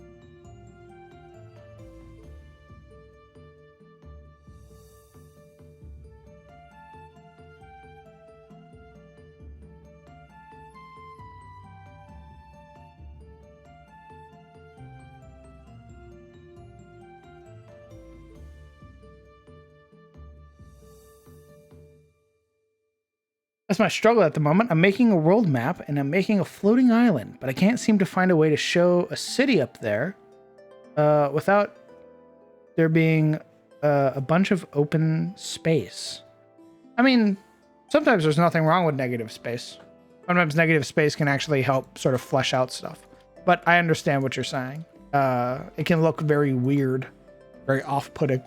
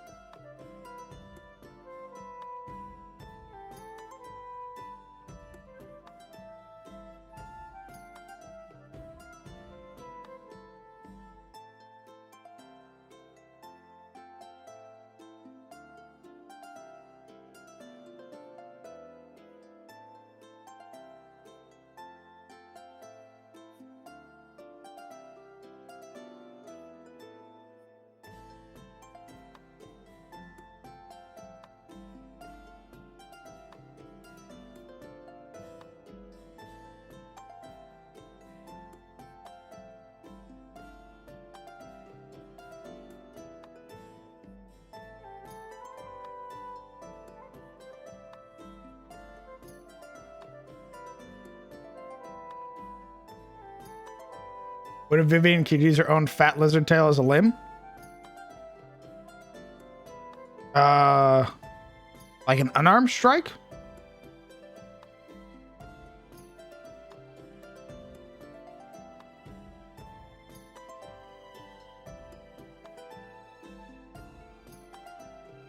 Where the cat boys at? The cat boys are currently in Enerlure.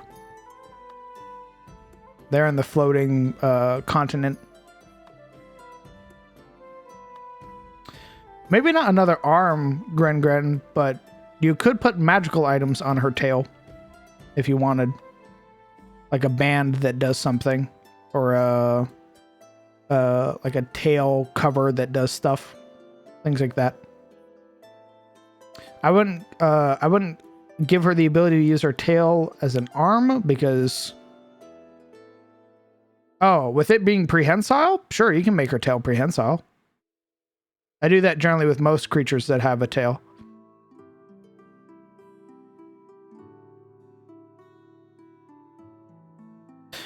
When the outside boat wants to come inside the canal, they need a place to park and unload cargo without being in the traffic. Yeah, that's what we've made. That's why we've made some of these smaller indents here. And I was going to make some other ones sort of spread throughout.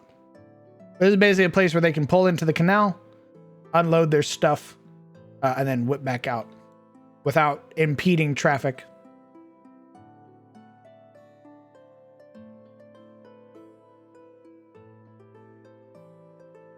Yeah, the cat boys are here. Specifically, the party has met a cat boy here in Dawnwood. His name is Adrian.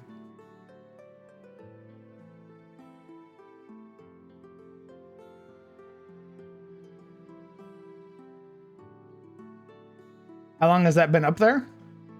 The continent that's floating? In time, it has basically been 2 years. It's been floating in an extra-dimensional space, free of any godly interference, for 2 years. What if her horns glowed? Absolutely.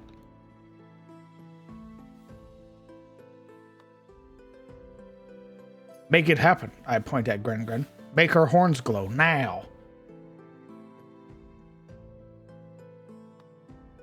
Make place to U-turn without being a Suez Canal incident. Yeah. We're gonna put more of these little places so that way they'll have places that they can basically just use to flip around.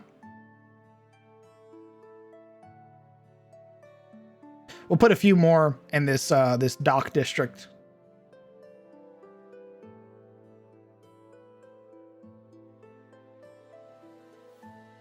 Vivian glows like Felsic when she blushes. Based. Good. Very good.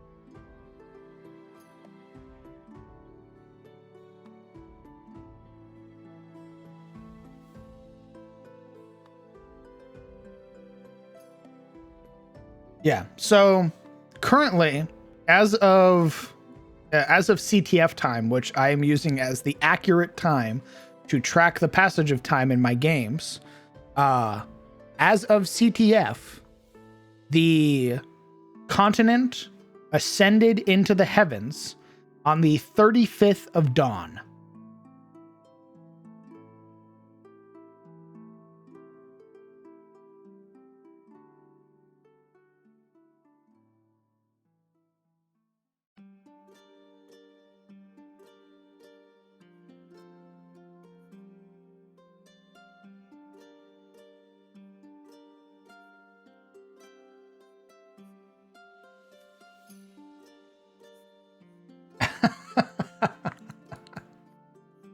Cute.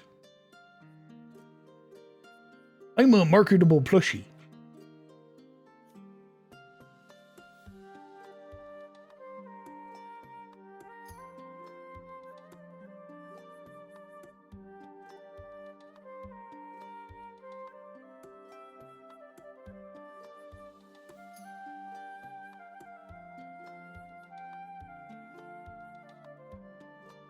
What is the time difference between CTF and TOS as of today?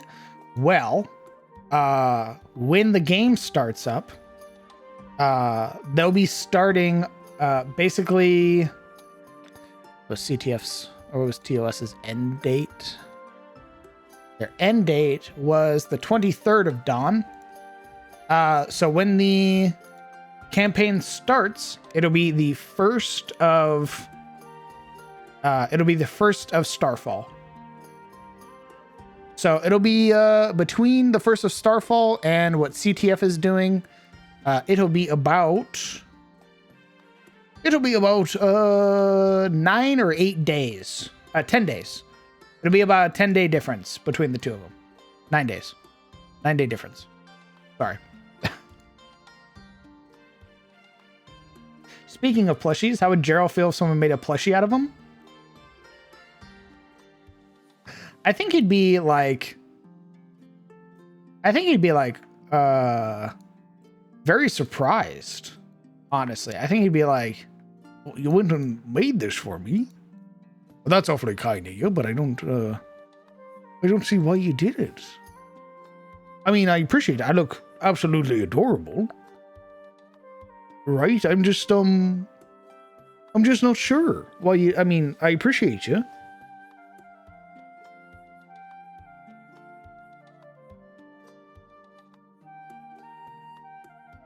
I think Guinevere would love it. I think Gerald would be like, why? I think Guinevere would love it.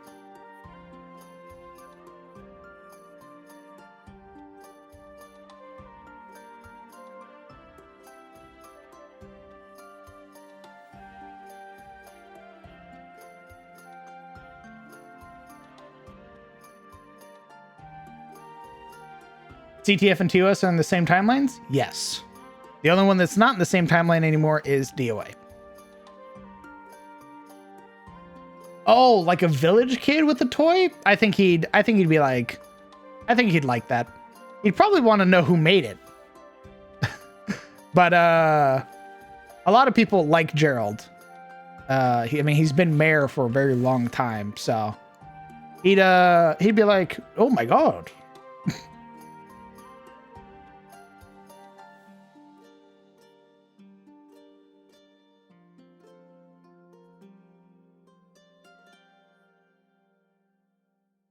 His wife did? That's cute. I like that.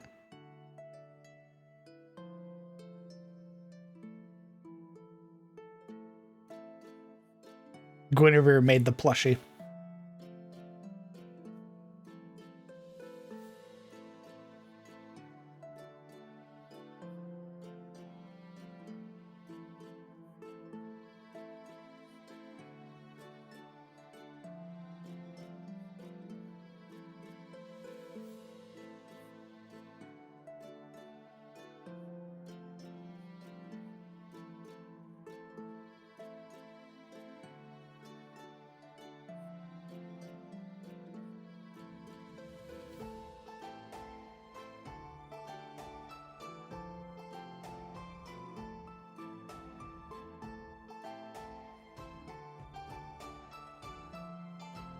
How would you do Vivian's voice? Great question.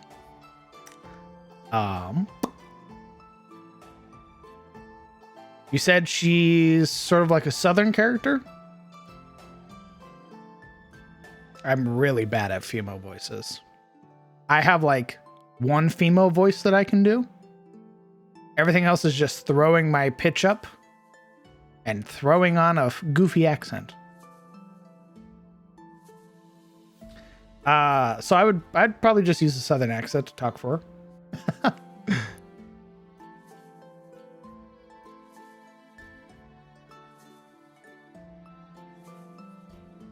I'd probably throw in a little bit of a drawl.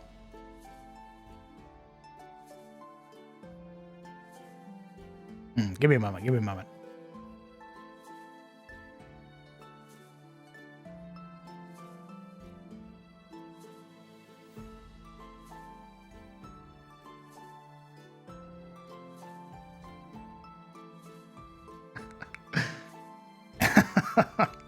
I'm embarrassed. Never mind.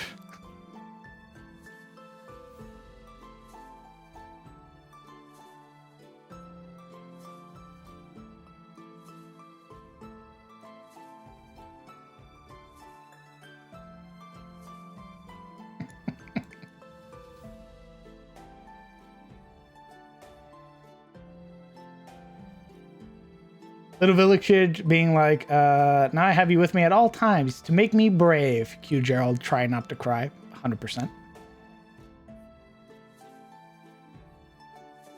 So there was a 2-year time skip for TOS after the ascension of the city? No. No. Like a week time skip for TOS. Now you've done it, Sivrin or your old voice for Elena. Back when she was Elena. Guess what? My voice for Elena is the same voice that I used for Guinevere.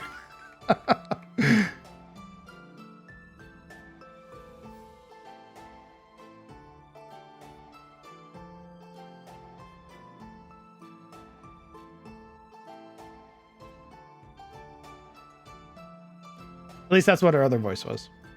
For Sivrin, I do not know. I don't know what I would do for Sivrin. I feel like I would try something and it would be like a bastardized version of a voice in my head.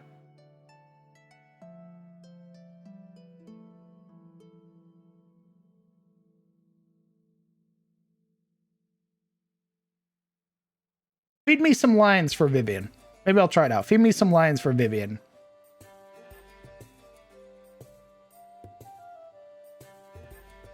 Probably gonna be very bad. So be mindful of that.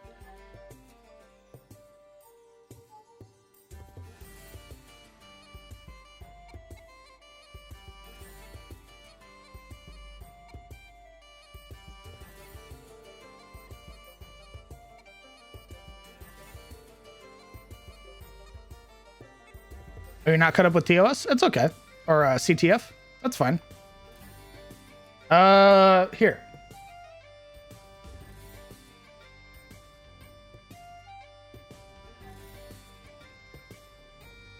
This is Guinevere.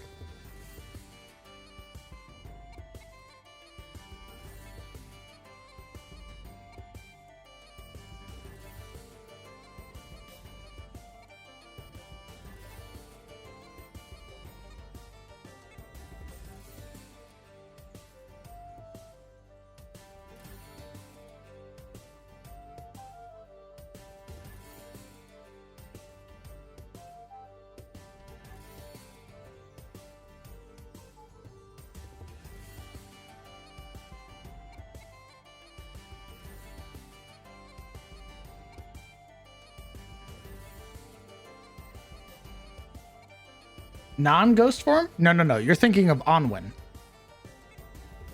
You're thinking of Onwin. Guinevere Alvain is the wife of Gerald Alvain. She is a high elf.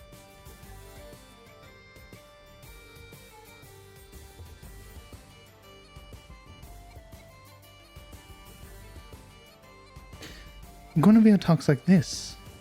It's probably best that you stay in your lane, darling, and ensure that you don't wander too far, lest you cut yourself.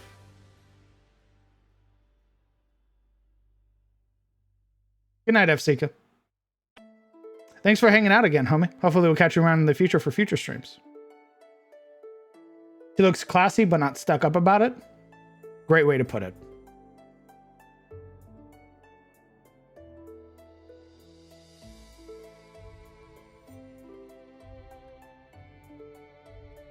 That's right, 01, the high elf.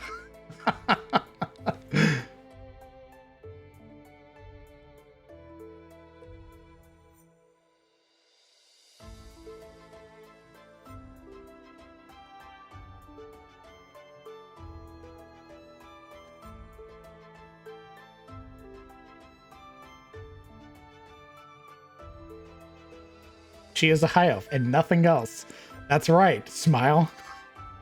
She is a high elf and nothing else. She sounds comforting and caring. Nice.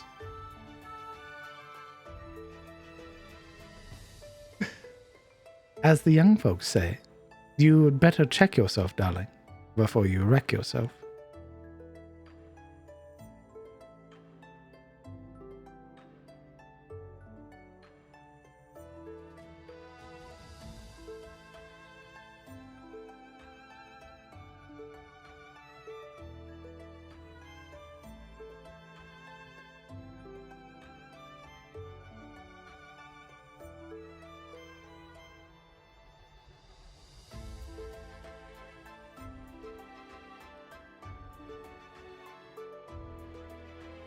I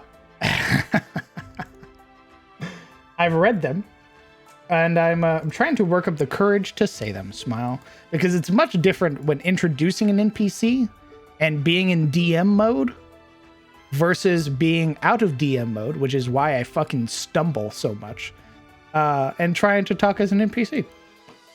So yeah. Give me some time, and I will eventually work up the courage to try and talk like Vivian.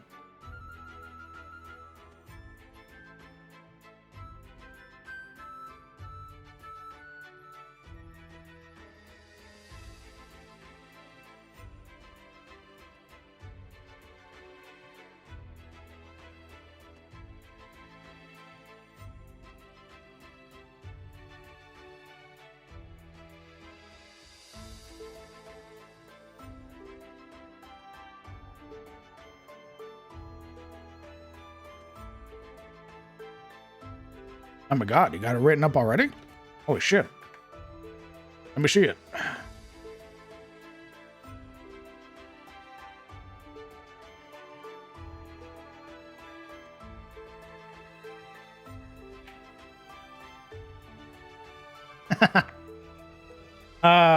Oh, then who was the 2 years since the ascension for the new group?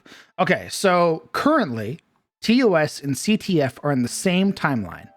They are only a few days apart in terms of like time difference. DOA, formerly Secrets of Eris or SOE, is the group that has pushed forward 2 years in time. It is 2 years in time before they are woken up from their stasis and allowed to move and operate within the world. So for 2 years, they've basically been in stasis, living a false life.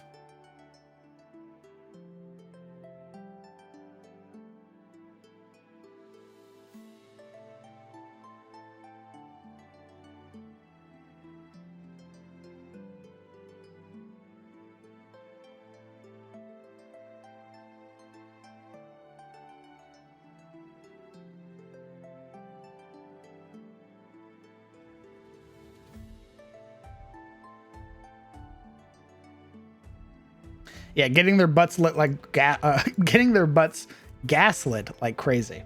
Hello. Voradare do be fucking with their heads though. For real.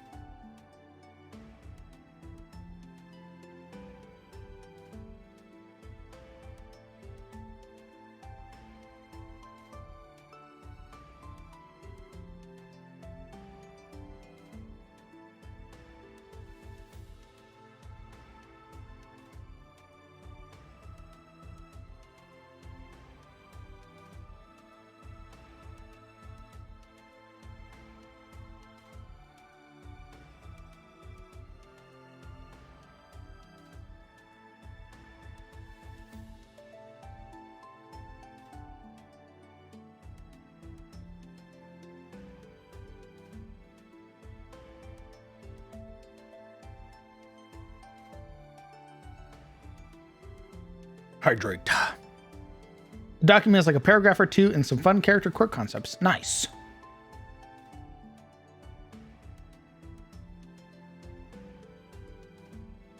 Let me open this up real quick.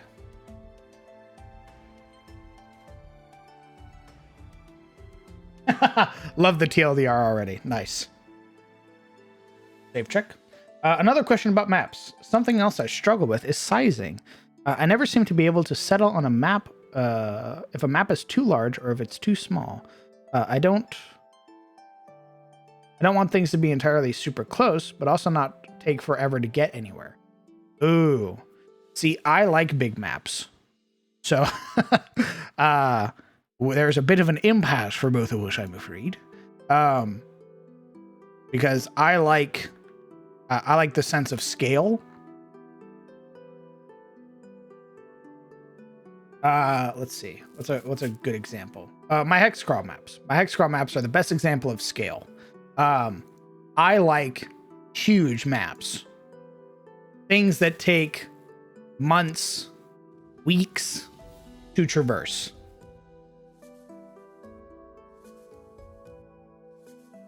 And generally the way that I go about figuring out scale is I generally try to compare it to the other pieces that I'm putting down. For example, putting down like a token piece versus like putting down like a wall segment. I never want these pieces to sort of overlap in terms of size. I want one to generally have a bigger feel than the other. And the way that you do that is you sort of go about sort of figuring out smaller scales. Like, what is too small? Is 30 pixels too small, or is 80 pixels too small? How zoomed in do I want this map to be? Let's see. Like, Elion's Tier, right? Elion's Tier in terms of scale it's a lot of miles. It's a very wide, sort of expansive town. But in terms of like being able to zoom in and see everything's generally the same size building wise. No building is generally way too big unless it's already a big building.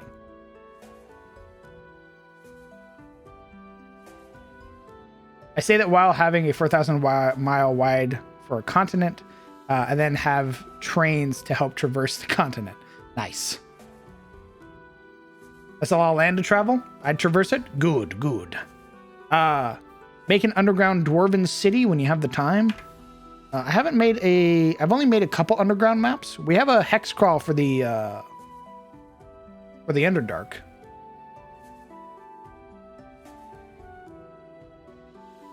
And this is one segment of the Underdark, like one layer that happens to be nearby.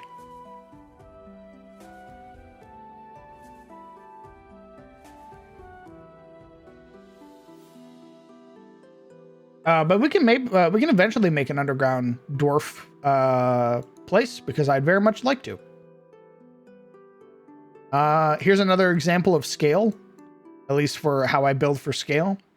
A lot of the residential buildings and everything like that are very much built to mirror each other in size, while larger buildings are more pronounced and meant to sort of show the difference in scale.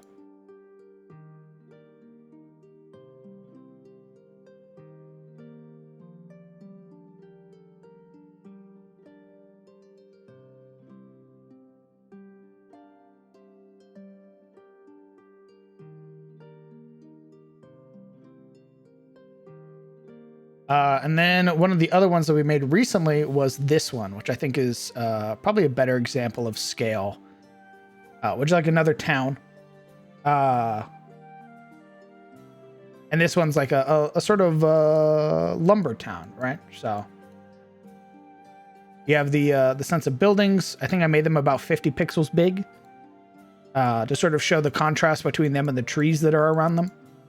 So there aren't really any big buildings outside of scale. So if players come in, they sort of get the feel that this place is very sort of sparse in terms of buildings. Like this is like maybe like a block type deal. I'd live there just to jump from roof to roof. True. Rosewood is very packed. It is a bustling barony that has recently seen big expansion and growth. Me with my giant map that is really one big island. There's nothing wrong with a Pangea style map. Nothing wrong at all. If you don't, you end up like me, which is a person with multiple continents. And you have to map all of them out. And it takes a lot of time. And sometimes it becomes a really daunting task and you go, oh, fuck.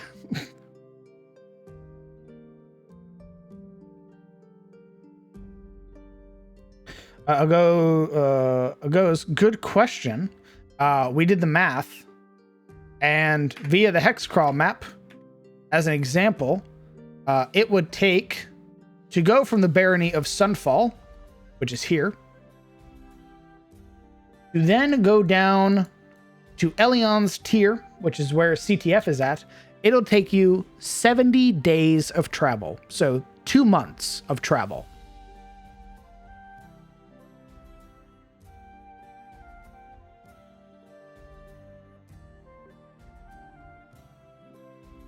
Yeah, it's about 1,400 miles, assuming no horses, just traveling by foot. Also assuming that you don't get waylaid by combat or any of the monsters that roam the Etenmore. And that's purely just traversing around.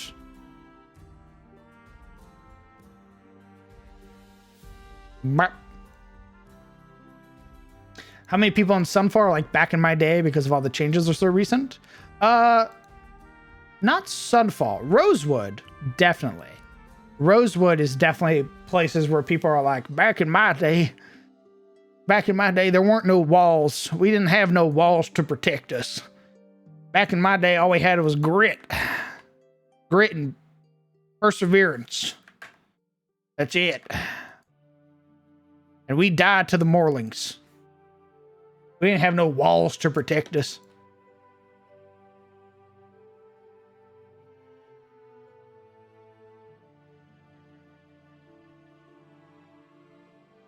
We piled up dirt.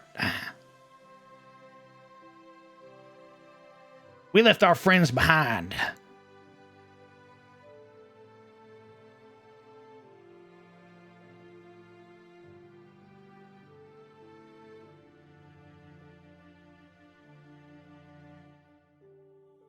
I mean, like the cities, do you set like a couple hours to travel across them? Oh, 100%. I love that sense of scale. Absolutely. It'll take hours to like, well, maybe not hours. Because people can travel pretty far just by walking. So, but a decent walk from the west gate to the east gate.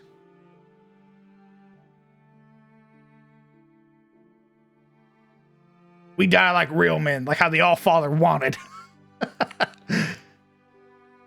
You kids and all your newfangled granite.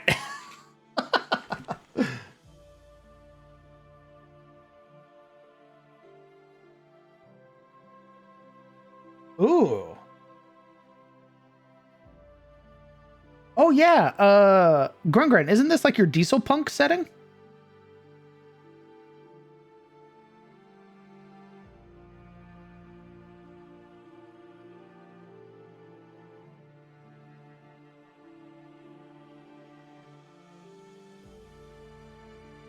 Nice.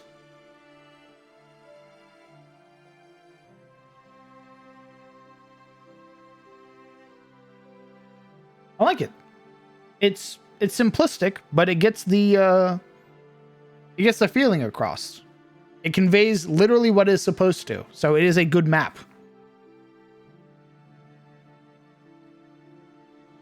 Not every map has to be complex.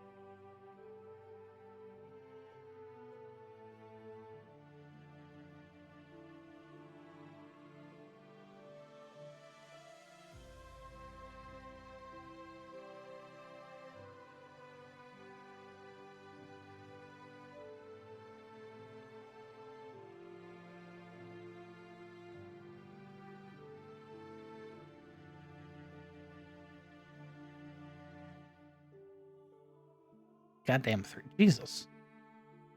Okay. Fuck me, I guess.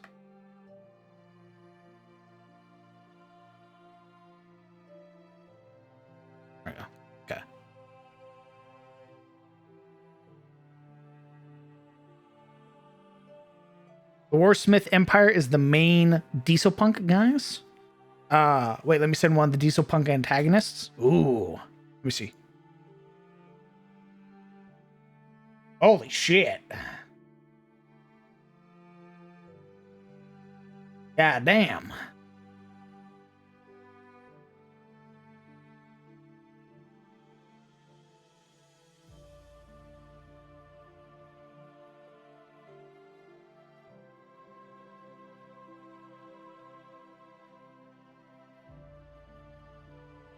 And I looked, and behold a pale horse, and his name that sat on him was Death, and hell followed with him.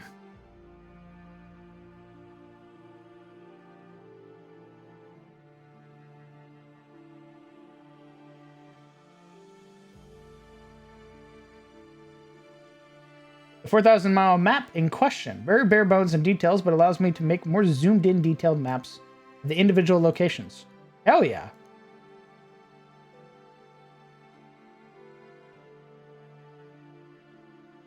I like it. Greasy. Where do you make your maps in?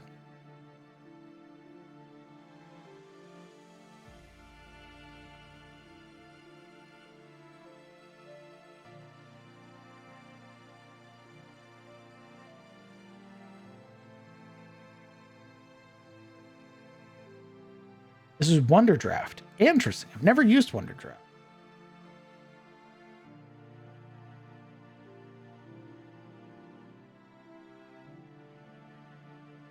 I keep getting that quote. I was so confused. What? You don't know about the pale horse and his rider named Death?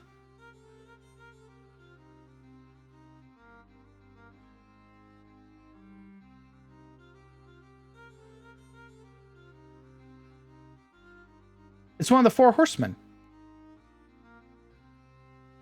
It's one of the horsemen of the apocalypse.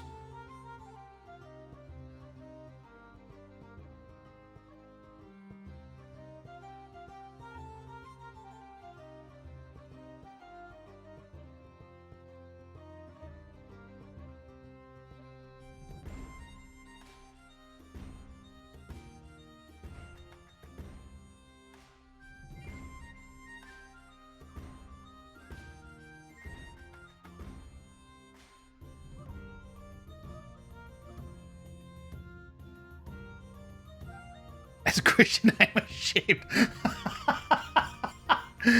No. Don't be.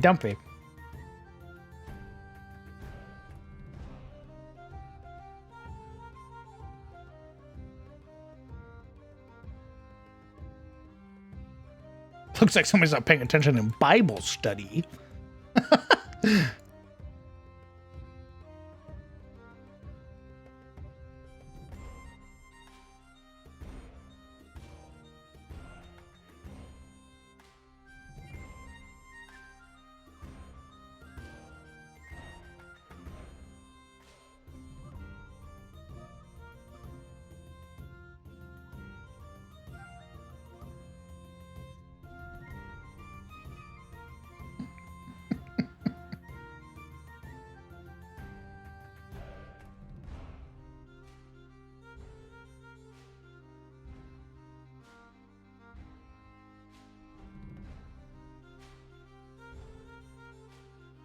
I was actually playing a dumb FNAF game as the pastor was talking about pride. Oh my goodness.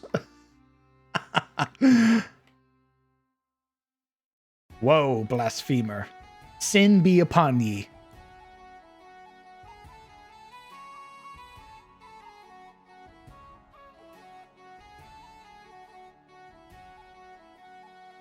I don't think they go into Revelations too much. I don't ever remember Revelations being brought up when I was in like Sunday school. I don't think Revelations was brought up until I was well into adulthood.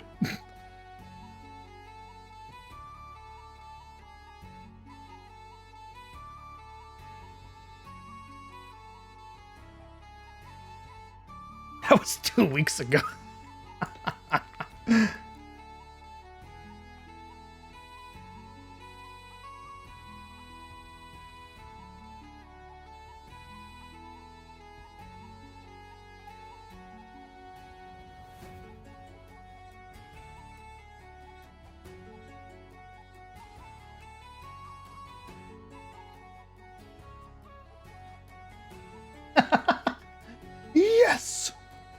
The cute ass cat riding a unicorn.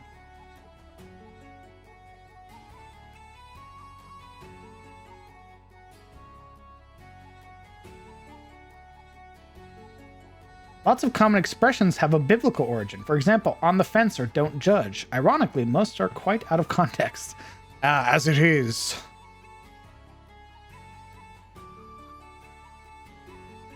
First the cheat code, now Vivian. I got you, homie. Don't worry.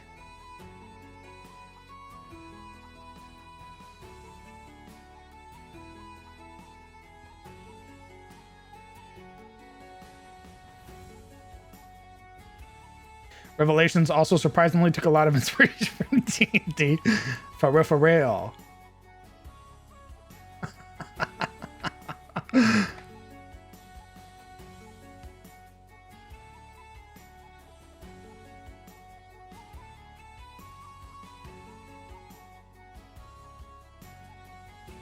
God be with ye became goodbye.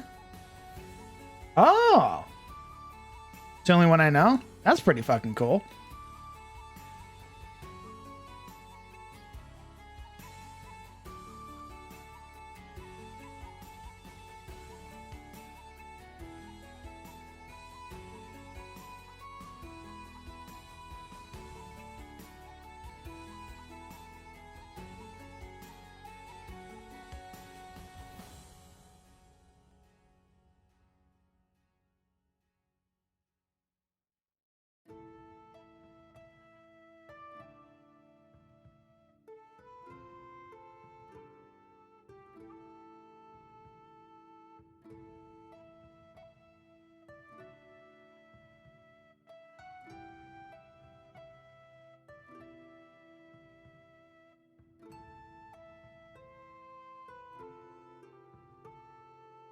Man, they can't write a provisional material.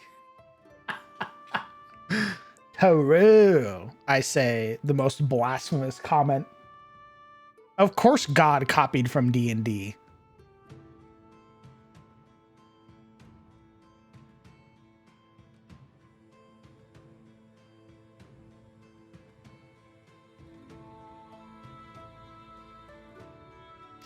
What the fuck do I put over here?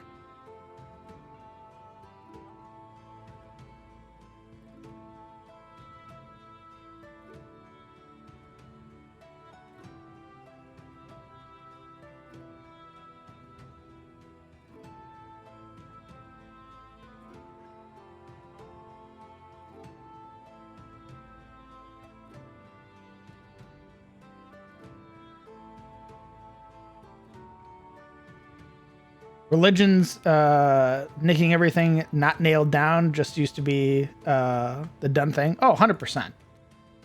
100%. Again, as Itis says, we are all copying from Gilgamesh. There is no such thing as an original idea.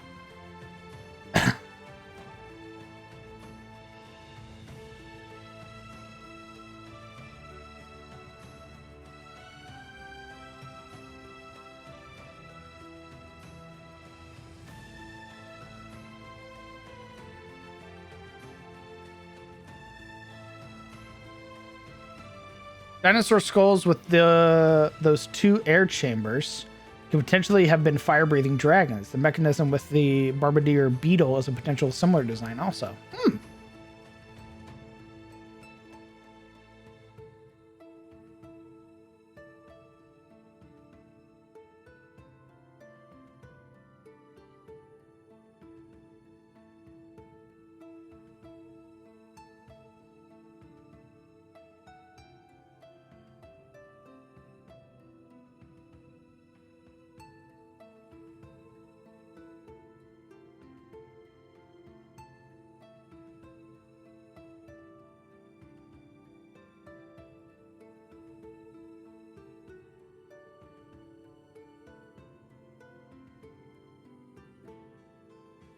I must make it canon that Vivian's thighs are thick and meaty. Good. It better be thick with a Q, or else.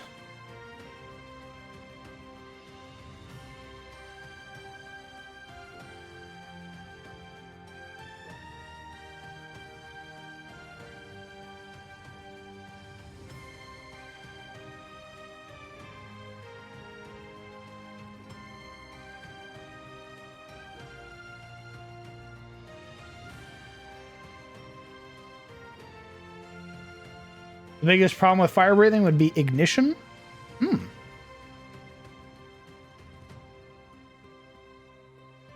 I think the idea of the fire breathing stuff, I've always loved the idea of it more being like napalm instead of just like, instead of it being like regular fire that just is sort of there and then goes out. I always love the idea of like dragon fire being more akin to napalm, where it just sticks to stuff because it's a chemical that reacts to oxygen.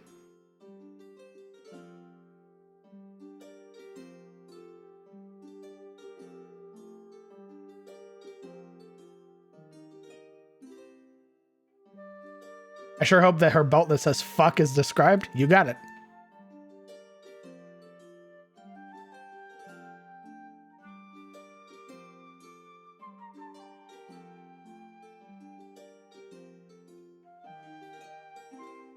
Hell yeah. Like imagine this creature has like this chemical reserve inside of its body, like a gland that produces this very viscous material. And when it hits oxygen, a chemical reaction triggers and it becomes on fire. It basically reacts to the O2 in the air and ignites. And as it hits you, it burns. It just sits on your skin because it is a liquid chemical.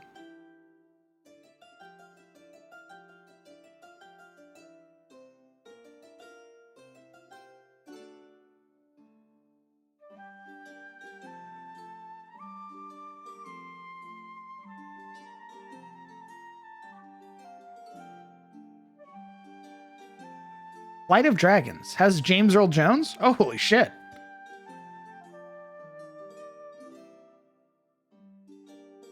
When I draw dragons for quite some time, I drew dragons with a liquid pouch under their jaw. Nice.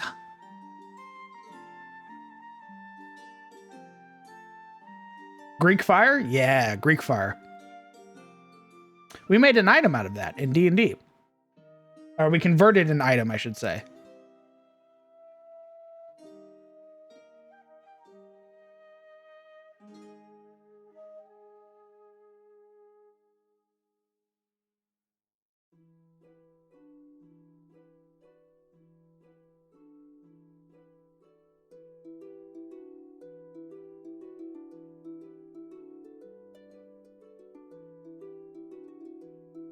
Trying to put something in the center here to give it anything.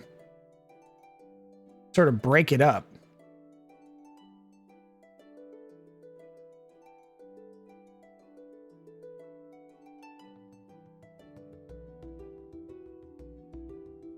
Ah, yes. The Germans who already had the Flammenwerfer, you give them the dragon that can do the same thing. Of course.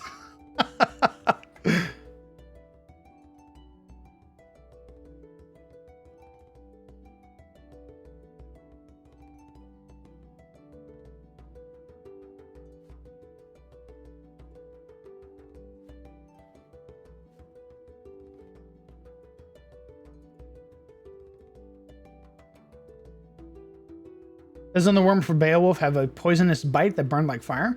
You know, we never had to read Beowulf in my school. So of that, I have no idea. Smile, I'm ignorant.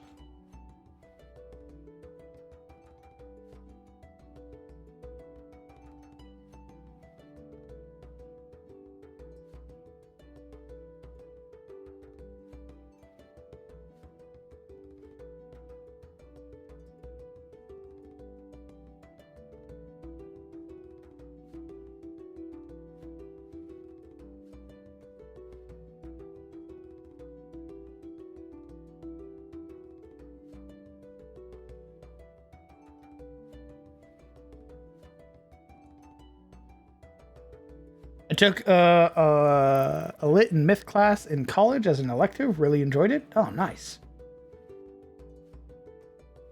I know college had cool classes like that. What the fuck? I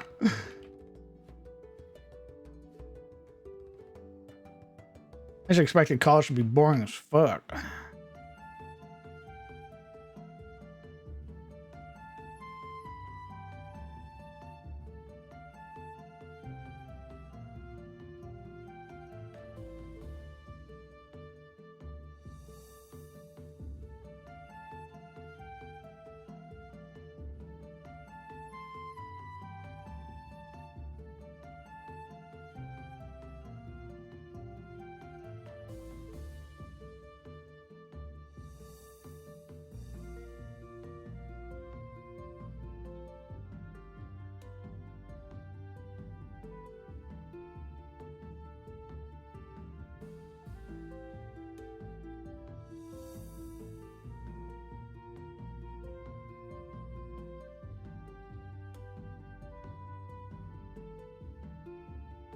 Excuse me.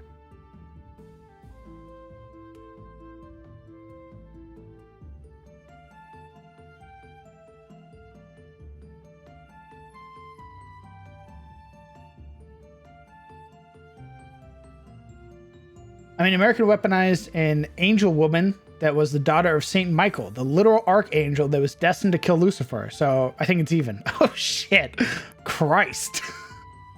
I gotta get some sleep. Be great. Been great. Stay rad. Hell yeah, Inkley. Rest well, brother.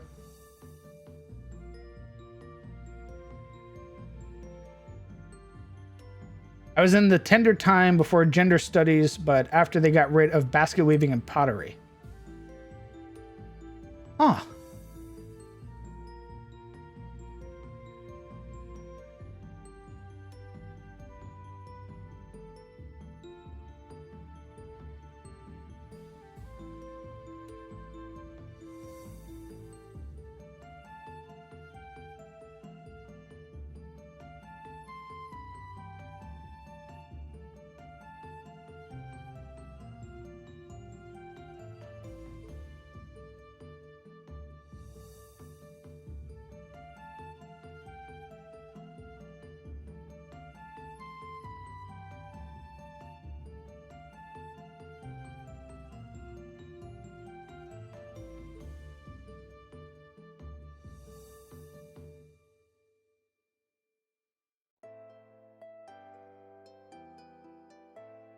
I really should get back to drawing Into the Shadows Reach.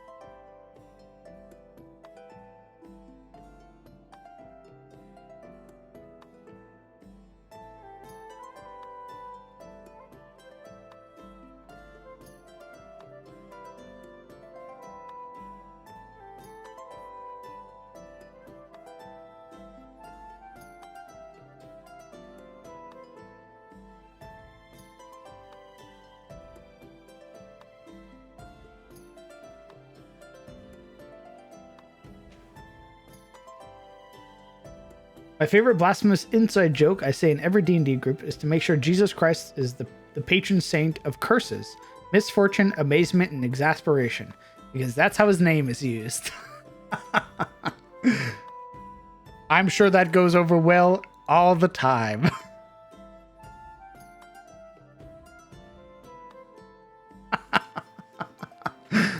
I'll be right back.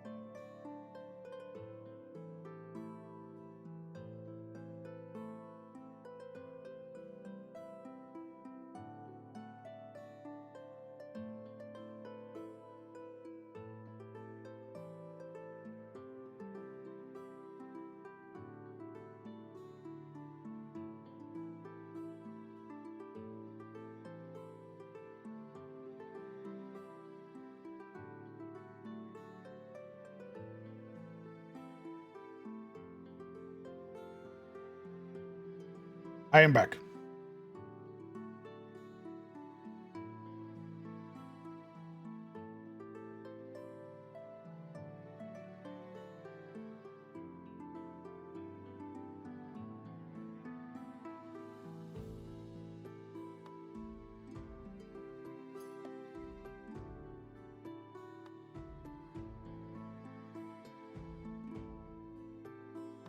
When making Viv's lore, I really should add that she has huge tracts of land. Big bahangas. Good. Let it be so.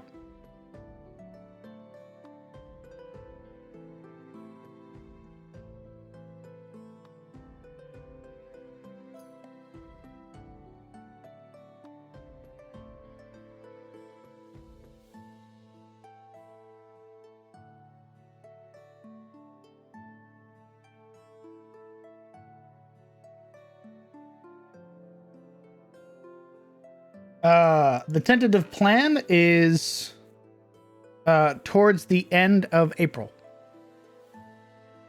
Hopefully, when I finish this map, I'll be able to start it sooner. Basically, it depends on me finishing this map and me finishing a dungeon. If I can do that, then the game will start sooner. But hopefully, it'll start within a month.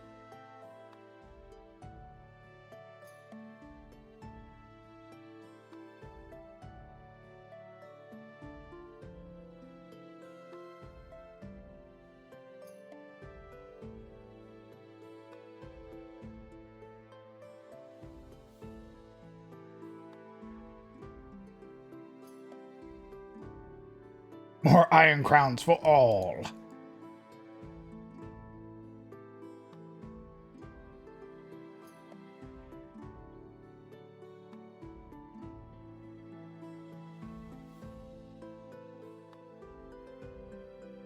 Fresh meme on the Discord. I know that cat.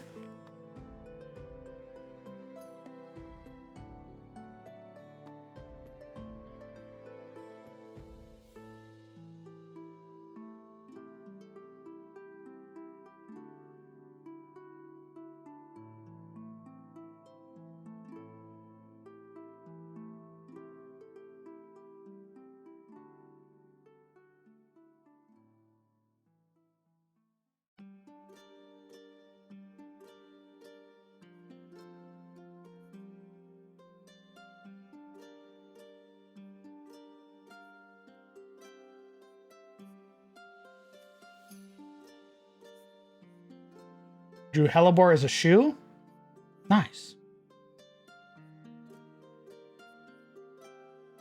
Mass wanting to put a lot of NPCs into this map already? I mean, if you want to make Darkest Dungeon inspired characters, by all means. I will use them.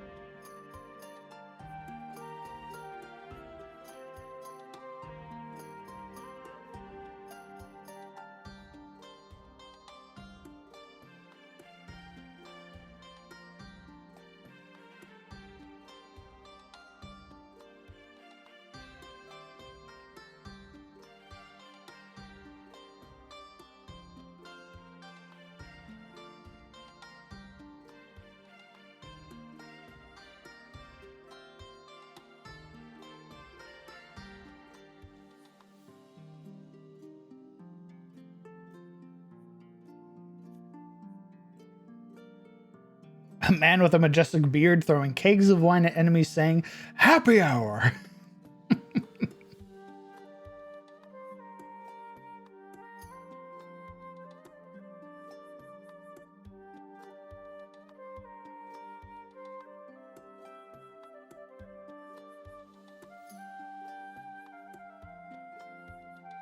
foams at the mouth.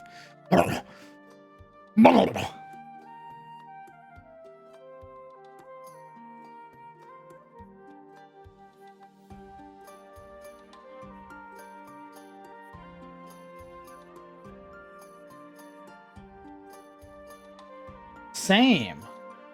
Same, Golem. I am very much waiting for it to be on Steam. I already have it on Epic, but I want it on Steam.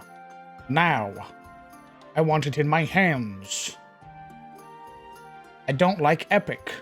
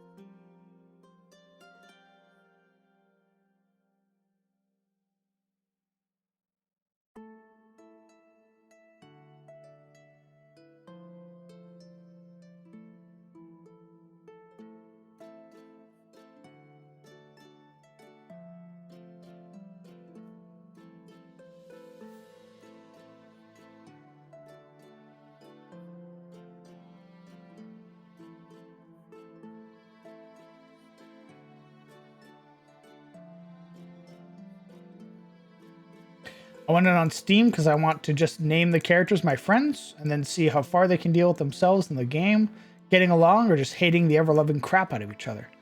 Nice.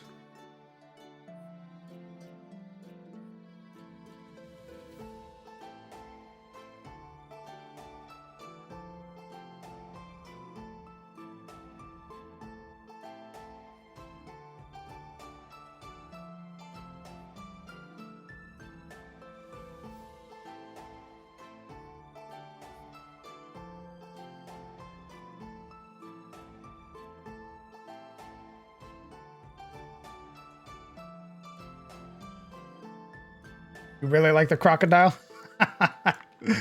Understood.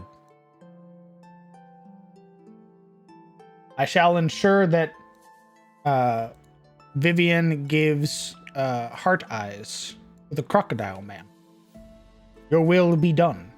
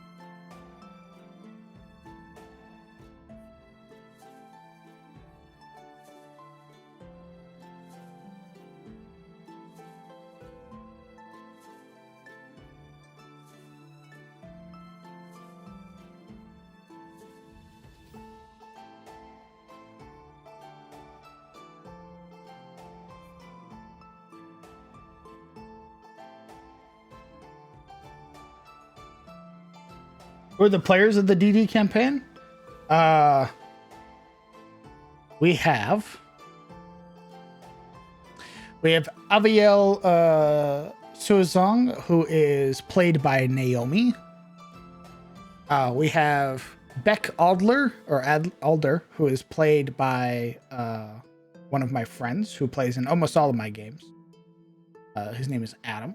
We have Gail von Hechtine, who is played by Momo. We have Honey, who is played by Summer. We have Compromise, who is played by Sizzle Bacon. And we have Pim Stoneseed, who is played by Kieran, or Necro Sister, who was in the chat earlier. And then we will have Snapjaw, who will be the lizard folk, who is played by Blake, or Rozzy. He is the other person who was in the call with me today.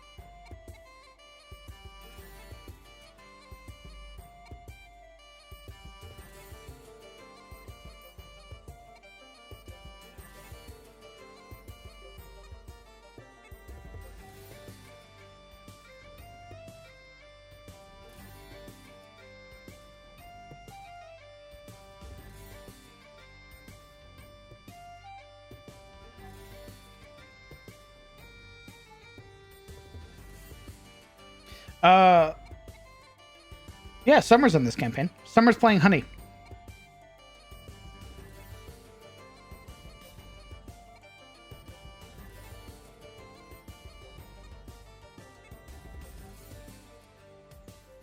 They're playing a warrior jar.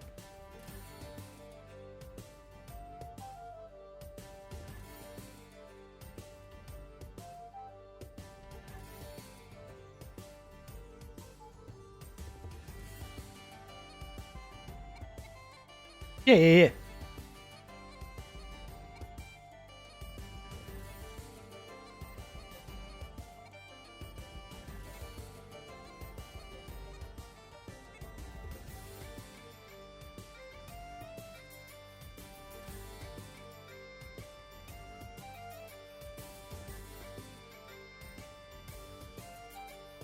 The party. The impervious shell. Dink. Dink.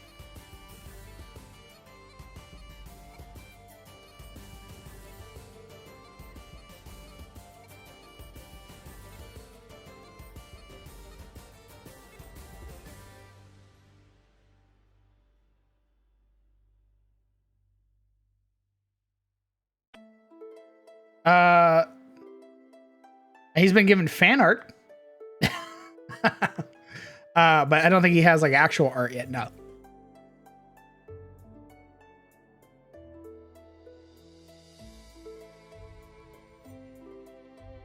Good thing Summer's in here. Oh, real. She would just she'd spam it. But I sort of wish she was here. She could have hung out with us. Instead, she confessed her love to Momo and then left. Huh.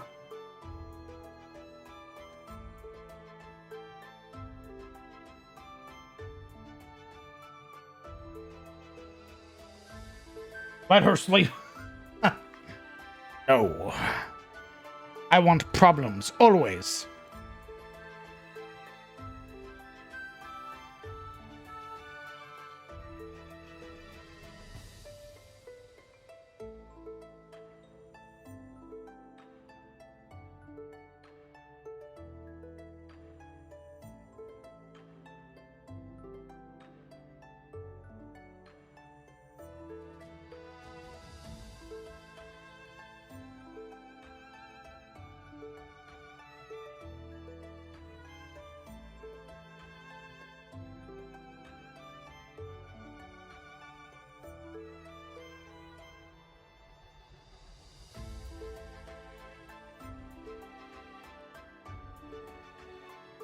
May I snoop around for some Elena backstory deets? Sure. What do you want to know?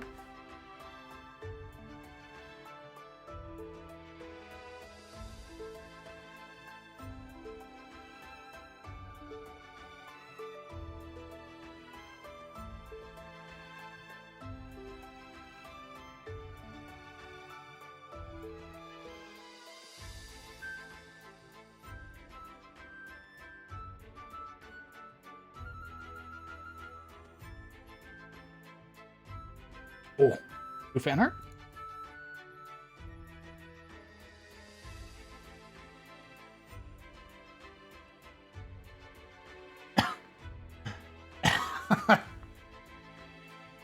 What happened to me?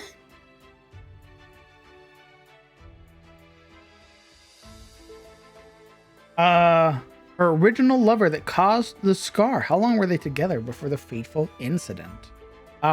Close to a decade. They were trying for a family. And then a lot of bad shit happened. And he lashed out and attacked her.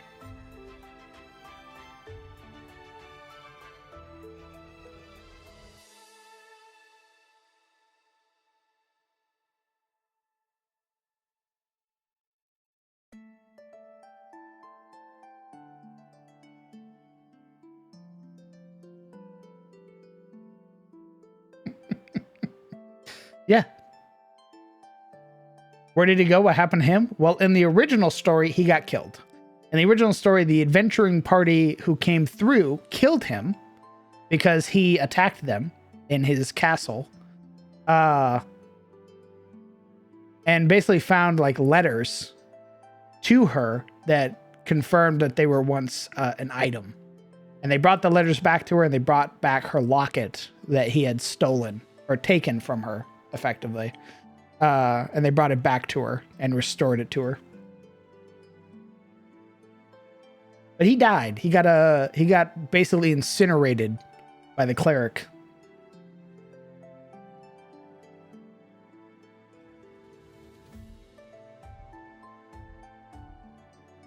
He was an asshole. He led the party into his castle, basically invited them in as guests, drugged their food, and then attempted to experiment on the monk.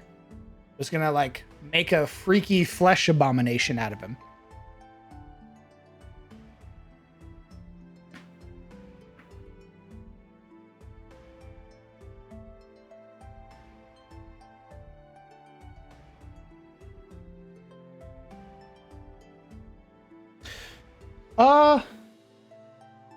So close to a decade, not a whole decade. When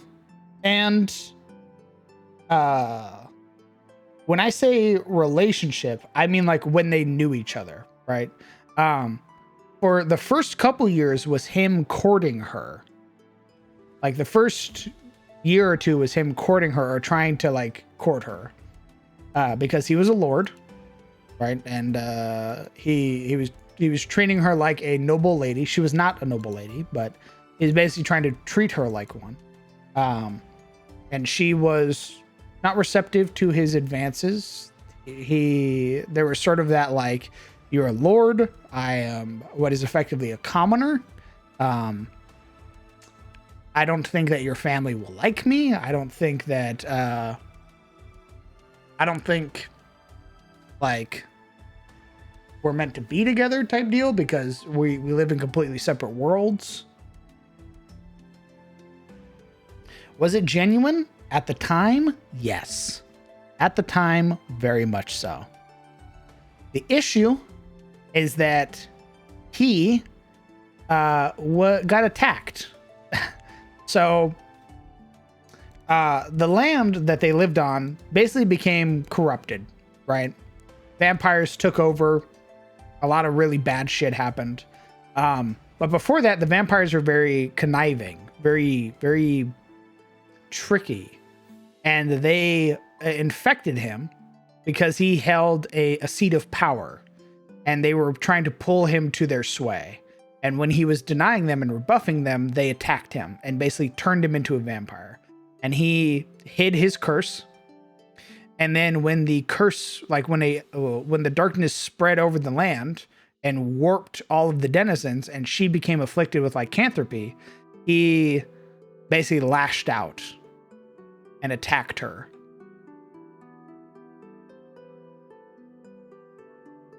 He is already sort of losing his mind. And when she turned into a monster, he feared for his own life. And there was also that rage of like, you're a beast type deal. So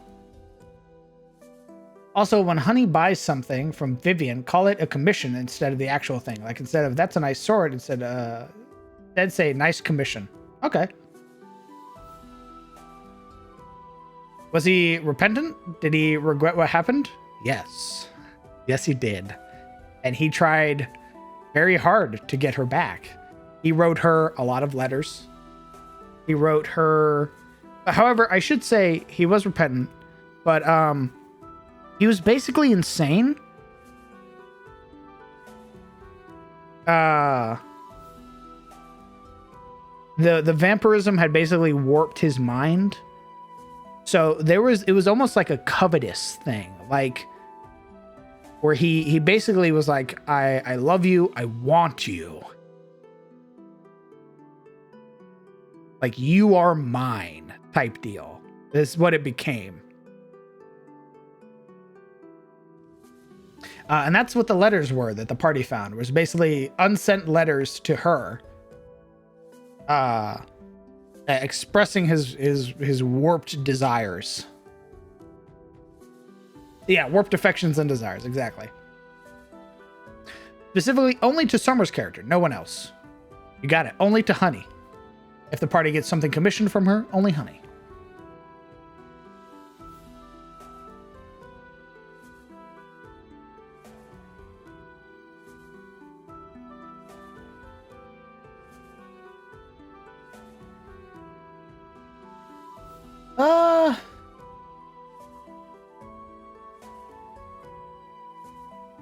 He was apologetic. Like, in his letters, he was very apologetic that he attacked her.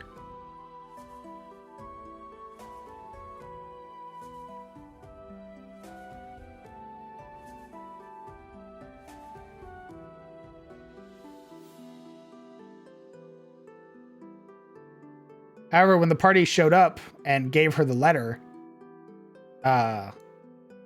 it had been like, it had been like a year or two since she had seen him. So when they sent her the letter, or when they gave her the letter in the locket, she was like, holy fuck, he still cared about me.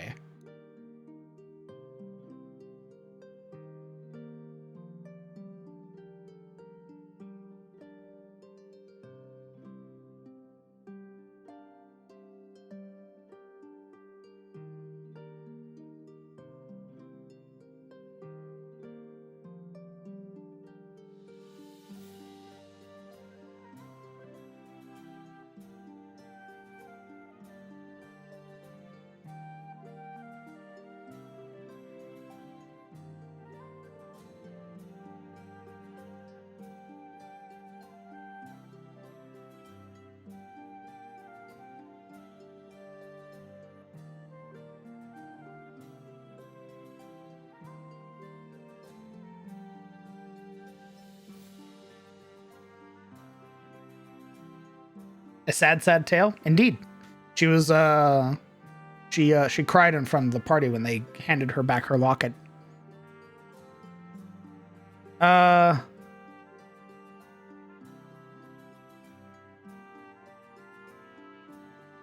can buy shit off of her. Just call everything Honey buys commissions, because I realize that Vivian is heavily inspired off of an artist that I know's character. Nice.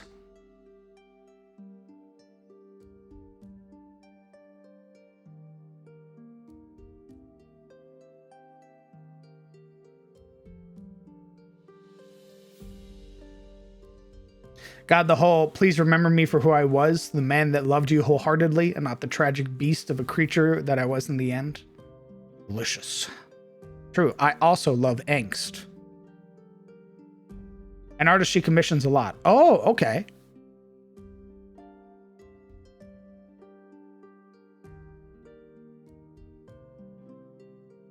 $10 plus stream? Cool. We'll see how long it goes for. Sinju, because I am starving.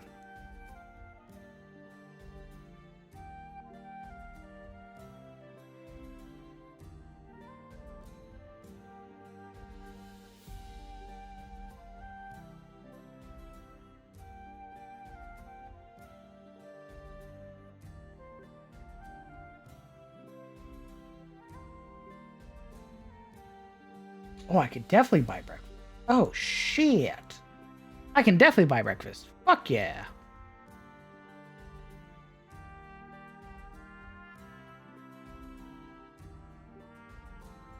Or do I wait and get lunch? Or do I wait and get lunch? Fuck. I could get chicken biscuits. Wendy's. Those are really good. Or I wait till 10 and get actual chicken.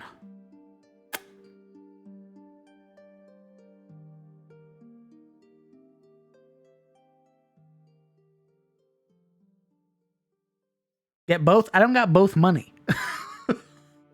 I don't got both money. I got one or the other money.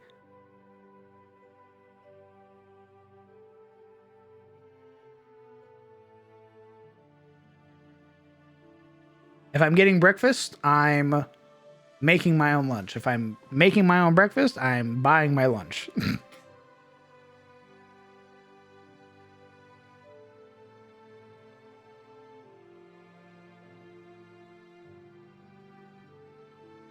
Heavily inspired off of Zephyr. I realized Vivian is a mix of every single LTP girl. Huh?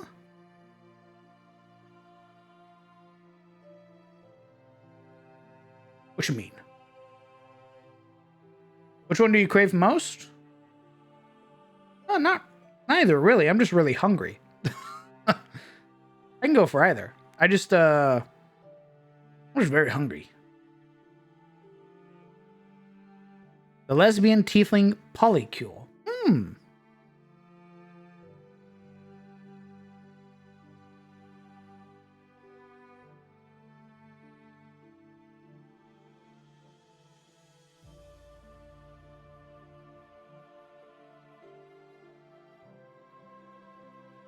Zephyr is Yoshi's Minecraft character. Oh, that's cute.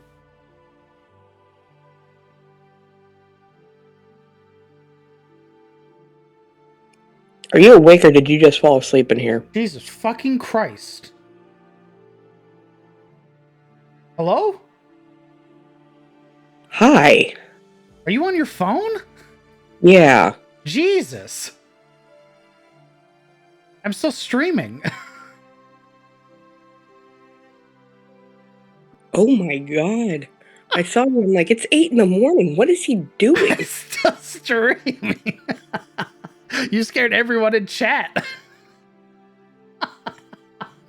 Yeah, I'm up normally this time of day. Gross. We're still working on our map. Oh my god, dude. I woke up like 10 hours ago. Cut me some slack. Okay. But still, I didn't expect. I'm like, dude, is he still awake? Yeah, I'm contemplating ordering food right now. I'm actually also having cinnamon toast, so. Nice. Oh yeah, good breakfast. Cinnamon toast, coffee, got a monster for getting ready for work. It's great. Well, I will leave you to it. I was just slightly concerned for you, okay? Thank you, homie. I appreciate your concern. Right, bye. Goodbye.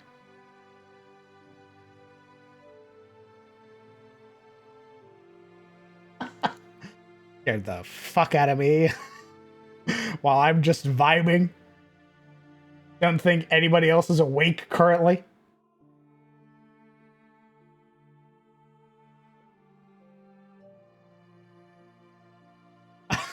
Literally in my own lane.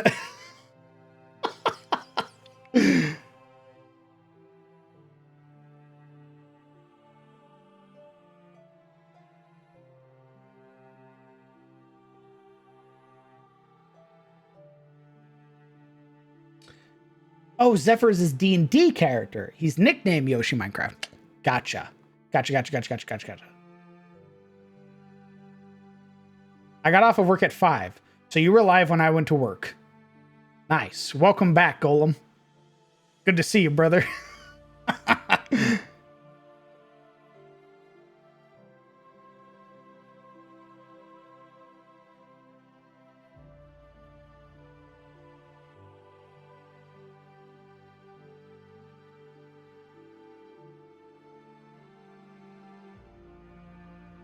Hey, Crown, is it wrong for me to write a story about family and then break the family apart for several chapters? No. It is correct. It is always correct.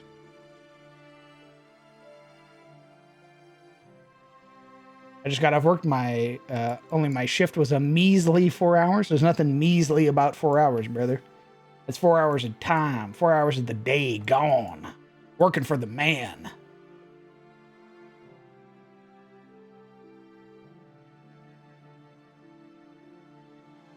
To be fair, I was asleep up to 5 minutes ago.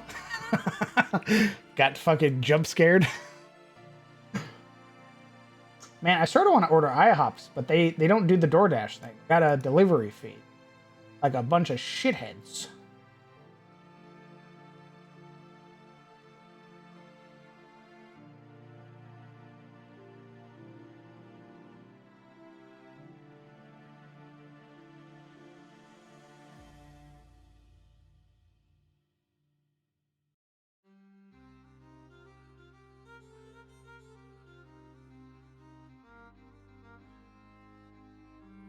Four hours spent watching the stream. Let's fucking go!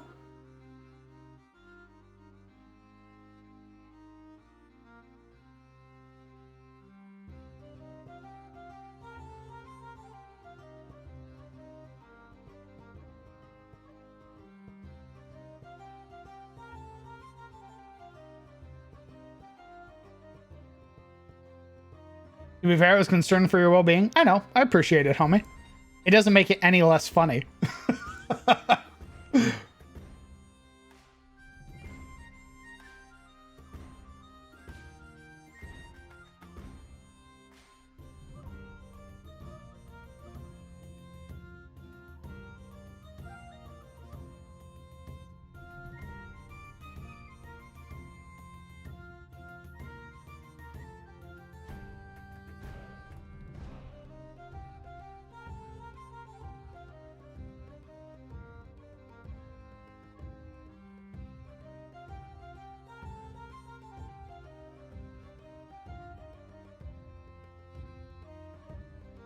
'Cause Elena's continue in where Ellen left off with the letters?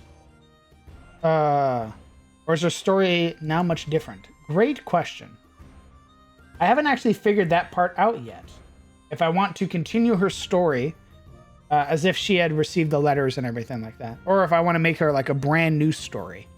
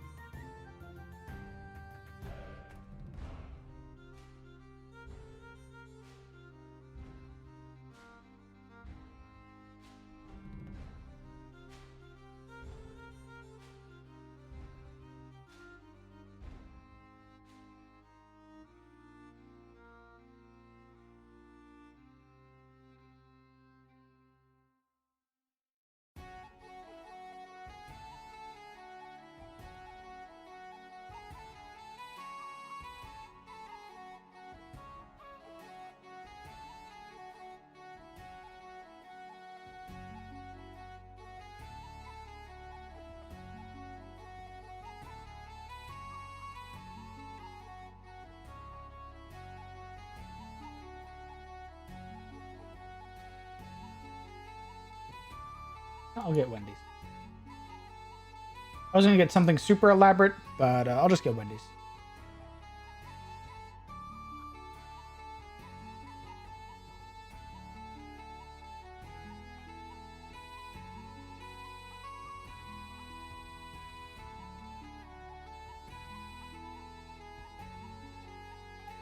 The 1 hour actually working, 3 hours watching and doing homework. Gotta love cozy college jobs.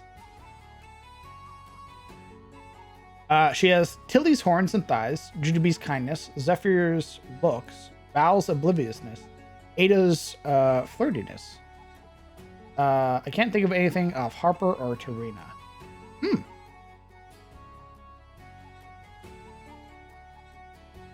Nice, we'll put in the order for my food. Continuing her story really gives her so much history and depth, so my vote is to continue. Maybe even allude to the original party of adventurers that recovered the letters. Oh! You know what? she could have left the island and moved to Tyros.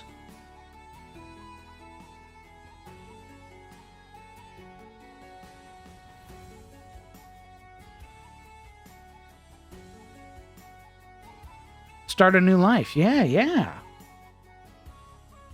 It would make sense why she, like, if we were to make Gabriel and Agelm, it would make sense why she's still hanging out with them. Because they survived the fucking cursed island together. And they basically left.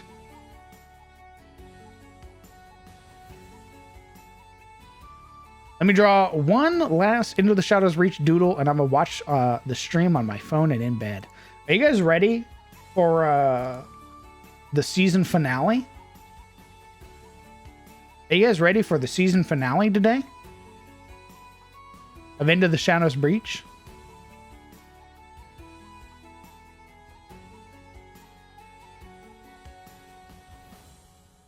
It's been a long time coming. What?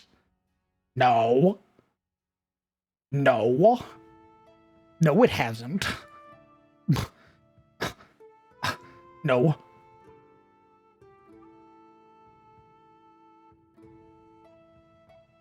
You guys are in for a ton of fan art from Soup? Oh, shit. What I really can't wait for is for Marius fighting the Peacekeeper. Now I will throw hands with the Peacekeeper. Should I make pizza or BBQ sandwich? Pizza. Pizza. Make the pizza. Make the pizza with the extra cheese. Pizza. Do it now.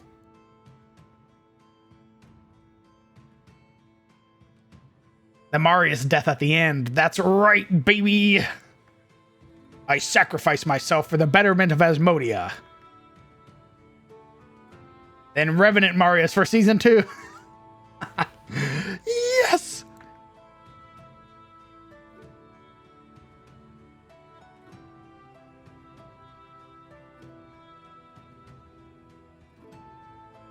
Conquest Paladin with a gun!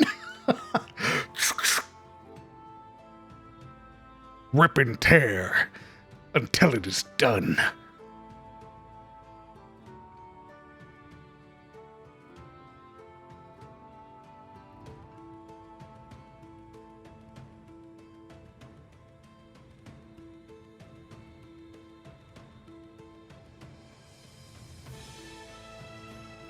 Or boomstick.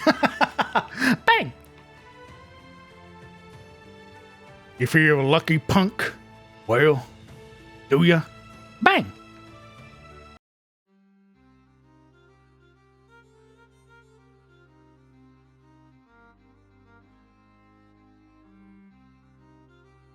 If there isn't a Gadito blade, I will punch a child. Well, it's up to Cheats. Cheats has the Gadito blade, so.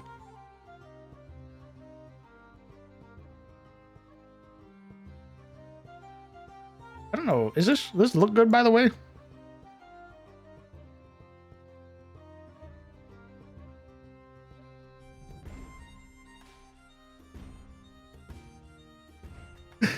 Foolish paladin. Your mundane guns will do nothing. Marius fucking breaches the gun, expends the 2 charges. You watch as he pulls from his receiver 2 blessed shotgun shells.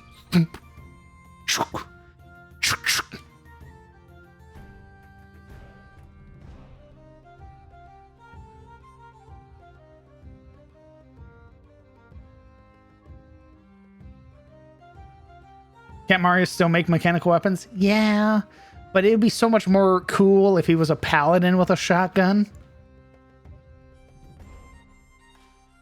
Oh. Yeah, I mean, he'd still have the technical knowledge to know how to make those things. If not, he would just get Cheadle to make it for him. Like, if he lost that ability to make those things, like he lost his proficiencies and stuff, then yeah, he would just have Cheeto make it for him.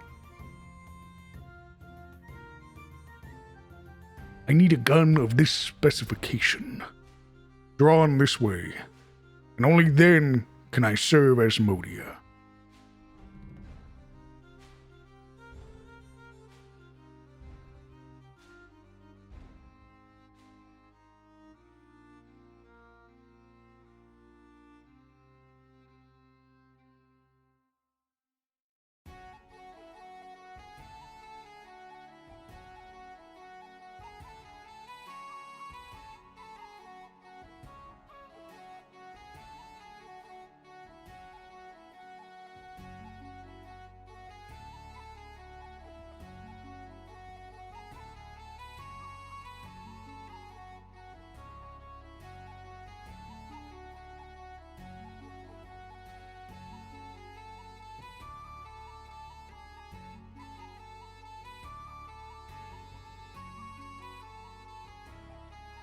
A tool to wipe Asmodia clean. The taint. Double life.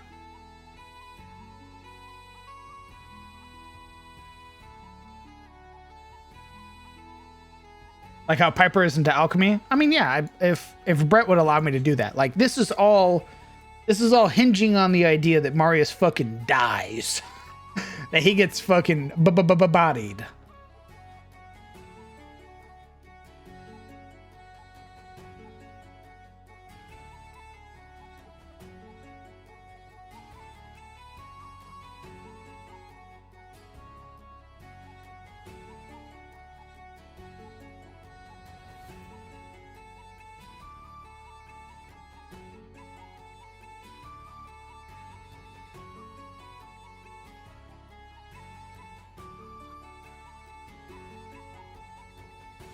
So what I'm hearing is Marius is going to be is doing a Doom Guy impersonation? Yes. There's fan art of it.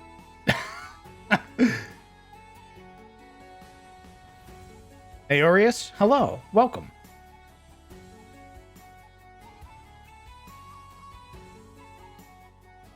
I was already going to make him Doom Guy.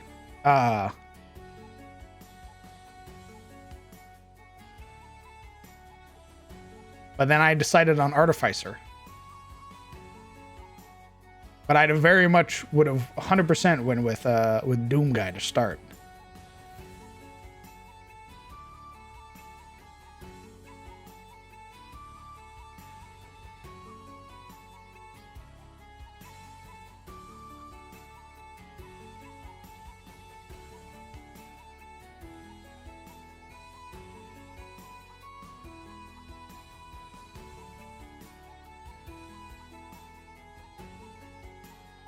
Are you making map layouts? I am working on the seat of the barony called the Barony of Sunfall.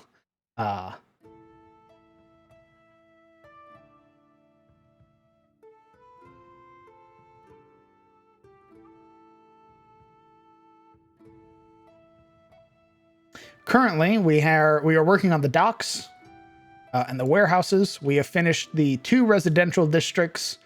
And the sort of trade quarters over here. We still have the other trade shops, the other residential, the upper districts to work on. And then obviously the sort of surrounding DM fiat that I need to fill out.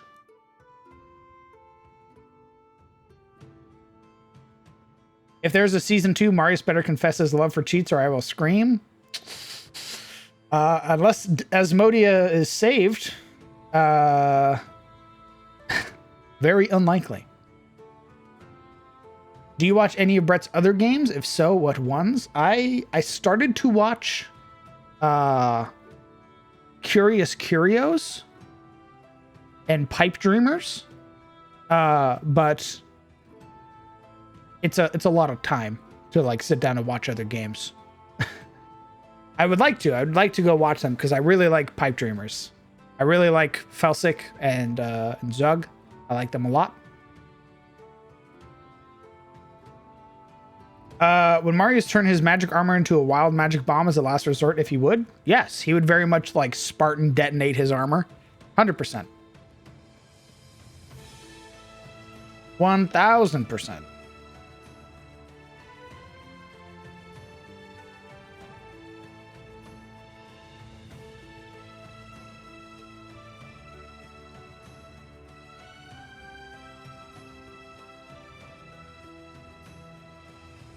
Felzug? Yes, I love Felzug. It's cute as fuck. I think it's incredibly wholesome. I like it. Not incredibly wholesome. Felsic has a lot of feral energy. So not incredibly wholesome, but very cute nonetheless.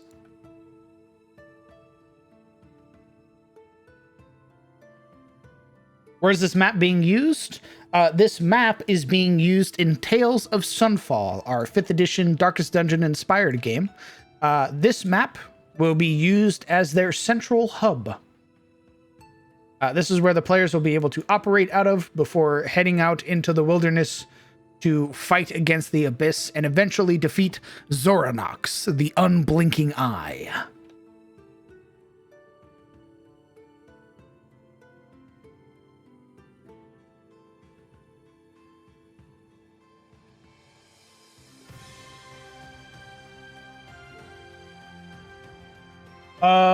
Also, I figure Marius' villain arc starts with him being in front of the council of people debating to aid Asmodea instead of just doing it. Yes, correct.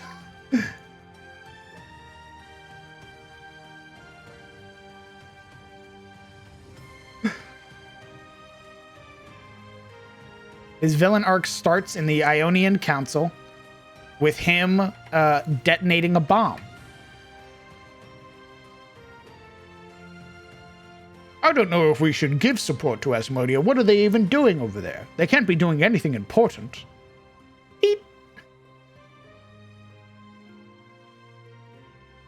It was never about the money. About sending a message.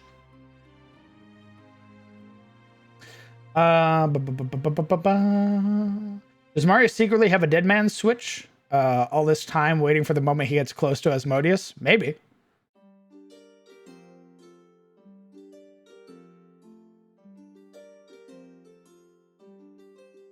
And you stream your campaigns? Yes, I do. Yes, I do. Both of the games are currently in my VOD highlights. If you are interested, one is called Cometh the Fall of Man.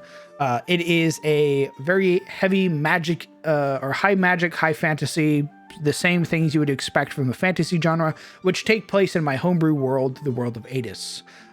It has a lot of inspiration, of course, being like very Arthurian legend with a lot of heroes and heroic deeds and saving people type deal, and sort of fighting back the forces of chaos and the darkness. Tales of Sunfall is a band of mercenaries hired by the local baron to deal with recent and local threats, incursions from the Abyss, eldritch entities which seek to usurp the land of man and warp humanity to its own twisted desires. Which is more important for Marius, reclaiming Asmodea or killing Asmodeus? Reclaiming Asmodea. Very much so, reclaiming Asmodea.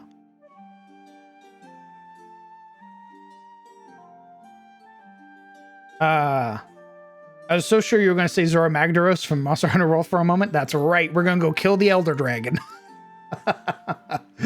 Everybody hop on! We're hunting Elder Dragons, baby!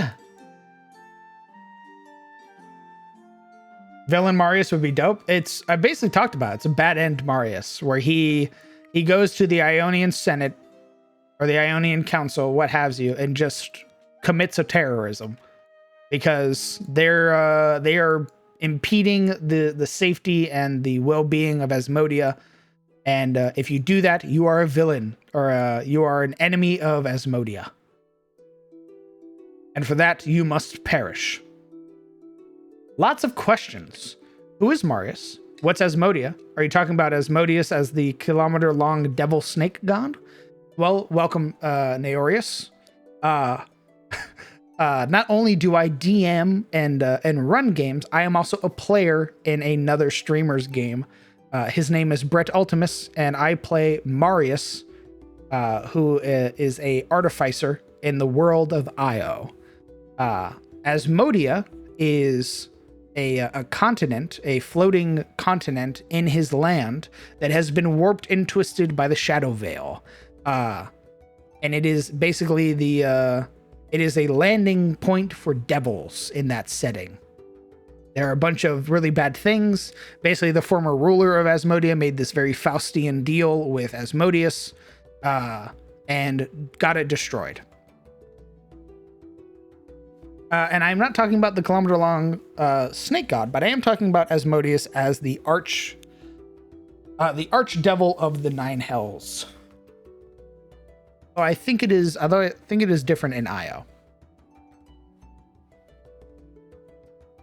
There's a Minecraft/D&D crossover? Aw. This is news to me.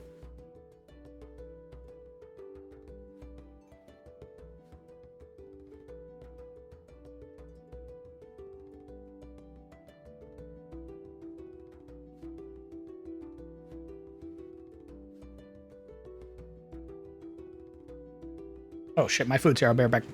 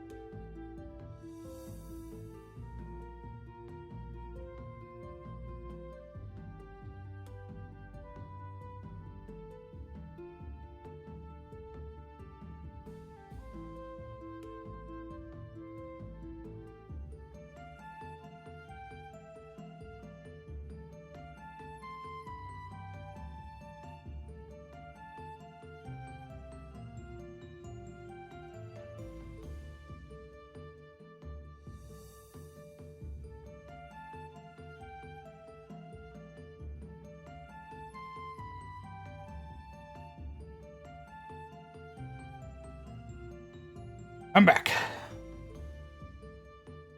D&D did a crossover with Minecraft. It's on D&D Direct. Huh? Something called, something in Creepers?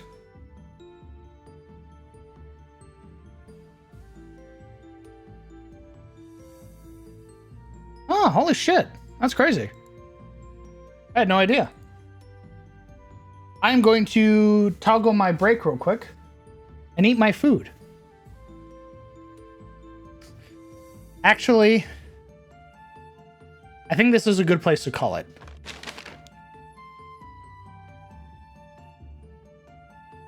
I think this is a good place to call it. We've been going for almost 11 hours.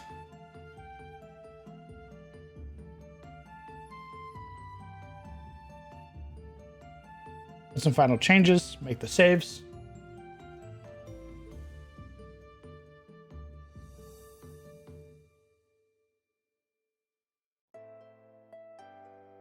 Cobblestones and creepers. Oh shit, okay. I'll have to look that up. Whew. Alright, gamers. Thank you guys so much for hanging out for damn near 11 hours. I really appreciate you guys. You guys make this much more enjoyable when making maps, now that I get to talk to everybody. So thank you. For all the new folks, hello, welcome. If you are a new follower, I'm the Crown DM. I'm a 5th edition dungeon master who runs games in his own homebrew setting, the world of Adis. What you just saw was TPK Tuesday, which is generally a blend of map making and monster creation. What we were finishing was our barony. We're still working on it. We probably will be continuing to work on it in future streams. But you needn't fret, for this Friday will be our episode 59 of Cometh the Fall, Sins of the Father Part 2. And yeah, that'll be at around 7 p.m. CST. That's pretty much it. All the plugs. It's time to plug everything. Exclamation Discord will bring up the Discord command for you to join the lovely community, to hang out with all these cool people, see all the amazing fan art that's been posted of all the NPCs and all the characters, as well as a creation showcase for you to show off any of your own D&D creations as a dungeon master or an aspiring one. And if nothing else, if you're a new player, there is a D&D questions tab for you to post your questions that I will get to at my earliest convenience to be able to answer them, to hopefully better explain the systems and how everything works. Follow the Twitter, which is where I post when I go live. So that way you get notifications. Go subscribe to the YouTube, because that's where I'm uploading all of the VODs, including these ones, these long sessions of ideas and map creation ideas and stuff like that for people to reference and use for their own wants. Exclamation rogue. I'm a rogue partner. And if you use exclamation rogue with that referral link and use the code CROWN, you will get 20% off any products you purchase from Rogue Energy. It is a dietary supplement, and it's hella tasty. I personally enjoy blood orange, and if you have no idea what Rogue Energy is, don't worry. It's basically an energy supplement. It's meant to replace energy drinks without the crash. As well, they have a free pack that you can try out on their website to get a little feel. It comes with a free shaker and a bunch of packs for you to really try it out before you make any purchases. So that's it. Plugs over. Thanks for hanging out, guys. You guys are fantastic as always. Thank you guys so much. I will see you all today in Brett's game. If you want to watch me die. Oh my god. Hey, Brett.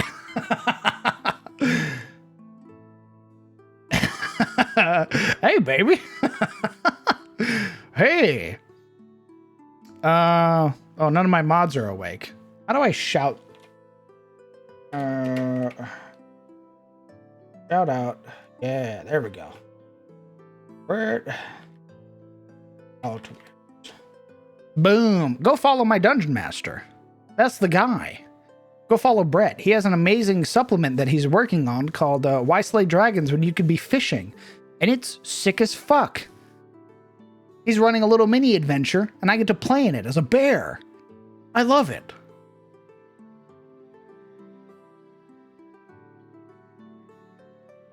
Oh, 01. 01. Thanks, bud. Thank you for the gifted sub to Brett. That's it. Go follow him. I'm gonna be playing in his game today for the season finale part 1 of the adventure that we've been playing in. You get to watch Marius die in 4K. That's all.